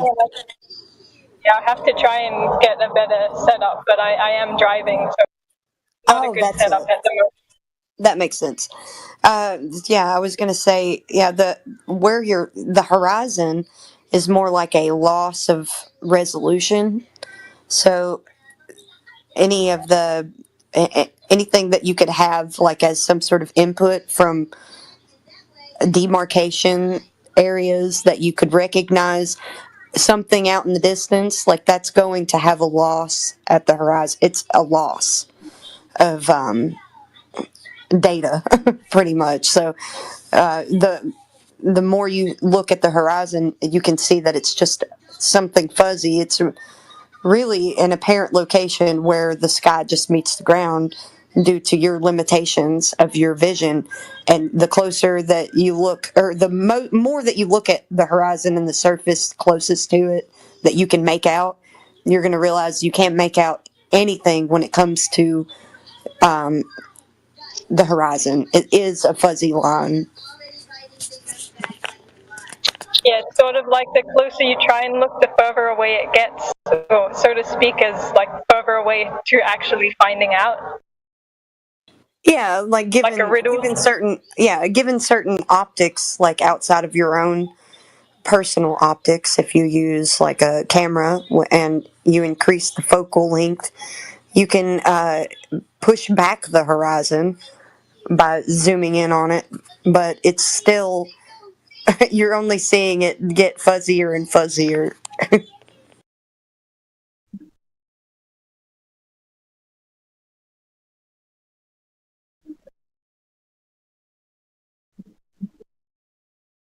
It's caused by your lack of resolution with distance, so it only makes sense that a horizon is because of your limitations of vision or optics. So anyone who would say that it's Earth curve is just silly. Could be both, right? What you're saying is absolutely true. I would love for you to tell me how you factor in perspective with Earth curve. If they can exist simultaneously in some sort of math, I would love to see it because I have yet to see it from anyone. Sure. What you're saying is theoretically, what you're saying is yes, it could happen, but your optical limitations would override the ability to see curvature. So therefore, curvature would be something you can't visually verify, but just something you theorize if they were both to go hand in hand. The opposite. It's actually worse for the Globers because if they factor in both simultaneously, then the way that we would resolve things in the distance near the horizon, especially, it wouldn't we wouldn't have the black swan that we have, and all these long distance observations. They would need to be missing even more than just the Earth curvature that they are claiming. So we're just going after their Earth curve math. Their Earth curve math doesn't incorporate perspective whatsoever. If it did, it would be worse for them. The flat earthers are kind of being gracious by only going by their own Earth curve math, but we should not qualifying it properly. You're not qualifying it properly. You forgot to qualify that when you're scrutinizing an observation, because the Earth curve math could just apply to an orthographic representation of a circle. But when you're trying to coordinate that with your observations, that's when it comes into play.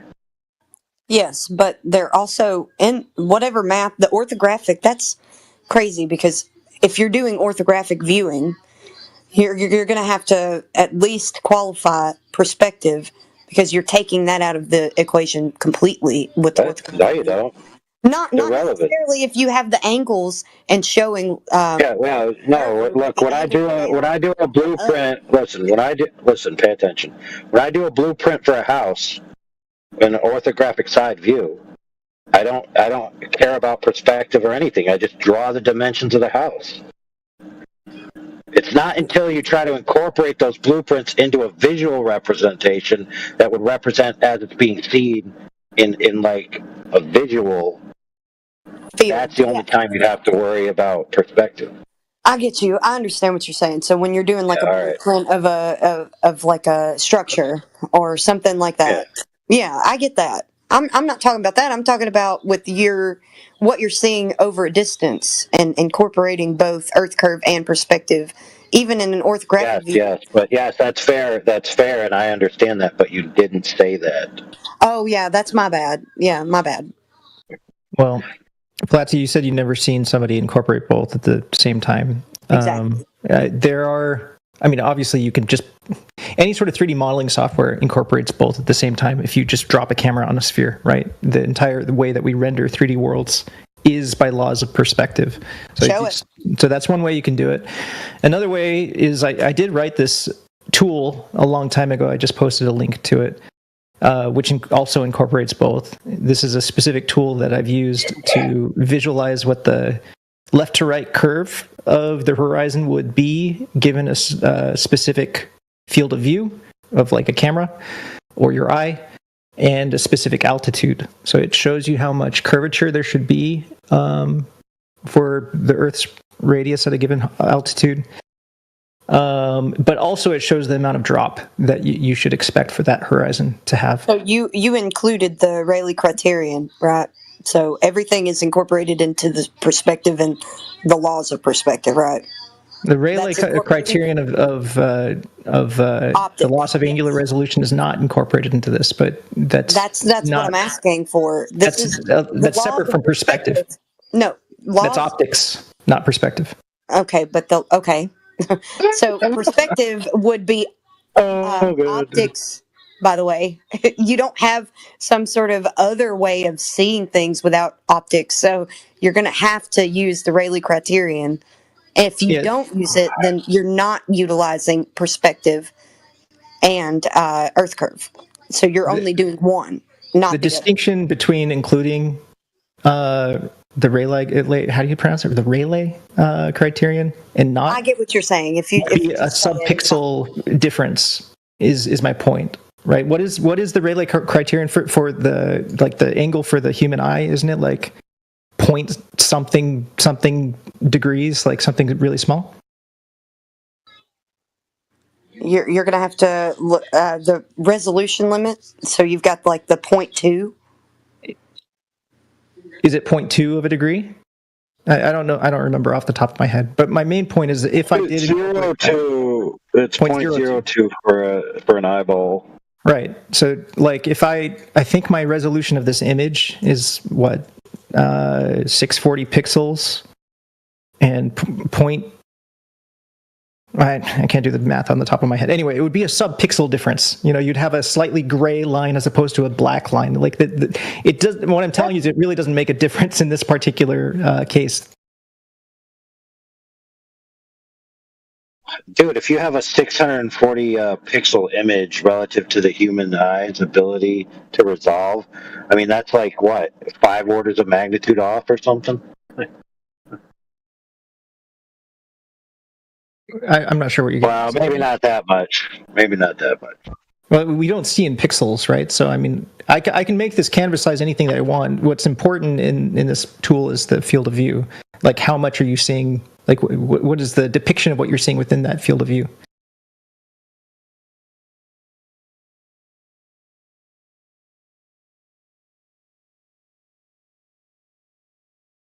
How is that 640 pixels? That seems slow. Maybe it's 800. Let me check. It doesn't really matter, though.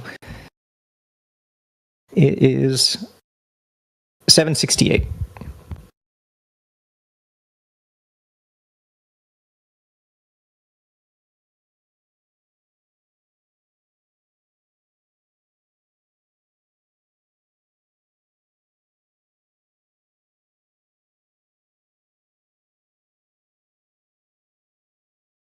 Oh, man. What was I looking up anyway? But, what was I going to get at? Oh, yeah, FlatSea. So the main difference between what you would see on a curve versus a plane with perspective is that the horizon, at least if we're talking about an infinite plane, you know, if the plane is not infinite, then it's a different story. But if we're talking about an infinite plane, the horizon should not drop from eye level, whereas on a curve, it drops. That's not true. That's not true, because if you're above the surface, and you're going further above the surface is still underneath you.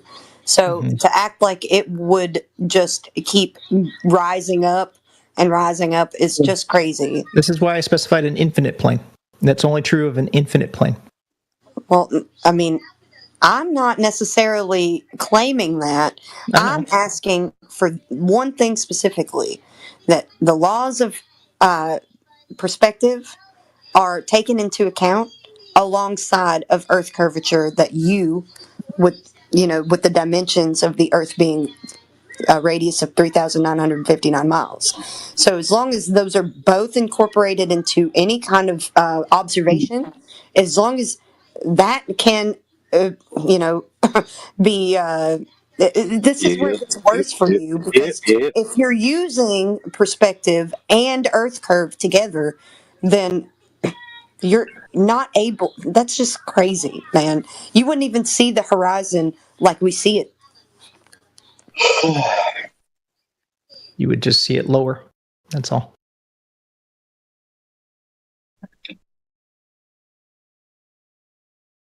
Lower and sharper. I would need you to give me some examples. I provided some sort of examples of that. Did you click the link that I gave you?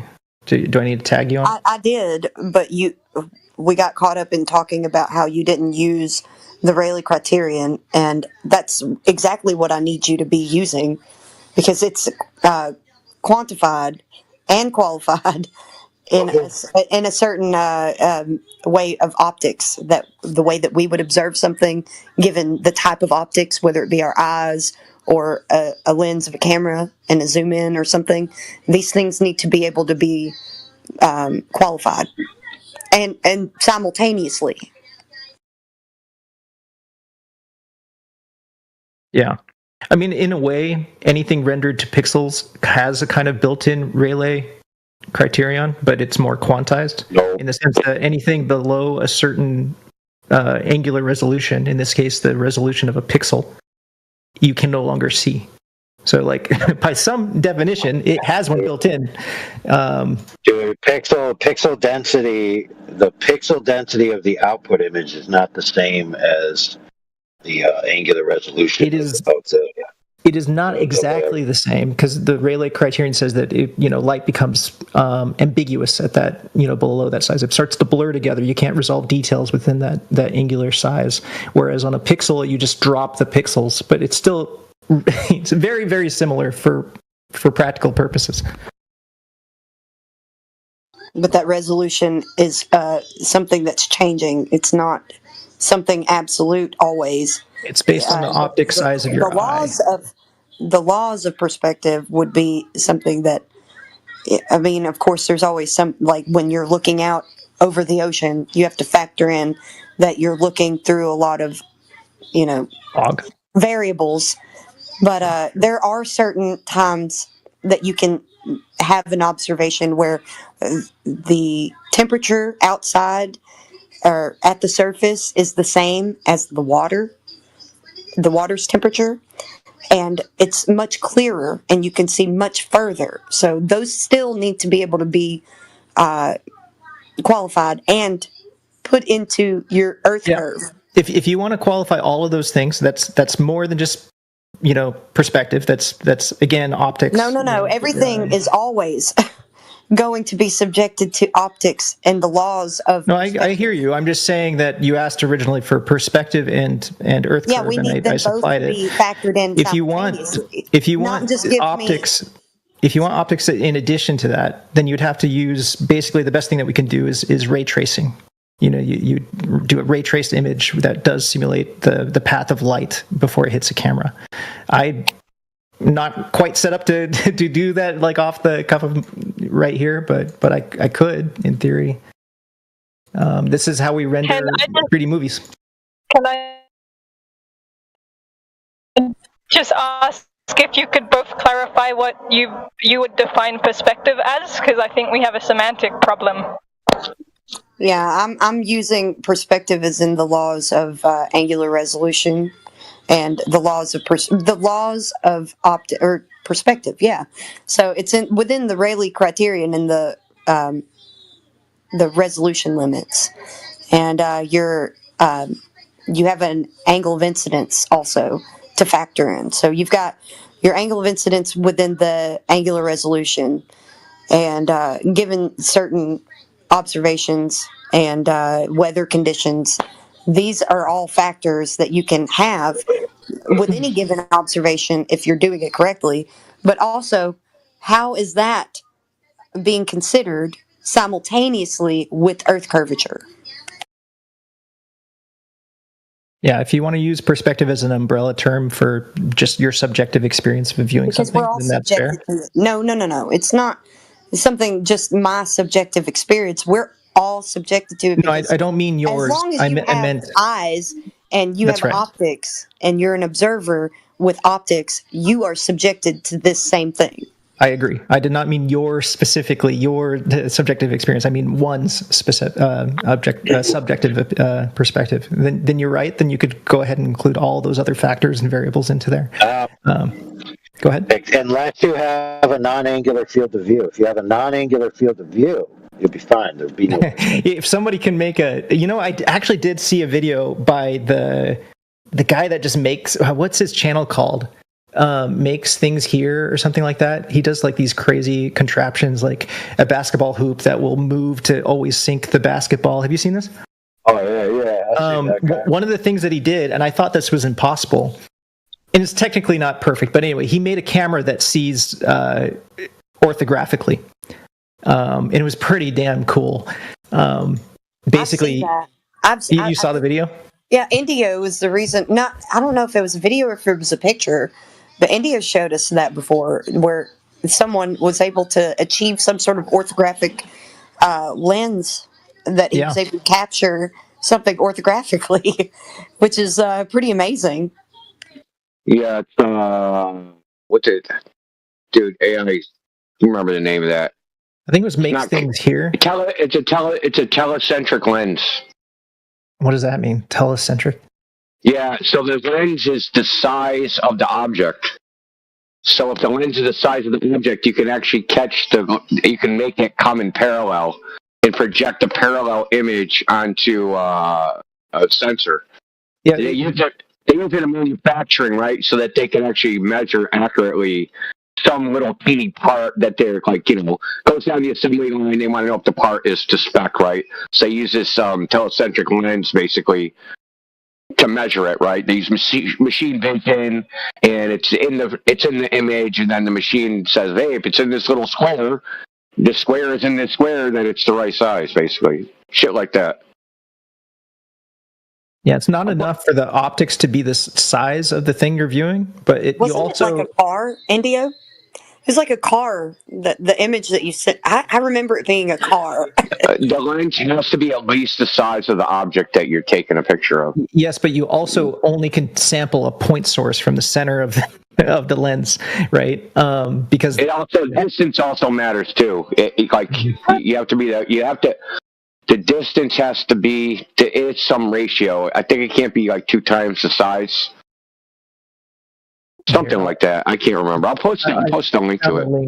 This is really cool because he did more than just orthographic. This guy also made his camera be able to simulate any theoretical lens, including reverse perspective, which is insane.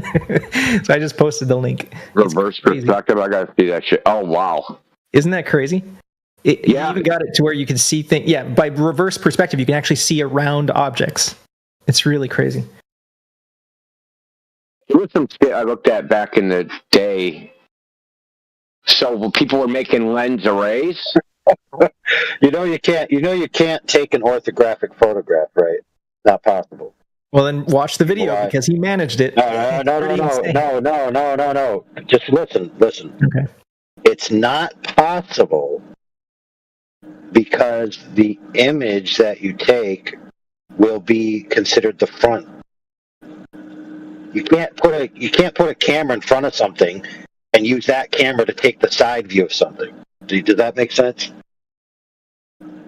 Oh, I think you're using a different definition of orthographic than I am. Orthographic in computer graphics just simply means without perspective, or where your field of view is instead of conical, it's rectilinear.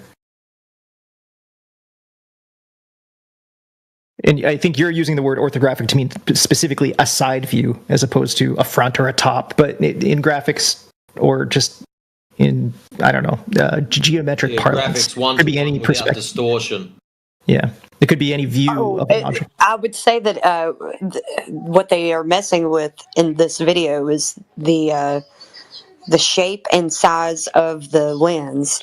So the shape wouldn't necessarily be like our eyes are, like a. Oh no, this lens, it's a stretch to even call what he's doing a lens. He's simulating a lens, but yeah, it would be impossible to make a lens in the way that he's simulating this.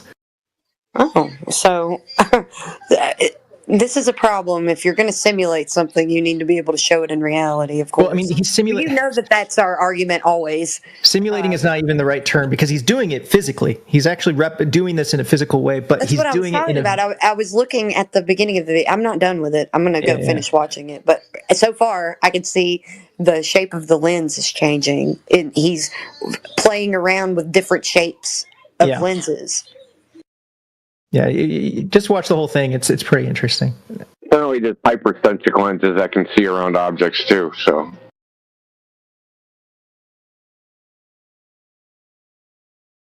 Oh man, dude! If you really want to get into something sick, you should see femto grenades. So it's a light grenade that you could throw into a room, and it flashes a light pulse, and then a machine outside the room can see what was in the room. Well, I would also want to. It's kind of redundant. It's kind of redundant because, like, you could just do a little camera on the end of a stick around the corner. I was going to say it's also really good to make sure you factor in, or at least in your mind, understand when it comes to lenses, all the different things that are happening all at once with diffraction and. I guess refraction would be with given lenses, and if there's some sort of double lensing or something like that, that would need to be factored in too. So, yeah, I could see where in certain scenarios you can use a lens and another medium to see over an object in the distance that you wouldn't be able to see with your own optics. So that's not totally outlandish. And it's totally understandable. You also have to tell people when you're, I'm going to finish the video, but that's something to consider, that there's a lot of things going on, especially if you're changing the shapes of the lens or you're using more than one. And that should be transparent in you presenting it as anything. I just mostly shared it because I thought it was cool. Oh yeah, totally. I get it. I love doing that too. I like sharing stuff with folks so that you can see some crazy stuff. I like it.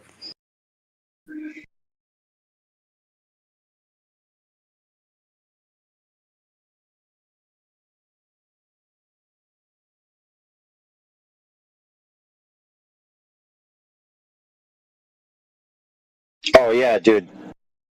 Saying that he's simulating a lens was the perfect explanation. Yeah. But when people hear the word simulate, they think, "Oh, like in a computer." No, he's simulating it physically, but just very, very roundabout way of doing it. I got you. Yeah, and I can see that now, watching it a bit further. It's hard to go to the video then come back. I should just put it on my TV. Hold on. Dude, I gotta simulate me eating some snacks and going to sleep. No, just actually do that. Wow. So is this guy combining a bunch of snapshots into a single image? Is that what he's doing? Yeah, he's taking a camera on a stick and spinning it on a radius, and then taking a point sample from the center of that image to reconstruct it as he radially captures the entire area. Yeah. So I was kind of talking about this. So one of the things I looked up when I first got in this topic was people that were making like lens arrays. So they were doing this in film, in cinema, right? To do like Matrix type frickin' videos, where you'd spin around people and shit because the camera's capturing them from a bunch of angles. But then I saw one that some astronomers made right? Because obviously, if you want to make like a giant, right? So the diameter of the lens in astronomy is what's important. So it's expensive to make a refractor lens that's 2 meters in diameter. Obviously, it's fucking super expensive, and time there's problems, right? That's why they make reflector lens. So what they got the bright idea to get the exact same model camera, right? They went out and bought like 10 of them, and they formed them into an array so that they would have to imitate a giant lens, right? So instead you have 10 camera lenses, right, that are smaller, but combined together, then you have the total surface area.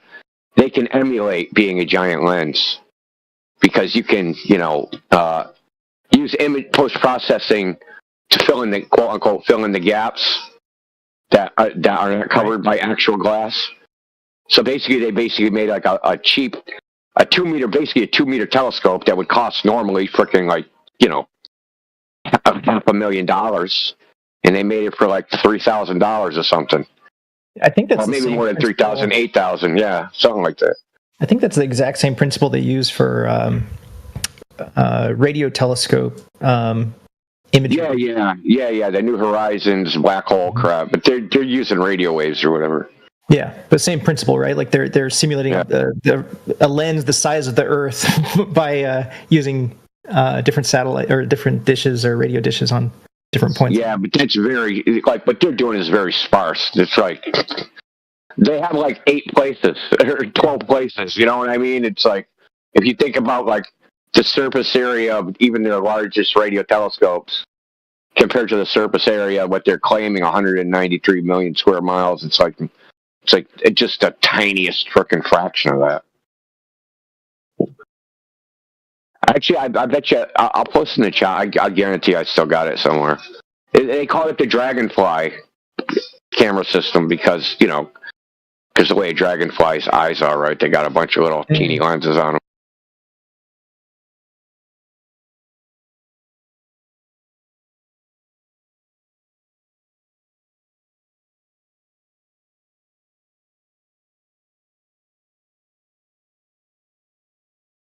Well, it's the same with the spider, right? Yeah, I already found it. Damn, I'm good. Isn't it 2021? Isn't it the same as like with a spider or anything that has more than 2 eyes? The way that we understand how we see is that even though we have 2 eyes, they still converge the image unless you like block one eye versus the other, or like somehow if you can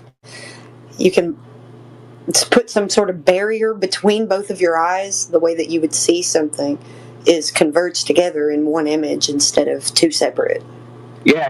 We like convergence is. I was talking about this last time when I was doing shit with VR. If the convergence isn't right in the VR headset, it causes all sorts of problems, right? Because your eyes, so you have like the center of your vision of your left eye and your right eye, and because you walk around and been using your eyes your entire life, you know how far away from you they naturally converge to a point. Could be a foot, could be depending on how your physiology is, right? Could be 3 feet, right?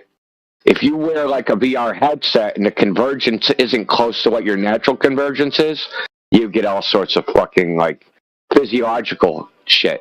You'll get motion sickness, you'll get headaches, you'll fucking feel dizzy, right? Like you have from using it's not gonna happen instantly, but if you have a VR headset and you use it for like 4 or 5 hours, and the convergence isn't right, you start getting a little fucking loopy. I mean, yeah, that's understandable too. Because it's like somebody changed the size of your head or something, or changed the proportions of the world, or it's even worse than that. Or put your eyes like on either side of your head to where you don't. Yeah, exactly. They're like too far. It's like your eyes are too far apart or too close together. Or it's like even worse if the projection in one eye is slightly larger than the other eye, so it's like your head is lopsided. It's really weird because we function with vision for spatial awareness so much that like we're super sensitive to when it's off. Like, way more sensitive than what people think it is. It's super sensitive, especially when you're like immersed in like a VR type environment. Like, if it seems like your eye is like an inch further back than your like your left eye is like an inch further back than your right eye because of where the convergence is, like, it'll fuck you all up, dude.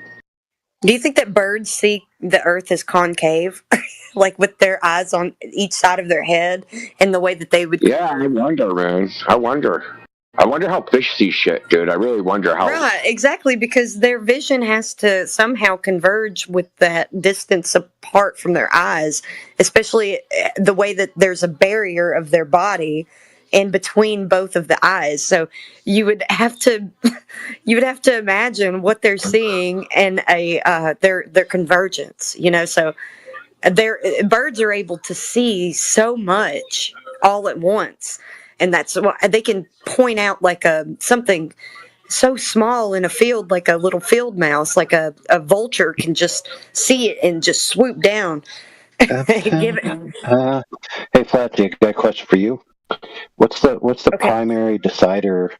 What's the primary decider of what the mind sees?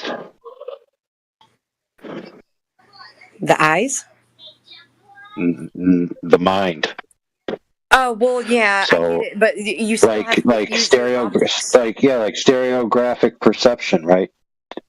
That doesn't occur in our eyes. That occurs in our mind. in our minds. Yes, you're right. So our brains make up all the information is in our brains. So yeah, I get it. Right. So there's no necessary link between the spacing of the eyes and what you could imagine the internal perception of the creature is. Oh, I would never be able to even imagine it. I'm just trying to speculate.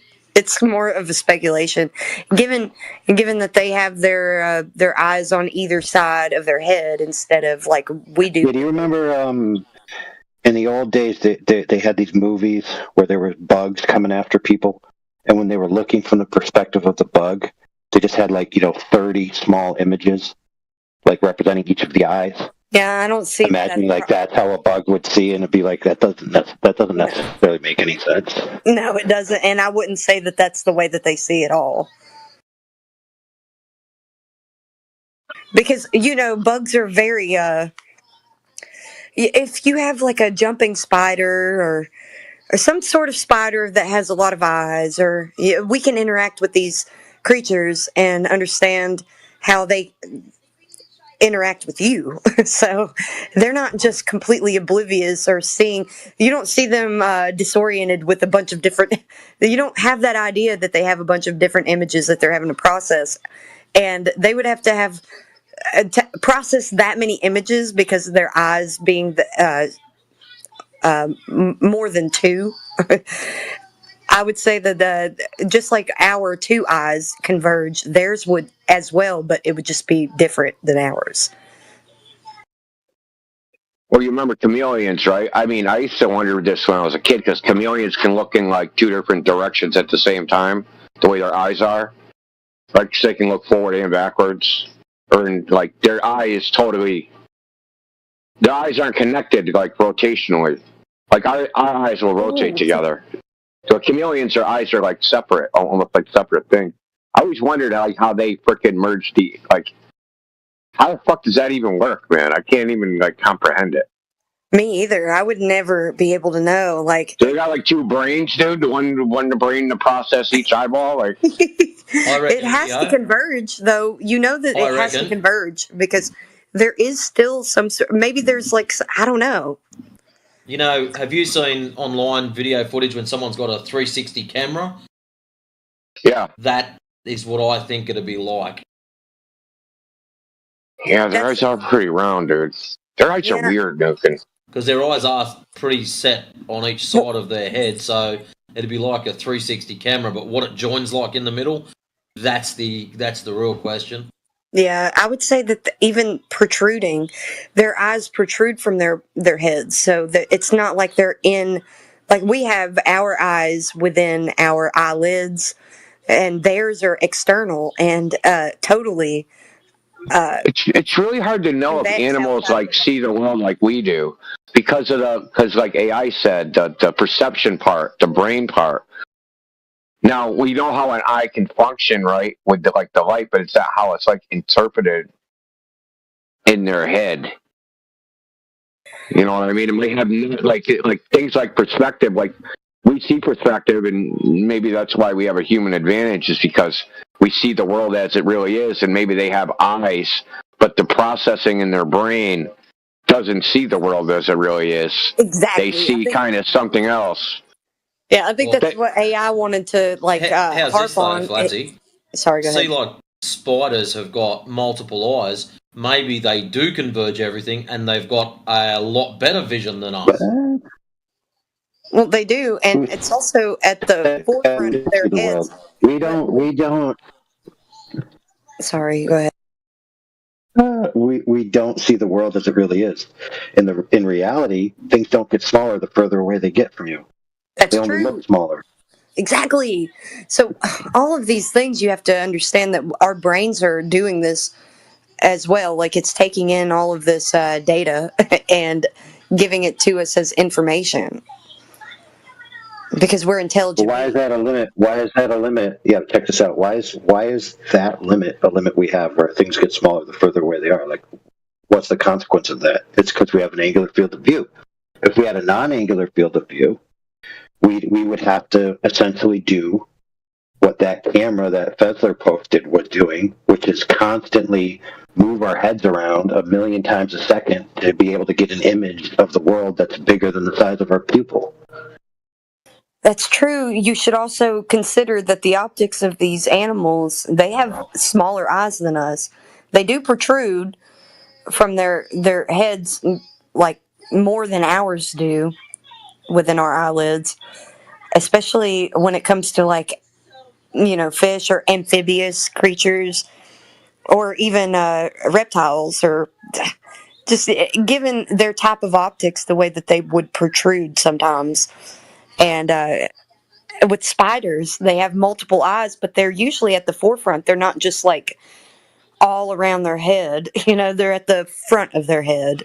So it is pretty interesting to think about, but you also have to think about the size of their eyes. Yeah, guess what else? But part of the purpose of having an angular field of view is exclusion. And what I mean by that is that you have to be able to isolate portions of light to certain colors and certain angle packets in order to resolve certain things. Otherwise, you'd just be seeing everything at once.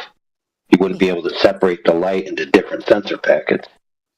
And there's no doubt in my mind, or I understand that humans have the best ability to see, versus I would say that when it comes, not necessarily when it comes to like birds, they have like a view of the earth that we don't normally have, but I would say that we have the best vision of all of these creatures that we're talking about.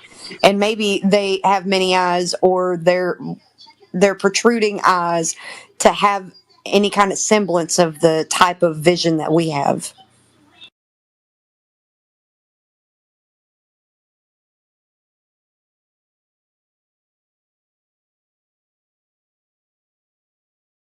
But it's also not lost on me that animals have out in the wild, they have a better sense of things than we do. So it's hard to say, It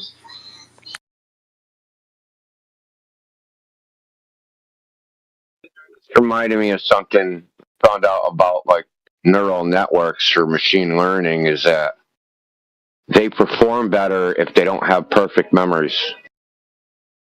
That if they kind of forget shit or kind of like ignore some shit. Oh yeah, and work off of just pure instinct instead of knowledge. Yeah, right. So so machine learning, like large language, they just try to predict the next word. And what they found out is that it's like they insert a little noise into the mathematics, right? So that they're not making perfect predictions.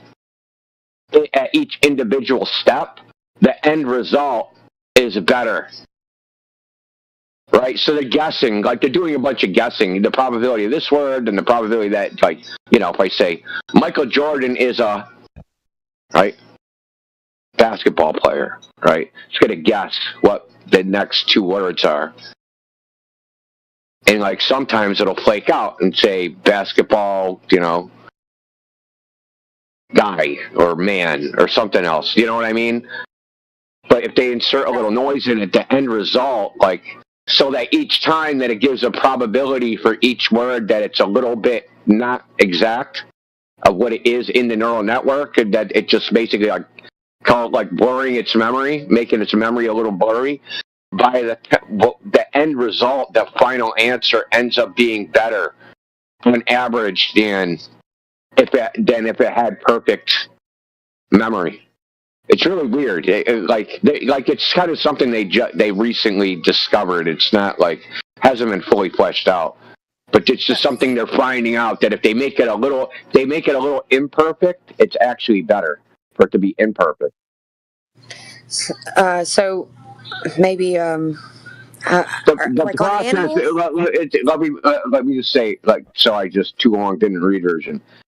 The process of getting to a perfect answer, it's better that if the process is imperfect, it'll give you a more perfect answer than a perfect process. A perfect process will give you an imperfect answer, which is fucking counterintuitive, right? That's like, how do you sum a bunch of perfect answers into a non-perfect answer? That don't make sense. Are you talking about with humans or with animals, though? I'm talking about machine learning. Oh, okay. And a machine, because they use a neural network, right, which is supposed to emulate the brain, the brain's neural network, and but there's no loss of fidelity, in your brain, you forget shit, I forget shit, we all forget shit, right? Machines don't forget shit, but they find out if they kind of make it forget a little bit, that it actually performs better if it forgets a little bit. And that's kind of, I think that would actually apply to the way that we learn as well. It's better to have a better, your understanding of something would give you different angles of what you're trying to learn about instead of the same one over and over again. So you learn about something from a different angle. I'm using angle just because that's the way we see when you close your eyes and you're thinking about something. But I'm saying you learn a certain topic from one avenue, and then you learn it from another avenue, and then from another avenue, and they don't. It gives you just a better understanding of what you're talking about if you learn something that way instead of hearing somebody tell you the same thing over and over about one topic, right? Oh yeah. Certainly. It's a weird thing, man. Obviously we haven't figured out the human mind, but the reason I brought it up was because AI said, if you had perfect vision, you wouldn't be able to keep, you'd see everything, and then it would become incomprehensible because there's too much information. Yeah. So we kind of got to focus on things so that we don't have too much information. And this is I was just making the analogy that they're finding the same thing out in neural networks, that if they don't if they start throwing away some of the information, they actually end up getting a better result, because if they try to do come to a conclusion using all the information it has access to, it's basically too much. It's too much fucking information. But I agree with that because I am that way. That's how I remember things. But I also I don't know if it's an intuitive thing or just the way my memory works, but I can remember something I know where an object in the house is to a T. It's it's in this part of the house, in this area by this object, to a T. And I can, my husband's asking me where something is, and I can say something like that and tell him where it is. But but you also don't need to know that for you're some right. information. I'm saying, for example, where's the kitchen knives in your house? In the kitchen, right? You don't need to remember that you placed the knife in the kitchen. You just need to know the category of kitchen knife and kitchen go together. I'm thinking more. So that way you can create information. You can create information that's true without having direct knowledge or access to a memory of it. But I'm thinking more random, like when my husband comes in and he sets his wallet down somewhere where he'll sit it down. And yeah, we have a place right by the door where things catch all, the catch-all table. Yeah, you know where he never sets it down. You know where he never sets it down when he comes home. Never there. It's never there. But just name some places where he never would rationally set it down. You could do that. He would never set it down in the hallway bathroom. He would never set it or just on a random floor tile. How about in the refrigerator? He would never put his wallet in the refrigerator. He would never put his wallet in the refrigerator. Yeah, exactly. Like, we've got a lot of places that we know we wouldn't look if we were looking for something that he's misplaced. So it's never really misplaced. It's always. Why would you? Yeah, but let's flesh it out some more. Why would you not, when you come home, set your wallet on the floor? Like, why not? It'll get kicked. What reason?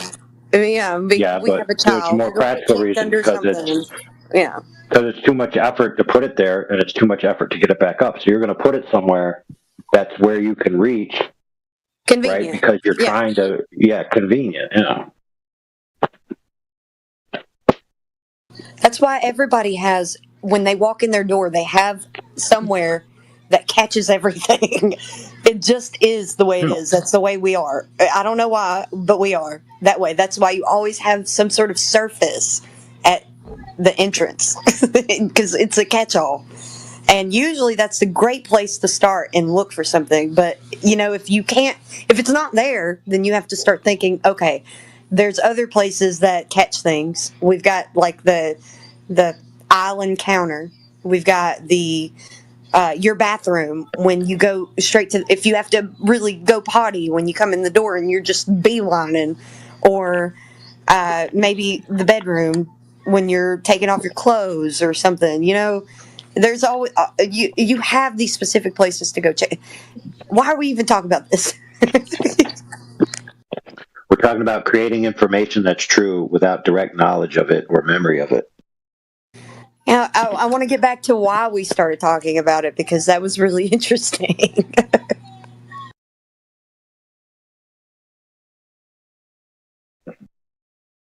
Oh, yeah. So to give lack of information to something would help you better remember the initial information. Right. So that's a really good way to memorize things. The reason why I wanted to center in on it is because this is also how I have my great memory that I have. I have a really good memory, and I don't know if it's because I'm teaching Booger to have a good memory like I do, because he's learning from me specifically, or if it's something that you just have inherently, like, and you can hone in on it if you have. I don't know if it's learned or if it's something that people just have individually. I don't know. Would that be like some sort of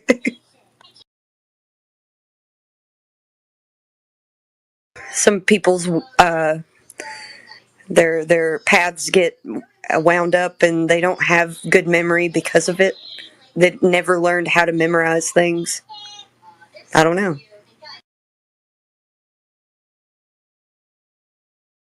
All of the music that I play, if I go and perform something for a lot of people all night, the only thing that I need is a guide to the songs like that I've already played versus the ones I haven't. I don't need like the tablature. I don't need the lyrics. Maybe sometimes I need like a reminder, like, because I mess up sometimes and I'll mix up a verse with another verse if there's multiple verses. But for the most part, I don't need any guide. If I'm going to go out there and I'm going to play something, I memorize everything, the guitar part and the lyrics.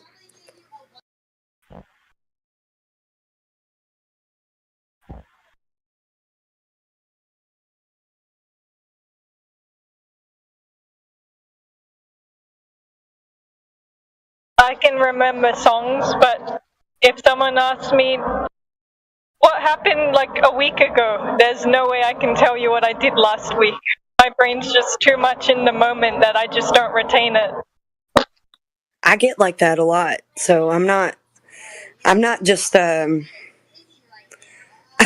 prone to the same mindset as if you've got some sort of routine and it's kind of repetitive, that routine will kind of muddle your memory a little bit because you're experiencing the same pattern every day.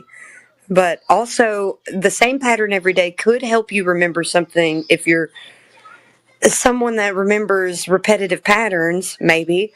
But I remember things like we were talking about. If something is imperfect here and there, that helps me remember things better. So I don't know if there's something to it or not.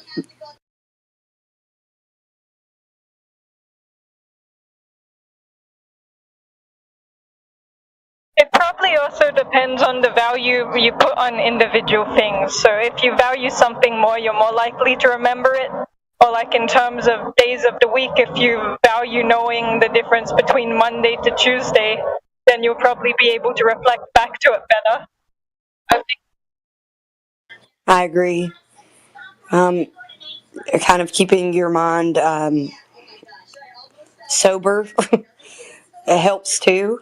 You would have a better opportunity to have some sort of recognition within certain patterns, and given the type of information, how you learn it, the way you learn it, that matters too, because the way that I learn how to memorize music may be different for me than it is for the next person or something like that. It usually does require repetition, so repetition is also really good to memorize something, but you don't play the music the same way every time you play it. You're not always going to get it pinpoint perfect. Maybe it's even better that you don't, because you can improvise.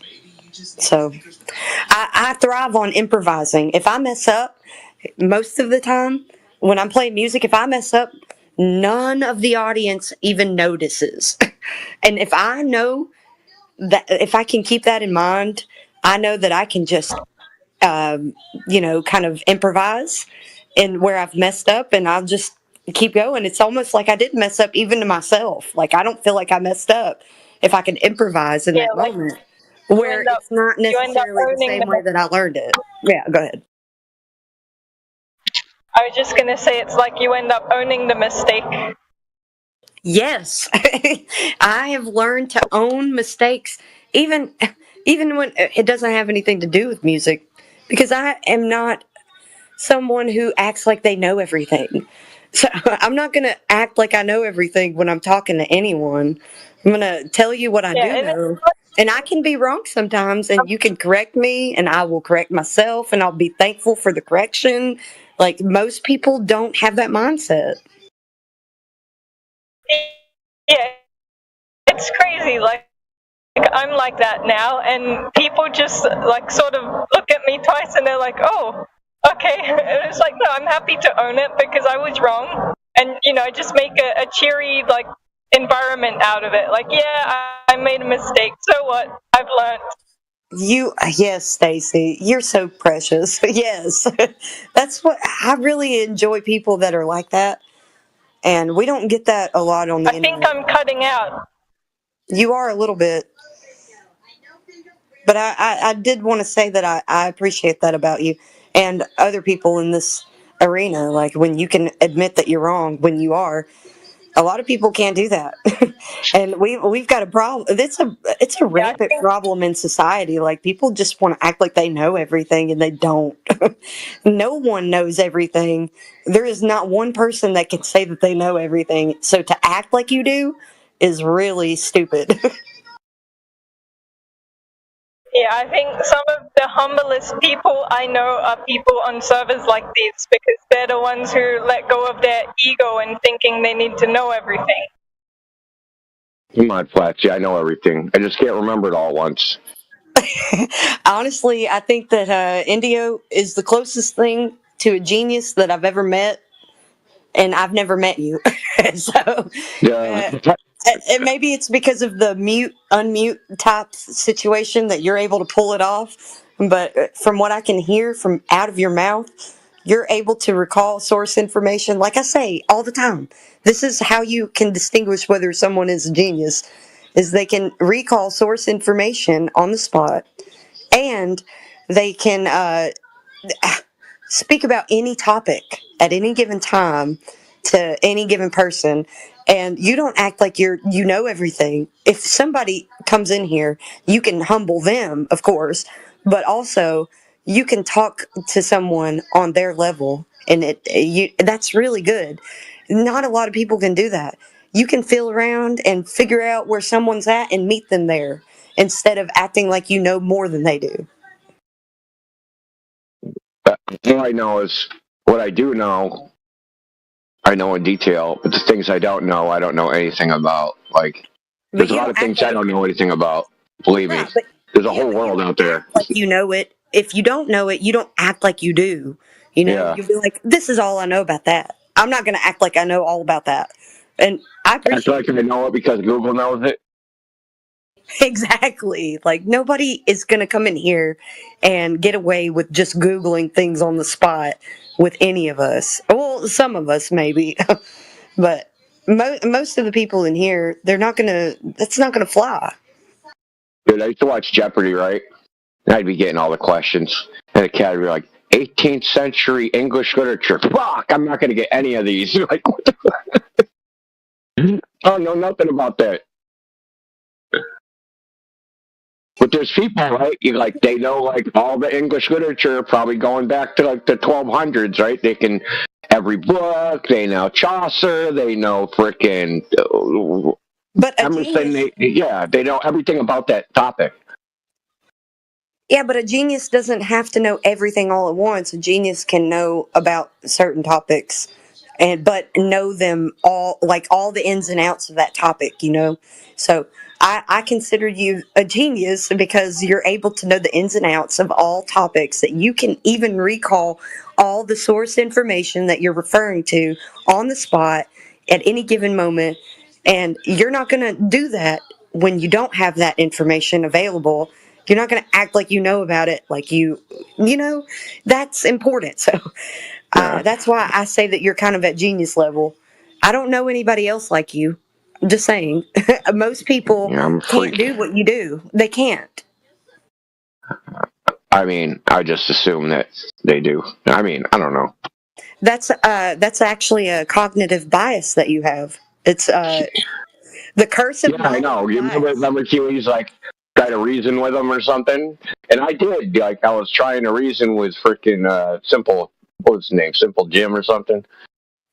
I would rather have a curse of knowledge bias than any other cognitive bias, though. So you having the cognitive bias is a curse of knowledge. So you expect that the things that you know for sure, that somebody else will be able to know it if you tell it to them.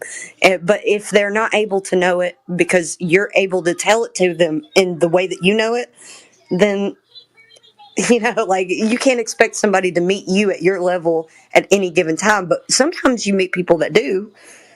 I hope to always listen to you when you're in here talking about topics that you know about, because I learned so much from you. I'm even, like I said, I'm trying to like argue this quaternion lines and quaternion. Oh God! Yes, I'm trying. It's a mystical subject, man. It is a very like the only people that are going to know about it, like, are people that are like, game developers, because they use it for rotations. So you need to use it. And like mathematicians, maybe, but not even all mathematicians. Like only some mathematicians would even know about it, because mathematics is just like anything else, right? It's very specialized.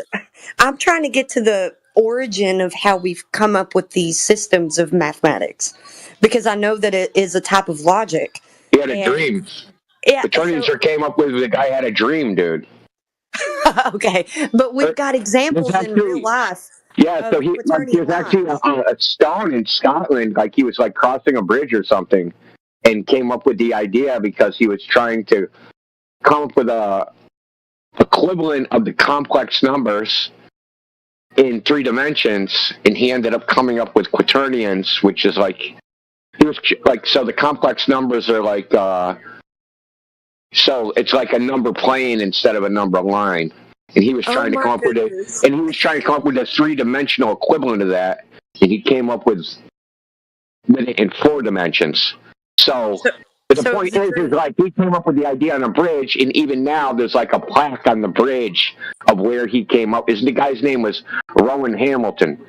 See what I mean? Listen, you're able to recollect source information or knowledge of any given topic, and I'm trying to research it myself, but you're able to just come up with it on the spot. So it was from a dream that this guy. Yeah, like he said he had a vision or something like that. Well, on like a daydream, a vision, like while he was like walking around. I think it was somewhere. I think it's Glasgow, Scotland. Glasgow, Scotland. Listen to you. See, nobody knows this stuff. Well, and even the guy that was trying I do have Scottish blood, so it is a little, heritage thing, I guess, to a degree.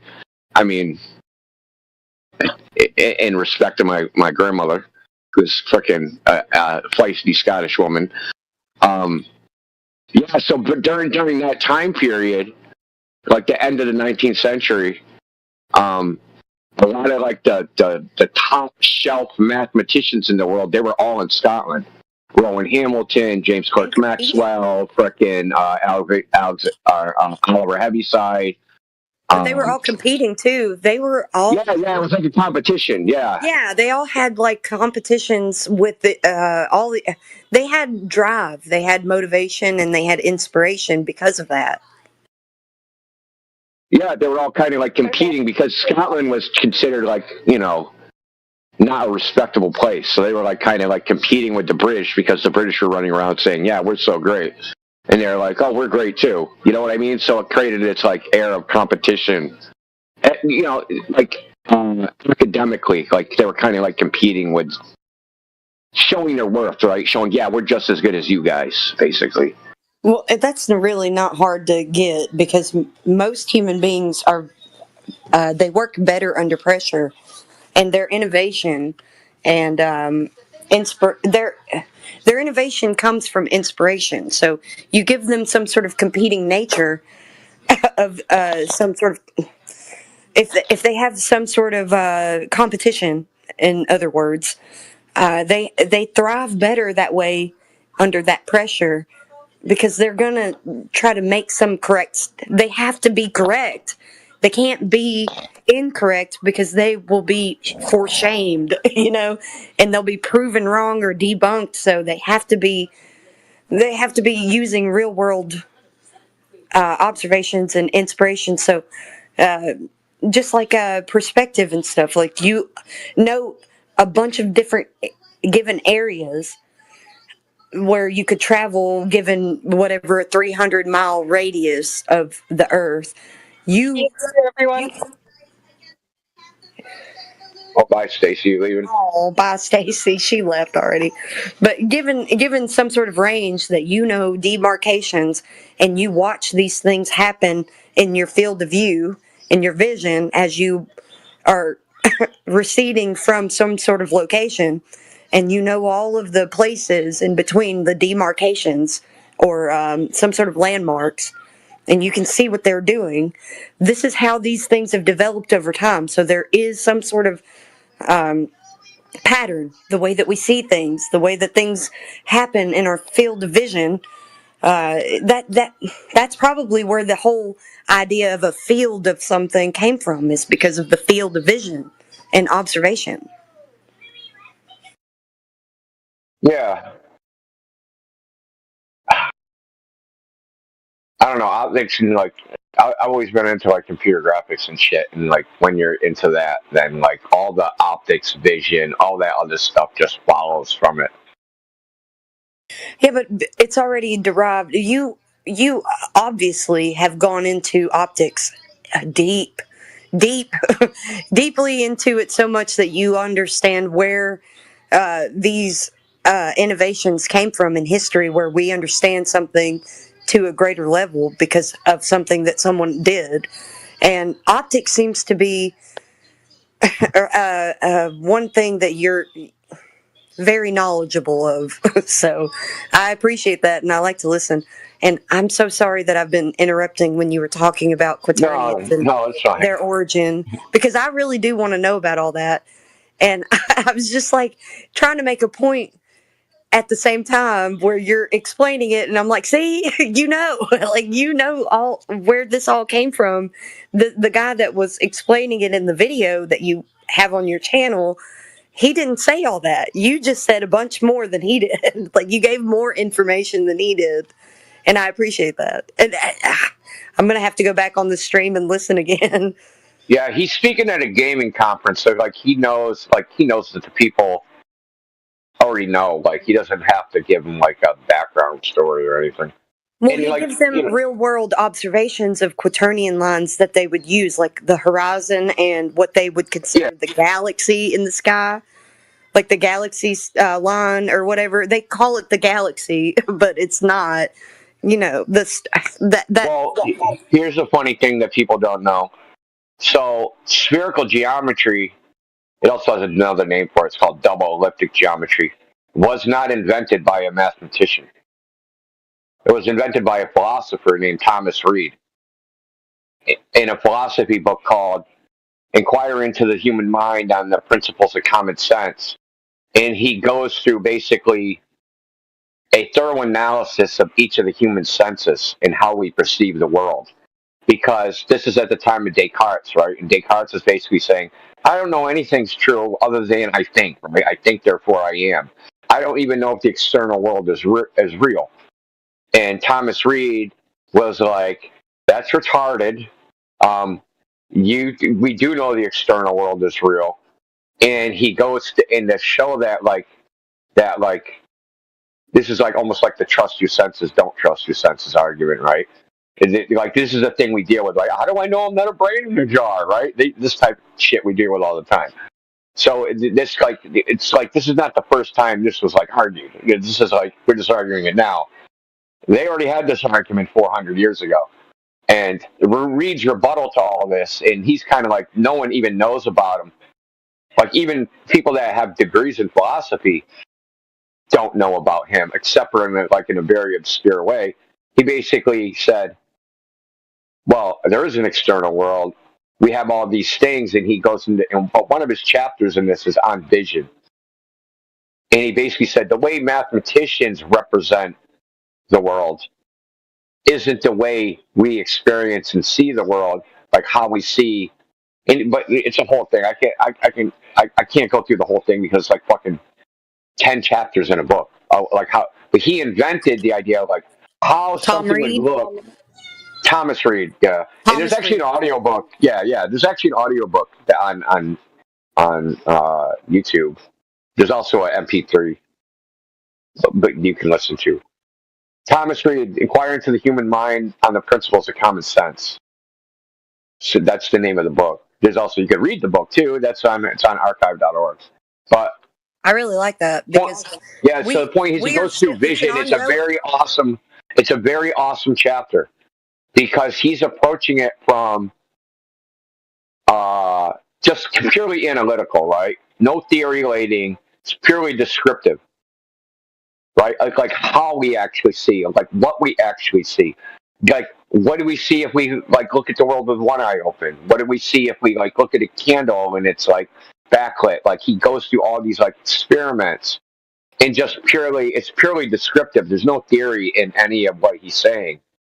And one of the things that he brought up is that if you're at the center of a sphere, and you see something on the surface of the sphere and it's traveling on its surface, from your point of view, it's going to look like it's traveling in a straight line. From your point of view, it's not going to look like an arc. It's going to look like a straight line. And this is now considered historically to be the invention of spherical geometry. Though it wasn't made out mathematically, he actually criticizes the mathematicians for not actually being able to represent the world. Because perspective and things like that weren't a thing. They did perspective wasn't a thing. People, they drew it a little bit, and Leonardo da Vinci made a little bit about it, but it wasn't a thing considered in science as part of vision. It wasn't something they inquired into. and it didn't come. That didn't come till like way later in like history, like after like into like the when Gauss invented spherical geometry and like the Carl Gauss, he's a mathematician. He invented spherical geometry in like the 1600s, and like, but Reed talked about it before that. He didn't invent it mathematically, but he invented it conceptually, and then Gauss went and showed it with the mathematics.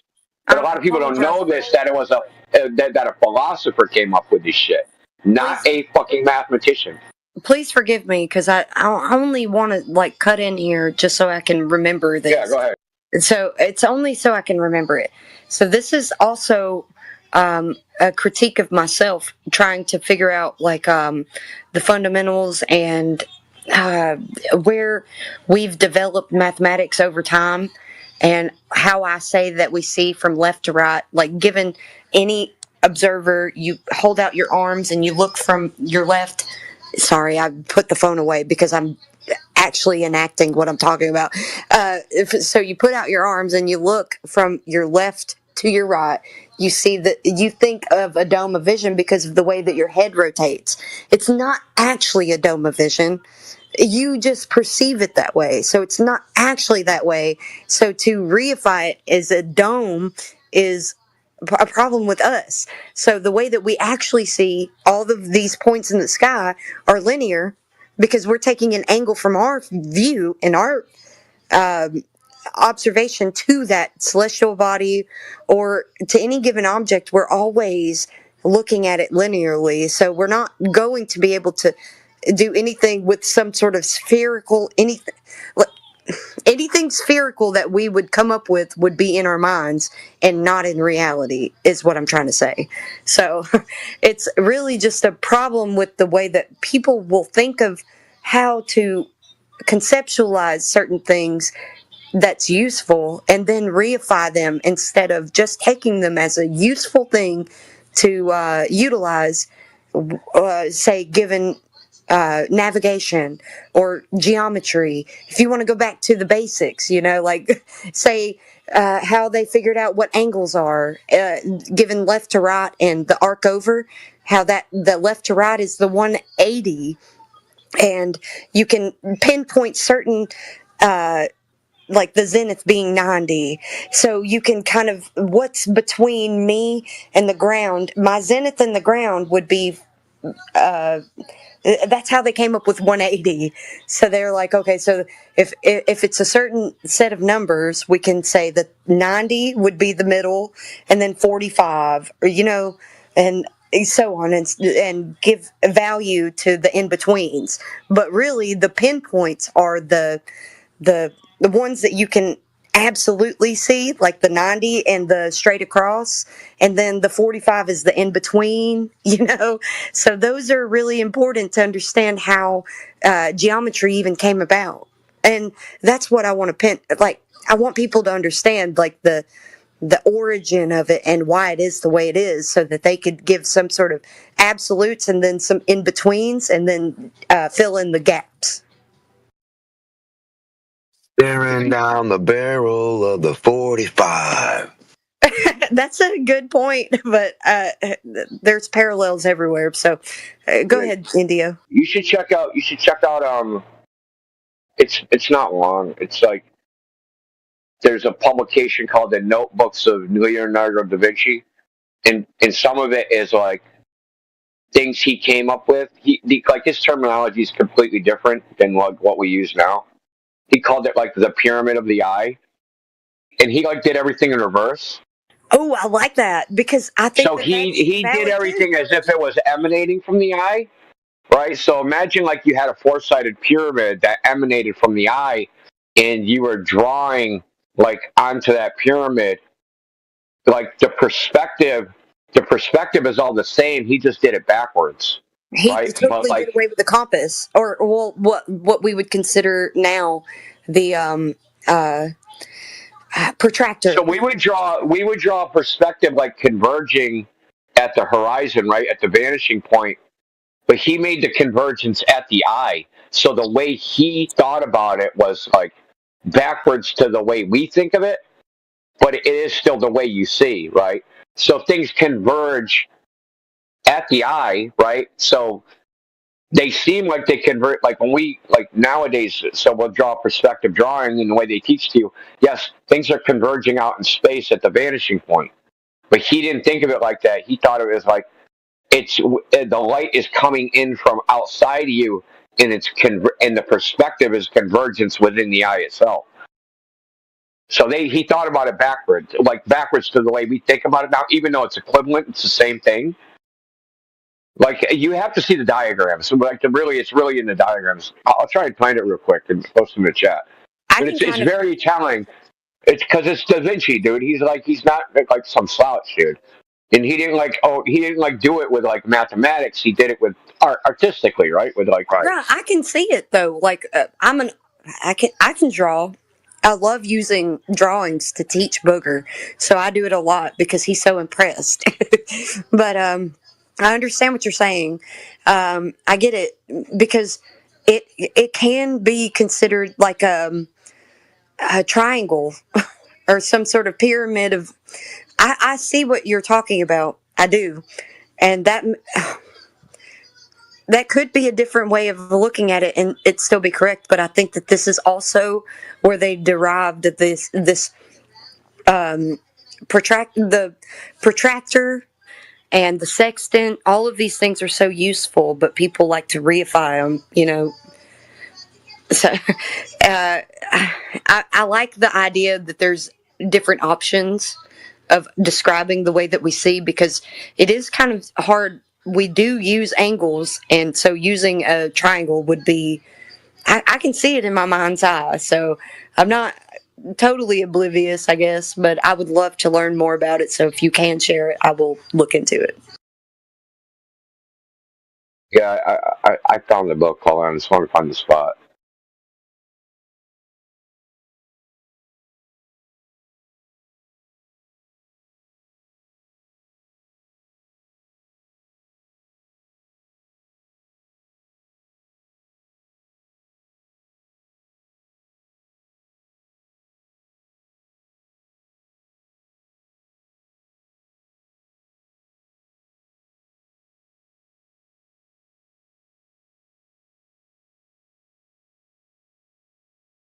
Don't stop.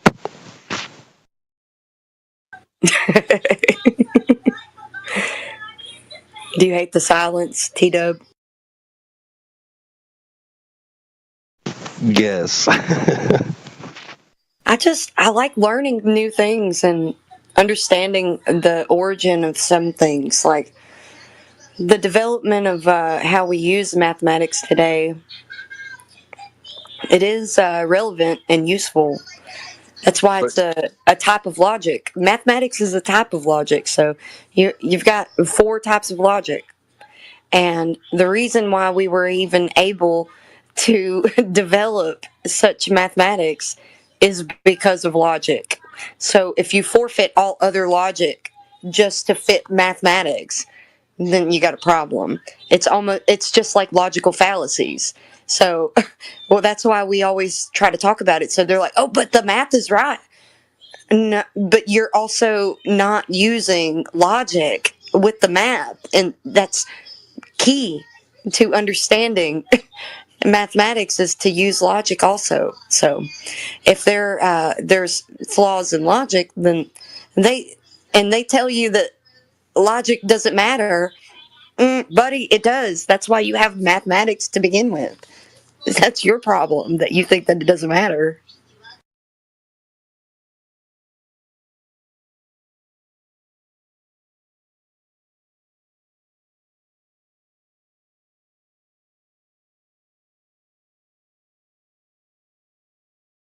Then you're going to need the physical attribute as a number, so number 5, in order for it to be real and have a reference. So everyone that would just throw out mathematics, don't throw out the baby with the bathwater. Because the way that we've developed languages, mathematics, and these things over time, and formal and informal logical syllogisms, and these types of things, or there's formal and informal logical fallacies as an inverse. So you need to be able to know these things to be able to realize when somebody is in error, and then you can point out where they're in error. Perspective stacks upon perspective. So you could put perspective. So you could put like the pyramid in front of the pyramid, in front of the pyramid, in front of the pyramid, in front of the pyramid, and that would equal like the ideal of perception and distance and perspective. Especially if they're all the same height and distance from each other, and you know that, and you can use that to understand perspective a bit better, the way that the eyes are seeing. So, if anything, the pyramids, they really are very useful, and you can understand the way that the eyes see much better. It shows you light also, because the perspective follows the way the light's going to focus or widen, right? It's going to be magnified, which would be the base of the pyramid, or focus, which would be the tip. Yeah, okay, yeah. So given the proximity.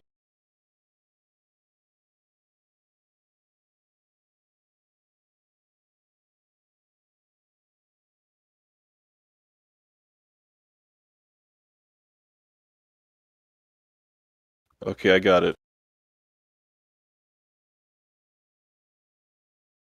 This document. Oh, sorry. That's not good. Don't look at that.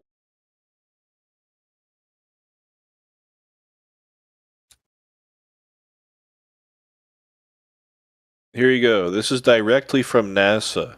If you go to page 36 on that PDF file, number 3, concluding remarks. It says, this report derives and defines a set of linearized systems, matrices for a grid of aircraft of constant mass flying in a stationary atmosphere over a flat, non-rotating Earth.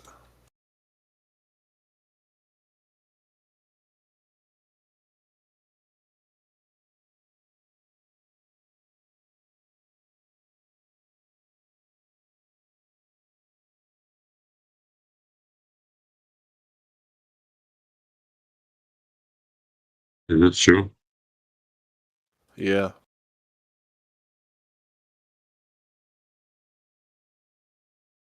Yeah, look, Jenny Massey even fucking commented on it.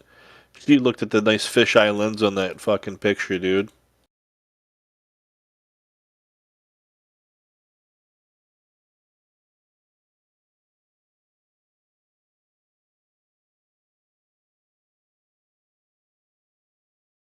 Damn, bro.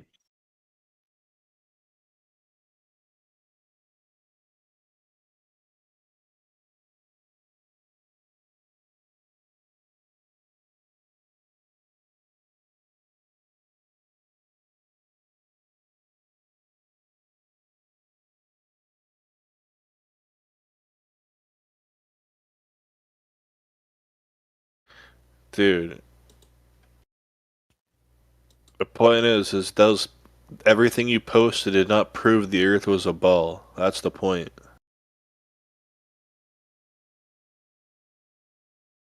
And it's actually pretty comical because you see this every fucking day. The same shit. Like a broken record.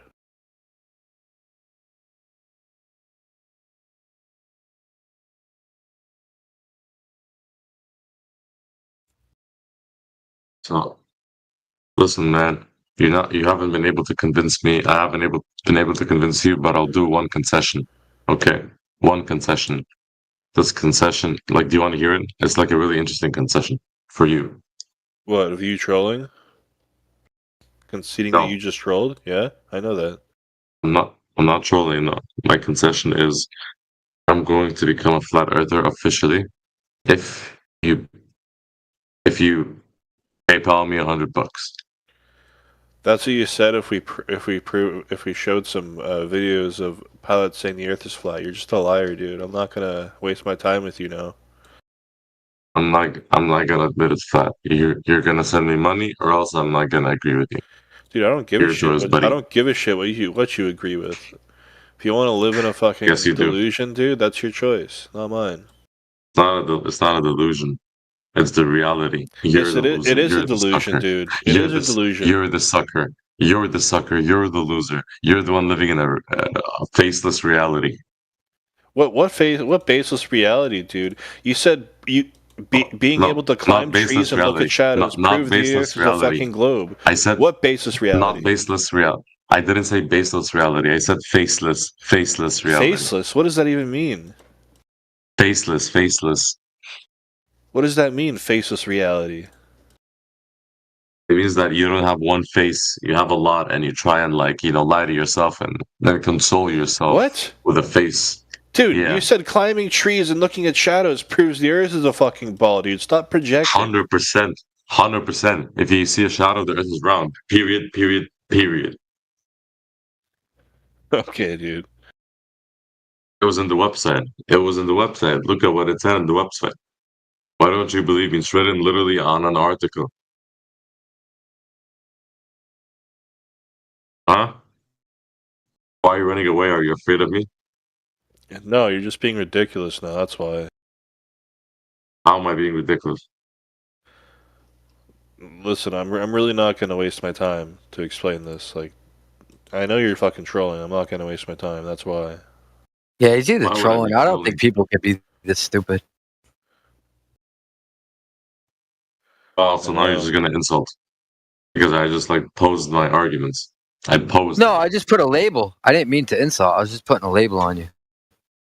But what I'm saying is not retarded. What I'm saying is the reality. If you want to accept it, It is retarded, what can I get you? actually.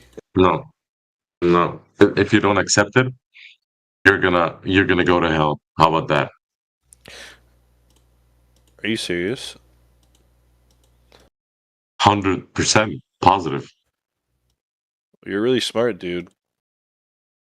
Yep, told you.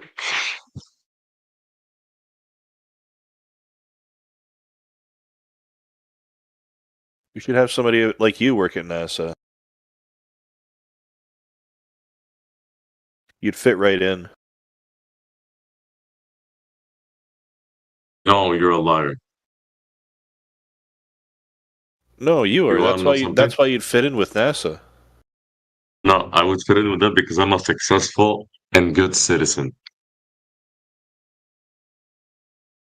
That's why I would end up with NASA. That's why I'm an astronaut. That's why I have been to space, by the way.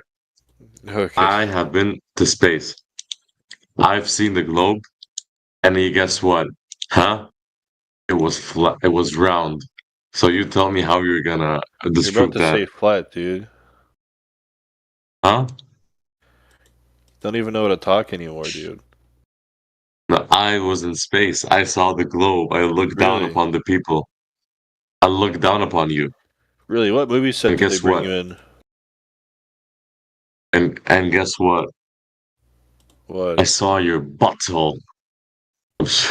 Okay, I'm not talking anymore. Yeah.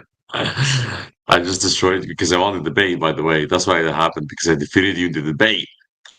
You lost the debate. You lost the debate. You lost the debate. You lost the debate, you fucking debate loser. You lost the fucking debate. Fucking loser. You lost the debate. You don't know what you're talking about. What are you talking about? You just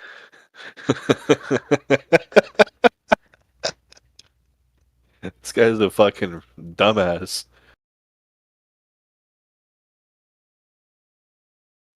Holy shit.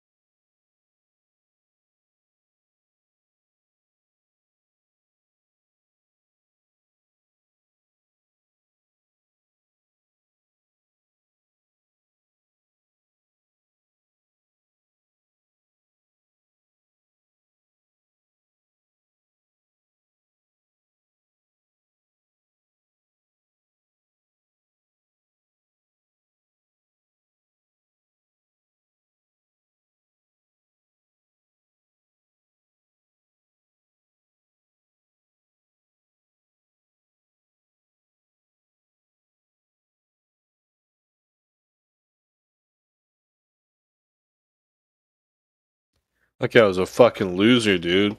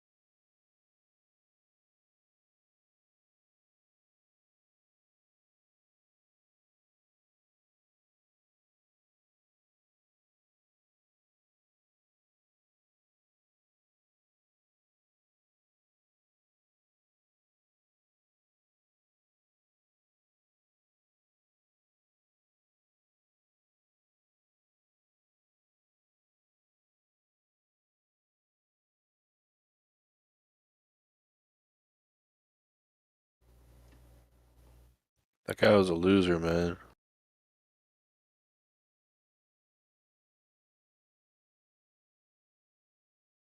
AT, are you there?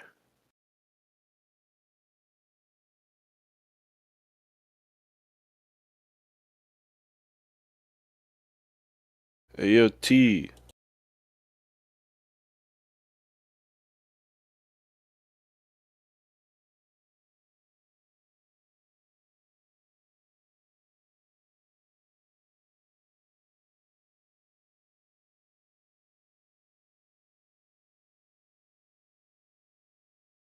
Oh, nice. PlayStation? Which PlayStation do you have?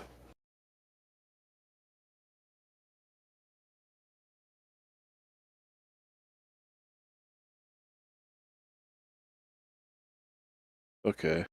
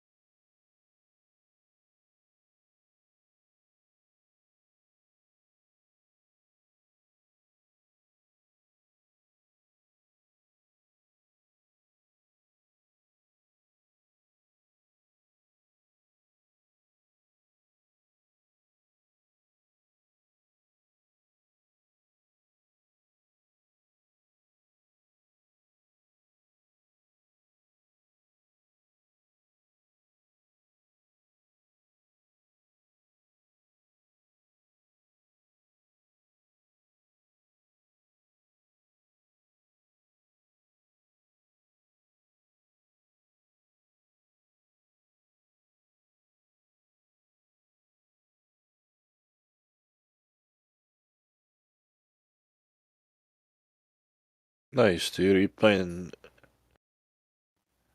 playing FIFA?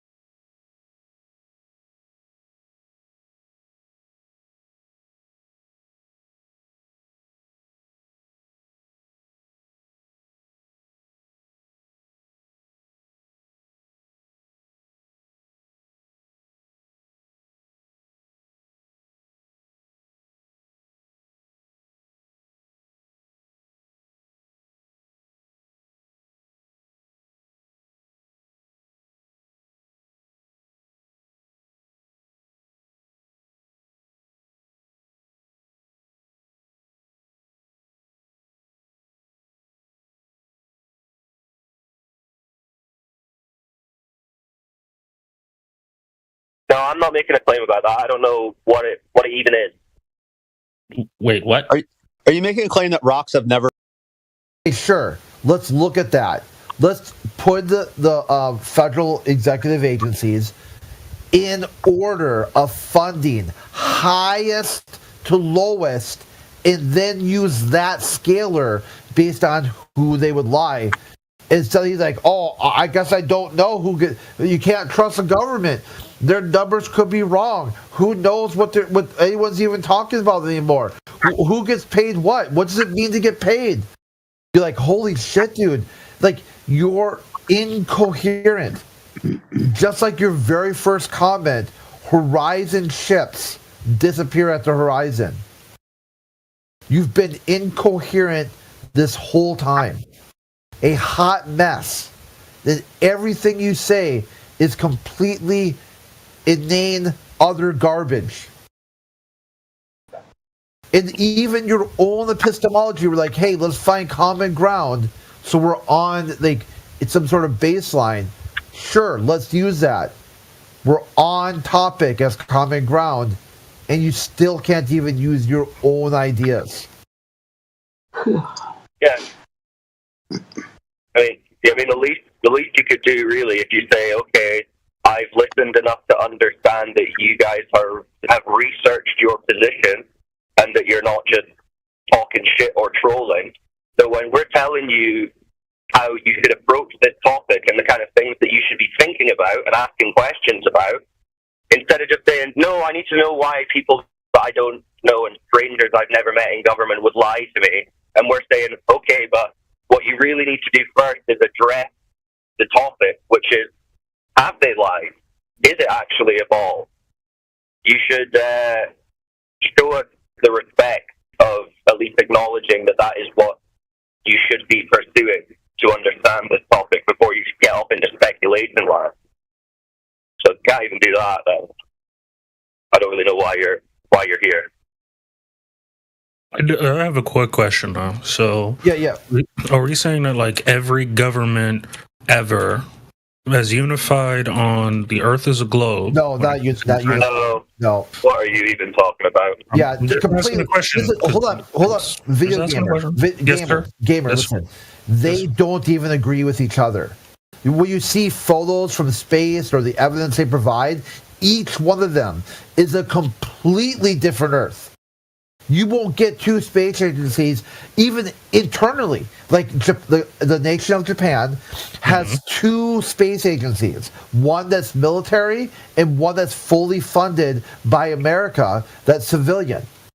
Even they can't agree on what the Earth looks like internally. So you could use Japanese space agency against Japanese space agency and get two competing theories of what Earth looks like.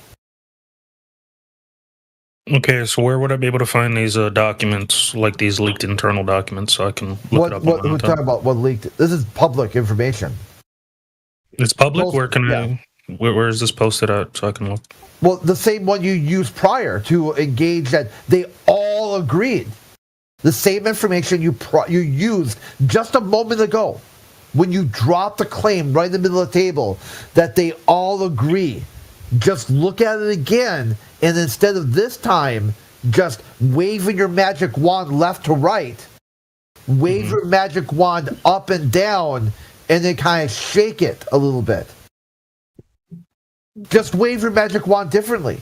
That's it. Wave my also that question differently for a question? I'm confused. Yeah, the same answer you got prior, whatever magical epistemology you use to turn all these different things into the same thing, just don't do that this time. Use your same data. You did. How did I do that? When you came in here and said, hey, I got a question for you guys. How is it possible that all these space agencies agree? Agree. They don't. I told you. You can look at it. It was worse than that. Wait, so they don't agree that so we have agencies that agree the Earth is round, and we have agencies that agree that the Earth is flat? Is that what you're saying? If that it was even worse than that. Go with it was even worse than that with what he came in with, because he was like, why have all the governments ever said that the Earth is a ball, which is just ahistorical, because the vast majority of human history, the people and the powers that be, and in those times, understood and acknowledged the Earth to be flat and motionless. It's only in the last couple hundred years, arguably, that there have been significant claims and governments, quote unquote, who have pushed this theory. And, you know, that's always just been an assumption on their end. It's not the case that every government has said it's a ball. And so which when you ask governments have said it's flat? it would be lying. What? So which current modern day government in the year of our Lord 2025, or let's say in the last 25 years, has said we believe that the Earth is flat? Which government? Just so I can look this up. The government doesn't do that. The government doesn't come out and say, we believe X, Y, Z as it comes to the shape of the Earth. But when it came to like You find me UFOs, a the government did that, right? You Like, find me a UFOs and government stuff. come out and said, we believe that the Earth is a globe, signed the government. No, that's not how it works. Okay. And anyway, an appeal to authority fallacy. Have you ever heard? Hold on. Have you ever heard of an appeal to authority fallacy? No. You know what that is? No, what is that? Okay, so that's when you claim that something is true to be the case, and your reasoning for it would be to say, well, this authority tells me so. In this case, the government tells me so. That's an appeal to authority fallacy. It's not logical thinking, right? Right. If you're just completely relying 100% solely on what people in power are saying, yeah, I can agree with that. Yeah. So what we're looking for is not logical fallacy, but direct empirical evidence that the Earth is a spinning ball. So it can't be, I saw this video on YouTube from the government. Right. Okay, so as a person trying to get more information, can I get the empirical data that proves the Earth is flat so I can look and do my own research? Well, yeah, you can. So if anyone's in the chat, someone send in the link to the home server. So we've got a home server that has terabytes of information, PDFs, articles, videos, documentaries, photographs, images, all kinds of things. So someone will send to that 24/7 Flat Earth Discord, discord.gg/Flat Earth. Very easy to find. There's a huge additional information library. And it's got things like long-distance observations and laser tests, which are people conducting tests to see if this curvature that we've been told exists actually exists, and trying to measure it. And they're looking over bodies of water, lakes, and shorelines, things like this, and just comparing it to what the globe model predicts in terms of how far they should see, how much obstruction there should be due to this curvature, this kind of thing. So there's loads of examples on that, which you can look at. Okay. Yeah. I mean, observable reality, as I've mentioned, is a flat, motionless plate, topographical. So what you need to do if you want to test it is go and figure out the rate of curvature that they're claiming. You can do this just by going on any curve calculator and going out to a body of water where you live, like a lake or a shoreline, and start comparing what you observe to the globe model plate in terms of curvature. You'll start to see that there is no curvature. You'll see way further than they say you should be able to. All right? So that's what you need to be thinking about. That's a good reality. Yeah, good starting point. Go outside and have a big think. Say, am I spinning at thousands of miles an hour here? Am I on a big spinning ball in a vacuum? Just start thinking about those questions. The speculation about why the government's lied to us all, that can come after. When you say the government, real quick, but you say the governments, meaning more than one are lying to us.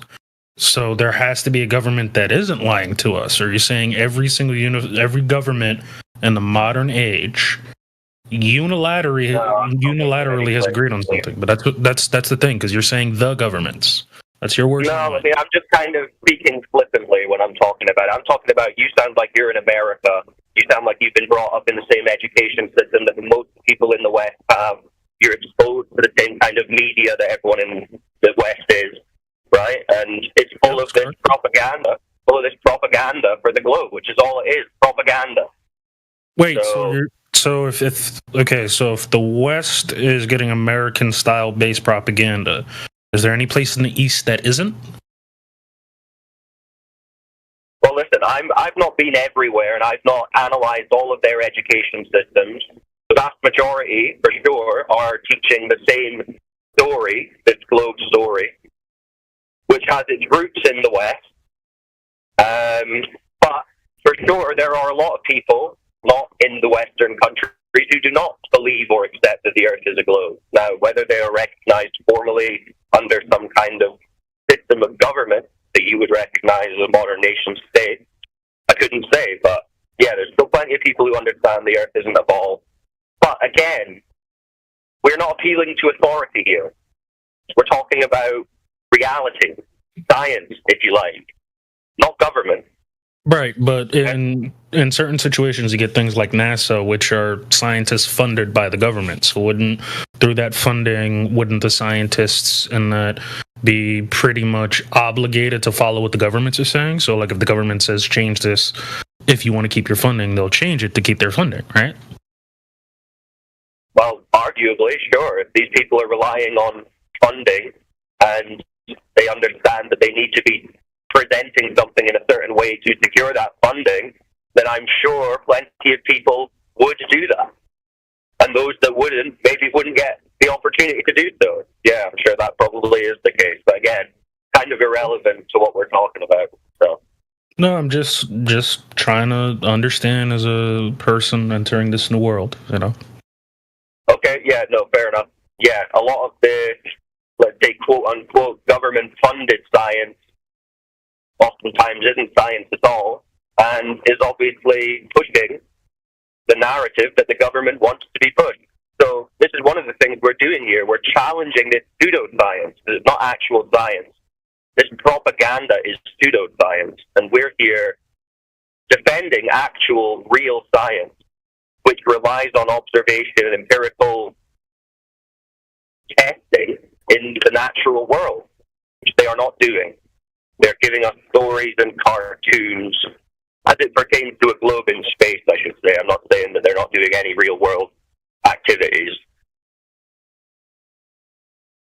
But basically, yeah, the whole NASA space agency thing is just weapons testing. It's just a way to funnel money into military projects and rocket testing.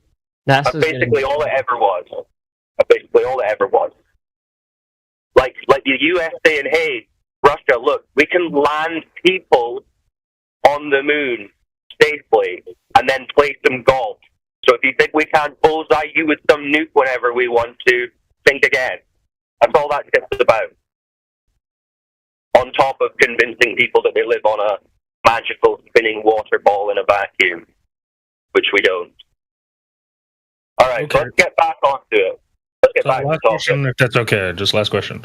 So if we're not a giant water ball spinning in the vacuum of space, what are we? Just so I know the definition. So next time I come into this room, I already know what it is. I don't, have to. Okay. So we're not making a claim as to the entirety of what it is, right? Sure. We don't know the full size, shape, or makeup of the system. But what I would say, and what I think most would agree with at this point, is that what we can evidence is that whatever this system is in its entirety, it's a motionless topographical plane in its surface, right? The surface that we exist on, motionless topographical, planar, and it would make sense that it's contained in some way, right? Physically contained. So not an open system that's open to a vacuum, but a contained system, a closed system. You understand what I mean by that? Could you game it out for me? I'm a little. Right. I kind of think I get it. So the shift in the way you need to perceive the world is that instead of imagining yourself on the exterior of a spinning ball in a like infinite space, moving through this infinite space, it's more like we're in a giant building. And this giant building has like a giant lake inside of it. And the lake has big islands that we call the continents and the land.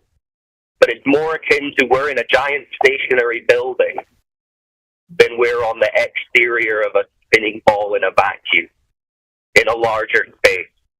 We don't know what the larger space this building might be embedded in, if at all. Right? Okay, so that's my general speculative push for what you should kind of adjust your thinking to understand what we're basically talking about without making claims to its overall size or shape. Those are the principles. Do you understand that? So we're in an encased environment. Yeah. And we're flat in that environment. Yeah. No. Yeah. Oh, what? Somebody. Oh, okay. I mean. Oh, not flat. What do you mean, not flat? Inside, round inside. God is not inefficient. Why would he make it flat? Stupid. I don't know. That's why. Yeah, he's just buzzing out. Don't worry about him. Do you understand why I just told you? Yeah, we're pretty much like fish inside of a fish tank. The way you're making it seem. All right. Well, I don't know about that analogy, but we're in a contained environment. That's the point. Yeah, something that's contained that you can observe from the outside that looks different from the different angles, and then. Well, I didn't talk about observing it. No, I'm not talking about observing it from the outside. That's the whole point. We can only observe it from here. Wait, so what about like people who are in space, like ISS space station? No, there is no space. There is no space. That's the point. It's enclosed. No space. Space would mean that we're not enclosed. We're open to this vacuum of space. I just told you that's not what it is. It's inner space instead of outer space.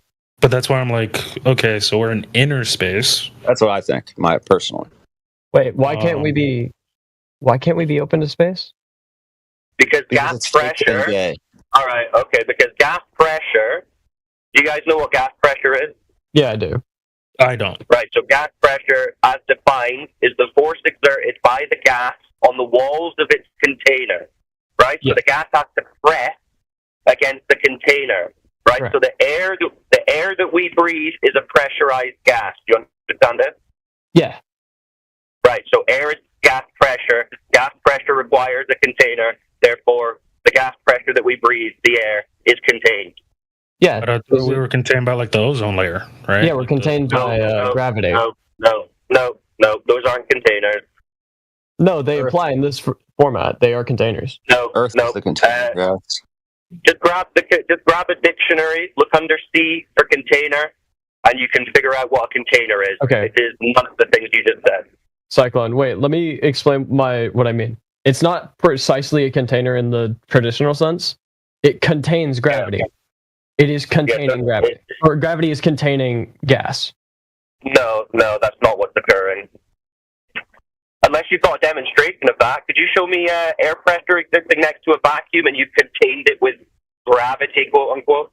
Do you know how much mass I would have to collect to contain gravity? Oh, right. So you're saying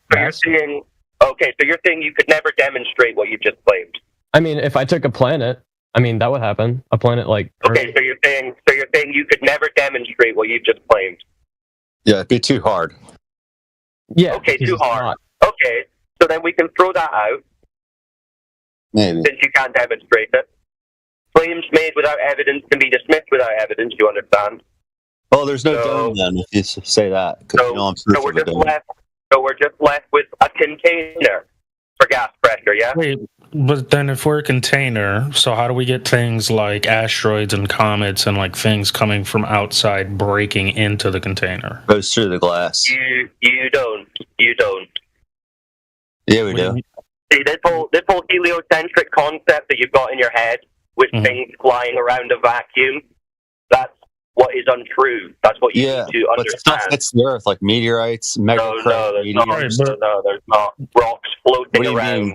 Wait, meteorite. But that's this is where I'm getting a bit confused because we've had sightings. Yeah, you will get confused. I understand you're getting confused. You're denying reality, bro. You've been given a religion involves an outer space vacuum, and you've never heard a challenge to this religion until now, which is why you're confused. Because now you're like, well, if I don't have the religion part, if I don't have that religion, if I don't have the medium that my religion told me about, then where can anything exist? Yeah, the reason you've only ever seen cartoons, meteors exist. Meteorites exist. I'm saying. Wait, but if so, the sun is inside the inner space container, correct? Or no, I'm not making a claim about that. I don't know what it even is. Wait, what? Are you making a claim that rocks have never fallen to Earth, like meteorites, mega Like the cryometeors, for instance? So where would they be where would they be coming from? The sky, and they hit Earth. Are you denying that? The sky. What part of the sky? Are you denying that? I'm asking you. Are you denying? What part of the sky? Denying I don't what? know. Am I have no idea. Am I denying your faith in what? Are you denying that rocks or whatever fall from the sky? We've had video of Okay, it. when did you see a rock fall from the sky? In Russia, there's look up mega cryometeors. Okay, what was the source large of it? ice rocks that can fall from the sky. Yeah, like volcanoes can shoot rocks up into the air and they could fall down into it from the sky. Sure. You're retarded, dude. Sure. Oh, what? So that doesn't happen now? Or do you mean, why don't you believe that they're coming from my space fantasy? Because you can't Believe what you want to believe is convenient for you, dude. Yes, meteorites are real. Mega cryometeors are real. Meteorites, Meteors where are did they real. come from? Where did they come from? Fucking Joe? sky, bruh. The sky. The sky? How far up? How far I have up? no idea. You have no idea. Okay, so what's your claim? Oh, so they don't exist because you don't know how high they came. You sound like a fucking retard. What rock? What rock are you talking about? I don't know, man. You got one in your rock collection? You got one in your rock collection, Joe Duff? Cyclone. Have it on your mantelpiece? Cyclone. Yeah, shut the fuck up. Cyclone. Google Banks meteor and you can find it. Like that. There's a photo of it. Did you put it in There's the also side chat, videos of it. Zachary, so I can. I know. have access to Everyone, I know. Everyone was shown the same video of the light streaking through the sky in Russia. I know we've all seen the video, guys. Where did that come from? What was it made of? Looks to be made of stone. Joe, Okay, I how'd you know tried that? to post a How'd you know GIF if that? you want to click on that. They tell you not to. People researched it. But it's tenor. People researched it. Okay, Yeah, so that's the appeal to authority again. Okay, what was his name? What did they do? I got it. Did they find have they got a picture of They got a picture of that meteor in a crater? Do we see that photo? Spectrum. Spectrum, you added the wrong person. I guess not. So you said that you're not talking about the sun because what? But what is the sun? What is the sun? Well, I mean, we can talk about it. The sun is observably moving above our heads in repeating patterns. Cool. So what? Yeah, but you said that you won't talk about the sun. I'm like, what do you mean? I said I'm not making a claim about the sun. Okay. Like, what is it? What is the sun? What's it made of? What medium is it in? Do you know? What medium is it in? What do you mean by asking that question? What do you know what a medium is? Like, if it's an air, water, a gas, a liquid, It seems a solid. to be a gas from what I. Seems to be a gas. Yeah, seems to be like a Could you show me a circular disc of light that's a gas that looks like the sun in reality, in a vacuum? Is that the claim? That's not the claim that I'm making. I'm just a ball of gas. Well, it doesn't look like a gas to me. What gas does it look like? What gas have you seen that looks like the sun? What gas have I seen that looks like Yeah, you said it looked like a gas. You said it looked like a gas. Didn't you? I guess, yeah. That's me making a non-educated guess. Yeah. Okay, so what gas does it look like that you What see? gas does it look like? Yeah, you said the sun looks like a gas. Yeah. Yeah, gas giant, I guess. The sun looks like a gas giant. What the hell does that mean? It means that it runs on nuclear fusion, like really? main sequence star. Yeah. Oh, really? That's what he's implying. That's what he meant. Okay. So is that anything other than a cool story that you've heard? No. Okay. So we're looking for something that isn't just a cool story. We're looking for empirical evidence. Whatever claim you make, you make claim X, you provide empirical evidence for the claim. That's how we do it. And if you don't have the evidence, I would advise not making the claim. So anyway, our point is there's no the Earth is actually a spinning ball. All they've given us is cartoons and stories, basically, and Hollywood special effects videos. If you disagree, please provide observation and measurement of the curvature, the motion. That'd be great. Thank you. The problem with providing like curvature for like as evidence is that the only evidence you're going to take is if I was to look at the ground and find some sort of curve, rather than using logic from like what we see above us. All right, so something that wouldn't be the curve. Yeah, we wouldn't accept something that isn't the curve as evidence of the curve. Because it implies a curve where it's not possible Well, on a you'd be flat assuming. Well, see, but if you don't have the curve already, you can't say it implies a curve. That would just be you baselessly assuming a curve that you have an evidence. Doesn't Well, you assume imply there's a curve. not a curve because you don't see one. It's the same logic, just in reverse. No, because the positive claim is that there is curvature. I don't have to assume. I mean, I can just observe and experience and accept that there is no curvature. But if you want to claim otherwise, that would require some evidencing. And it's not sufficient to say, well, we just can't detect any, but it's still there because if I look at the sky, I can assume that the sky is doing this because of the curve that I can't detect. No, that's not going to work.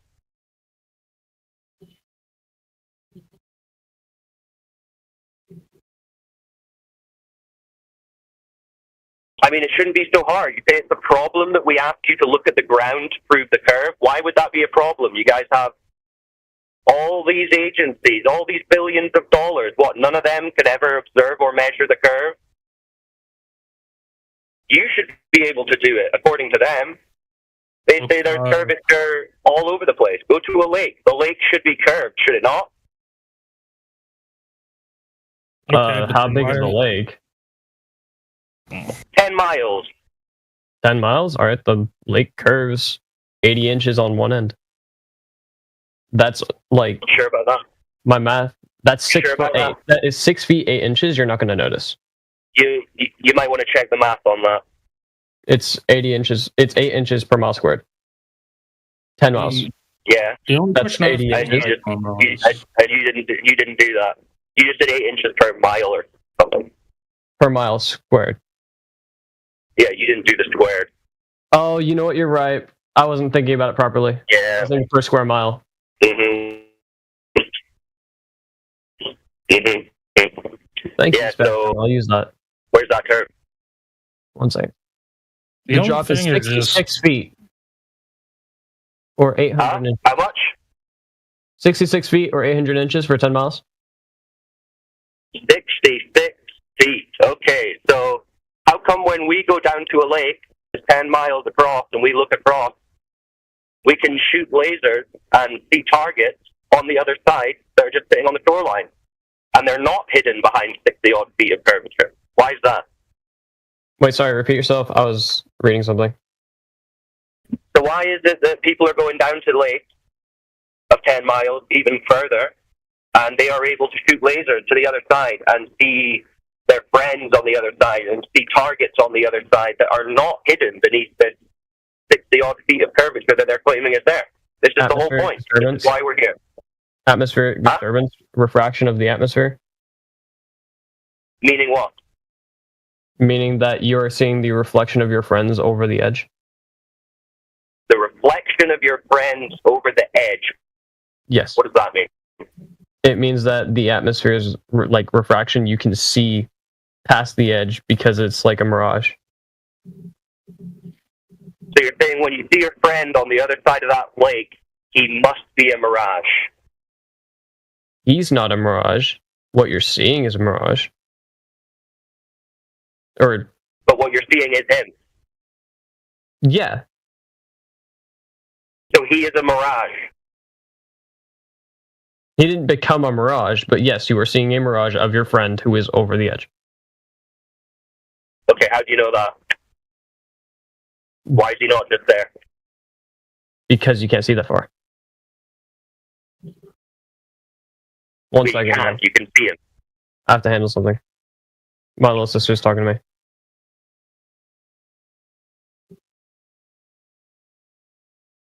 Mirage Man. Who else have we got from the FE side here? Because I'm going to have to go mute in a minute.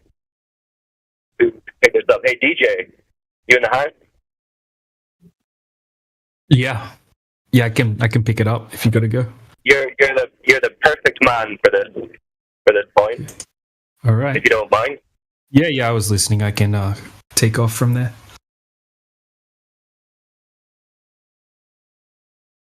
Who are we chatting to, by the way? Zachary? I don't actually know who it was. Hopefully someone else is paying more attention. Wait, what did I do? What? No, nothing, bro. Yeah, Cyclone said he had to go, so sorry, I was just taking over. My little sister was talking to me. Yeah, I'll you're right, bro. So you get the idea of the amount of curvature there should be over the distance, right? Yeah. Can I have 1 second so I can leave a new join? Yeah. Yeah, sorry. You're right, man.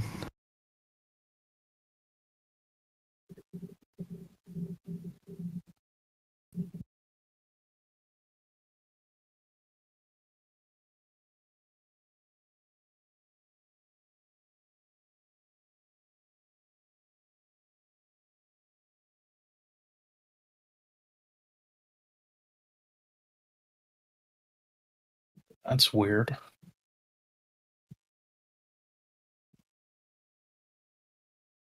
Just he's gone. Okay. Anyone else want to talk about the curvature over distance? No, I was just confused on more of the how every government unified on one way of thinking when it comes to this. You were told. You're already told that's not the case. They all have different ideas of what the Earth looks like. Not one government, even themselves internally, do not agree on what the Earth is. Sorry, I'm back. I've never heard of a government that's like. Yeah, no, this is just 1 flat. second, Zachary. Like everything is globe or spherical in some form or fashion. But I've never heard of a world government that most people would recognize saying that we believe that the Earth is flat, or we can prove that the Earth is flat. That's the only part where I'm like, yeah. Look, let's just get back to the evidence, right? You can worry about motives and all that sort of thing, and who's lying and all that sort of thing later. But we're just presenting evidence, right? So if these people with power and all this money shown that evidence as well, like if it's who are you talking about? Well, what I'm saying is that if what you're proving is the truth and everybody else is lying, at some point in time, there should at least be one. Yeah, look, nobody's claiming everybody's lying, right? Yeah, we're not claiming everybody's lying, right? No, but that's the claim that was happening earlier, where it was a lot of like you're believing what you've been told. Well, let's have a look, right? Let's have a look at this evidence I'm about to present, right? Okay. And then after you can sort of tell me what you think about it, right? Because this is empirical evidence that anyone can go and do themselves. It's not expensive and it's very easy. So, right, if the Zachary, are you there, man? Yeah, I'm here. All right, so you get the idea of drop over distance, right? And you can calculate, right? So along with the drop over distance comes a geometric horizon, right? It's a horizon you must have on a globe, right? Like when we're at school, or when I was at school, they teach you that, right? If you're standing at the shoreline, the horizon's roughly three miles away. So if you were 6 foot tall, the geometric horizon would be at 3 miles away, right? Yeah. So depending on the height of the observer, the horizon would be at a set distance. Right, so if you got just say you're 1 foot off the surface of the water, right, with a camera or whatever, you should have a geometric horizon at 1.22 miles if the Earth is a globe of the size that they tell us. You know what I mean? Yeah. Okay, so it's a physical horizon, right? It has to be there, and it cannot change or move unless the observer height changes. You agree? Yeah, understood. Yeah, we will get to atmospheric conditions and things like that, right? That can make things shift. Let's use that word. But yeah, so have a look in the side chat. Sure. Is it the one second. There's a T. Very good. Okay. Yeah, so just in the side chat there.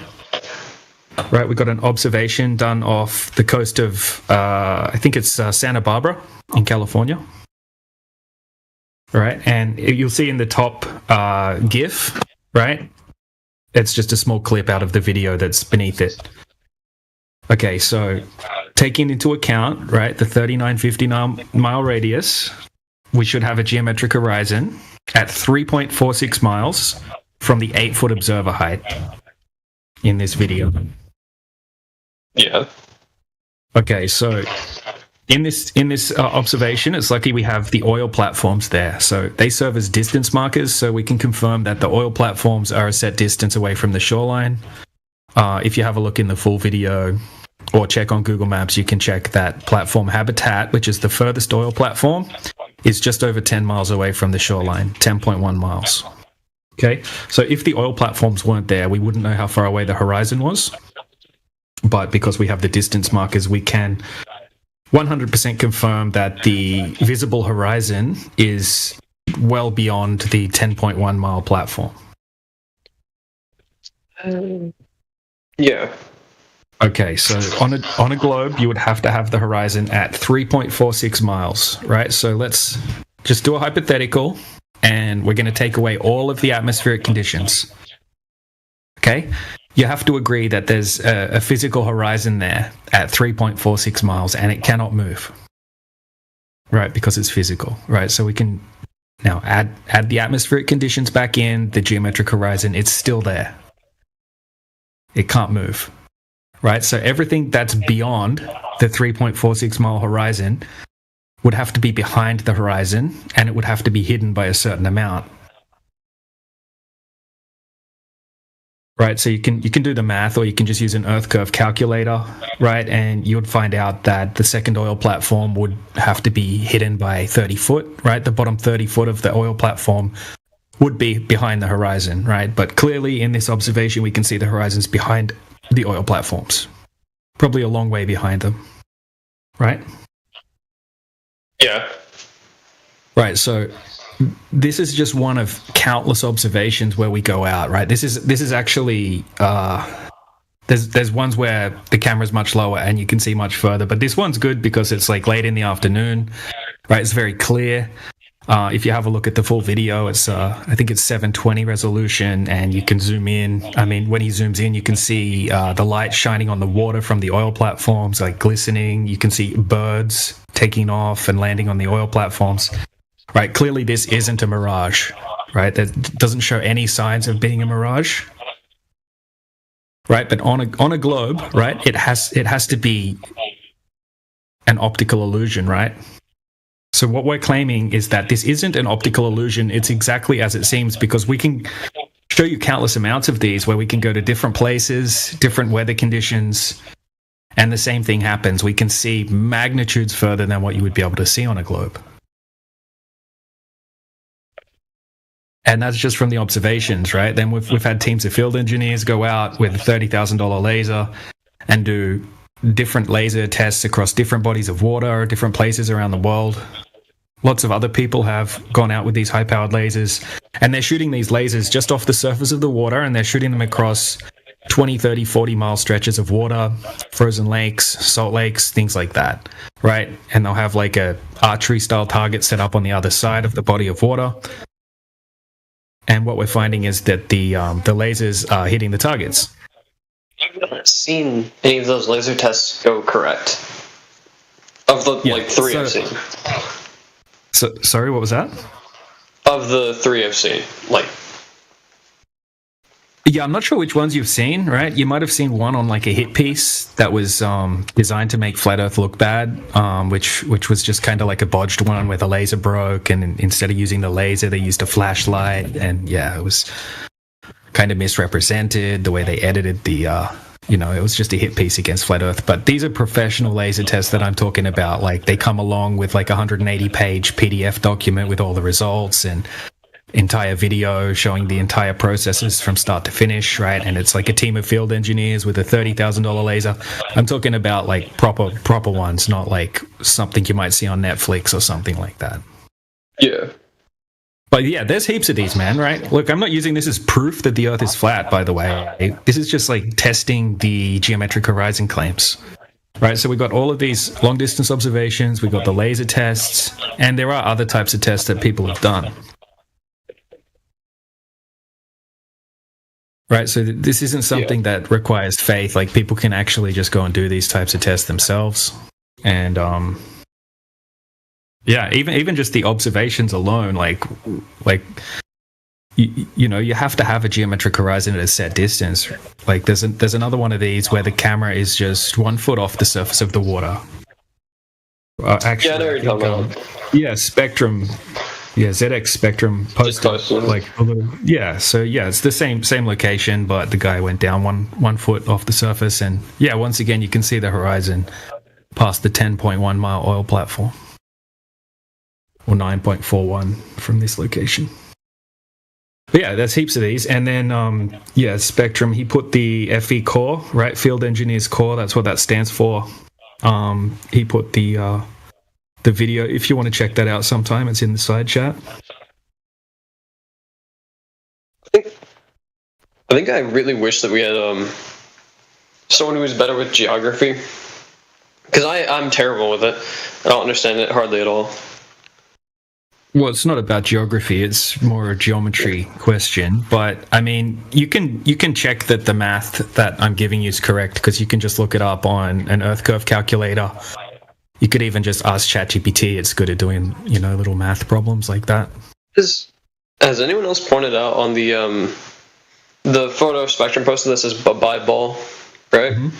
Yeah. Half of platform habitat's bottom part is missing.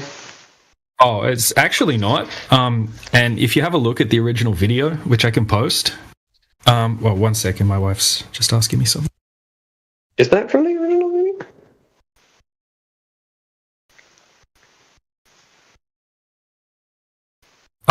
Yeah, I'll just be back in like literally 2 minutes. You're good. Don't worry about it, man. Help my wife with something, just quickly. It's fine. Yeah,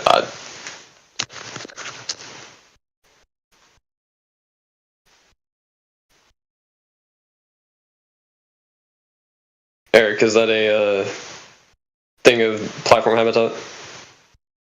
That's a generic oil platform, just showing you the dimensions. Yeah.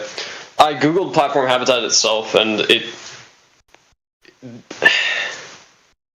I hate to use the term "it looks like" because that's the least scientific bullshit I could ever spout, but like, it most certainly looks as if half of platform habitat is being concealed. Of the supports in the bottom. Concealed by what? But you can see the horizon beyond it, though. Yeah, the horizon isn't concealing it. Yeah, what's it concealed by? Well, there's 3 separate horizons right there. I'd say it'd be concealed by the curve. But have you seen the? There's only one horizon. Somebody listened to Nicktoon recently because he said that recently. Nicktoon recently said there are 3 horizons. No, I'm pointing out. Okay, so you see the like differing colors. One might be caused by something odd, but like there is very clearly a horizon in the background that is like which horizon? Definitely refraction. Which one's the Earth? That's what. Which one's the? Oh, they're all standing on it. They're all on the Earth. All of them? Oh no, I know what you're saying. Okay, they're all technically the Earth, yes, because they're all like. If it is like. Hello. What do you think a horizon is? Could you define it?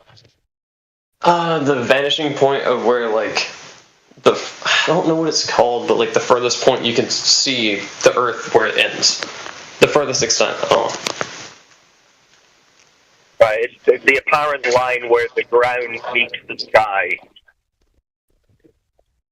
It's The problem is that, like, with what I'm saying, right?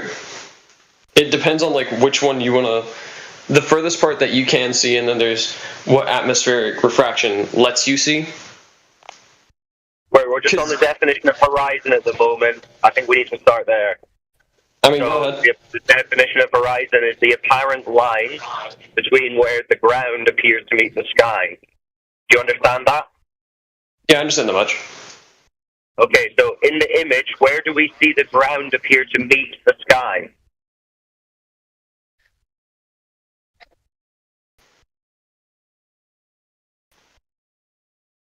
Is it in front of the rig?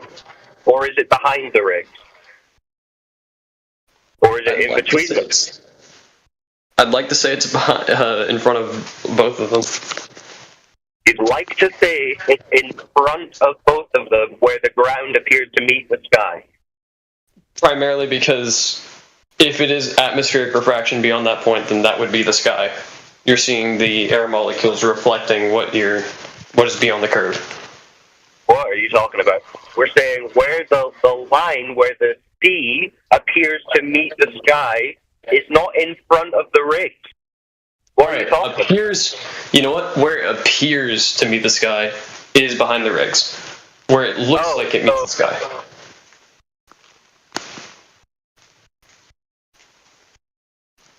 So is the geometric horizon refracted beyond the horizon? Depends on what geometric, or what you mean by geometric horizon, because I wouldn't know.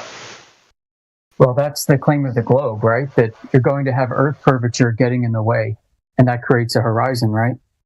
Okay, so yeah, where I believe Earth's curvature ends is in front of both of them. Unless that's a wave, then it'd be the one in the middle. So is the horizon behind all of that also Earth curvature? It's obstructing stuff beyond that? No. That's the air reflecting what's beyond Earth's curvature. Right, but is that also Earth curvature that's being refracted up?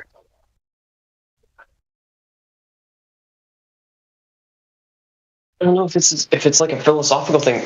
You could say that, I guess. It depends on how you view it. If you view it as just air molecules reflecting something, then it's not. But if you view it as, well, you are seeing Earth's curvature, then yeah, technically.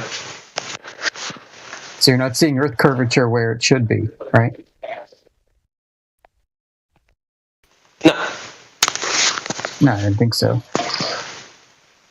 Wait, no, I misphrased that. Yes, I believe you are seeing it where it should be, and then you're seeing where it is reflected.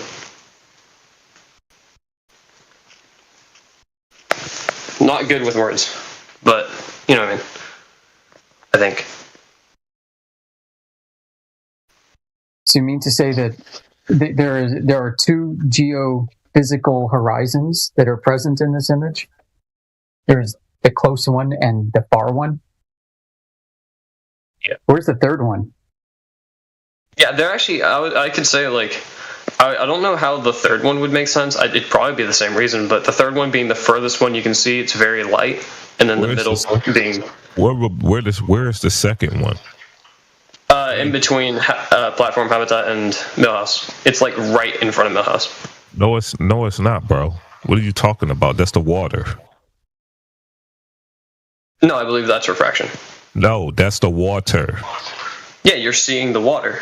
Yeah, so what are you talking about? Where you see her horizon at? Because there's two very distinct colors between the two of them. No, that's not the horizon. The horizon is where the sky meets the ground. That's the water you talking about. Why is you gaslighting everybody? I'm not gaslighting anybody. Okay then, why is you sitting here? You lying then? Because that's the water. You just explained what the horizon... Wait a minute. You just explained what the horizon is. The horizon is when the sky appears to meet the ground. And then now you're telling us that the body of water itself, where the sky is not meeting it, is the horizon. No, it's not. That's the water. Wait. He said geometric horizon, and I said that, yes, that would be the geometric horizon. No, that wouldn't be the geometric... It wouldn't be a horizon then. It would just be the body of water. Okay. He said geometric horizon is where the curve, like, prohibits view beyond that point, right? Just the curve, not atmospheric refraction. Don't include any of that. I believe that's where the solid, like blue color, where that ends, is the geometric horizon. No, Everything past that is atmospheric refraction. you're just saying that is a body of water, sir. Yeah, that you were seeing over the curve. The horizon have one definition. Now, your claim for a geometric horizon is whenever you see a geometric horizon, that is actually physical and is blocking things. Therefore, you should not see another geometric horizon behind it. What you're describing to us is a body of water, and you're saying that it's blocking something. I would say that those probably aren't blocking anything, because it's just air molecules. You're just seeing air. Great. You could say that's just, cool story. But in the horizon, based upon the globe, it's physical. It's a geometric location that's curving, where anything that's beyond that horizon is being blocked. But in this picture right here, the only horizon that you see is not actually blocking anything at the physical location where it's supposed to be. Matter of fact, it's not even at the physical location where it's supposed to be. It's beyond that. And you're saying, no, it's not. That's not the real horizon. Actually, the body of water is the horizon. No, it's not, sir.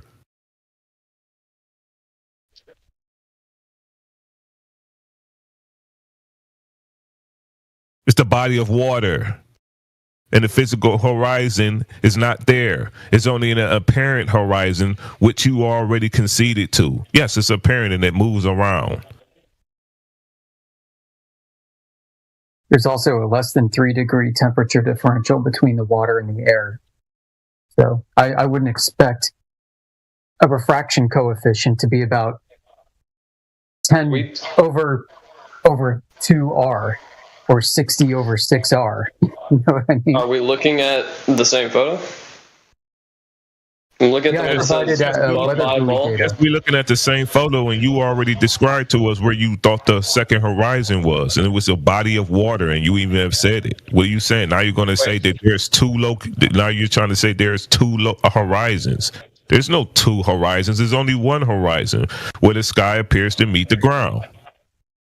Yeah, right. You talking about yeah, you can't have two. You can't have two horizons, dude. Sorry, Reg. Sorry, Reg. I just wanted to go over this citation quickly that I put in the side chat. Right. So it's like National Geographic Society, education.nationalgeographic.org. Right. Okay. What is a geometric horizon? Right. It clearly says it's the visible boundary between the Earth and the sky. Right. You can't have two horizons. Right. Horizons are all defined as the place where the sky and the ground meet. Okay, then I misunderstood what someone was like referencing. Then yeah, where it looks like it meets is far off from the distance. But also, looking at the photo of platform habitat in that photo, I know platform habitat doesn't bend like that. That's definitely some form of refraction is happening there. Well, hold on a second, right? So have a look at platform habitat in this one, right? That's why I presented this one, because it was taken further, like later in the day, right? There's less heat, so all you're seeing with the bendy crane and right, it's like heat distortion, right? If you look down, right, if you look through heat, basically it distorts things, right? It's just like heat haze.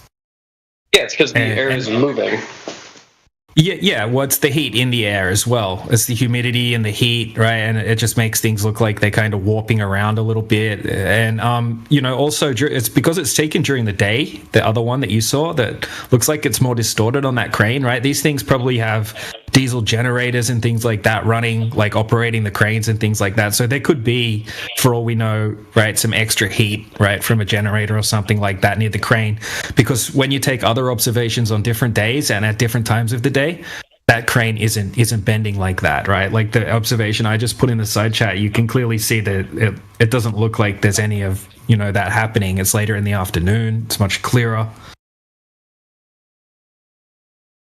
So sure, like what is refraction at the end of the day, right? So the globe side just likes to sort of throw out the word refraction without really knowing much about refraction, right? So normal refraction actually requires two transparent mediums, right? Like if you type in refraction and you hit images, right, you'll see they'll put like a glass of water, and then they'll stick a pencil in it, right? And you can see the pencil refracting because of the two mediums, right? So that's normal refraction. And then when you're talking about the atmosphere, refraction can do all sorts of different things, right? We've got like looming and sinking, right? Sinking's where things that should be on the horizon appear like they've sunk below the horizon, right? So that can actually explain a lot of other effects that we do see. But yeah, refraction isn't something that allows you to see like 10, 20 times further than what you would be able to see. That's not what it does. I think it's a misnomer to even call this phenomenon in the atmosphere refraction, because it doesn't conform to the law of refraction. Wait, how does it not conform to the law of refraction? What is the law of refraction? Well, it's when the angle of incidence through a contact medium changes angle and creates an angle of refraction that's separate from the normal. So it requires a contact medium between two different kinds of media. And instead we have an index gradient. So the law of refraction does not apply here. There are other phenomena that you would have to describe the effect with, like turbulence, miraging, total internal reflection. Correct me. What kind of refraction allows you to see through a physical body and move horizons further away from you?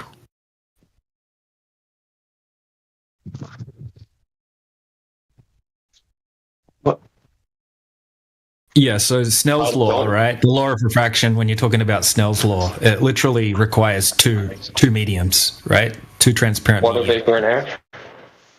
No, not really. That's not two different mediums. That's just two different...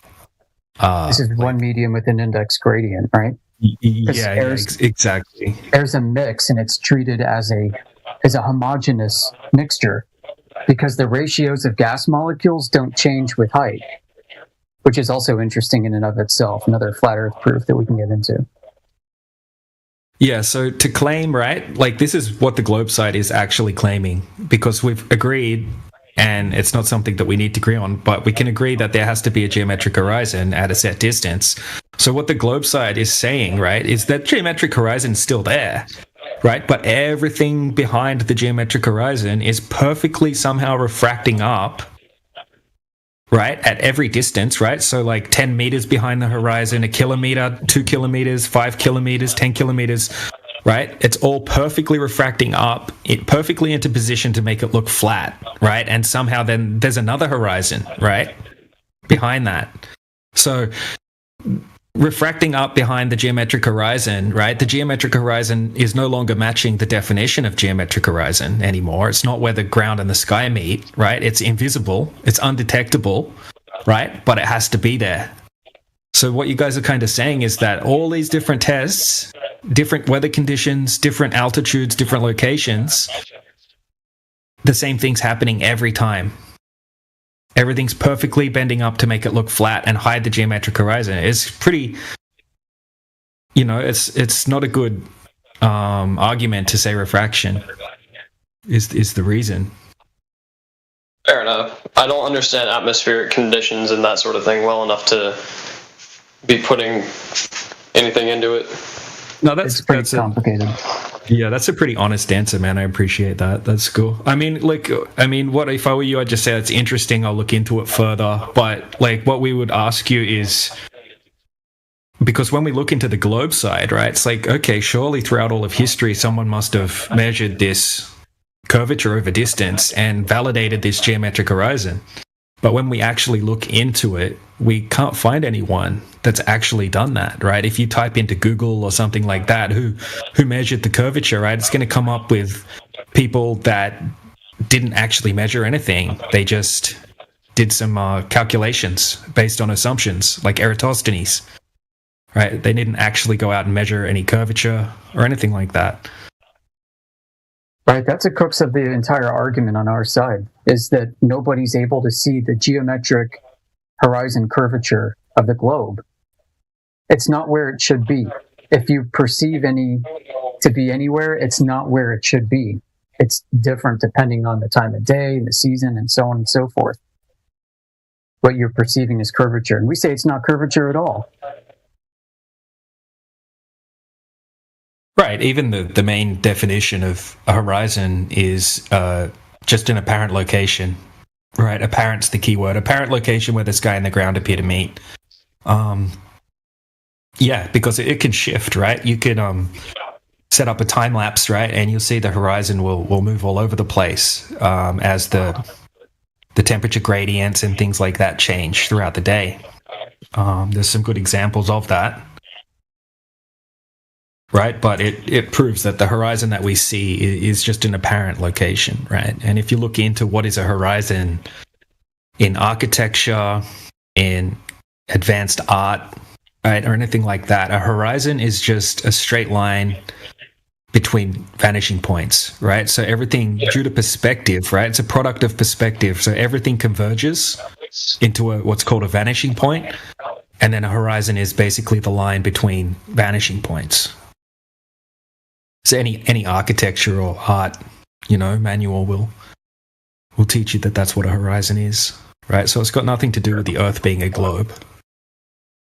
Right, so when people say, "Oh, we see," sometimes we see ships, that looks like they disappear over the horizon, bottom up.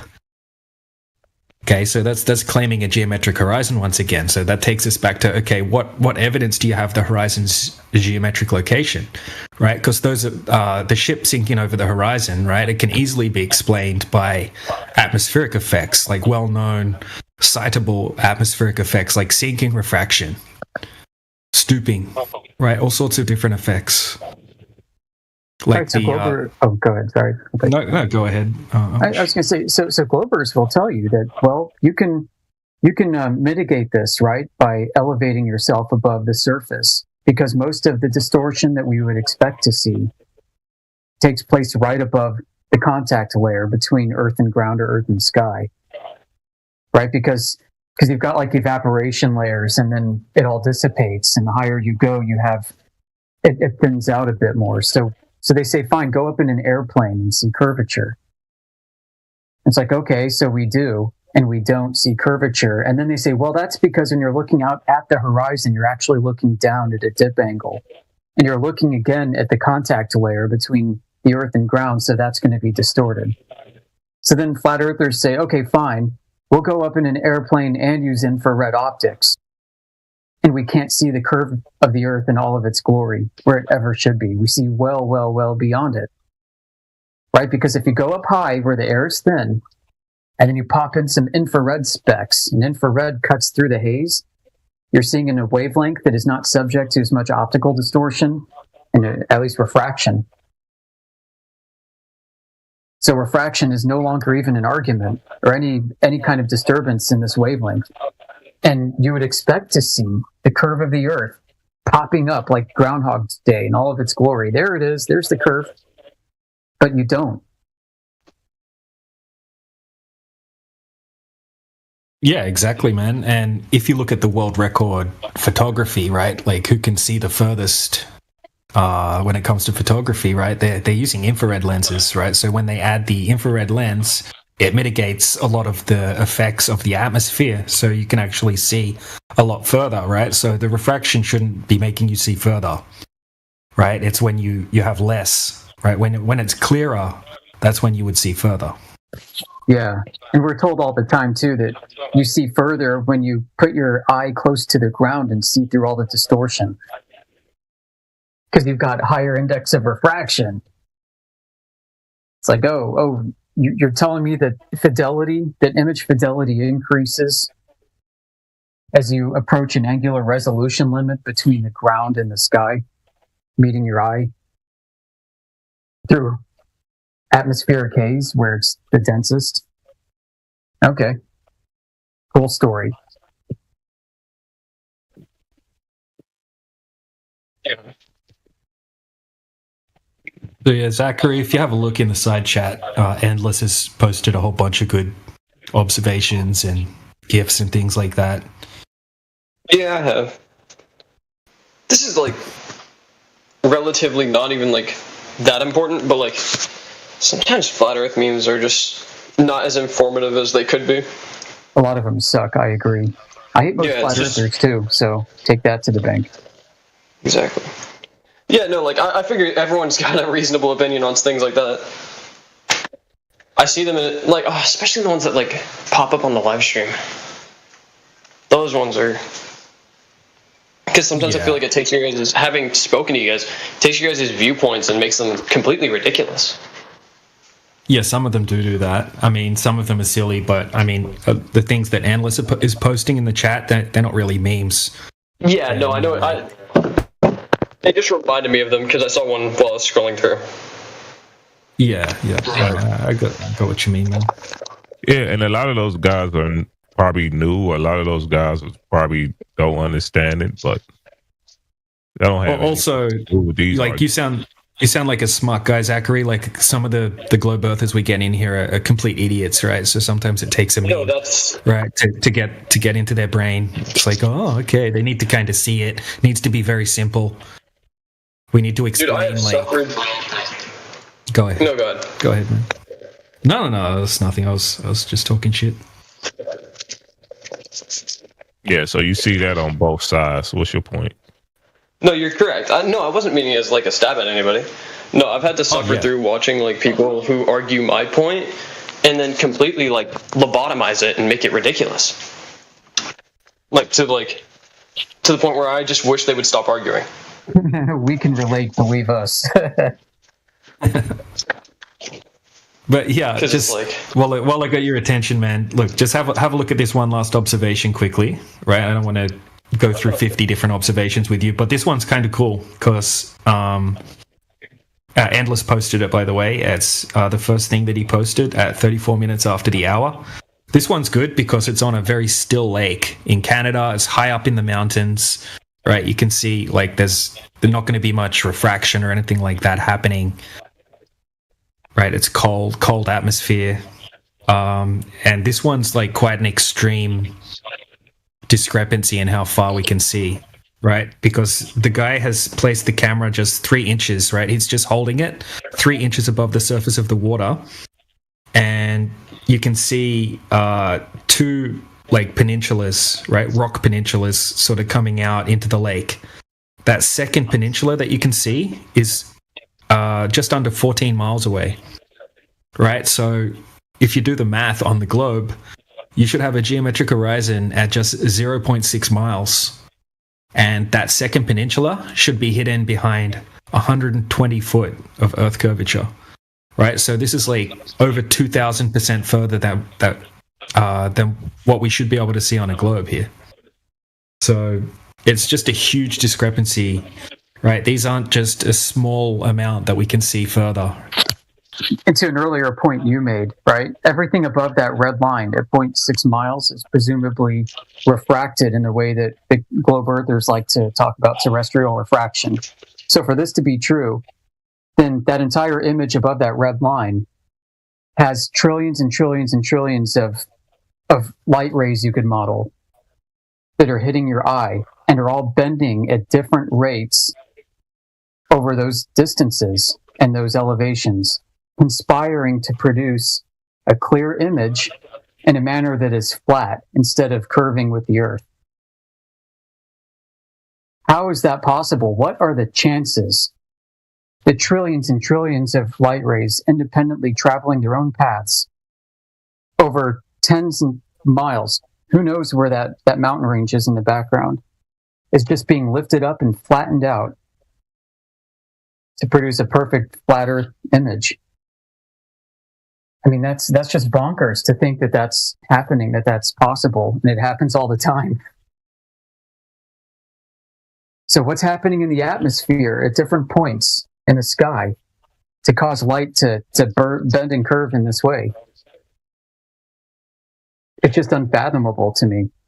Oh, yeah, especially when you also consider the laser tests on top of what you just explained, right? So they use the same word, right, refraction, for the laser tests, but they would have to be claiming that the laser is perfectly bending around the surface of the water hundreds and hundreds of feet to hit the target on the other side of the body of water. And that the exact same thing happens when they do it at all sorts of different locations, right, across the Earth. They do it in different temperatures. They do it over frozen lakes. They do it over regular lakes. They do it over all sorts of different places. But somehow the laser perfectly refracts and bends around over the huge mound of water, right, between point A and point B, and hits the target. It's just not possible. Right. And if they claim refraction, then okay, going with that is the light bending towards a denser medium. Does that mean that you're looking into a warmer climate off in the distance? So if I spin 180 degrees, is that gradient continuing to increase in density? And should I see much shorter curvature, a curvature at a much closer rate? The answer is no, that doesn't happen. I think with the lasers over the lake specifically, I think a really good way to like prove your point in that situation is using like a specifically high-powered blue laser, because blue is a lot harder to. It travels further and it's a lot easier to see. Yeah, you're right. They do use that, and sometimes they actually use multiple lasers, right, of different spectrums. So yeah, if you have a look at the one that Endless just posted, right, it's a high-powered laser with a blue beam. Yeah.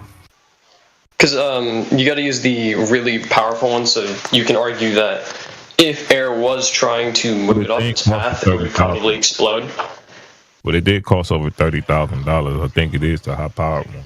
Yeah, some of these are really expensive lasers, right? And they even have manuals, right? And the manuals say how much that they would deviate, due to standard atmospheric conditions and things like that. And it's just the tiniest amount, right? Over these distances, it's negligible. But yeah, like all sorts of different lasers are being used, and expensive lasers, and some of these people doing it, like Dr. John D, right? He's a PhD.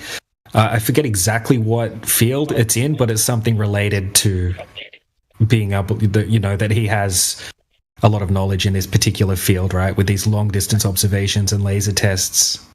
It's basically a doctor of refraction, essentially. Yeah, basically.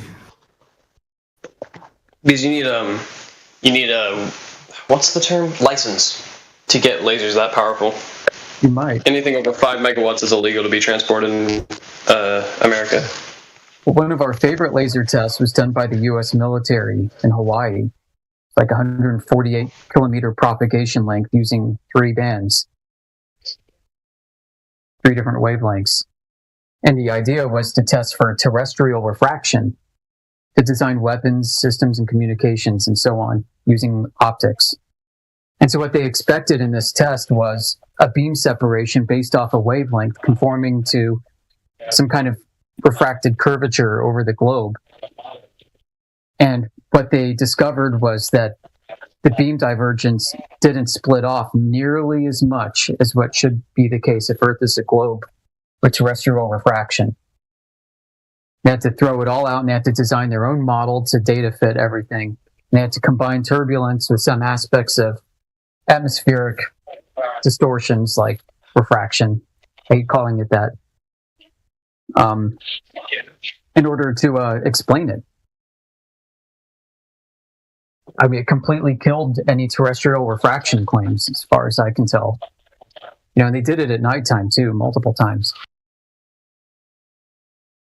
It was called the COMBAT. That's an acronym for something. COMBAT laser test. And a doctoral candidate did a paper, a doctoral thesis on the study named David Bricker. And you can pull up his paper where he discusses some of the problems and in a simulation that they created in order to explain the data. Yeah. And I like this discussion a lot more than I like the one that I liked yesterday. Jeez, man. Y'all are very polite, thank you. You've been polite too, man. We match the energy that we get with. So we have a lot of experience handling a lot of trolls coming in with different tactics. And to a casual observer who's new and they hear us tossing out trolls that have been doing the same thing to us for years, following us around like stalkers, it looks like we're the bad guys. Oh, yeah. And we're just trying to defend ourselves and keep a clean room from devolving into chaos. But I was more referring to that. I was getting called I got called retarded a lot, but I was getting called like a whole lot of mean, not nice things by like someone who's significantly older than me. Like a few nights ago, just because like I wasn't understanding his point and trying to prove it with the math that I understood. No. Because I don't follow the calculations and measurements discrepancies. Yeah, a lot of times it'd be you just come in at the wrong time. You probably came in right in the middle of a bunch of people calling that particular person a retard. So exactly. Caught the back end of it. He probably just thought you were just trying to, so. I'd fallen into what was either someone who was already upset or just into an already started argument. But I mean, yeah, like I've seen people on both sides. Yeah, they both just get really heated, which understandably so. That's humans for you. Yeah, because I can't lie, I'd be pissed if someone came in here and just started calling me a retard. Oh yeah, we get it all day, every day. That's why we appreciate when someone comes in respectful and like goes over evidence, right? Because we're not trying to convince people of this. We're just showing people evidence that they might not have been aware of before, and once they see it, then they can make up their own mind. We just want to be able to present it, right? Because a lot of people have a complete misconception of what flat Earth is and what we think, right? We don't think that the Earth is a disc in space and that Australia doesn't exist and all these crazy things that you see in the propaganda. Yeah. Yeah, we basically show that the people who believe Earth is a globe and that the evidence they heard is evidence or proof of the globe is not the case. So you can still go on thinking, okay, yeah, Earth is a globe. But looking at our evidence, you have to honestly conclude that, okay, what I'm being presented here does not show me the globe. And a lot of people who think that this should show the globe are mistaken if they think it does. Which is actually pretty great, because even if you do come out of it still believing in a globe or believing in a flat Earth, you do know now that what information can prove something and what cannot. Right. And it goes a step deeper. Like, you start looking at what our supposed academics are putting out. Call them authority figures too, right? You start looking at what they're putting out, and when they start putting forth some of the claims that we're presenting and debunking, you got to wonder, okay, so what gives that person the authority? How good are their credentials if they're putting forth this argument that was thoroughly debunked by a bunch of dorks on a flat Earth channel on the internet? And then how come all of NASA's doing the same? How come National Geographic tried to show that there was Earth curvature with a striped flag out in the ocean and didn't realize that they had not only not captured the geometric horizon where it should be in front of the flag, even though they said they did, but they captured a horizon line that was well beyond where that flag was set up to be behind the curvature of the Earth. And they had Stephen Hawking endorse it. It's been a while since I've had to argue this one or bring up that media, but if anybody's got some of this handy, it might be worth posting in the side chat. National Geographic tried to do a documentary on showing the audience where the curvature of the Earth is over water. And they basically lied. And in one instance, they doctored their own footage. They presented with some kind of helicopter that was supposedly going behind the curvature of the Earth. And in one frame, there were birds flying across or something. And then in another frame, it was the same birds flying across. And they tried to present that as two separate observations. I forgot the details on that. I'm hazy. Somebody else can jump in if they're better on this. But, I mean, you start looking at this stuff and you're like, why the hell are they doing this? Don't they know better? So, yeah. And I got to think too, suppose Earth is still a globe. What you're now seeing evidence of is people believing it so much they're shoehorning observations into their mental construct of what the globe ideally should be. Even credentialed experts are doing this.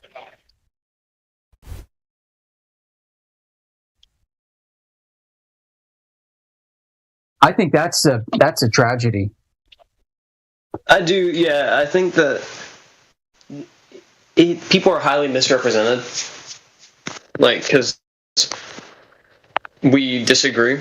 That's for sure. Like, that's fine. It doesn't matter. You guys are all very intelligent. And I've learned a lot just being here. So, like, I think it's just ridiculous that the slander and then the feeling the need to lie. Because if it's true, you don't really need to lie about it. You can find ways to prove it. There is some way, unless someone extracts every single way there is to prove it. Well, a lot of us became what we are as flat earthers because we kept looking for that evidence. We're like, okay, that wasn't it. Let's look at this thing. Oh, that's not it either. Let's look at that thing. And you go through this so much, you basically get through the entire body of potential academic literature that could be produced on this topic. And you're like, there's no measurement anywhere. There's no verifiable measurement of curvature or Earth's radius anywhere to be found. This is getting crazy. And the more you look, the less you find and the more desperate it seems. And you just got to say, you know what? I don't think it's there anymore. I don't think the evidence is there. What the heck is this place? And how come everybody's deceived? The more you dig through it, the more you'll find that it's flat Earth underneath there. Like, the more you dig into any of these globe claims, you inevitably find a reference to a horizontal plane. That's the other side of it. Yep, you not only find an absence of globe measurements, but you keep finding again and again what Endless just said. The necessity of having to reference a flat horizontal plane to treat that as Earth itself. That... Yeah, you'll find like mostly the Earth is utilized or treated as flat, right? Even like I know an aerospace engineer, he works for the government, and even he's a globe earther, but even he admits that, right, they do all of their calculations assuming a flat, non-rotating plane, right? And even if you look up the FAA manuals and things like that, it will say that, yeah, they treat the Earth as a flat stationary plane. Pilots are also taught to assume that the Earth is flat and stationary, right? They say it's for simplification purposes, but that's what they're taught.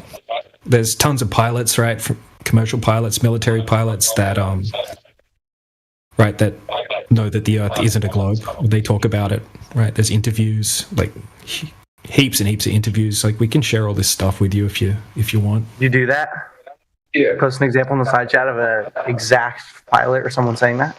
Yeah. I've got a compilation here. I think it's like 28 different pilots. F-16 pilot, F-15 pilot. I think an SR-71 pilot weighed in on this, thinks Earth is flat. We've got a flat earther commercial pilots. There's that one gal from KLM Airlines who was grounded for talking about flat Earth publicly and embarrassed KLM. You know, and it's not to say that, like, the manuals, the people putting together all of their training manuals and stuff know that the Earth is flat and they're bamboozling pilots. You'll read in the manuals comments like, we know Earth is a globe, but in order to make this work, you have to... Despite Earth being a globe, in order for this to work out, you may as well... The curve of the Earth is so slight to even be noticeable. You know it's there, but you can treat Earth as flat. I mean, this is over and over and over again. It's these apologies. It's apology notes saying, we know that we can't really see Earth curve, but we know it has to be there. But to simplify matters, you can just treat it as flat and stationary. And it works just the same. Yeah, you find that in almost every surveying paper or big construction papers. If curvature is mentioned, right? If it even is mentioned, which is also something that is common, that it just simply isn't mentioned at all. They just reference Earth as being a topographical plane. But if it's mentioned, such as in the London Undergrounds, where they built the subway stations, they will say where we have detected Earth curving through surveying, but due to its minority, we're just gonna use a planar grid system for simplified purposes. Stuff like that, right? Yeah, I've read those too, Clay. Like, they'll have a paragraph. It's almost like the Globe Coke paragraph. We know Earth is the curve, but for the purpose of this construction, we did not have to take curvature into account because the curvature is so insignificant over this distance that statistically may as well not even be there. And here are the numbers to back that up. Therefore, we can treat Earth as flat, even though we know it's curved. That's exactly it. This is what happens in the few texts where they actually mention the curve. If you find a lot of construction papers, and for example the Panama Canal, when you look into the original construction papers, there's no mentioning of any Earth's curvature. They just talk about mean sea level and how everything is referenced to a horizontal planar surface. So I think isn't there a quote by the guy who did the Suez Canal deriding any claims of Earth curvature after he built, however many miles of canal? Ah, yes. Yeah, there is. I have it somewhere. When it comes to the Earth's curvature and being measured, I think I can understand why they would do it like a planar, like topologic. I don't know the word. Where are those? Topographical plane. Yeah. When you're taking curves, like the curve on a sphere, if you were to take a slice of the sphere and get a circle, it will be the same curve. So I feel, from the perspective of someone who is a glober, it's like significant. You don't have to take the entire sphere. You can just take that portion of it. Yeah, but there's a claim about the radius of Earth, right? And you gotta somehow put all this stuff right into that radius. In kilometers, it's 6,378 kilometers. That's not really a lot of kilometers, to be honest. But you gotta understand, within that radius, everything must be bending 360 degrees in every direction to form that radius. No matter from what point you go out around the supposed sphere, right? So I tell you, man, 6,378 kilometers to form the radius of Earth is not much. And then to say it's just all flat is ridiculous, even mathematically. What I've been saying to people is that it seems like Earth curvature is hiding within error tolerances.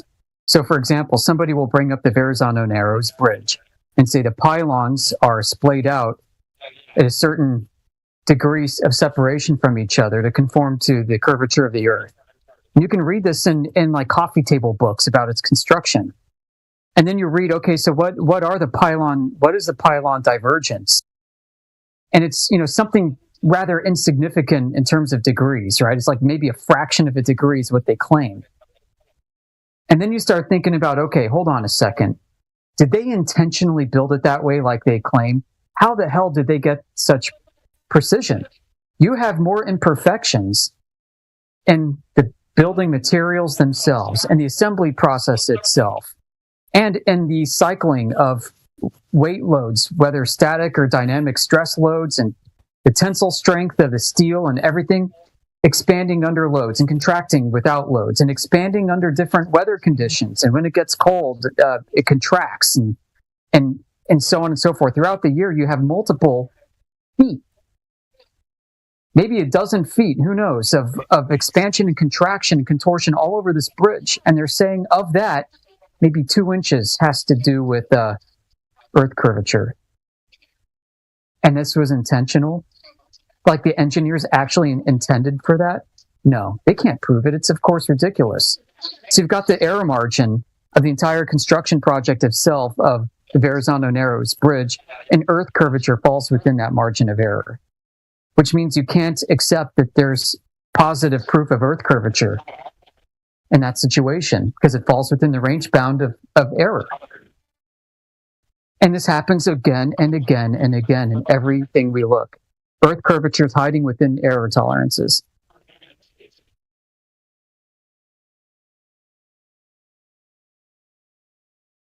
Yeah.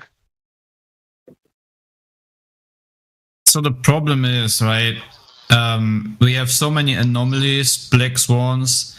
I can show you how huge parts of the US are scanned with LiDAR technology from an aircraft. And yes, you call it an anomaly. Well, in terms of the perspective that comes from Zachary, right? From the globe. Yeah, the perspective of a heliocentrist. You must ask yourself, how is it that with modern technology such as LiDAR scanning, or with technology within modern aircraft such as the vertical awareness system with Boeing, or other kind of systems and measurements that show that it's always a planar topographical surface. Right? For me, the biggest thing to look into is LiDAR scanning, because that is like literally scanning the surface area. And no matter how, even if they scanned the whole coastline of Florida, for example, there's literally zero curve. It's just stuff with hills and mountains, if they have even any hills, but it's just a flat scanned scenery. Yeah, but when people think that it's anomaly, they will never look into that this is not anomaly. This is only simple observation. You see what you see. There is nothing anomaly in that. Yeah, that's what the globe side will try to say, that these long distance observations are very rare atmospheric conditions, right? But that's absolutely not the case. Just about anyone can go out and do these long distance observations, and you're going to be able to see ridiculous distances, right? I did them myself back in 2018 with my P900 on over an 18 kilometer stretch of Lake Macquarie in Australia, and I went out I think it was 10 different days, right, over a couple of 2 or 3 weeks, and different times of the day, different camera heights, and I could see the shoreline of the other side of the lake every single time. Yeah. I'm telling you, this, even if you didn't check this logic, if that is true, that it's anomaly, then all military service, all of them, will be totally confused. Yeah. So the difference between flat Earth and heliocentrism is flat Earth doesn't need some, let's say, big televised universal intro that keeps on giving you the globe right in your face, or some iPhone background with the great blue marble. It doesn't need reification, right? The only thing what flat Earth needs is you and maybe a mirror and a second guy, or maybe you with some good camera. If you have the money, you buy a P900, or maybe you buy it used, whatever, and you do the same thing that the Australian guy, I forgot his name, sorry, I think it was Daz. Was it Daz? No, the other. Anyways. Oh yeah, anti-globalist, sorry. Yeah, you can do the same thing. That's it, right? The case is settled. You go outside, you do your own observation. There's no need for some clay person on the internet telling you some more stuff, or some universal intro, or some mathematical, hypothetical assumptions of light bending things and giving you the illusion of a flat Earth. It's just you realizing, oh, you know what? Screw all this crap. There is no spinning, wobbling tilted spaceball. I can trust my senses. Earth is a big pond that I live in, and that's what it is. Doesn't matter what people think or say.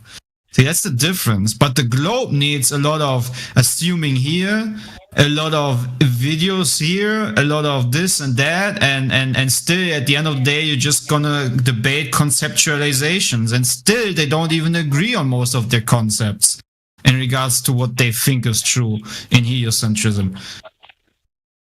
It's just confusion, man. Yeah. A lot of contradictions, because from my experience, whenever it's me and another person talking to, say, two other people, this happened a couple nights ago. His opinions, he had right. He was saying right things, but his conclusions to get to them were completely incorrect. He had the answer before he had the question. So he completely waffled his way through it and made my arguments look ridiculous.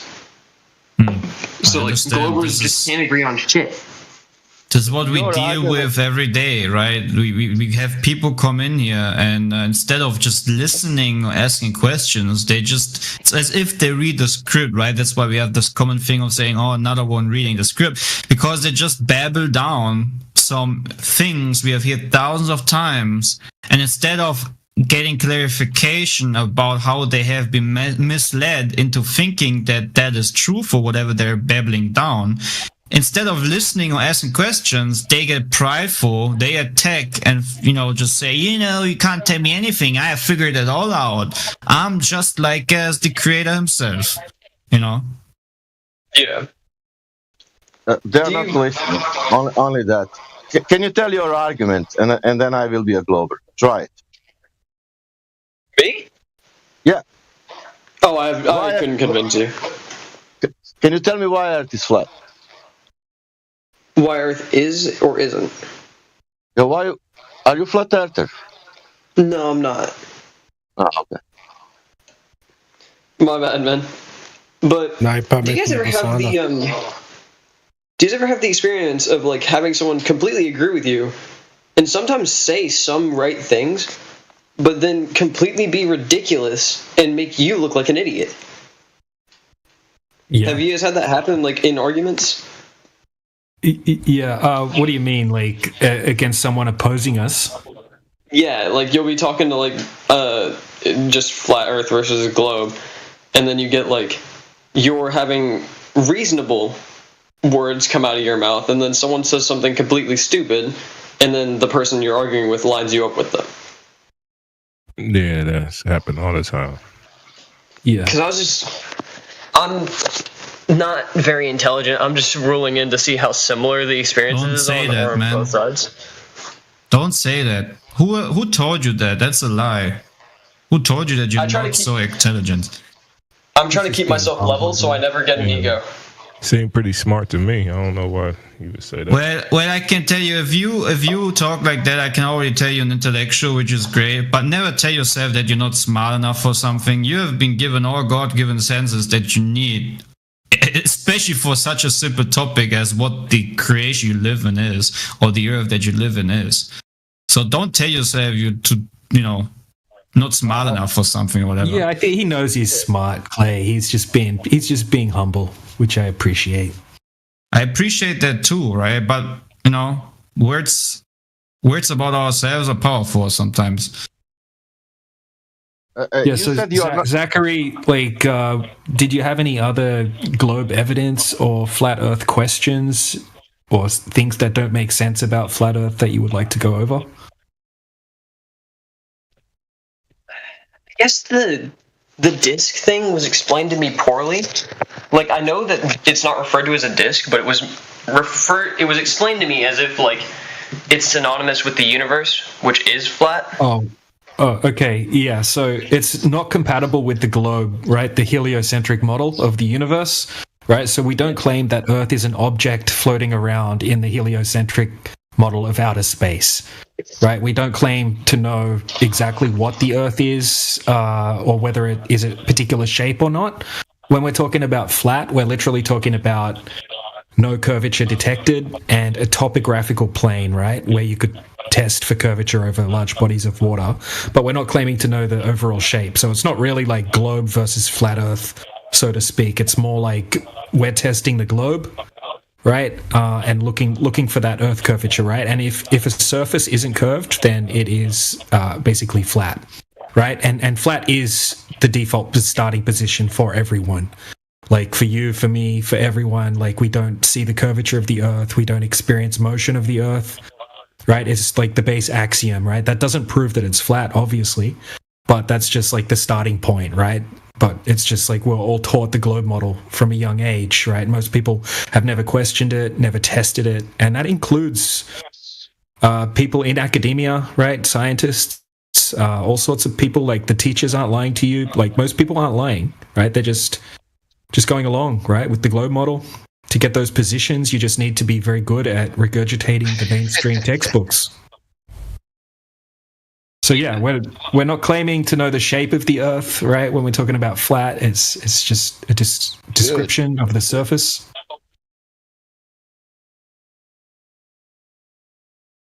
That makes sense. And we would say that we live in a contained system as well, right? So you wouldn't be able to go outside of the Earth and take a photo of the flat Earth or something like that, right? We would have to be in a contained system because we have gas pressure, right? And to have gas pressure, as far as we know, as far as we can test, a container is required, right? And it's also defined as, gas pressure is the natural necessary antecedent is a container. To be able to have gas pressure. I really do like the gas pressure thing because it's one of the only ones that I'm actually like somewhat competent in. Like, because it leaves philosophicality, but like. No, but I it's an interesting one. It's not philosophical. It's totally science. Exactly. That's why it's easier on me because I have zero like philosophical mentality. Yeah, because you can demonstrate gas pressure with a container in every occasion, but you cannot demonstrate the gas pressure without container in any occasion. No, that is something that I could probably ask. How does every time I bring up like with gravity and gas pressure being related, the question I get received most often is, do you have an experiment to prove that? And I was more wondering like, why can't that be taken the way it is? Because you have a word. You have a word. You said gravity, and if you say gravity, for me it's a word. I don't know what you think when you say that. Well, I'm thinking of the theory of relativity's definition of gravity, like gravitation. Okay, you mean if we have more love in the world, something can change, like physically. Yeah, if you have enough mass in an area, it starts to gravitate. Not mass. No, not mass in this case, because that's what you said. It was the bending of the space-time, that's the relativity. Yeah. That means not mass. It's something conceptual. Do you know that space-time? Do you know that space-time is conceptual? Yeah, it's for the most part. Yeah. That is like I'm telling you now. Listen, this how sounds ridiculous, but it's let's say the hate will grow in the next 20 years, and people will hate each other more and more and more, and because of that, the gas pressure will change in the air.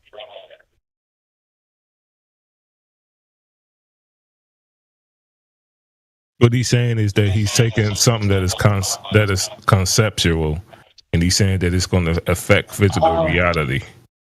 Oh, I see what he means. Yeah. Yeah, that's Go ahead, Sasha. No, go. Look, I was just going to try to keep it simple to begin with, right? So let's just say that, like, what you're trying to claim basically is that things are pulled down to Earth, right? Yeah.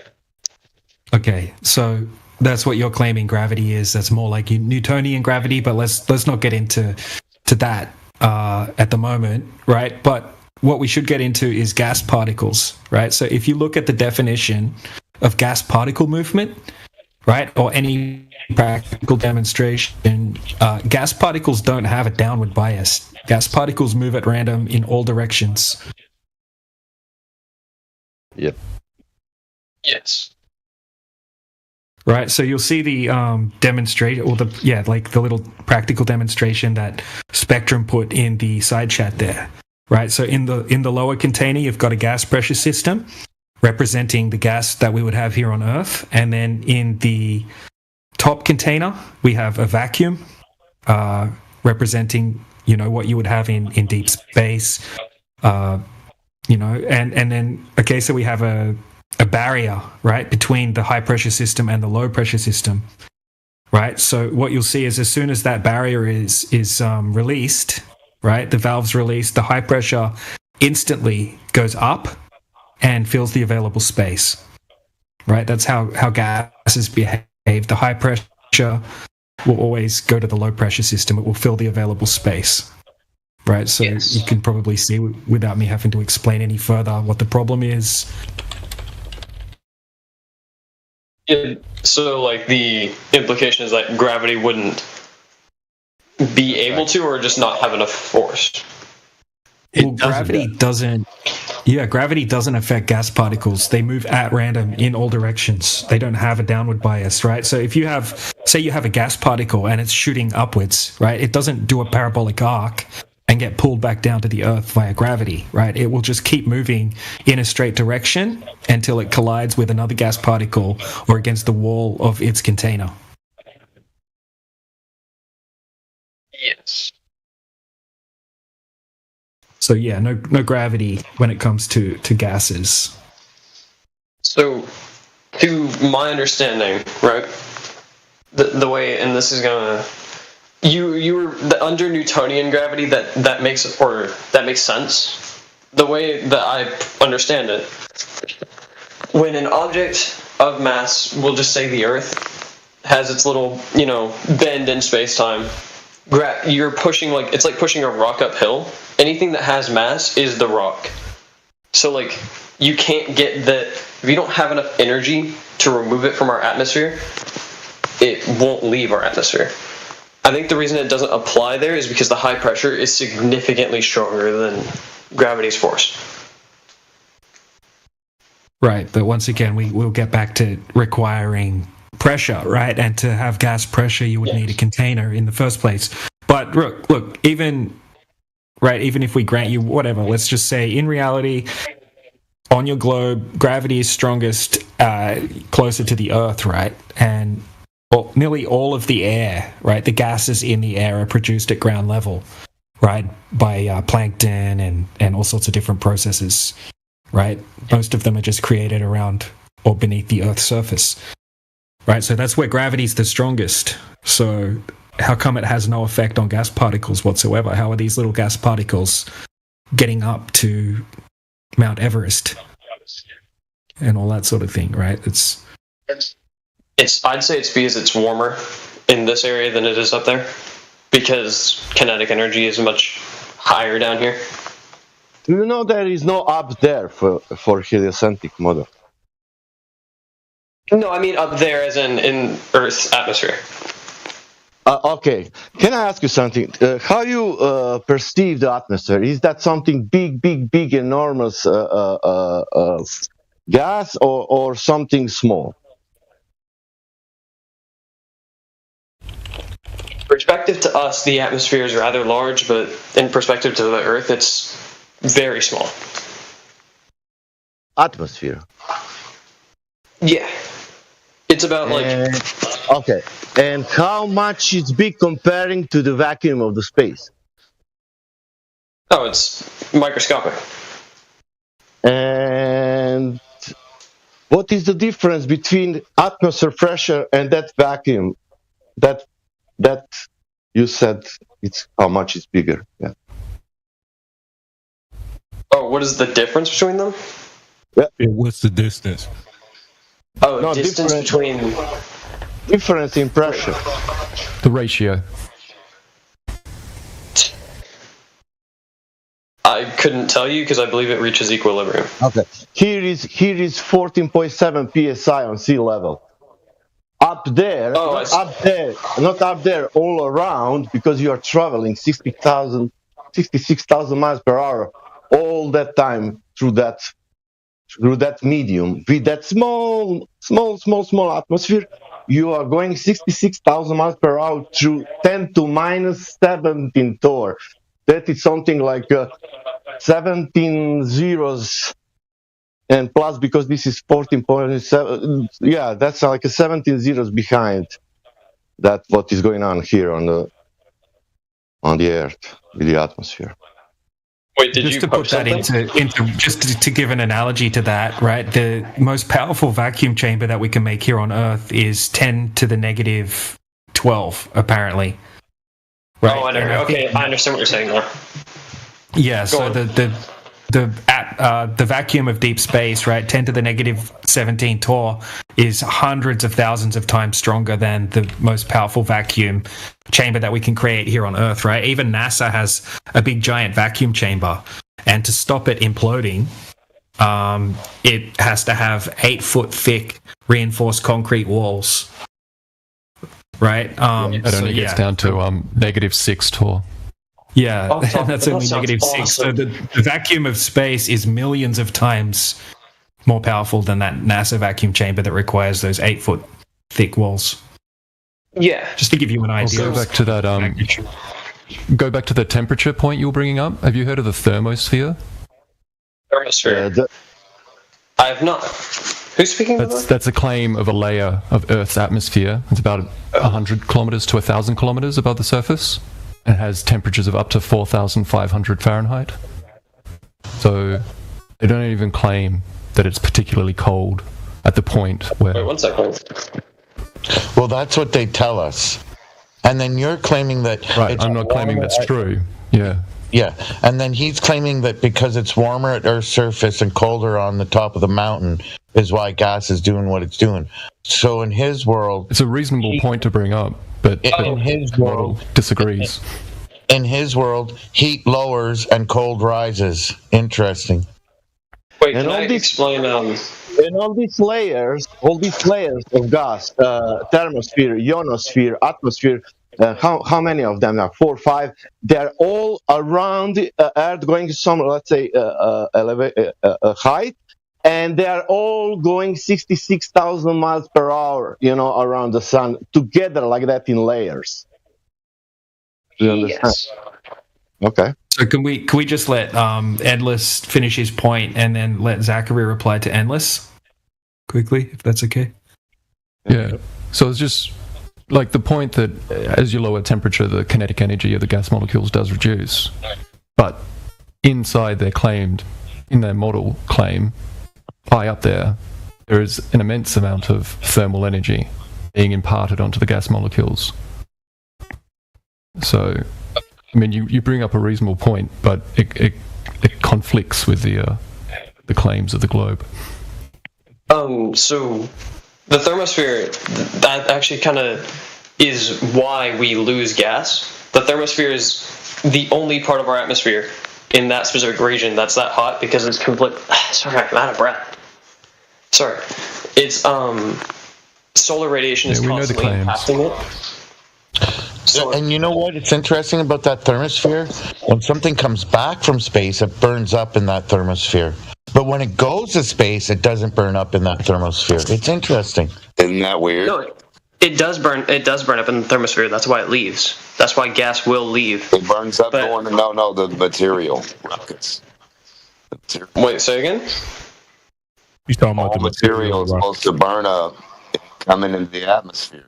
How come it doesn't burn up? It's going out. Or like when you shoot bullets, do they burn up? Do rocks burn up when you throw them at your neighbor? No. So where can we see rocks burn up or stuff burn up? You would see it happen if you threw it at 17,000 miles an hour, because that's how fast re-entry into the atmosphere. Yeah, I know. Magic, religious boy of speeds. Where can we see your religious speed? Can I respond to Endless? Look, hold on. Endless was halfway through a conversation with this guy, and then other people just started jumping in. Right, so Endless and Zachary, if you guys could continue, that would be good. So the thermosphere is where gas will be interacted with by the solar radiation, solar winds, and that is where the already very cold gases will interact with the energy produced by the solar winds, which will rip off those gases and be replaced by other gases. And the reason that it doesn't replace just the helium and the some just oxygen. The helium and the hydrogen.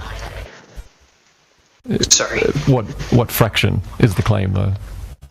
Oh, I have no idea what the fraction that is removed.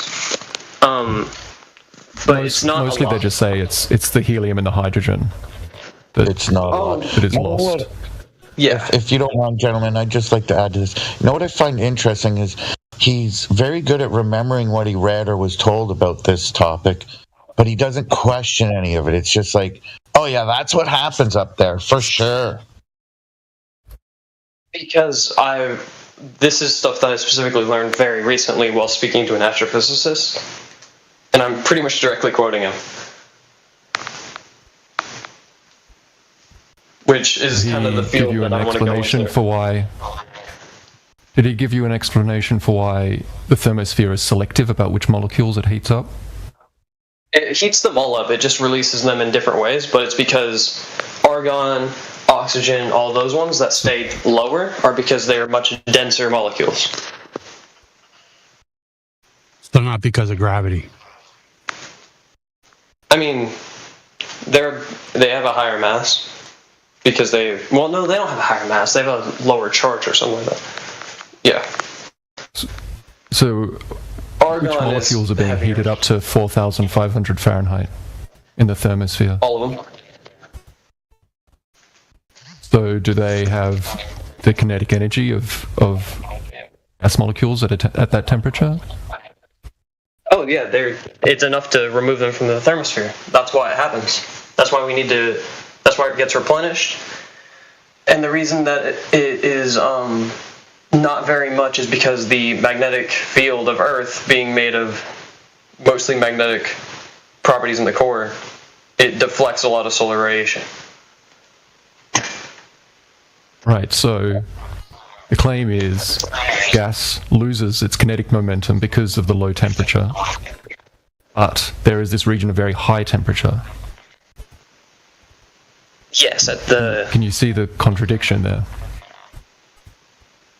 No, I don't. Because before then it's very cold. And the thermosphere is not very large. It's between 1,000 and 100 kilometers above.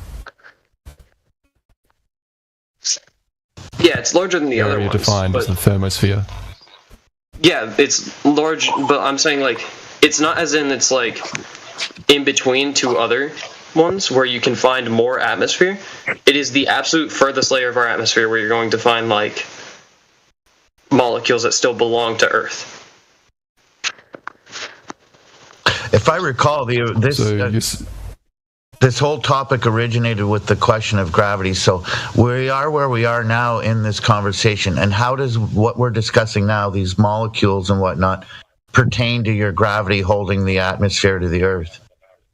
Because gravity is no longer strong enough to hold them to it because of solar radiation exciting the particles. Did you all hear that, folks? Yeah, he said that the excitement makes more mass, and the massive particles that get more massive go away from mass. That's not what I said. What? So energy doesn't equal mass times acceleration? Yeah, but the mass is negligible at that point. It doesn't really... What mass? The exponential mass that grows and grows and just gets greater the faster you move it? What are you talking about? Right, D-Lock, you're not involved in the conversation. I'm talking to Endless. Yeah, goofball. Fucking energy is. Energy equals mass. Are you involved with that?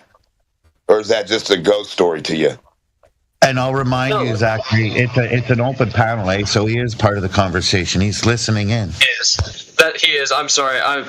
I struggle with DMOC specifically, but like DMOC. Don't we all? Yes, energy equals mass. Yeah, you are correct, but that's only whenever it's incredibly quick. You struggle with Democ because he's kicking facts and you're spewing Narnia stuff. Go ahead.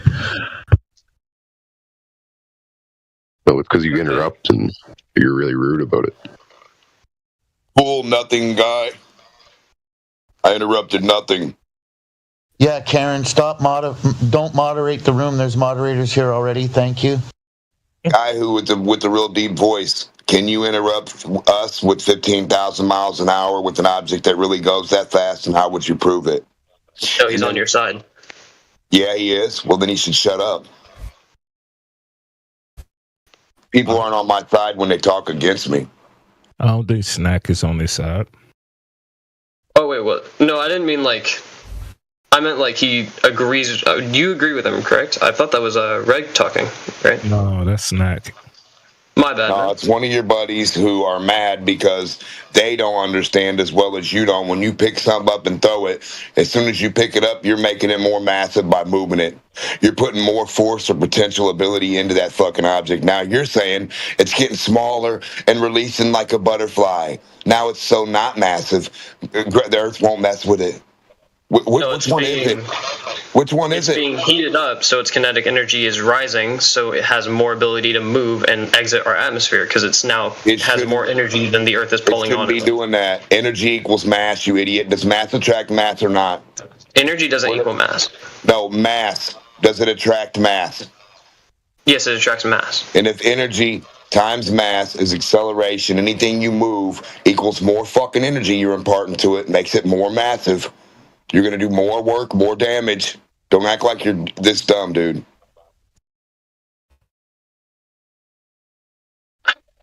You're so confusing. So escape velocity should be gravity velocity, where you enter the fucking center of gravity, right? Because every time you take your object from a still resting position where it weighs its smallest amount at rest, right? And then you move it, you make it weigh more. Now, how can you make a rocket weigh more and more and more and more and more, and it's just going to leave Earth? I thought it was going to Foucault's pendulum to it. I thought it's supposed to attract, go down to the center of gravity. That's never happened. Are you guys nuts? No, that happens until you have enough energy to make it leave. No, what you're saying never happens anywhere because you're just saying hopeful stuff from Narnia. It's fun to talk imagination, huh? My imagination versus yours. Do you have 15,000 miles an hour handy or not? He's just quoting some astrophysicists. Yeah, he is D-Muck. He's saying with the astrophysics. Yeah, he doesn't know. He doesn't know what he's talking about. He's telling you what some guy told him to say. It was ITer that told him. Yeah, that's what he said in the beginning. He should ask like Neil Smoking Grass Tyson when he's asked what is gravity. I don't know. Next question. Goddamn, Flatman Can, you gotta zip him up when you're done. Seriously. Good God, man. No need to damn God, Jackal. Look at the devil. Look at the devil. Okay. We don't got. Look at the devil. He just quoting. He said he didn't really know about it. He said he's just quoting what some other guy said to him. Yeah, Neil deGrasse was asked on Star Talk what gravity is, and he says he doesn't know, and he goes, well, to give you an answer in a Newtonian type of way. Yeah, because the theory of relativity is hard to explain to someone on a podcast. Because it's a fucking theory and it's bullshit, and he can't fucking confirm fucking gravity exists. That's why that was the answer he gave. But he drops a microphone like that. He drops a microphone on stage and says, "This is gravity," and everyone claps like he proved something. It's unprovable, dude. Not that it's hard to prove. You can't prove it. It's a story, a fairy tale. You get it? Don't exist. How can you prove something that don't exist? Yeah, but you gotta admit, Zachary, that was pretty stupid to drop a mic and say this is gravity. Neil deGrasse Tyson has a whole lot of problems. He's an odd guy. Even from my perspective. Zachary, but listen this.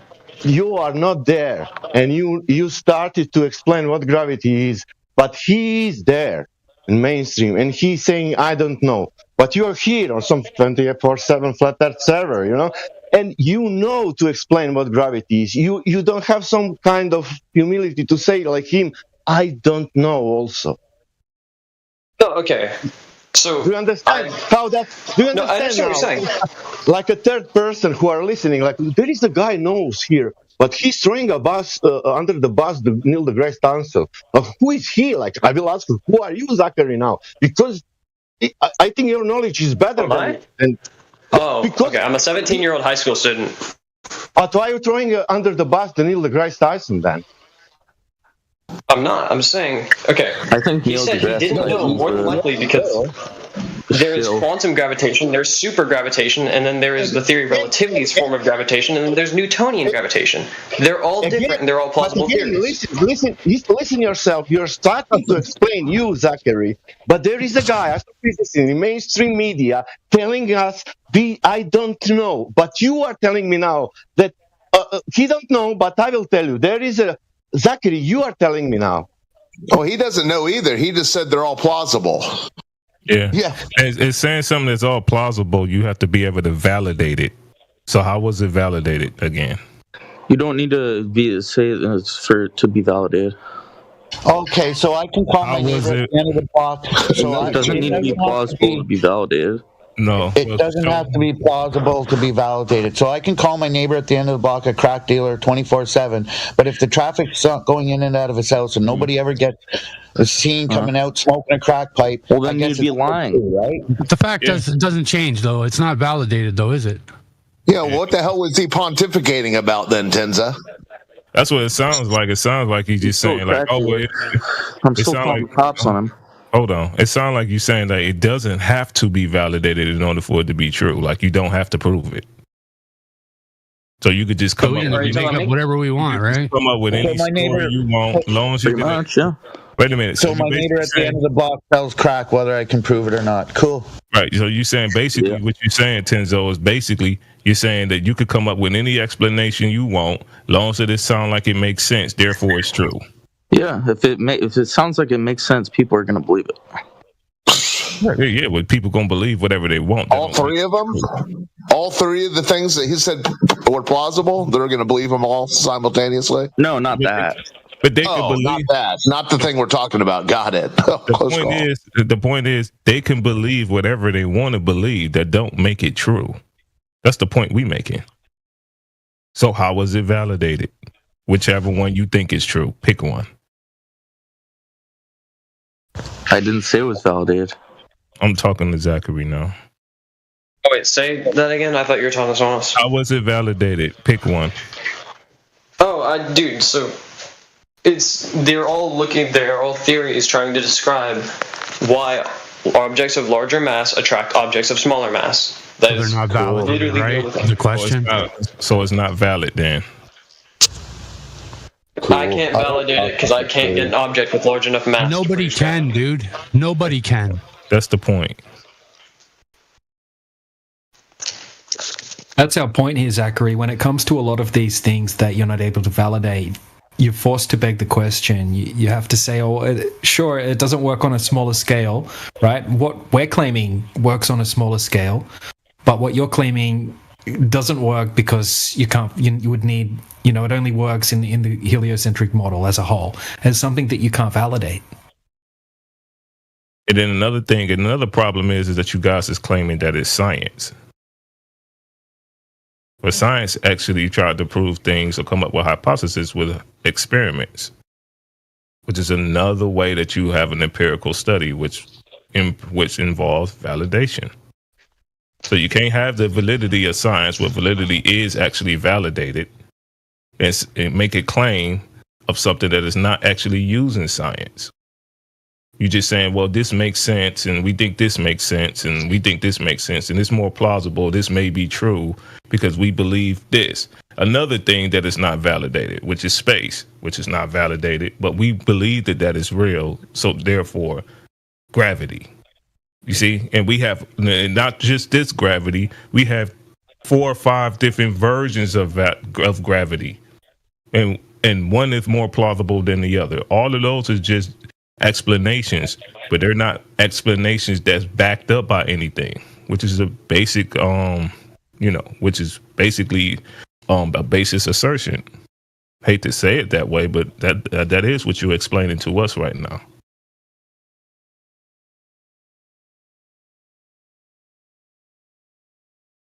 Yeah, I understand what you're getting at. Yeah.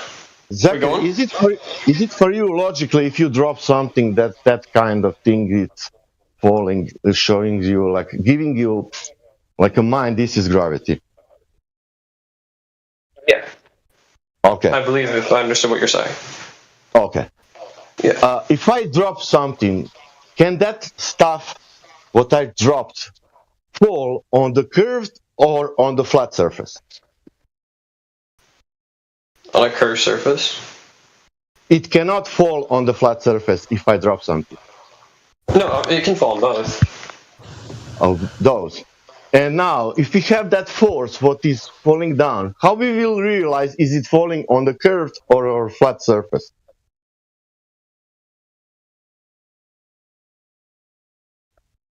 I mean, I don't know. What would be the best method for you? Like? An elevation tool that tells you, if it's even.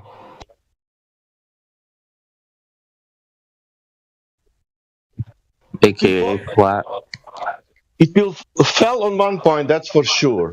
And now from that point to the distance, is it curved or flat? Because we have that, let's say, force, but now it's only point what is going on with the surface. I'm struggling to understand what you're saying. Like what you mean. What I mean, let's say that gravity is a force and it's working. What is doing for the air? For the air? Yeah. What is pulling it down? Pulling it down, like the water also? I mean, yeah. That means the surface will be curved. Yes. Shit, if air's getting pulled to the ground, should our noses be on our feet? No, because you can stand. I mean, if you lived on Jupiter, where a 100-pound person weighs 600. Hello. Can you do you not understand sarcasm when you hear it? Like smell receptors on that wasn't a serious No, I don't. I'm sorry. No, I don't. I'm sorry. Can you have a force that pulling down and that the surface is flat? Huh? Can you have a force that it's pulling down, but the surface of that, ground down, it's flat? If it only pulls in one direction, then yes. But if it pulls in all of them, it will end up being a sphere. Okay. And how we will find out if it's sphere or if it's flat? I couldn't tell you.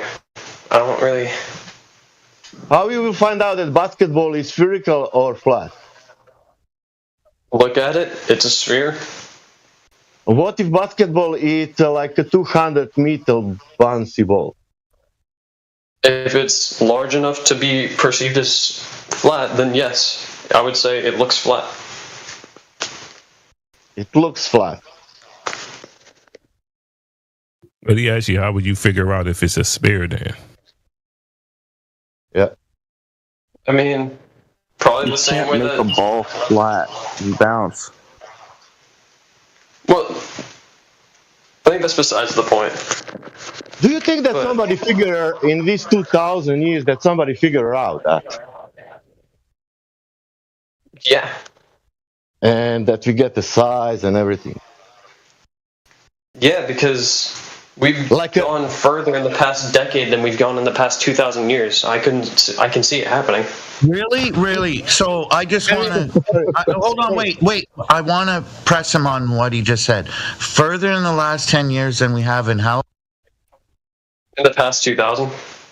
Okay, so back in the early or late middle 50s, mid 50s, early 50s, late 50s, in less than 10 years is what I'm trying to get at. NASA apparently put 3 guys on the moon. 2 of them knocked a golf ball around, drove the frame of a Jeep on the moon. In less than 10 years they did that.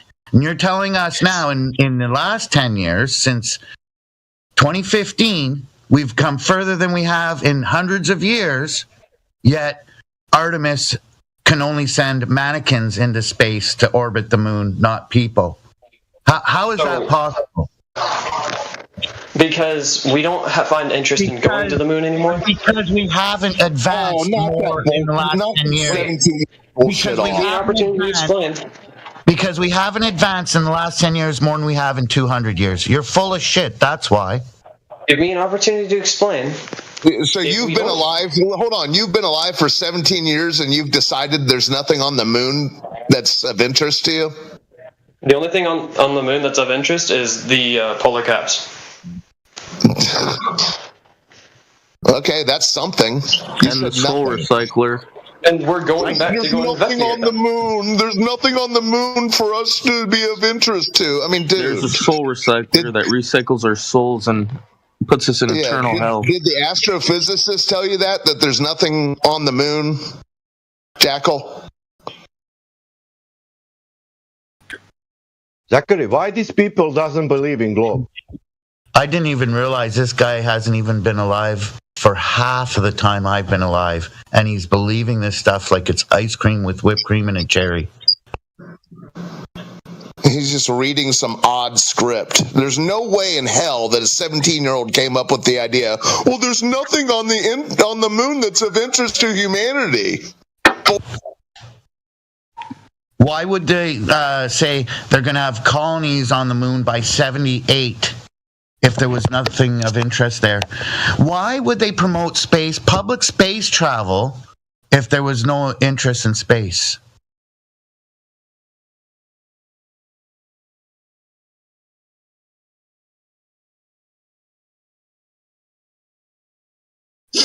What is it, Brenda?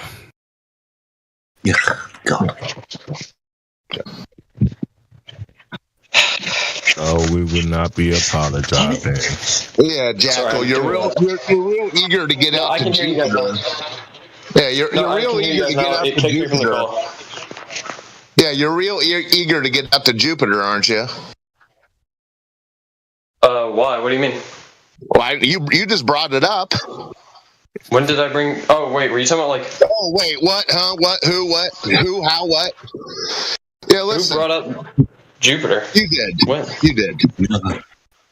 Yeah. Don't give us this line in your 17 years of experience that there's nothing. You've decided there's nothing on the moon for humanity to have interest in. That's a line that you've been fed. I mean, what is there interesting to your understanding of a Glober's moon? Well, you just gave me polar caps within 45 seconds of telling me there was nothing. Yeah, that's the only reason we go back. But polar caps are on everything. The only reason that they're interesting is because it could be a gas station for rockets. So when did you decide? What year of life did you decide there's nothing on the moon of interest to humanity? When I was 11. That's oddly specific, but I remember very specifically reading it. What was the last thing that you were holding on to that you thought it might have been of interest and then you let go at 11, 5 years ago? Which is frightening that was 5 years ago to you. Why we should even be taking you seriously, I have zero idea. When you were 11 5 years ago. Good God. This guy is the biggest fan of NASA. At 11 years old, he made decisions about the moon. That's how interested in NASA he was. Between 1 and 11, he was just all over the space industry. Wow. Mommy, I want to play I've with loved space and dinosaurs since I was like 7 years old. Mommy, I like dinosaurs and chickens. Are you in training to become an astronaut one day? You should be. 5 years ago, yeah, 5 years ago, you were 11 years old. Now you're telling us humanity's space travel plans? Check yourself, bro. We want to go to Europa more often than not. That's way more interesting than the moon. Oh boy. Well, keep pursuing what you're doing. You'll go nowhere quickly. Just keep going. You can't even get to Antarctica, the South Pole, to the North Pole, and you want to go where? You weirdos can't even go 12,000 miles on Earth, but you going where? People just got back from you can't continuously fly one flight, actually, with a fucking object that you can prove any object that we have can fly around this Earth north to south, one way, one time, one trip. But you're saying what's going where? There's been several trips. Sometimes happen that you cannot go around the Earth in one fucking trip, but you guys think you're going to the moon that's 238,000, or Mars, or Jupiter. We have craft on Mars. Real. So how far can you travel, Brenda, in one amount of gas? Oh, fuck, Brenda's here. We've all been saved. Thank God. Thank you, Brenda, for showing up. Timo, if you continue to speak, please do not allow Brenda. In any case, I will give you super chat. Even if I cannot, but okay. All we need is Brenda to get in a rocket and go north and come back. There have been several circumpolar flights. Cool story, Brenda. That's a good story you have, Mark Brenda Twain. Tell us another one. Huckleberry Brenda Finn. Mark Brenda Twain. That's good.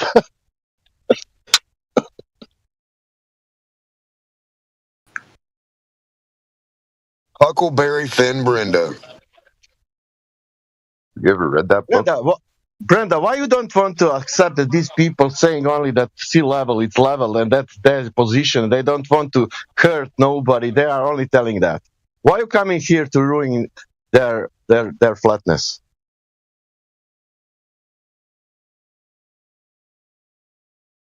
That didn't make any sense at all. Why you don't stop the war in Ukraine, please? That's kind of way out of left field there, Sasha. Yeah, because he's here protecting the heliocentric model. There are people in mainstream that are doing that very well. You don't need to do that, Brenda. It's all right. There are people here. There are people here. They think that flat surface is flat. I know that for you that it's ridiculous, but can you live with that? Hey, Brenda, where would you rather take a trip, the moon or Europe? Don't go to Europe. It's too flat. Fuck, I jump out of airplanes. I'll go to the moon any day of the week, please. Thank you.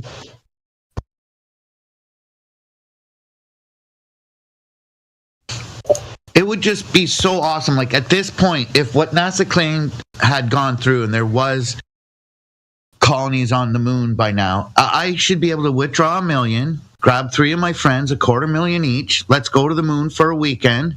Spend time in the anti-gravity room, knock a ball around the 20-hole golf course, take pictures of Earth from the moon, come back, tell all our friends here what it was like, and it's worth the money, you should go.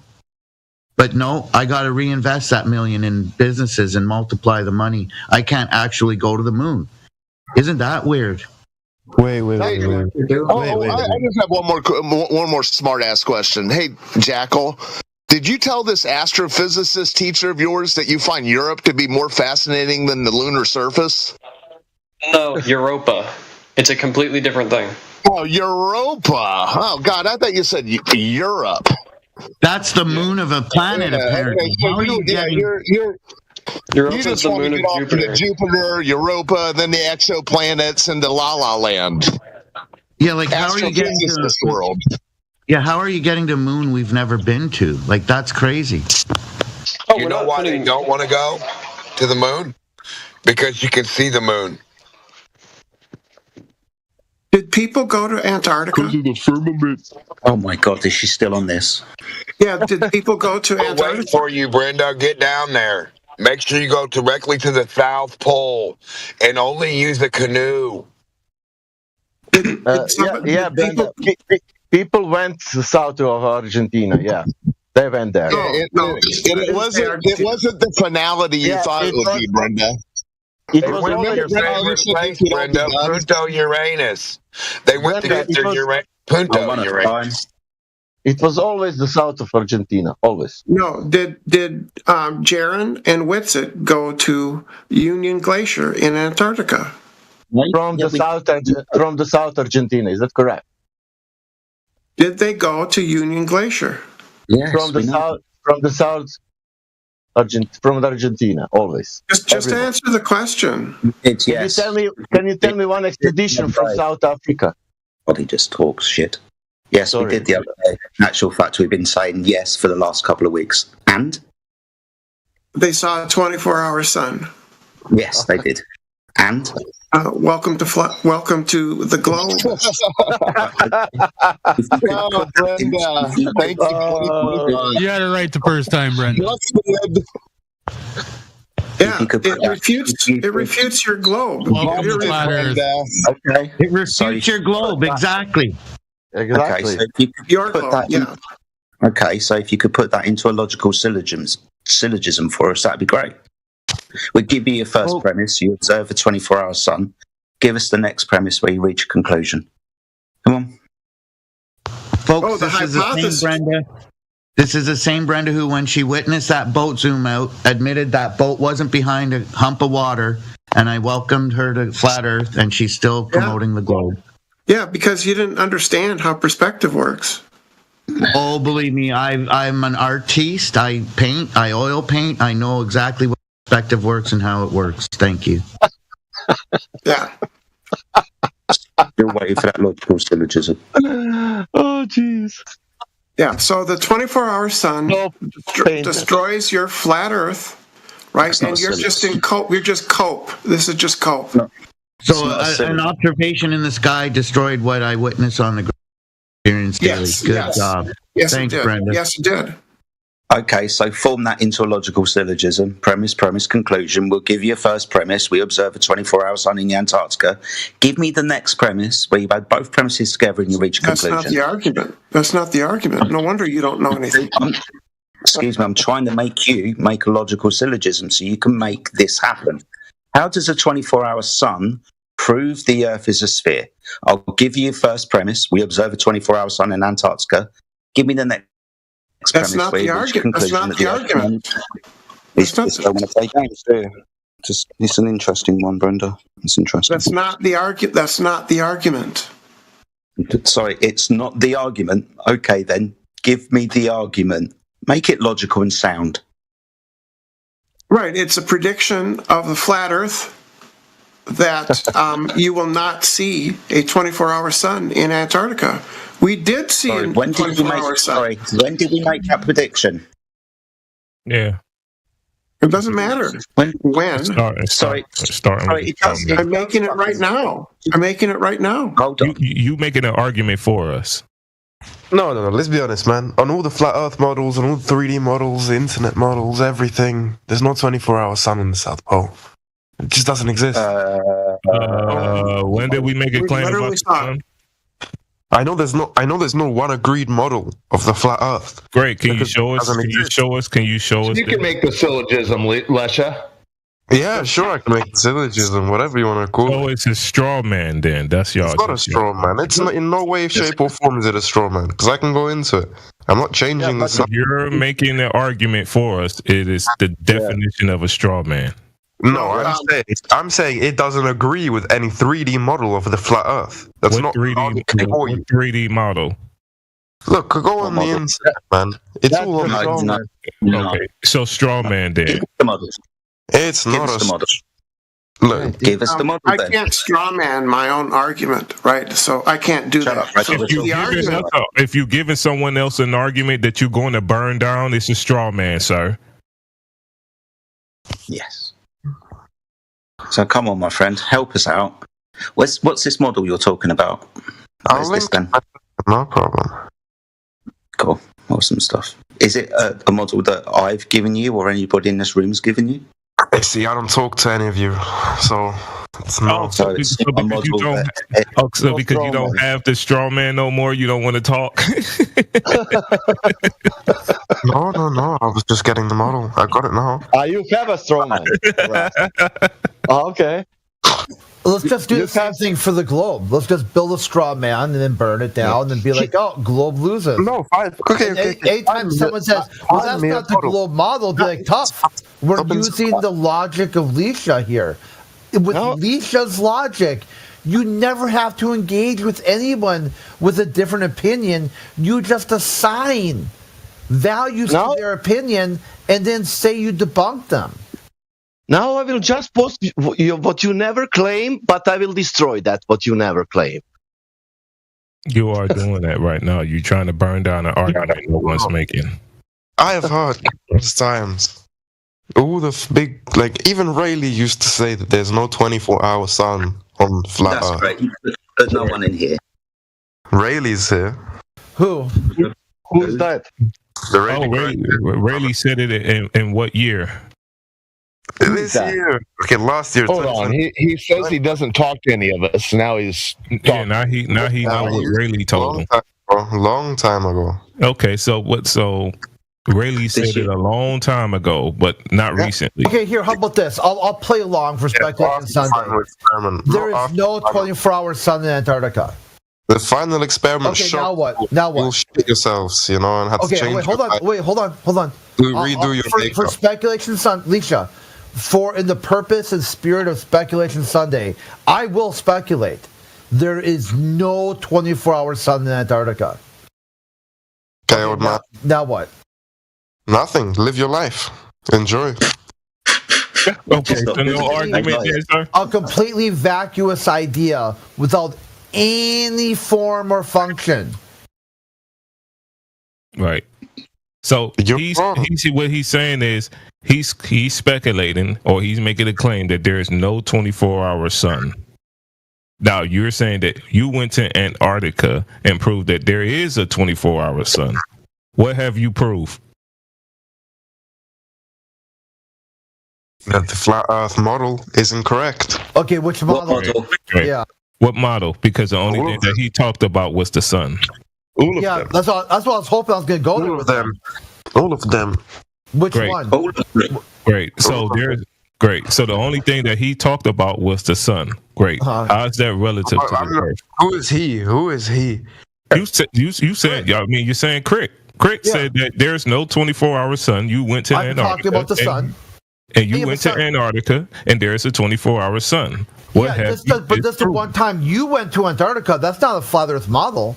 That's you going to Antarctica. That's not. Do you think when you do something, that's a model of flat Earth? Is that what you're saying? That's what your claim would be? So your claim would be like, if you raise your hand up in the air, you didn't raise your hand up in the air. What you actually did was a flat Earth model. Is this like a new dance move, like the Electric Boogaloo? You're gonna start with. That's ridiculous, man. Is this a dance move? That's ridiculous, man. You're a joke. Hey, watch Lisa go to Antarctica. Go to Antarctica. He's doing the flat. Oh, he's doing the model. Look at him. Look at him go. Go, Lisa, go. Go, Lisa, go. He's doing the model. You're going into hysterics, you man. raise your hand up in the air. Oh, he's doing the model. Look at him go. The point is that it's not a model. The point is that it's basically you just observe a 24-hour sun, not a globe Earth. Yes, but the flat Earth model. You're dancing, which is your sick dance moves. Got it? Oh, shut the fuck up, man. You don't make any sense. You're just yapping. You're just yapping. You raise your hand. Yes, but he can say absolutely whatever he want to say because you're talking nonsense. There is no model that you're debunking. You only debunking something in the sky. Yeah, there is no realistic model of the flat Earth because it doesn't exist. I agree. Yeah, there is no realistic model of the globe neither. I fully agree. There is. Right, you're right. You're right. There is. All right, back to Jackal. I am right. There is, yeah. Awesome. So your model is based on what measurements? On measurements taken. Yeah. Taken by scientists and geologists. Long time. Scientists. Awesome. So can you provide the methodology of how the Earth was determined to be a sphere with direct measurements, please? Yeah, it's called fucking looking at them stars or whatever, man. So not the Earth. See, this is not a subject I'm too well versed in. I can bring you someone who really is well versed in. Will fully debunk you, but I can bring a friend. Yeah, I can call a friend. I can call a friend. Yeah, because you guys have your own little like. Okay, we're all calling friends today. Repeating what your friend said 24/7. Exactly. What happens when your friend gets cooked? Are you willing to bet money that your friend's he didn't even go to Antarctica, so I mean... One at a time, my children. Right? One at a time, children. Yeah, what happens when you bring your friend and he gets completely embarrassed? Like, what's going on? Are you going to become a realist? You're going to stop being retarded? How does that work? Do flat earthers ever get embarrassed? No, not really. We get embarrassed with people like you guys. I don't think that was an answer, my friend. So it's like I said earlier, without the straw man, and even we let you even burn that straw man, you have nothing. What do you have, I don't know what you could do to try and... We even let you burn the straw man, and you still don't have no proof of the globe. Can we skip 3 steps and go to the part where you bring your super educated doctor friend who's smarter than every other doctor, like Neil deGrasse Tyson, who already says a bunch of stupid shit? I'm not sure what we could do to embarrass people that believe in a moon landing. That's fair. I will call Jesse, and Jesse will bring here and explain it to you well. Okay, hurry up. You go run the Earth Awakening and go get Jesse. So you came into the Flat Earth Discord to prove or on the side of your globe, but you know nothing about it. Interesting. Go get Geo and Jaren while you at it. Guys, come on. He came here to brag about his super genius friend. He's gonna make us all look stupid. No, that's a straw man. I came here to make sure you guys take your medicine. Oh, no, you okay. Take our medicine. Where's your friend? What's his name? Can he come now? He said Jesse. I love that medicine. Yummy. What's Jesse? It's a lot of Jessies. So is your friend coming now or no? I don't think so. I texted him. Yo. What's his name? Is he educated? What type of qualifications do you have? His name Jesse. Jesse James, Jesse White. Jesse Black. Oh. That was really funny, man. Oh my god. So this Jesse. You know what I find funny? There's Flat Earth members. The Flat Earth Society has members all around the globe. That's hilarious. We know that one's original. Yeah, that one. Show me the globe. I'm getting new into the Flat Earth stuff. We're not in the Flat Earth Society. Guys, have you ever rode a private jet? Hey man, can we ignore this retard? I want to listen to Hemlock. You there, Hemlock? Yeah. I'm trying to get educated about Flat Earth stuff. I'm no, you kind of just start thinking. Yeah, what's your question? I guess how it I guess where do I start? I guess well, you usually start by going outside and walking outside of the world. What?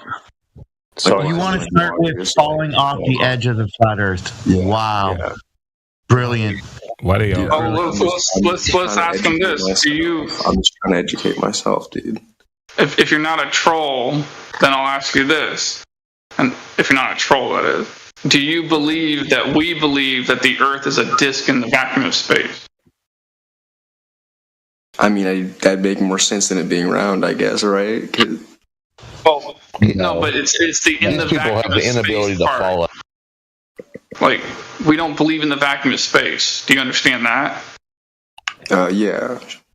So if we don't believe in the vacuum of space, it would logically follow, obviously, that we don't believe that the Earth is a disk in the vacuum. Obviously. Yeah. Oh, why not?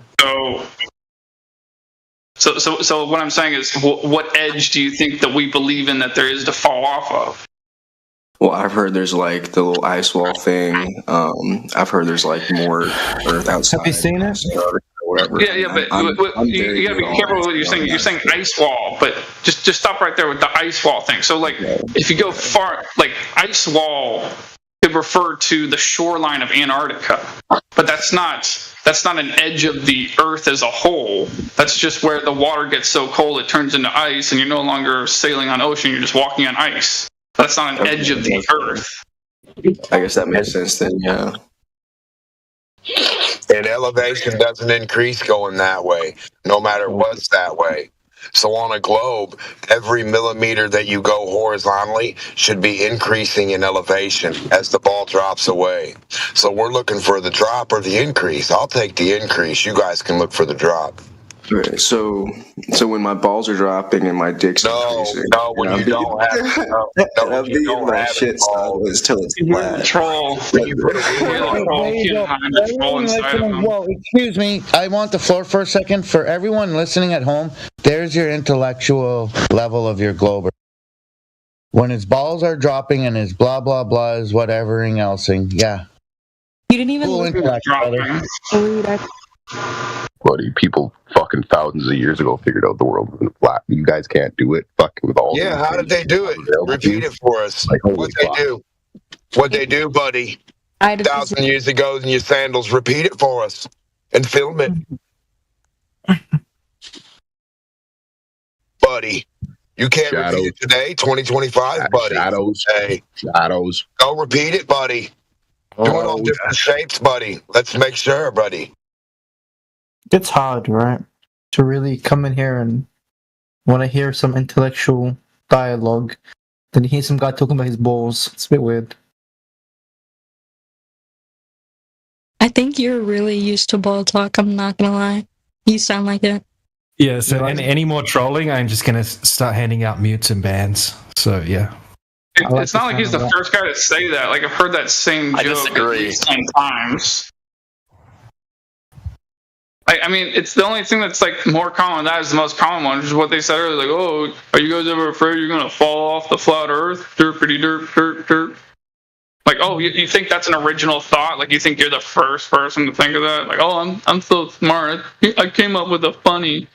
Well, I mean, they're asking the question and then nobody answers it. You guys just kind of laugh it off. Well, yeah, it's a joke. That's why. When someone tells a joke, it's kind of polite to either he or ha ha.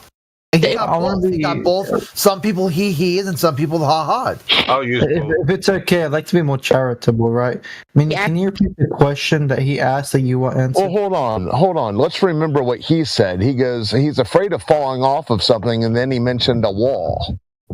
I don't know what that. Well, that's why I'm asking. Well, if you run up against a wall, it keeps you from the other side of the wall, let alone falling off of anything. So he was trolling. He was having a spaz troll. Well, Minnie's trolling too, because when I asked her, hey, can you repeat the question that he asked that you want answered? She said, I don't know what he asked, but why don't you answer it? I did. We know by the tone of Minnie's voice that she's a troll, so. I don't know what Spoiler alert. I asked a genuine question. What was the question? If somebody were to come up to you and ask you guys genuinely without trolling, like, why aren't you? What's the question? Why aren't you falling off the Earth if the Earth is flat? Falling off into what? Falling off into what? Probably space. I don't know. Whatever's outside of Earth.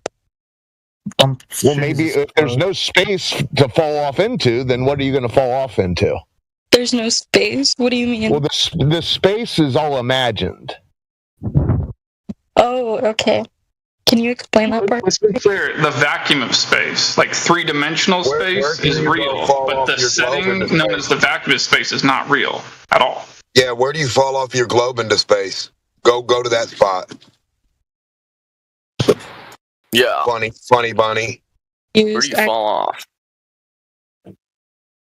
What do you mean by there's no space? Where's the edge of the globe? Where's it stop? Where's the globe stop and space start? Going that way. That way. I got a better explanation for that, just a little point so she can understand us a little better. So you know how you have a car tire, and in order to have a consistent X value of air pressure in this car tire, 36 psi usually, in order to have this 36 pounds per square inch in the car tire requires two things: a fixed volume, an unchanging volume, and also a container. And so what I'm saying is, as far as what you and I observe throughout our lives up to this point, involving consistent X values of air pressure, gas pressure for that matter, of any kind, it involves those two things, a container and a fixed volume. And we have here on the surface of the Earth a consistent X value of air pressure. At sea level, we have 14.7 psi. That's the X value that we breathe. And it's consistent is a thing. And so the thing is, we have no demonstration of gas pressure without a container. Like we're taught in school that the gas pressure we're breathing here on the surface of the Earth exists due to gravity.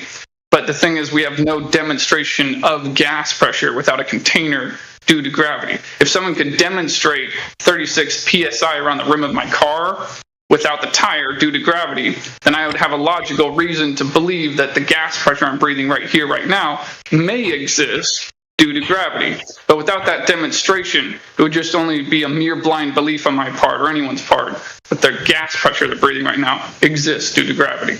So as far as I know, we're inside a container, so there wouldn't be any edge to fall off of. It'd just be a barrier that you'd run into eventually if you go any direction. Dead reckoning. Did you follow all of that? Is she gone? Well, shit, we should go find the edge, I guess. The wall. Where's the barrier? Why? Why was that we important? Should go find the barrier. It's locally. All you need to do is locally find curvature or not. That's all you need to do. It's very easy. No, we should go find the fucking wall, dude. The wall, because there ain't no curve to find. Where's the wall? Hey. If I was headed for the edge of the Earth, if I was headed for the edge of the Earth to jump off it, I'd just bring my chute. Jump out of airplane. Isn't the curve a wall? Last time I checked, when you turn around and look at it from the other direction, wouldn't that be a wall of water? Go find that wall, View. I just looking for the wall to the ball. Jump into space. I want to Yeah, see so that Mini, hold on a water wall lake. Demok, hold on a second. Mini, did you hear anything Charles said, and did you have anything to reply to it? Did you understand what he was talking about? Yeah, it kind of made sense, but then I had the question of like atmospheric pressure. Do you guys believe in that? Well, that's just the gas pressure, right? It's the atmosphere is just made of gases, right? So that would just be gas pressure. I'm talking about like why we don't fall off of the sphere. So that's not really like to do with the pressure of the atmosphere. So we don't think that the Earth is a disk floating in space, right? So if you Google flat Earth and hit images, right, on Google or go to YouTube, you'll see all of these like flat disks floating in space. Nobody here thinks that's what Earth is, right? We don't claim to know the shape of the Earth, right? We're not claiming that. So when we're talking about flat, we're talking about a topographical plane, right? A flat plane that has mountains and valleys and trees and hills, all that sort of stuff. But large bodies of water, right, which makes up the majority of the surface area of the known Earth, right? The known area of Earth, it's mostly water, right? It's flat. It's not curving on the surface. If it was a globe, it would have to be curving at a specific rate over distance, right? When we go out and actually test for the Earth curvature, we can't find any at all. Can I see your test? Yeah, I can show you a test, right? There's lots of tests, right? So, I mean, I can go over one quickly now, if you want to see that. I would love to. Okay. So I'm going to post it in the side chat now. 1 second. Right, so this one of Kootenai Lake? No, this is who am I talking to? This is Snacks. Anti-globalist. Let's see here. 4-minute video. Oh, that's way too long for my attention span. No.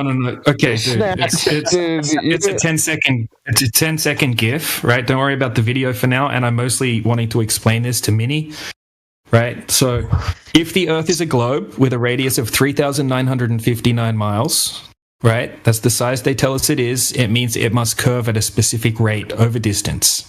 Right, so depending on what height you are above the surface of the water, you would have to have a horizon, right? A geometric horizon at a certain distance away from you. Okay, so you can determine the distance to the geometric horizon from the height that you are above the surface of the water. Okay, so in this observation, we can see a couple of oil platforms, and we know the distance to the oil platforms. Okay, so the second oil platform is 10 miles away. And the observer standing on the beach is 8 foot above the surface of the water, right? So we can guarantee that the horizon that we can see in this image is beyond the 10.1 mile oil platform, right? You can see the horizon behind it. Snacks. See, but my question is how do I know this video here isn't doctored, right? You know, okay, everybody says all the NASA shit's fake and all this other shit. Like, a photoshopped photo from NASA of your globe Earth, but you're going to question whether this observation is your. Well, let me just reply. Okay, question the field. Okay, just be quiet. Let's listen. Let him reply. Okay, so there's multiple observations from this place, right? You can also go on Google Maps and you can check the distances to the oil platforms. You can go to the same spot that he was standing on Google Earth, right? And see that it looks exactly the same. Okay, so in the full video, it's like a high definition video. You can watch the entire process of him turning up, to setting up his camera, to doing the observation. He shows on Google Maps where he is. He confirms the distances, all that sort of thing. You can see the entire thing on video. Right, it's not doctored, and we've actually had people from the globe side, right, like math professor Matthew Weathers, right? He's a college professor, university professor, or whatever, and yeah, he went to the same location and did his own observations with his telescope, right? Because he wanted to confirm it too, right? So we have multiple observations from the same location, and it's absolutely not doctored because we have countless amounts of these observations, right? This is just a good one to show, right, as a first off one, because it's highly detailed, it's very clear. You can see the lights reflecting off the water, glistening off the water on the oil platforms, and we can see birds landing on the oil platforms and taking off in the original video that's posted beneath it. right? So if the Earth was a globe, you would have to have a geometric horizon at just 3.4 miles away, right? And if the oil platforms weren't there, we wouldn't know how far away that horizon was.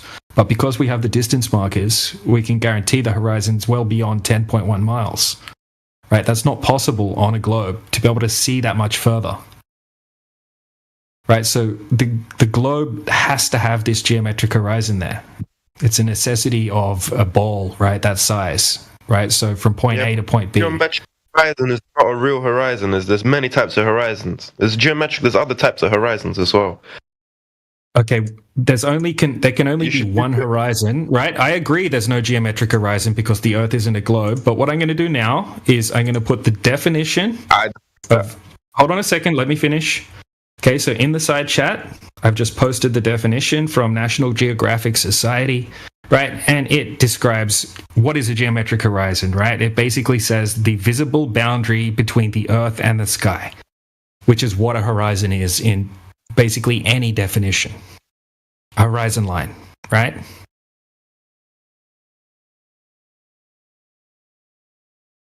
Do you agree? I have a question. Mm-hmm. It's not about this, but it's like the whole NASA doctoring images. Do you guys like have a conspiracy theory? Why they do that? Like, why are they talking about conspiracy theories? You talking about? Yeah. So when NASA presents you pictures of the Earth from space, right? When you see like the blue marble, right? The 2002 blue marble, 2012, right? These look like a photo of the Earth from space. But if you actually look into it, you'll find that it's just like a composited set of images, right? None of the images show any Earth curvature. And they take these low altitude photos of Earth, or images of Earth, right? And then they stitch them together, and then they wrap them around a ball in Photoshop. That's literally how NASA admits they make these images, right? Because if you zoom in on them, you'll be able to see like copy-pasted clouds and things like that in certain locations, right? This is actually how NASA tells you that they make these images, right? Or if you look at these pretty images of galaxies and things like that, you know, most of the time it'll say it's an artist rendering. But like, why? Do you know why they do that? It's impossible for us to tell you know, to prove why somebody lies, right? We can just present the evidence of the lie, and then you can kind of make up your own mind if you want to trust the person that's giving you CGI images or not. Oh, I know that. Why are they creating fictitious imagery of balls? Because Earth isn't a ball. That's why. Yeah, but like, if they don't want us to think it's a ball, or they want us to think, why do they want us to think that? Why is it so important? Well, that's the appeals and motivation. There could be several motivations behind why they're doing this. So to pinpoint one is difficult, not to mention we're not part of that lie, so we can't explain why they're lying. But money is a big motivator. It's over $70 million a day. That's more than $1 million a day taken from the state for CGI images and promises of lettuce growing on the ISS again. So there's really no like theories as to why they would be lying. Yeah, we could speculate about that all day long. We could give you some great speculations on why they would lie, but that's not proof, is it? At the end of the day, that's just us speculating and giving you good calculated guesses on many reasons why they would lie. But I think the most important thing is to actually look at the evidence of the lie, right? If it was like a court of law and you had a whole bunch of evidence that someone killed someone or something like that, right? The first thing that the judge would want to look at is the evidence. They wouldn't be just asking about motive, right? Prove to me why they would have done this, right? First, it would be like, all right, I've got all of this evidence that proves this happened. First, you would just look at the evidence, right? And then the motive would come afterward. I mean, that part I understand, but like, if people are telling me, like, feeding this idea into my brain since I was a baby that like the Earth is round, and then I find out that it's not, I'm gonna be like really confused and scared, because why do they want me to think this so bad if it's not true? Yeah, I mean, it would be pretty detrimental. Like, look, let's just say the Earth's flat and the government came out tomorrow and said, look, we've been lying to you all this time. We've been lying about outer space. We're going to have to rewrite the entire history books, education system. It's all going to be scrapped, you know. And that wouldn't be in their favor, would it? It would be very detrimental to an organization that relies on control and trust and power, right? Did you follow this for all the other lies? Did you follow this for the other lies that NASA said, like weapons of mass destruction in Iraq? Did you suddenly wake up and be like, well, if NASA lied about WMDs in Iraq to start a war, maybe they lied about other things too? Or were you like, oh, as long as it's a globe, it doesn't matter. They can lie endlessly, forever. It doesn't matter how many times they lie. As long as at the end of the day, they still say it's a globe, it simply does not matter if they lie or not. And at that point, you wouldn't be confused. You would be the opposite of confused. You would have figured it out. They prefer you to be confused. I got a suggestion to you if you want to know an answer to why would they lie. A way of getting an answer to that doesn't involve just asking us directly. My suggestion is over the next few weeks, over the next month or so, just come back into this room, spend a little time here. Don't really say anything, but just listen to the conversations we have with Globers and pay very careful attention to the words that Globers say. And if you pay attention to them, you'll come to realize they're mentally ill, very much so. And I think maybe it might answer your question a little bit more so. Like, keep in mind, it's a force of habit for a lot of people, and it's a force of habit for the culture as a whole. Like, it's customary in our culture to raise our children to believe the earth is a ball. And this has been going on for generations. And people just don't break these weird, stupid cycles. Yeah, the globe model, or the globe, was it was put into the mainstream education system a very, very long time ago. Most people aren't lying now, right? Scientists, your teachers aren't lying to you, right? They're just memorizing and regurgitating information that they were taught. And that's what their teachers did, right? So most people aren't lying. Most people have never checked. He said it themselves. He said it himself. They're not lying. It's not flat. It's a globe like they tell you. That's the fact. You missed it. You missed it yourself. Listen again. Said it yourself. You missed it. You missed it. Listen again. Blow your nose.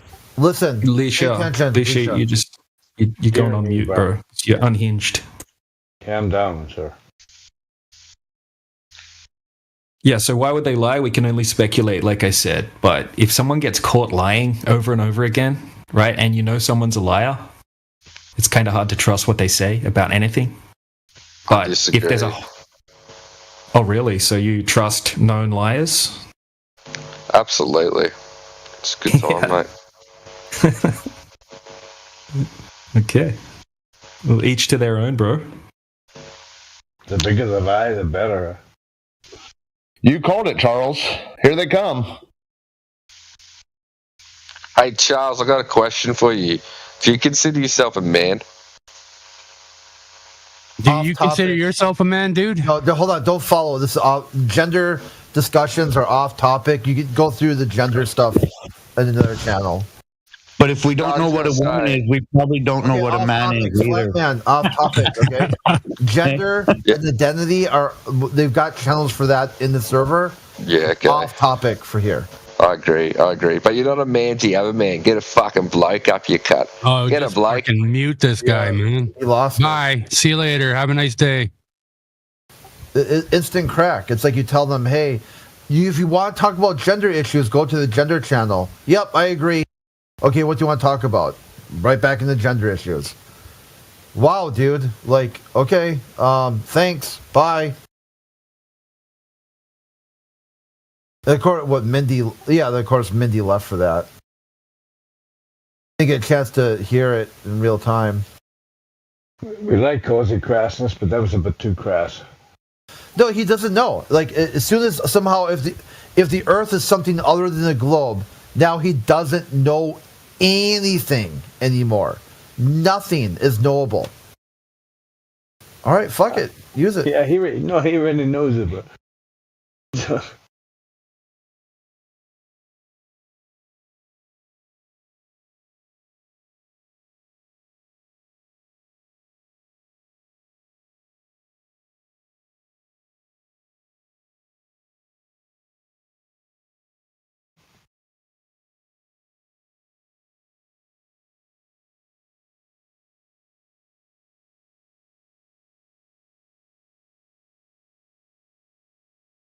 Is Leisure, whatever his name is he still in here?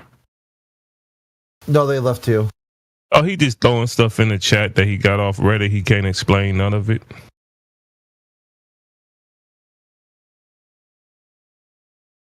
Can't explain what.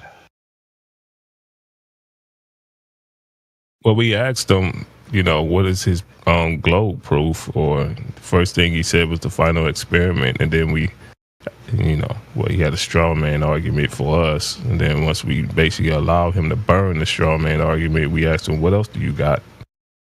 And I guess he ran to the chat and he left the room. Okay.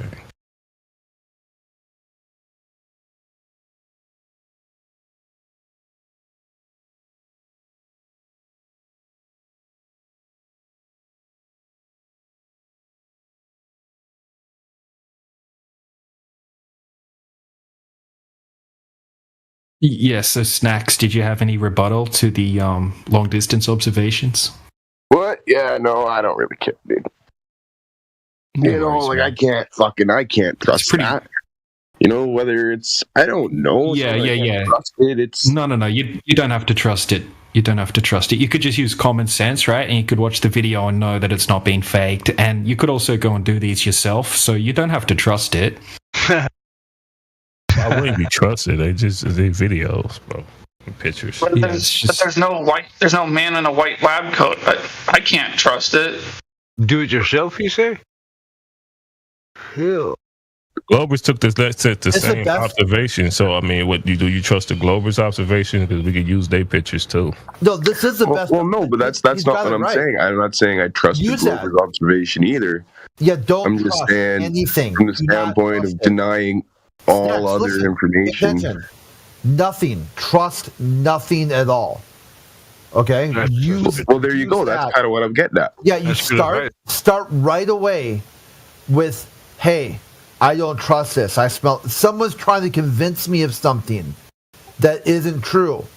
They're offering me advice I didn't ask for. They're presenting evidence that doesn't make sense. Don't trust it."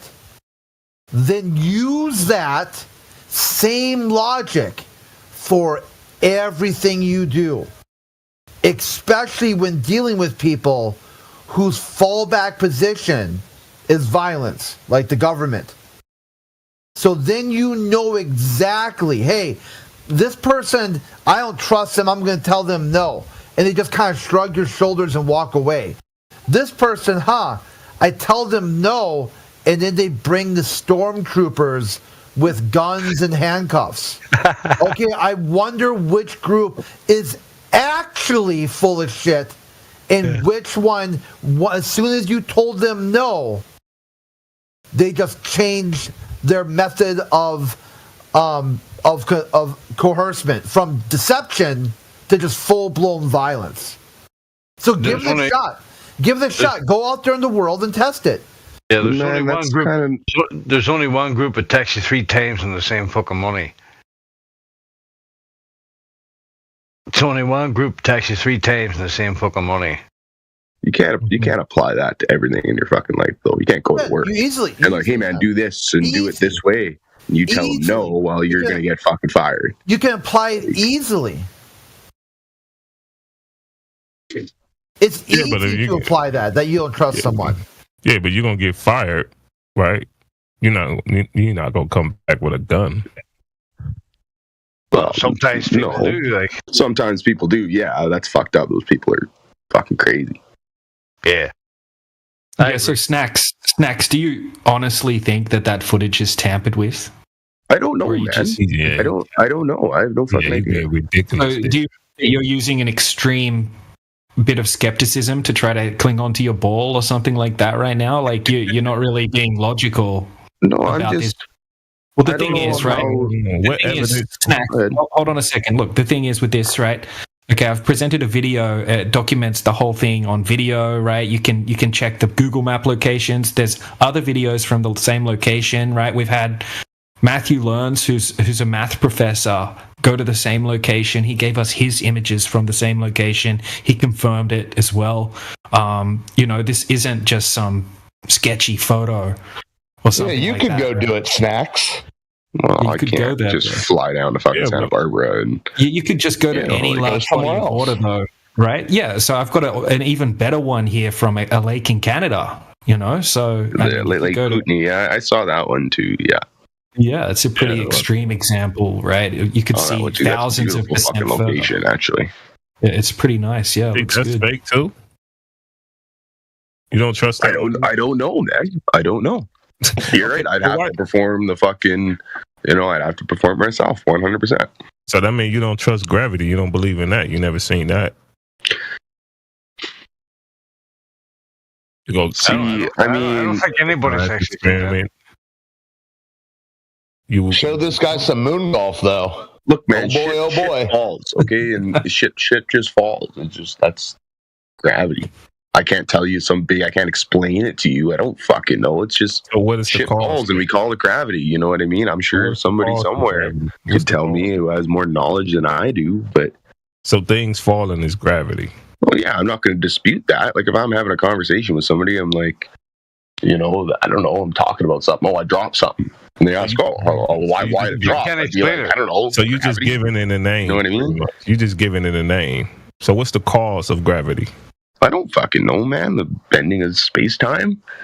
Did you test that? Did you test that? No, I didn't. See, I don't know because that's just what. So how do you know that it's gravity then, bro? So why are you telling us?